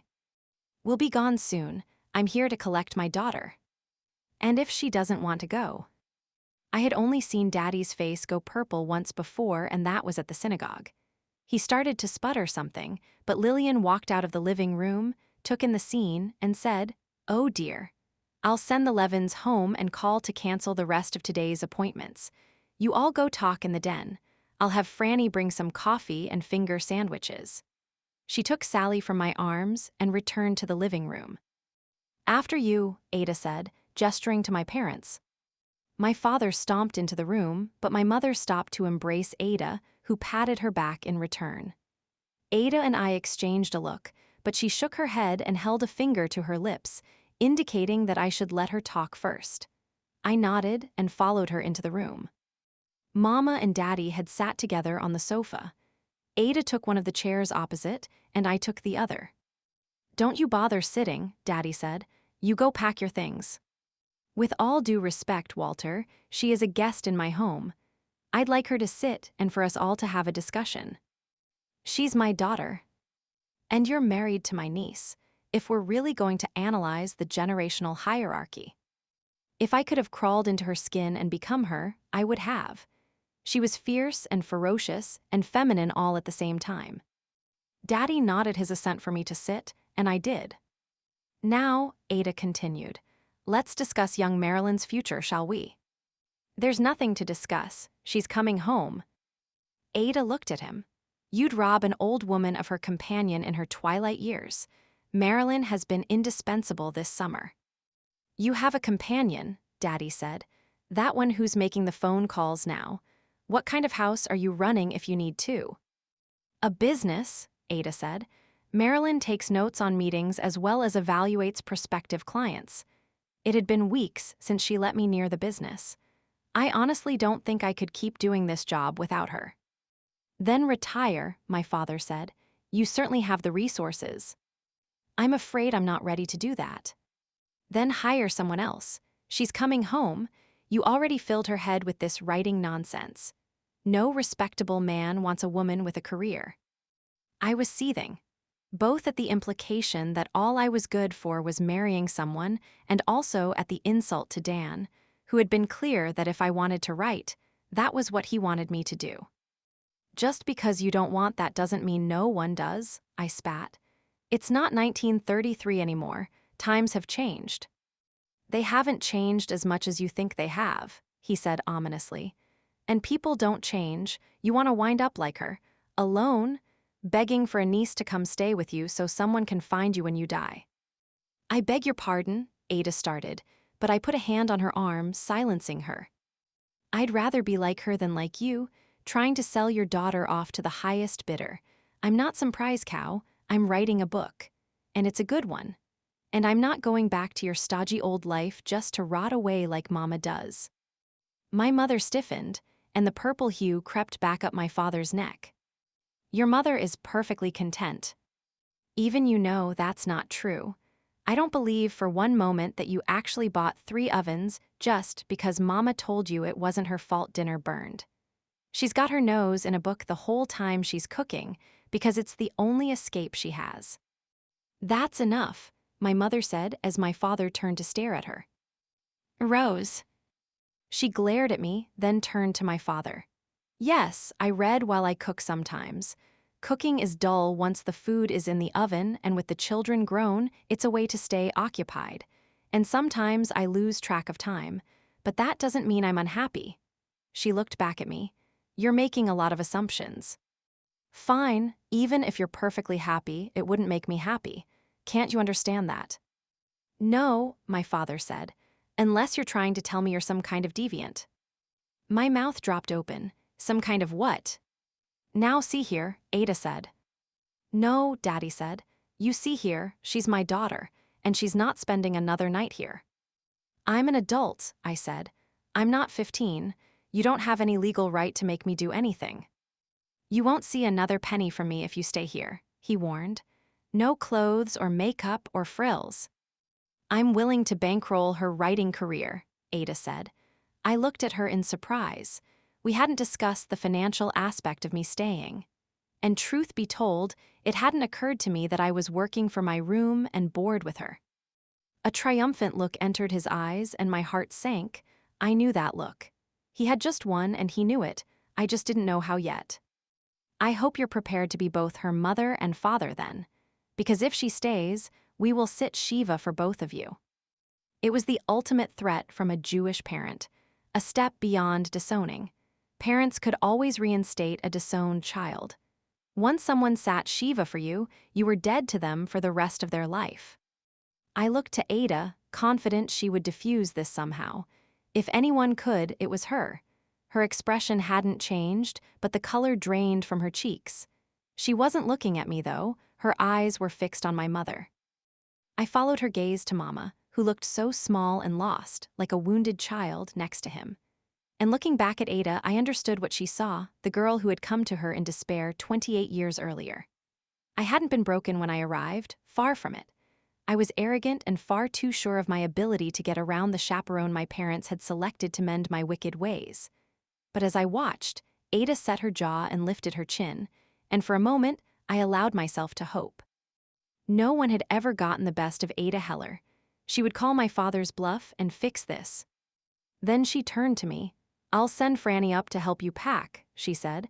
"I'm sorry it came to this." The world tilted upside down. Ada, no. She put a firm hand on my arm. "Go on, I'll be up soon as well." "I'm not leaving you." "Go on," she repeated. "I'll be there directly." I rose and ran out of the room, the tears falling before I even reached the bottom step. Chapter 52. I didn't pack. Instead, I threw myself onto my bed. They could sit Shiva for me. I wasn't going back to that house, no matter what Ada said. I don't know how long I wept into my pillow for what I was about to lose, but eventually the door opened, and I felt the bed shift as Ada sat on it, the familiar smell of her perfume wafting over me as she stroked my hair. "Imagine kicking up all this fuss," she said. "You didn't even want to come here." I picked my head up. That was before. "I know, but you're no plucked flower that will wilt and die in the city. You, my girl, are a phoenix, and it may feel like the end of the world, but you will rise from the ashes into something even stronger." "Only if I burn the whole house down," I said darkly. "Then do that, metaphorically, preferably. I don't fancy visiting you in Sing Sing, though it would be entertaining to slip you a file and a cake." I smiled sadly, despite myself. I could see her doing just that. "Can't I just stay? I don't care if they disown me." "I care," she said lightly. "Your mother cares, and you will too someday." She turned her head, staring off at something I couldn't see. My parents, well, it was the opposite, really. Papa was the supportive one, but Mother was in charge. She took my hand in hers. "I wouldn't do a thing differently, but I wish I'd had more time with them, and if you stayed with me, you would regret it. You don't want to be the person who lives with that kind of regret." I shook my head. "If I go back, the only way out is marriage, and I don't want that." "You would be happy with Dan." "Is that Ada the matchmaker, or Ada my aunt?" She flinched. "Touché, but it doesn't mean it's wrong." I sighed. "I might want to marry him someday, but I want it to be my choice." Ada nodded. "It's the curse of our family, I'm afraid." "What is?" "That desire for freedom. A gilded cage is still a cage. Most people don't see the bars that hold them. You and I do." "And Mama." "Your mother," Ada hesitated, then shook her head slightly. She climbed into the cage of her own accord. She saw the outside world and decided against it. I had never seen it that way, but maybe she didn't burn meals because she was unhappy. Maybe she burned them because she was too content to remember to check. But that didn't matter now, because I still didn't have a way out other than Ada allowing me to stay. "Please," I begged, "don't make me go back there. I don't want to leave you."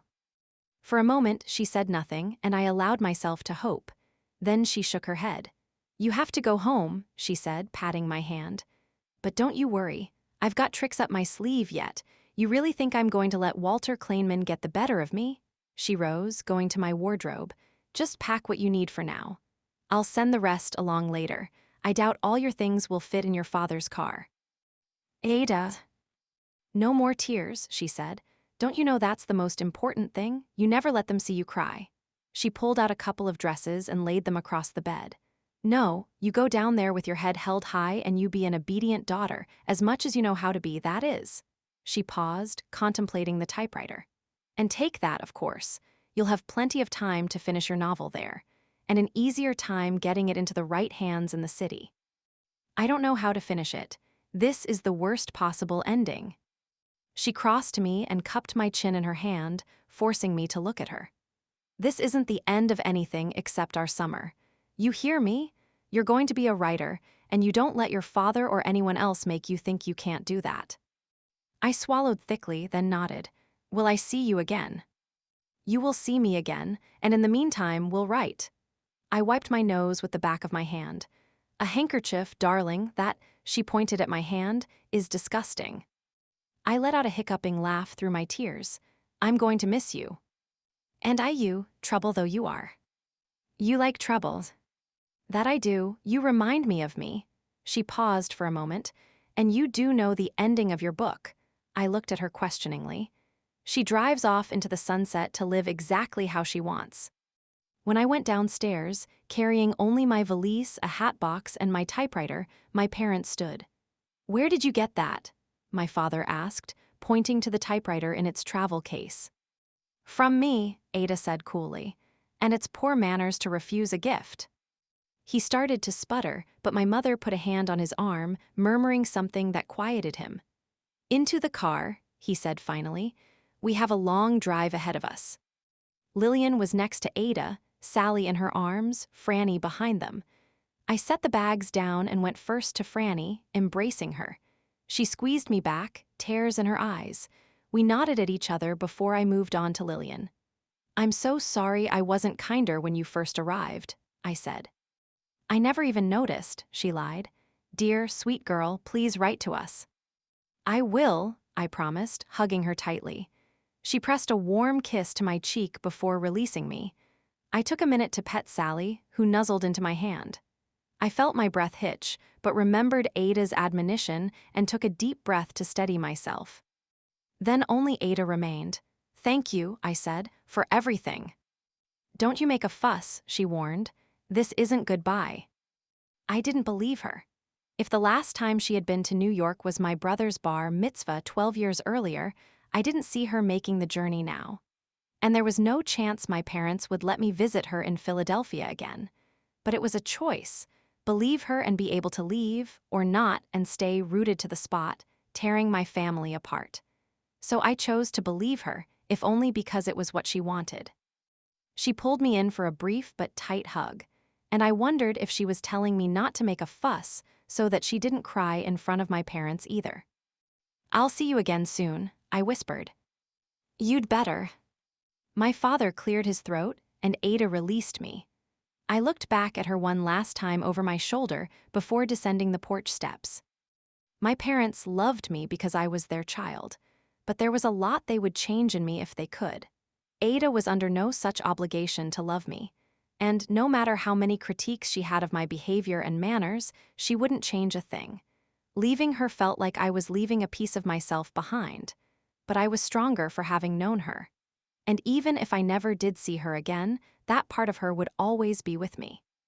Squaring my shoulders, I blew her a kiss, then followed my parents down the steps and settled into the backseat of my father's black sedan for the long ride home. Chapter 53. My childhood bedroom seemed smaller, which was ridiculous because it was bigger than my room at either of Ada's houses, but the walls were closer, the windows smaller, and everything in it a reminder of what I didn't want. It was better than the rest of the house, though. In my room, I could sit at the desk where I'd done my homework in high school, my typewriter in front of me, my old one discarded to the back of my closet. It would never produce a novel. It was a relic of the girl I used to be, and for those hours while I wrote, the room receded. My character wasn't me, but she lived in the now familiar spaces of the world I had just left. And Ada was right. I did know how it ended. I appeared for meals only because my father told my mother, which I heard through the vent in the floor, that if I didn't join them, she wasn't to bring me food. And as romantic as the idea was of wasting away in my tower to punish the dragon downstairs who kept me hostage, this wasn't what broke me, because it wouldn't have broken Ada.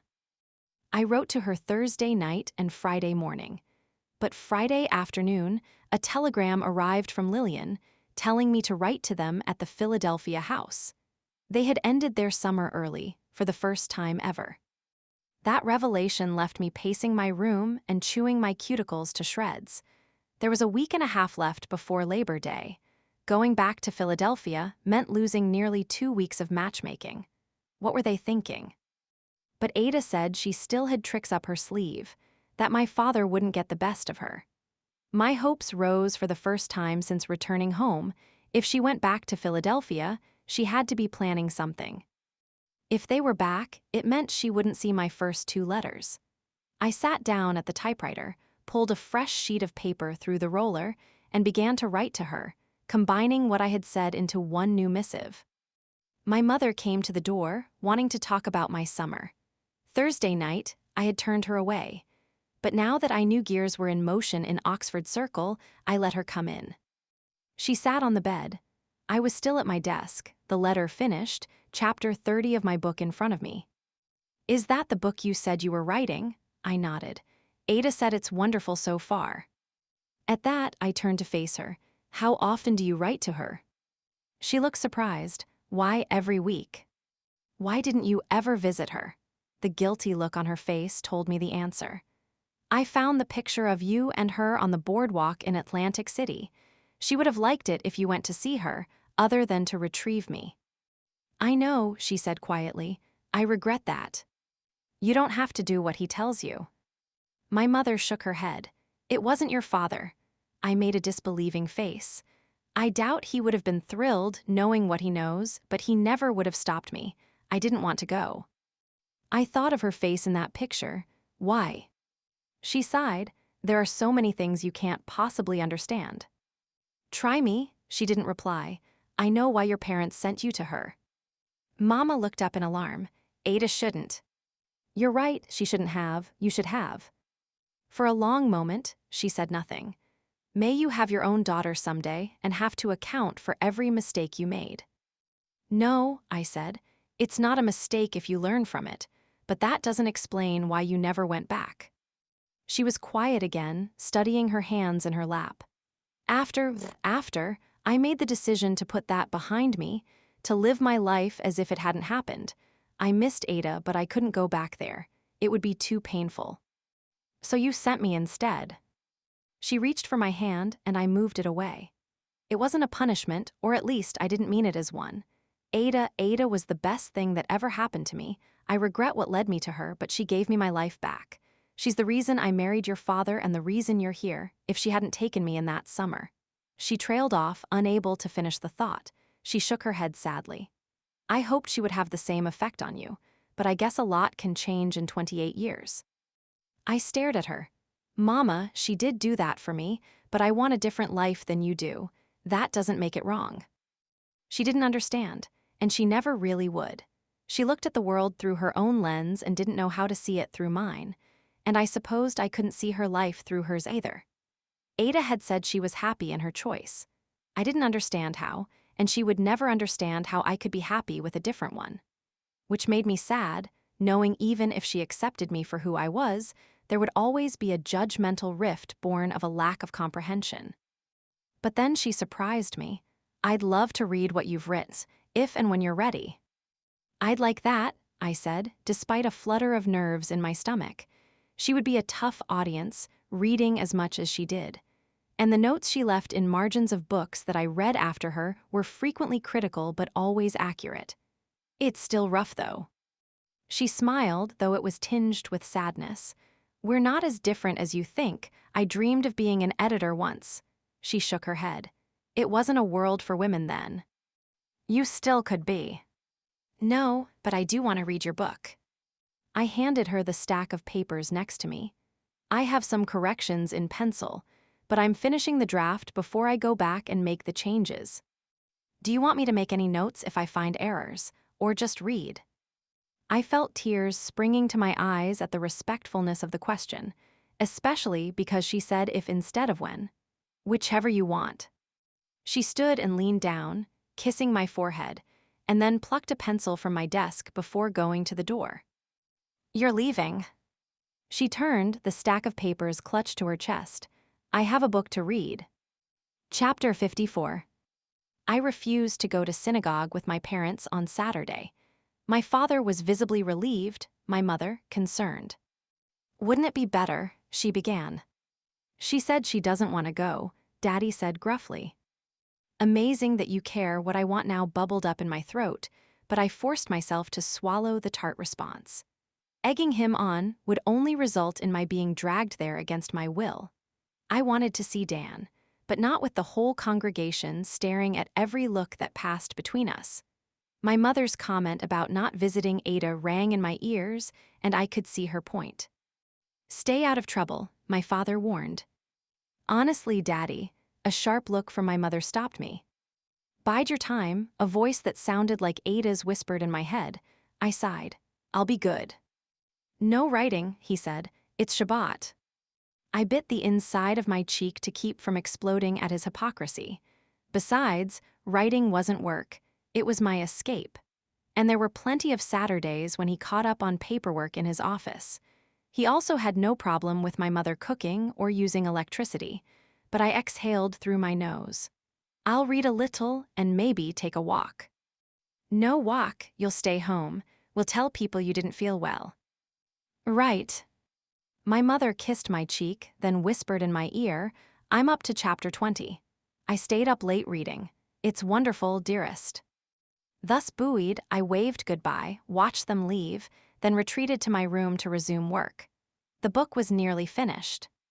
But I had only typed 2 lines when I heard a sound from downstairs. It came again, and I poked my head out of my bedroom door, listening. Someone was knocking at the front door. Normally, Grace would take care of it, but Daddy felt it was wrong to pay someone on Shabbat, so she didn't work Saturdays. Sighing, I went downstairs. I didn't feel like dealing with anyone ill-bred enough to come selling something on Shabbat to a house with a mezuzah, but I wouldn't be able to focus until the pounding stopped, even with the radio on. I flung open the door. We're not in Oh.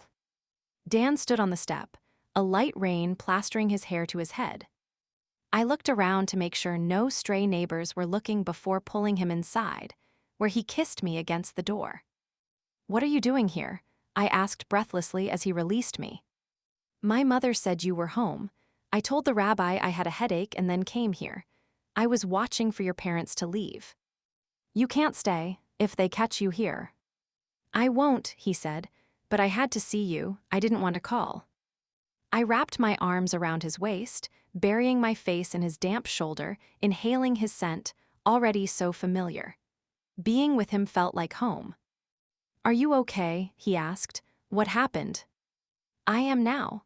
I gave him the short version of what had transpired, leading him into the living room to sit. But he didn't look happy that I was in the same city as him. What about us? My shoulders sank. That was the problem, wasn't it? My parents didn't trust me to go anywhere. They had sent me to Ada thinking it would be even more of a prison than home, and if we told them we were seeing each other, they would trust me less unless it was clear an engagement was imminent. Our behavior at the shul was evidence enough we couldn't be alone together, and they could never understand that everything had changed between then and now. I don't know.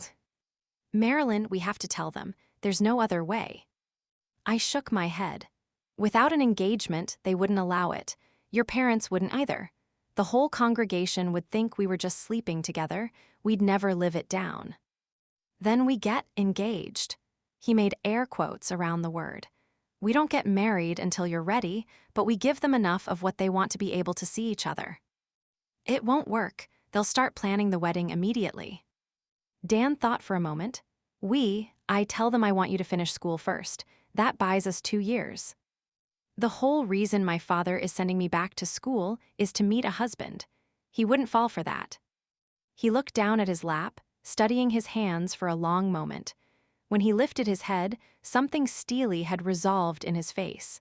Then I'll go to rabbinical school, like my parents want. Your parents can't argue against waiting until I can make money to support us. No, Maryland, I'm not letting you give up your dream just so I can keep mine. You're more important than photography. I can still take pictures. No, I don't want to be a rabbi's wife any more than you want to be a rabbi. He reached over and took my hand in his. I don't have to finish. It just gives us time. I took my hand back. What if I'm never ready to get married? The look in his eyes broke what was left of my heart. But he pressed on anyway. Then we break up when you decide, and I'll take the blame with both families. No, he opened his mouth to argue, but I took his hand, silencing him. If it comes to that, I'll take the blame. His eyes widened. Do you mean? I nodded, defeated. I couldn't see a scenario in which he changed so much that he asked me to forfeit my writing. And the idea of a long engagement, while difficult to manage with our families, allowed us the freedom to figure out what our lives would look like if we did follow through. But the corners of Dan's mouth turned down. No, not if you look like that saying yes. I moved over until I was sitting on his lap. Daniel Schwartz, there is no one else on this earth whom I would consider marrying. Now propose to me properly so we can actually see each other and decide what we want to do. He pulled my face in and kissed me. It's hard to do it properly when you're sitting on my knee. I laughed for the first time since my parents arrived in Avalon. I suppose we should make a show of it for my parents and yours. I don't care about them, I care about you. He nudged me and I stood while he slid off the sofa and knelt in front of me. Marilyn Kleinman, will you pretend to consent to marry me to appease our parents? My eyes narrowed. Not even engaged yet, and the romance is gone. He rose, wrapping me in his arms. Believe me, we're just getting started. His face moved closer to mine. Yes, I said. I can't promise more than that, but yes. Chapter 55. I slept fitfully that night. I wasn't sure I was up for years of pretending. But the engagement, however real or unreal it was, would allow us to see each other. And after losing Ada, the idea of also losing Dan was too much to bear. Dan was to come the following afternoon. We debated whether he should ask my father first, but agreed that he had already secured his approval once, and a surprise was better for our purposes. I asked if he was going to tell his parents before he came, but he said no. They would insist on coming with him if he did. Breakfast was a quiet affair, my father buried in his newspaper, my mother trying to make conversation, and receiving one-word answers from both of us until I retreated upstairs to write. I had been admonished the previous afternoon for the sound of typing coming from my room and wound up writing late into the night after my parents went to bed, tiptoeing past their room with my typewriter to the kitchen downstairs, where they wouldn't hear me. There were maybe 2 or 3 chapters left to go, but my characters weren't quite behaving and didn't seem to want to leave the world of their novel behind. Just before lunch, my mother knocked on my door. I hate to interrupt, but I want more, she said. You finished already. I did. What's next? I nodded to the stack of new chapters next to me. She returned the others and took the new pages. I'll leave you to it, she said. I turned toward her. Mama, she looked back, is it any good? This is what you were meant to do, she said, crossing to caress my hair. I'm so proud of you. I couldn't quite reply around the lump in my throat, and as much as I wanted to be back with Ada, I understood that she had been right. I would care if I walked away from my family with no avenue back. I couldn't focus after lunch. Instead, I sat watching the clock on my nightstand tick closer and closer to Dan's arrival. Finally, exactly at the stroke of 2, there was a knock at the door. Showtime, I thought, leaving the sanctuary of my room. I came down the stairs just as Grace asked Dan to come inside. He winked at me, and I offered a tight smile in return. My father came out of his study, then looked from Dan to me, and I could see the wheels turning in his head at our combined absence from synagogue the previous day. What's this about? He asked as my mother came in from the kitchen. Don't be rude, Daddy. Invite him in for heaven's sake. He started to sputter, but Mama put a hand on his arm. "Won't you come in, Daniel?" She gestured toward the living room. The two of us sat on the sofa, my parents in the chairs opposite us. "Dr. Kleinman," Dan began, "I'm here today to ask for your blessing." He looked at Dan warily from the corner of his eye. "I gave it to you in June, but Marilyn refused you." Dan nodded. "I asked her again yesterday, and she said yes." My parents' mouths dropped open in unison, and for a split second, they sat there like gaping fish. I could practically hear Ada saying they'd catch flies like that. Then they were on their feet, hugging each other, the two of us, Daddy clapping Dan on the back and calling him son. "The season is all wrong," Mama said. "It'll be a long engagement, I'm afraid, until the spring, early spring, of course, so it won't start too late at night." She trailed off, an idea hitting her. "Or I suppose a fall wedding would work. October maybe, before it's too cold." "No," I said as Dan shook his head. "I've decided to go to rabbinical school after all, so we would have to put the wedding off a few years. I can't marry her until I can support her." "Of course you can," my father said. "You'll live here until you finish." We hadn't seen that one coming.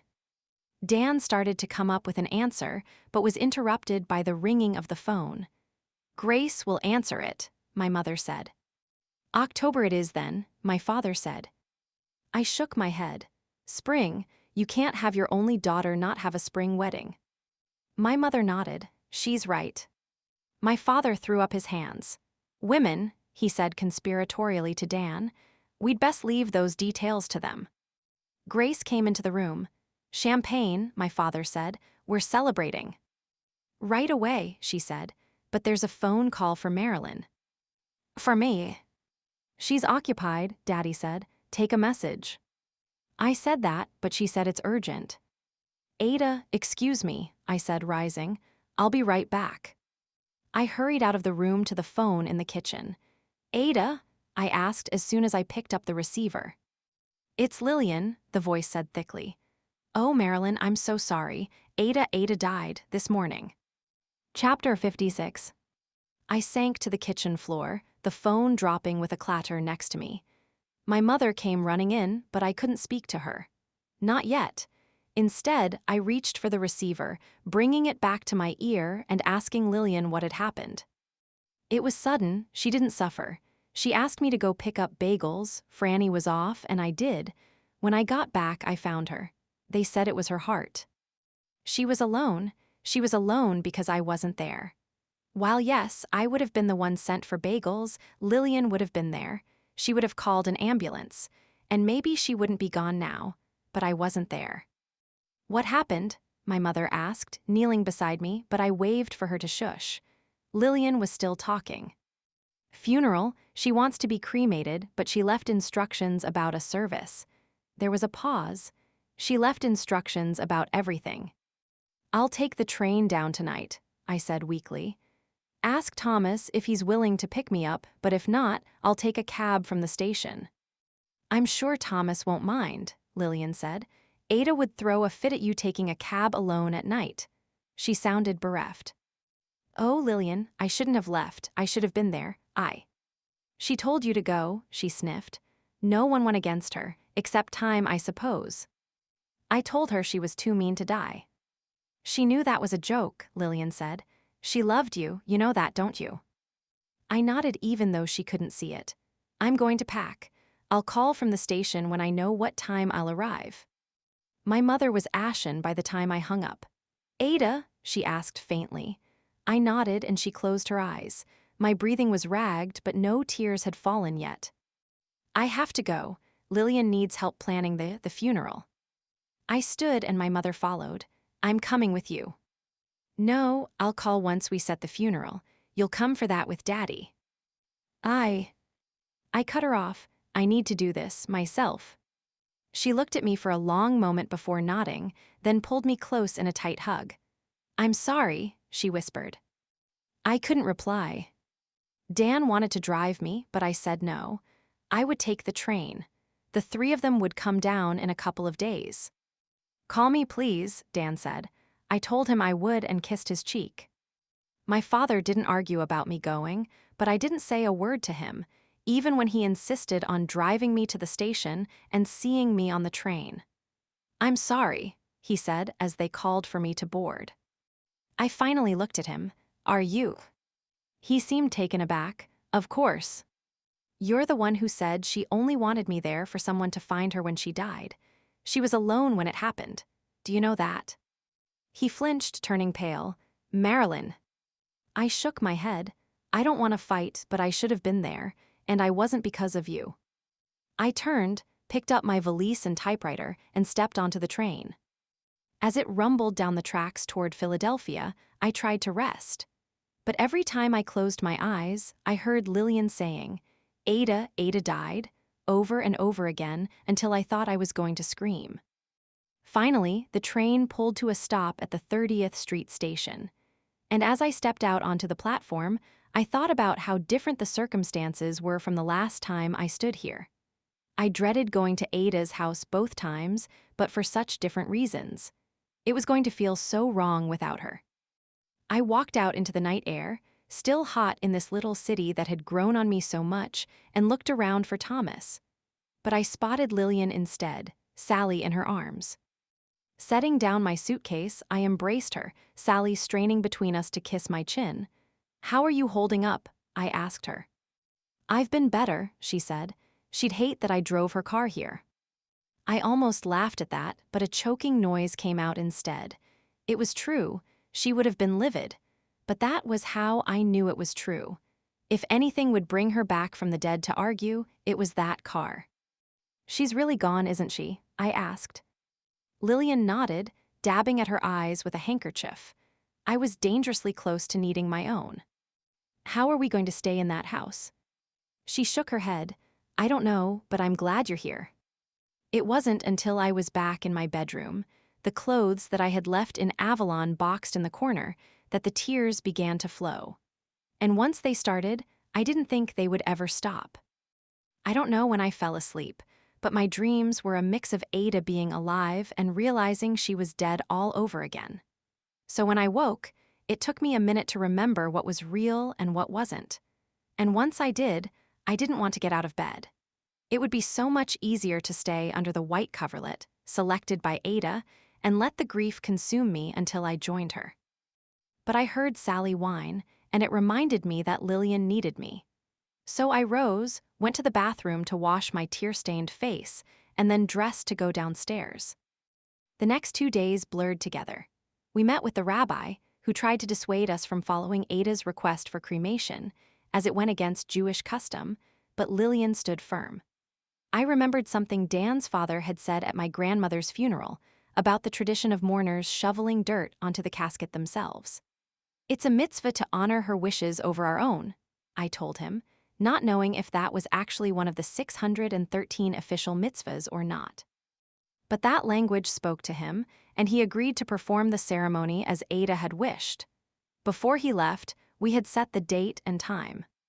He knew her well enough to give his own eulogy, but he asked if either of us wanted to speak as well. Lillian shook her head. "I don't think I could get through it," she said. "I'll do it." The rabbi turned to look at me in surprise. Is my family." Lillian patted my leg, and the rabbi agreed, rising to leave. Then there were decisions about Shiva and notifying the community and my family. Lillian dealt with the crematorium, and I made the other phone calls, an arrangement that worked for me. I couldn't talk about her remains like that. Dan and my parents drove down Tuesday night and came to the house to see what they could help with, but I asked them to stay at a hotel instead.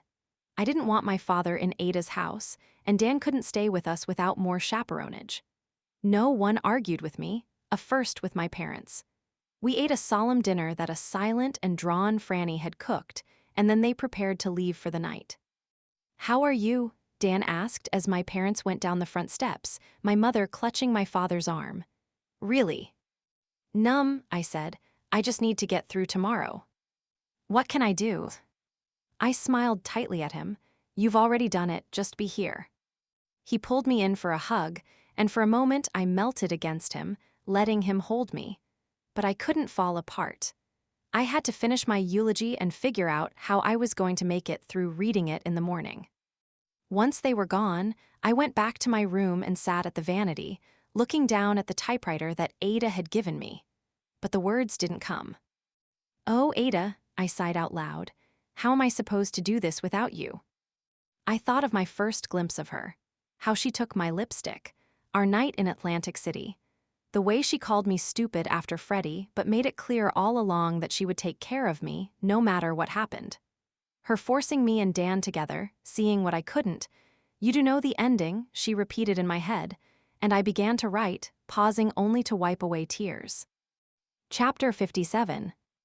I woke to the sound of the alarm clock Ada had put by my bedside months earlier, my eyes opening on the day I dreaded. Yet the house still contained her presence. It felt impossible to believe that when I went downstairs, she wouldn't be at the breakfast table, her newspaper in front of her face, a tart remark on her lips about the hours I kept. But when I made my way down after dressing, the table was empty, save for a place set for me.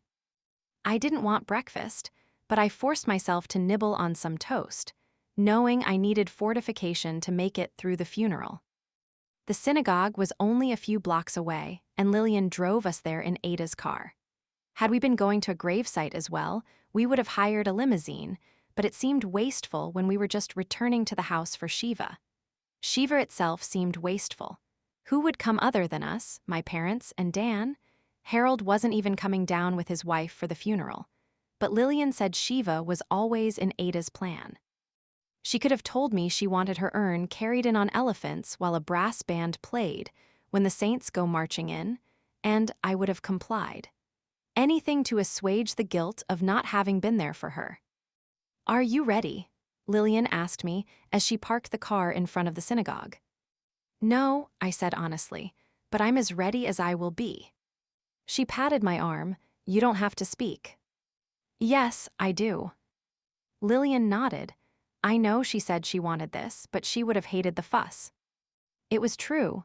Splashy as she was, she preferred to be the one pulling the strings, which she was to the last with the exacting funeral plans. That's why she chose cremation. She didn't trust anyone else to pick her clothes or do her makeup. Lillian smiled sadly. "You know, I think you're right. Heaven forbid she spend eternity in a dress from a sales rack." I almost laughed, or in the wrong shoes. She'd haunt every last one of us.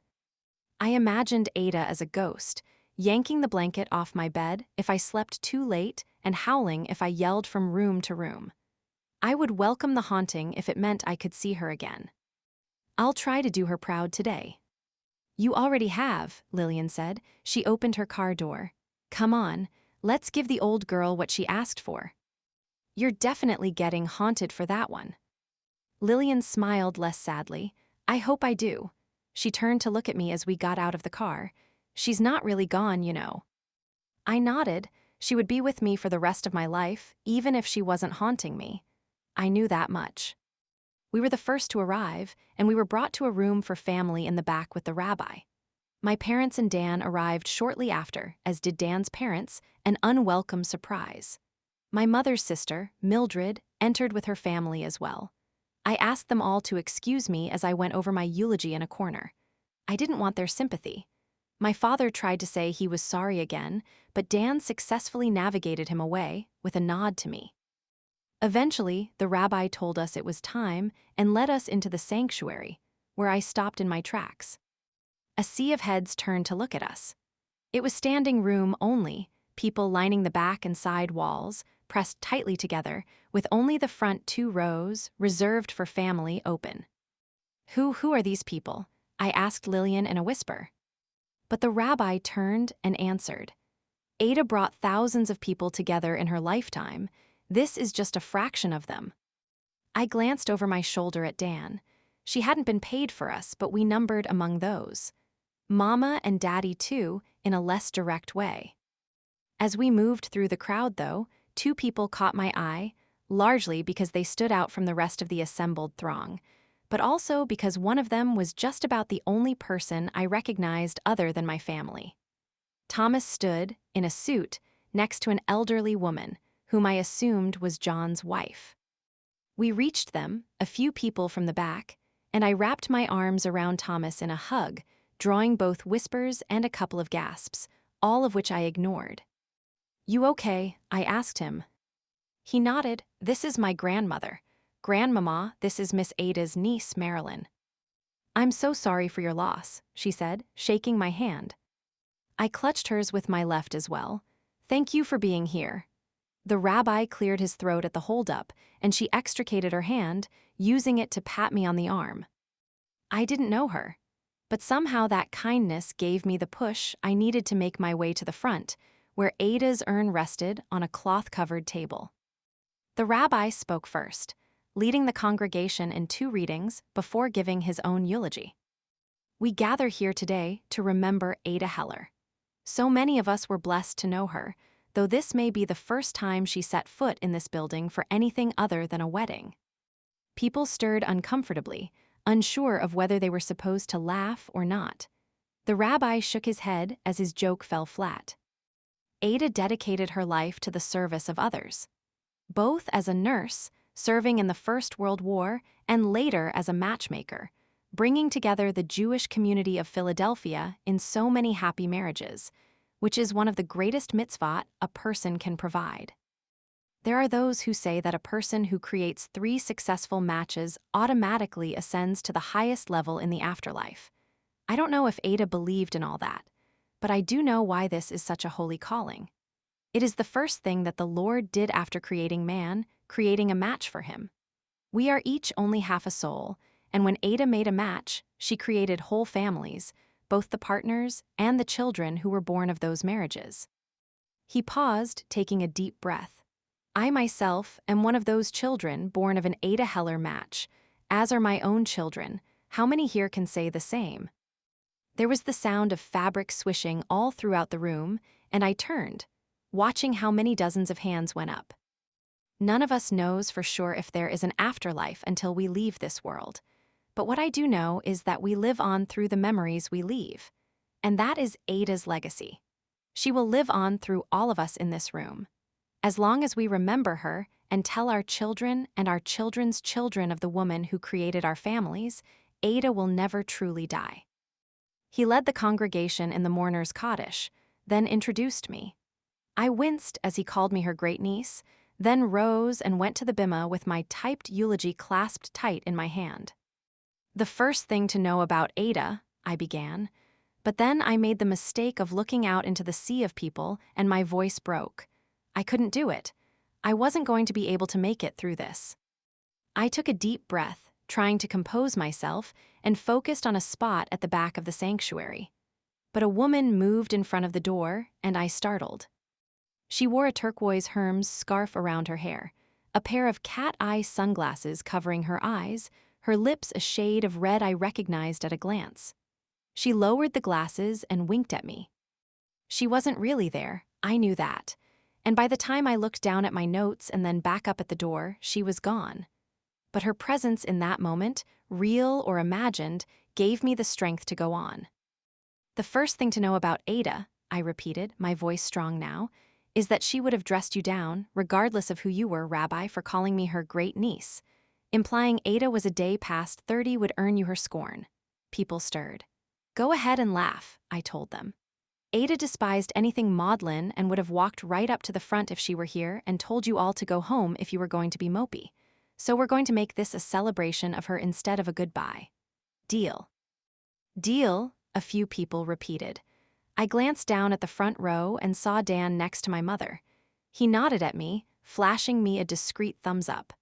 I looked back at the door one more time, hoping to see her there, but my imagination could only produce her once.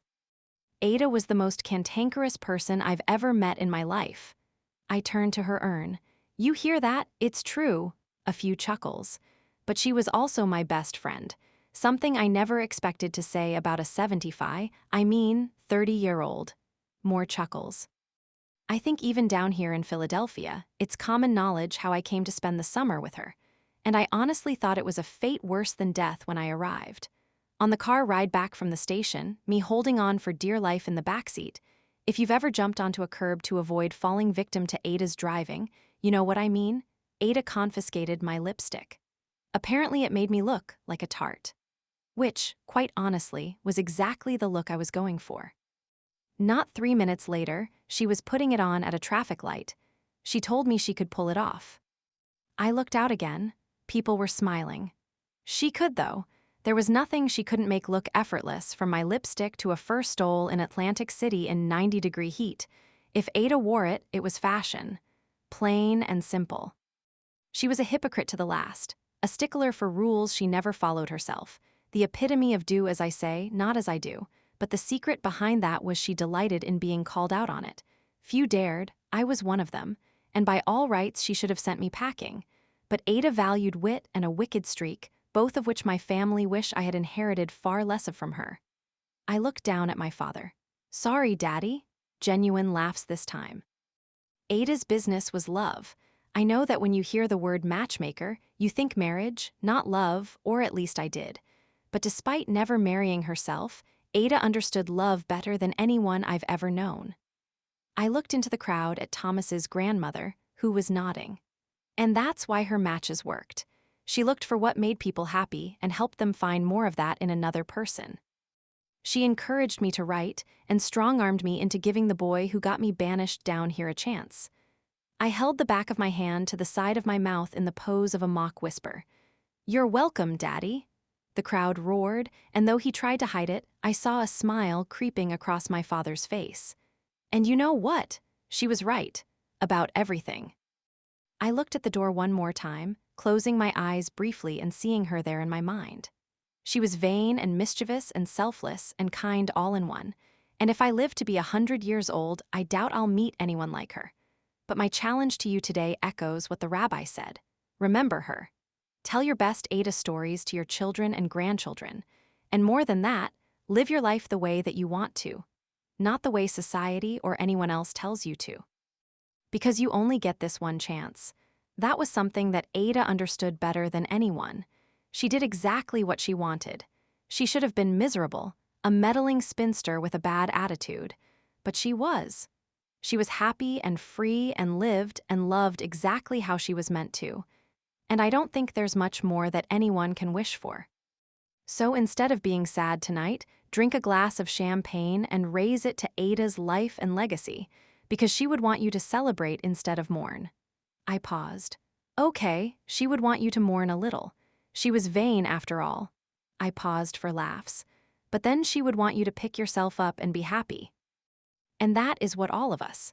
I looked down at Lillian, then my mother and aunt who were dabbing their tears, and Dan, who was smiling at me with shining eyes, and sought out Thomas, who was doing the same, his grandmother's hand clasped in his. Who loved her most are going to try to do for the rest of our lives as well, despite the hole she leaves behind. Lillian and I hosted the Shiva, which was an exhausting revolving door of community members. But as we accepted condolences for what felt like the 900th time, I began to understand that this was for them as much as for us. I didn't want them in Ada's house.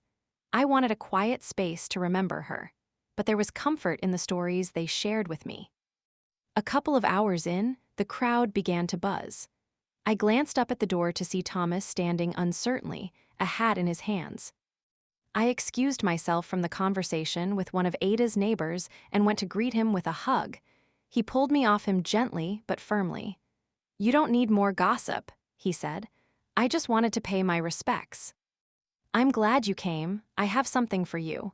I was going to call you this week if you didn't, I said. For me. Come on, I said, taking his arm and leading him toward Ada's study. I felt eyes on us, so I left the door open and offered him a seat on the sofa while I went to retrieve the parcel, still wrapped in a handkerchief and tied with a ribbon, from the desk. I don't know how much your grandmother told you, I said, suddenly realizing this might be an unwelcome surprise. But I think Ada would have wanted you to have these. He looked at me curiously and untied the ribbon, then opened the handkerchief. The picture on top was the one of Ada smiling up at John. Thomas examined it carefully for a moment, then moved on to the next picture, stopping and looking up at me in surprise when he got to the one of them kissing. You didn't know then. He shook his head. I knew they met in Europe before he married my grandmother. He said in a different life, he would have loved her. According to her, he did. She said the world loves to destroy things it doesn't understand. That he knew that, but she had to learn it for herself. Thomas nodded. She was a wise lady, that one. How did you start doing odd jobs for her? She never explained that, but I know she adored you. Like the grandson she never had, I thought. A wry smile spread across his face, and I realized Ada was right. He did look like his grandfather. It was 2 cars and 11 years ago. A 1946 Cadillac. It was making a noise, and she was convinced her mechanic was robbing her on account of her being a woman.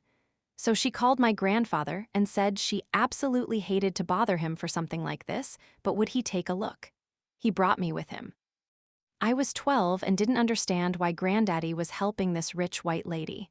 On the trolley ride over there, he explained. He said it didn't matter if you were black, white, green, or purple. If someone was a good person and needed your help, you helped them if you could.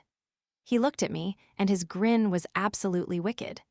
Ask me what was wrong with the car.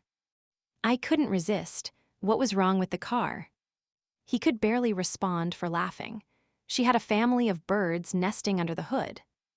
Birds. One of them flew at her when Granddaddy opened the hood.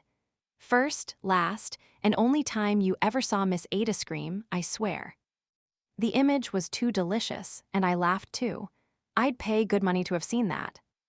She tried to give me $1 for helping get them out of there, which she said was really to not let anyone know she'd screamed, but my grandfather handed it right back to her.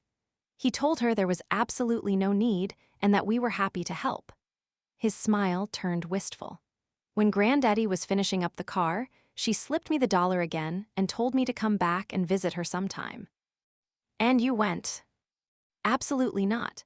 My grandfather caught me trying to spend that $1 on candy and marched me right back up to her house to give it back again. I don't remember their whole conversation, but there was a lot of hand-waving and finger-pointing, and it ended with him saying I was going to earn that $1. He looked back down at the photographs in his hands. She didn't need me and tried to say I could just go home and tell my grandfather that I hung some pictures or some other nonsense. But he and I didn't keep secrets, except this one, I suppose, so I told her I'd best actually hang some pictures then. She looked at me like I was crazy but said, "Come on then, let's find something honest for you to do." He looked back up at me. I liked her. I know that's such a strange thing to say, but I get it. He nodded. I suppose you do. I started coming by on Sunday afternoons after church just to see if she needed help with anything. It was just her and Miss Lillian in this big house, and I wanted to be someone my grandfather would be proud of. I felt tears pricking at my eyes. I know I never met him, but I know he's proud of you, and Ada is too.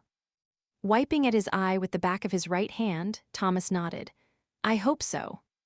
I put my hand on top of his left, which still held the photographs. I know so. For a long moment, neither of us spoke. Thank you for these, Thomas said eventually, gesturing to the pictures. Of course, I hesitated. She said your grandfather was one of the 2 loves of her life. She wouldn't tell me who the other was. I guess I'll never know now. Thomas shifted slightly. Wait, do you know? Not for certain, no, but I think love looks different to different folks. He tilted his head at me. If it didn't, he held up a picture. I think I'd look different today. He stood. You should probably get back to your guests. Thank you again. I wanted to hug him. In a different life, we would have been cousins. But my earlier hug had made him uncomfortable, and we were in a room alone together with my father and new fiancé down the hall. Can I shake your hand? I asked eventually. Yes, Miss Kleinman, I'd like that. I held out my hand. Please just call me Marilyn. He smiled over our clasped palms. I hope we meet again soon, Marilyn. I watched him leave, then took a deep breath and steeled myself to return to the assembled guests. Chapter 58. On Friday, Ada's lawyer came to the house at 9. Lillian wanted to deal with the will before people descended on us for the 3rd day of Shiva. We decided not to do the full week of mourning and would cut it off with Shabbat that evening. We were exhausted and, as Ada would have said, it was simply too much fuss. Mr. Cohen arrived, and we showed him into the living room. "I'll leave you two to it," I said as they sat. "Marilyn," Lillian said, "you don't understand. Mr. Cohen is here for you." "For me?" The lawyer nodded. "Ada changed her will quite recently, leaving you as her primary beneficiary." I shook my head. "I'm sorry, it's been a difficult few days. I'm afraid I didn't hear you right." Lillian reached up and took my hand. "You heard him correctly. Sit, please." I sank onto the sofa as Mr. Cohen pulled a sheaf of papers thicker than my manuscript from his briefcase and set them on the coffee table in front of us. "It appears you're quite a wealthy young woman," he said as he began outlining properties, stocks, and other assets.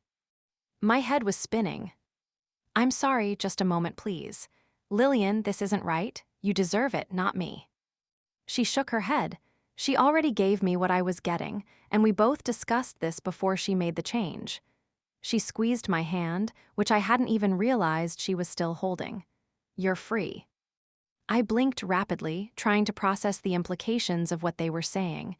The Avalon houses, the Philadelphia properties, a building in New York City, a whole building. The car, the jewelry, this house. "I can't," I said. "I don't know what to do with this. It's too much. Lillian, please split it with me at least." But Lillian shook her head. "This is what Ada wanted, and me as well, be happy." "There are a few conditions," Mr. Cohen said. "There's money in a trust for Thomas for after he finishes medical school." "Of course."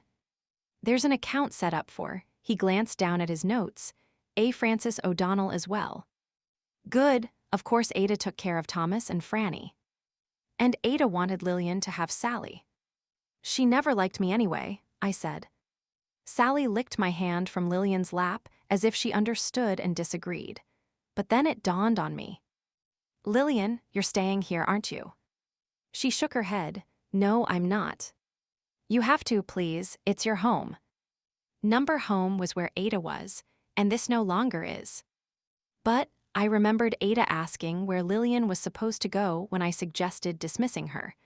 "No, you have to stay." "No," she said lightly. "I'm going back to Chicago." "Please don't go." She smiled sadly at me. "I have to, and you have your own life to begin, with the resources to do whatever you like." I thought for a moment. "I want the Avalon house that Franny uses to go to her," I said to Mr. Cohen, who nodded. "One of the row houses, too. I don't know what I'm going to do yet, but Ada always said real estate was the smartest investment, and she left me so much more than I could ever need." Lillian squeezed my hand again, and it was as if I could feel Ada's presence nodding approvingly at me. "One to Lillian." She started to protest, but I shushed her. "I don't care what Ada gave you. This is what I'm giving you, and the money necessary for its upkeep." She didn't argue. "And one to Thomas, but can you tell him Ada left it to him, not me? I'm afraid he'd refuse if he knew it was from me." I can stretch the truth a little there. I believe Ada would approve. Good. I may have been her blood, but Lillian, Franny, and Thomas were her family before I even knew she existed. And that mattered so much more than any wealth I could ever accrue. There's one more provision. "Which is?" "She wants you to scatter her ashes." He looked down at one of the papers in front of him. "This was extremely specific. You're to go to the end of the jetty at the north end of Avalon. I assume you know where that is, alone." She was quite clear on the alone part, "and scatter her ashes into the water there, on the ocean side, not the inlet side." He looked up again. "I'm not sure I understand the difference, but she made me include it." "It's where she swam to every morning," I said. "I know where it is." "Excellent," he said. "There's more to discuss, but Lillian said she wanted me gone by 10. He handed me a business card. "We'll need to sit down at some point when you're ready to discuss investments and to sign the paperwork for the transfer of properties, but I'll initiate those with the city this afternoon." "Thank you, Mr. Cohen." He shook my hand. "I look forward to a long partnership, Miss Kleinman." Lillian showed him to the door, while I stayed on the sofa, trying to wrap my head around the extent of my newfound wealth and what it meant for my future. I was still there when she returned. "People will be here soon," she said. "I wish you would stay." She came and sat next to me. I'll always just be a phone call or a letter away, but you need to go live your own life now. And so do I. It's what Ada wanted for both of us. I don't know how to begin. Yes, you do, she said, echoing Ada and bringing a tightness to my chest. The doorbell rang, resonating through the too-empty house. That'll be your parents most likely, speaking of where to begin. She rose, but I took her hand. You'll always have a home here, if you want it. Lillian leaned down and kissed my forehead. I'm glad you came into our lives. I wrapped my arms around her waist. I am too. She held me close for a moment until the doorbell rang again. Best get this over with, she said. I released her but stayed on the sofa. The amount of money and properties that the lawyer had outlined was quite simply staggering. I could buy and sell my parents many times over. I could buy a villa in the south of France. But without Ada, it was a hollow victory. I'd give it all back for 10 more minutes, I whispered. She would never hold a copy of my finished novel in her hands. The book that wouldn't exist without her not-so-gentle nudging. If I caved and married Dan, she wouldn't be there. I own the Avalon house now. Could I go back there in the summers without her? Or would the memories be too heavy, the entire Jersey Shore tainted by the hole she left behind? Part of me wanted to give it all away, but she wanted me to have this, the ability to do what I wanted. When did she change her will? I wondered. I would have to ask Lillian. Was it before I left, or after? She made the offer to my father, but knowing Ada, that didn't mean it wasn't already done. The house was beginning to fill with people, and I heard my mother call my name. I finally stood, feeling far older than my 20 years. You need to go live your own life now, I heard Lillian say again in my head. I found my mother in the kitchen, looking for me. I need to talk to you and Daddy, I said. I'll go get him. You wait for me in Ada's study, please. Dan was standing between his parents as his father spoke with Ada's rabbi. I caught his eye, and he excused himself. Come with me, I said. Are you okay? I looked at him, our freedom stretching out beyond us. Never better, come on. Daddy was in the den, looking through the items on the shelves, which were mine now. Daddy, I said, I need to talk to you and Mama. In Ada's study, please. What's this about? He asked, noticing my hand in Dan's. Should the Schwartzes join us? No. He looked puzzled but followed us to the small office, going to sit next to Mama on the sofa against the wall. I gestured for Dan to sit in one of the chairs across the desk, which I perched on the edge of. Mama's eyes widened. We need to move the wedding up to the fall, don't we? Pardon me. That's what this is about, isn't it? She trailed off, but I understood her implication. No, Mama, Daddy looked from her to me in horror. There isn't going to be a wedding, at least not anytime soon.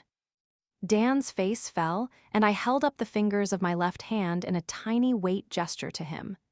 Ada's lawyer came to see us today. It turns out she redid her will sometime this summer, and she left me pretty much everything. Wonderful, Daddy said. That means you can get married while Dan is in rabbinical school. No need to delay the wedding at all now, regardless of other circumstances. Would you all stop insinuating that I'm pregnant? Everyone winced. There's not going to be any rabbinical school, and there's not going to be a wedding. At least not unless Dan and I both decide we're ready for one. My father's eyes narrowed. Explain yourself. Dan doesn't want to be a rabbi. He wants to be a photojournalist. Daddy scoffed. There's no money in that. That's my point, Daddy. We don't need the money now. We can do what we want. Now see here, young lady. His finger was pointed at me, but I cut him off. No, you see here, I have houses, money, stocks, even a car. You can't drive. Dan taught me, and I'll get a license. But the car isn't even a drop in the bucket. And you can't hold money or school over my head as a way to get me to go home now. I meant what I said. He stood up. If you stay here. My mouth was open to speak. I saw his face on that train platform. While he might have meant it in Avalon, the threat was empty now, and I had no problem arguing until he came around. But my mother beat me to it, putting a hand on his arm. Walter, enough. With Ada gone, the only blood family I have left are Mildred, Harold, and Marilyn. We're not disowning anyone. He began sputtering, but she wasn't done. You can't bully her into being who you want her to be. She's different. The world is different, and she's an incredibly talented writer, something she was probably too scared to even try because you hounded her so. I want her home even more than you do, but she's grown. And I want her to be happy. She's never going to be happy doing what you want. She turned to me. Will you at least stay engaged in name to keep gossip down? I nodded. That was fair. Then we give you our blessing. My father began, but my mother didn't let him continue. She moved around until she was directly in front of him. We give them our blessing, Walter. And if you can't do that much, then I'm moving to Philadelphia too. His mouth dropped open. Mine wanted to follow suit, but I kept it firmly shut. I had never seen Mama stand up to him like this. She always waited until he cooled down before launching her quiet campaigns. It was the first time I saw a hint of Ada in her, and I wondered if it was being in this house that did it. Eventually his shoulders sagged, and he nodded, mumbling something that sounded like a blessing. I turned to Dan, whose eyes were wide. What do you say? Want to stay engaged and take pictures? He looked at me for a long moment, then suddenly I was in his arms and he swung me in the air. I take it that's a yes. As long as you'll still let me buy the ring. I smiled, shaking my head. Ada has one I want to use. It was her mother, S. I think she would like that. I agreed. Slowly people started to leave as afternoon turned into evening. We had a full house until 10 the previous 2 nights, but custom dictated that Shiva end at sundown on Shabbat, and the visitors knew enough to leave before that, even if no one in our house would be observing. Dan's parents had left around noon to return to the city in time to lead Shabbat services at our synagogue, but Dan remained with my parents. My mother and Dan helped me, Lillian and Franny, clean up, while my father read Ada's untouched Philadelphia Inquirer in the den. My mother and I wound up alone in the dining room. Mama, I said. She looked up at me. Thank you. She leaned over and squeezed my shoulder, then busied herself again, piling leftovers onto a plate. What will you do now? She asked lightly. I don't know, I said, but I'm leaning towards staying here for a while. And you'll finish your book, of course. I nodded, though part of me didn't want to. I had started it with Ada, and finishing it would be closing that chapter of my life even more. I'll pass it on to Paul when you do. Paul Stein was Daddy's editor friend who sent her books early. You will? Of course. She looked surprised by my question. If he doesn't want it, and I think he will, I'm sure he'll have recommendations of who else we can take it to. Oui. Her mouth twitched up into its first real smile since the phone had rung in the brownstone. I'll even waive the customary percentage that literary agents get, though you can afford it now. A sound escaped my throat, and it took me a moment to realize it was a laugh. Oh, Mama. But the corners of her mouth turned down again. I should have stood up to your father earlier. It shouldn't have taken Ada dying for you to be able to live the life you wanted. I wondered if there had been any way to get here without Ada dying. After all, it had taken Ada's fiancé dying for her parents to agree to let her stay single and go to nursing school. Perhaps my father had been bluffing all along, but with the clarity of time, I now recognized the remorse on his face when I told him it was his fault Ada had died alone. I thought back to how angry I had been when they made me go home, and at my father at the train station. That was gone now, replaced with an aching exhaustion. I just didn't have it in me to be angry anymore, even at Daddy. He was a product of his time, and not everyone could be like Ada and reject the norms that they were raised in. Not everyone wanted to. I saw that now. I also saw my mother more clearly. She had surprised me in Avalon with her admission that she read because cooking was boring, not because her life was. Maybe she really was just a terrible cook, which would mean I came by my lack of culinary skills quite honestly. A giggle rose up in my throat at that disloyal thought, but I swallowed it down. Instead, I wrapped my arms around her and hugged her. Sometimes things work out how they're meant to, I said. Ada understood that. She did. And this is what she wanted, me to be able to be free without losing my family. My mother opened her mouth to speak, but I cut her off. You did exactly the right thing. There's no need for apologies. She smiled again, sadly.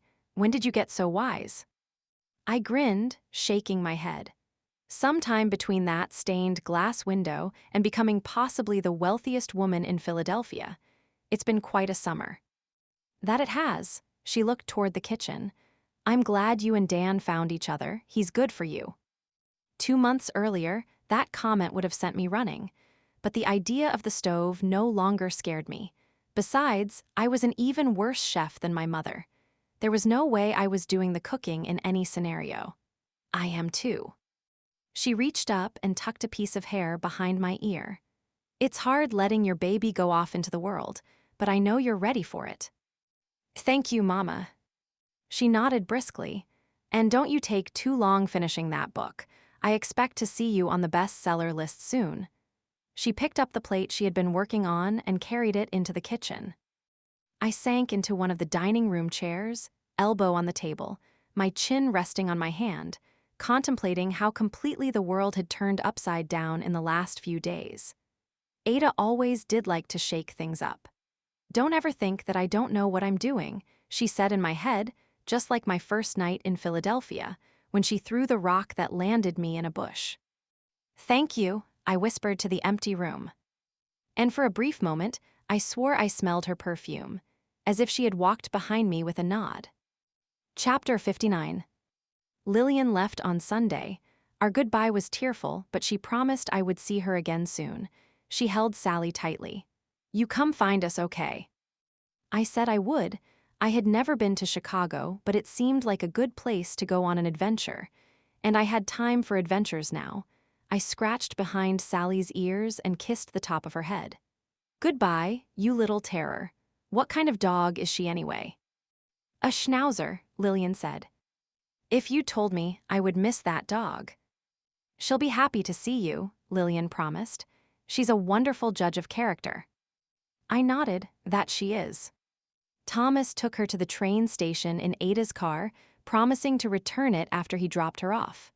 I'm not worried, I told him. We embraced one more time, and then Lillian was gone. Franny offered to stay over if I wanted the company until Dan returned the following day to go to Avalon with me, but I told her to go home to her family. She cleared her throat. I just wanted to say thank you. No, thank you, Franny. Ada loved you dearly, and I appreciate everything you did for me this summer. But you didn't. I smiled at her. What would Ada say right now? She grinned wanly. To take the gift, say thank you, and shut up about it. I chuckled. That is exactly what she would say. I can come back in the morning. I can handle toast and coffee, take the week off, and once I figure out what I'm doing, I'll let you know. She hugged me tightly. Ada loved you, even if she didn't say it. I squeezed her back. I do know that. Now go on home and enjoy your family. And then I was alone in the house that would always be Ada's to me. I spent the evening looking back through the albums I had made for her. And because it was Sunday, I put on Ed Sullivan, poured myself a hearty glass of wine from her generous stock, and had a running commentary with her empty chair about that night's really big show. In the morning, I opened the door to her bedroom. I half thought she would be sitting on the bed, ready to admonish me, but the room was empty. I looked around. It was mine now. I could take the biggest bedroom if I chose. I shook my head, maybe someday, but not now. Instead, I went to her vanity, took the jewelry box, and brought it to the bed where I sat with it. I knew what I was looking for. It was in the third drawer, the sapphire engagement ring that had been her mother's, the one she let me wear to Atlantic City. That would be my engagement ring from Dan. I knew I should wait for him, but I slipped it on my left ring finger. It fit perfectly, as if it belonged there. There was still time before Dan was due to arrive, so I looked through the rest of the jewelry before moving on to the closet. Her closet was a sight to behold. Dresses for every occasion, hats, shoes, more jewelry, furs. I discovered there was an entire other row behind the one in the back. I felt behind the second row, wondering if there would be a third, but my hand brushed a door frame. Curious, I pushed the clothes aside, revealing the narrow door.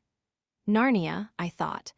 I reached for the knob, half convinced I was about to meet Aslan and the White Witch, and that instead of Ada, I was the one who had died. The other half of me was sure it would be locked, its contents remaining a mystery. But the knob turned easily. I peered through the darkness, then stepped through into another, empty closet. I opened the door and stepped out into Lillian's room. That was anticlimactic, I thought, returning the way I came into Ada's closet. I was trying on a black Givenchy dress that was a dead ringer for the one Audrey Hepburn wore in Sabrina, though it wouldn't quite zip over the bust, when I looked at the clock and realized more than an hour had passed. Dan would be there soon, and we were driving straight to Avalon to carry out Ada's final wishes. After stepping out of the dress, I hung it back in the closet and replaced all the jewelry except for the ring. But I stubbed my toe on something sticking out from under the bed. Cursing, I bent to see what it was and came away with a photo album. It wasn't one I had put together. I sat back on the bed with it and quickly saw it was an album of Ada and Lillian. They were in Avalon and in front of a theater, and many, many more, smiling brilliantly and looking so happy in each other's company. I should send this to Lillian, I thought. Why was it under the bed, though?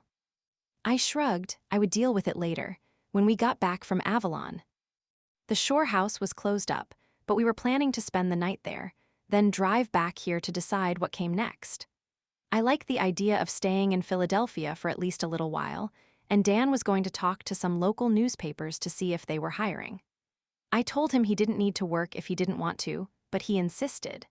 If it was some masculine thing about money, I was going to be annoyed, but he asked if I was still going to write now that I had money. Ada had made a better match than she realized in us. The doorbell rang, and I went downstairs to let Dan in. Chapter 60. Once we got out of Philadelphia, Dan pulled over. "What are you doing?" I asked him. There wasn't a place to eat or use a restroom in sight. "Switch with me," he said. "You're driving." "I can't drive all the way to Avalon." "Why not? There's no traffic going that direction this time of year. It's the perfect practice." I looked at him for a moment, then he got out and came around to the passenger side while I slid over into the driver's seat. "This is a more powerful car than mine," he warned. "So go easy on the gas pedal. If you crash it, I think Ada is going to haunt you." I smiled. She'd come back to murder me. "Let's stay alive then."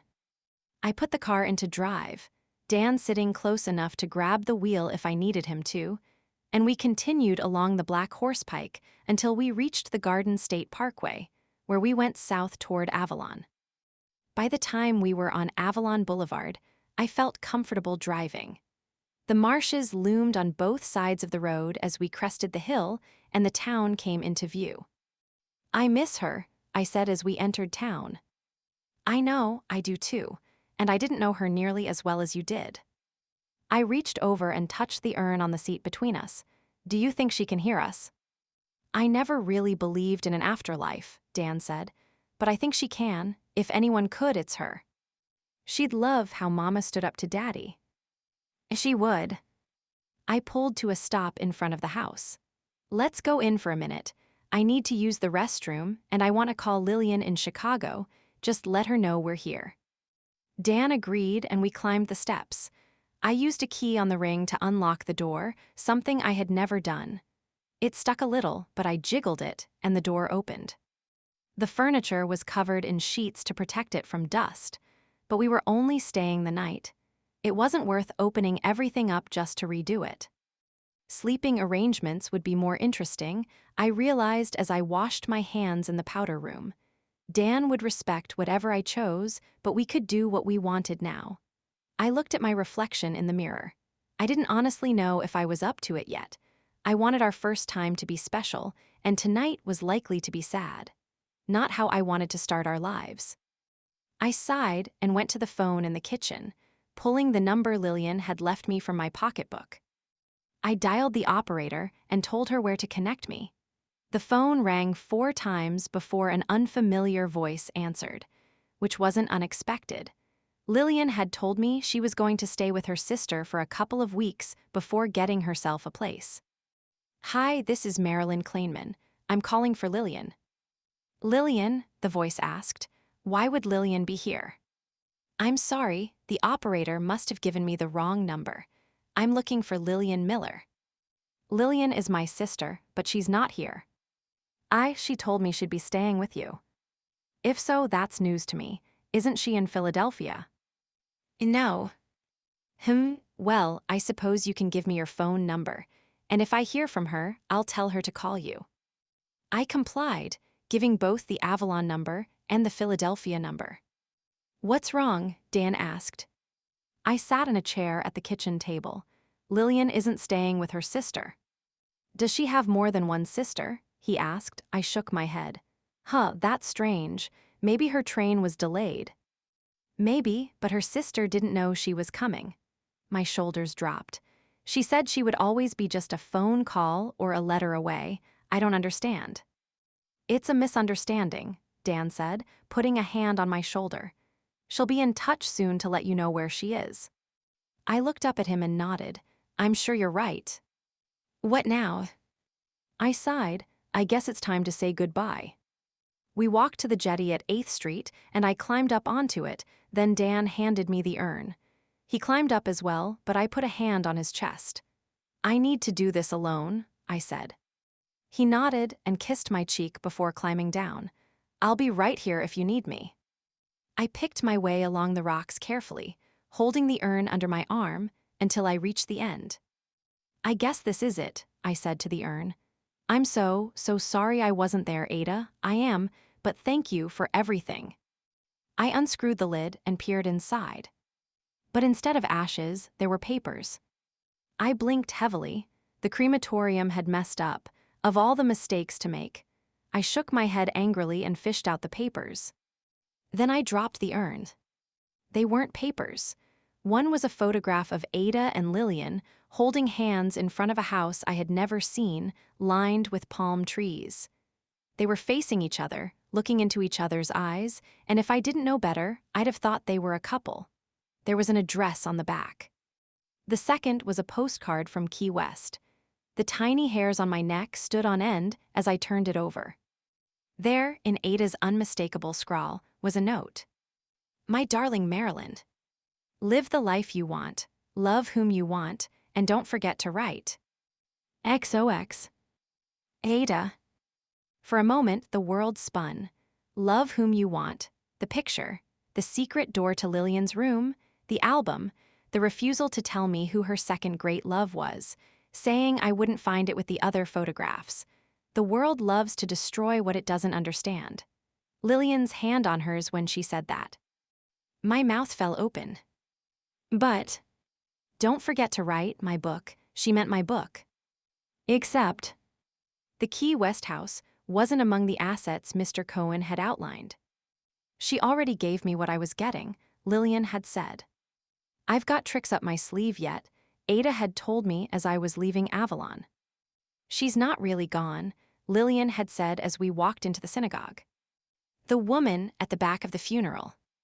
Don't forget to write." The address on the back of the picture.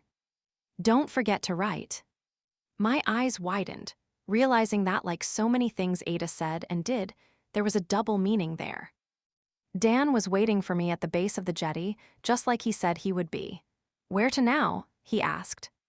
I smiled broadly. "Have you ever been to Key West?" He shook his head. "I haven't." "Up for the drives?" "I'll follow you anywhere," he said. "Good, let's go tonight." "What's in Key West?" "Everything," I said. Ada was right. I did know how this ended all along.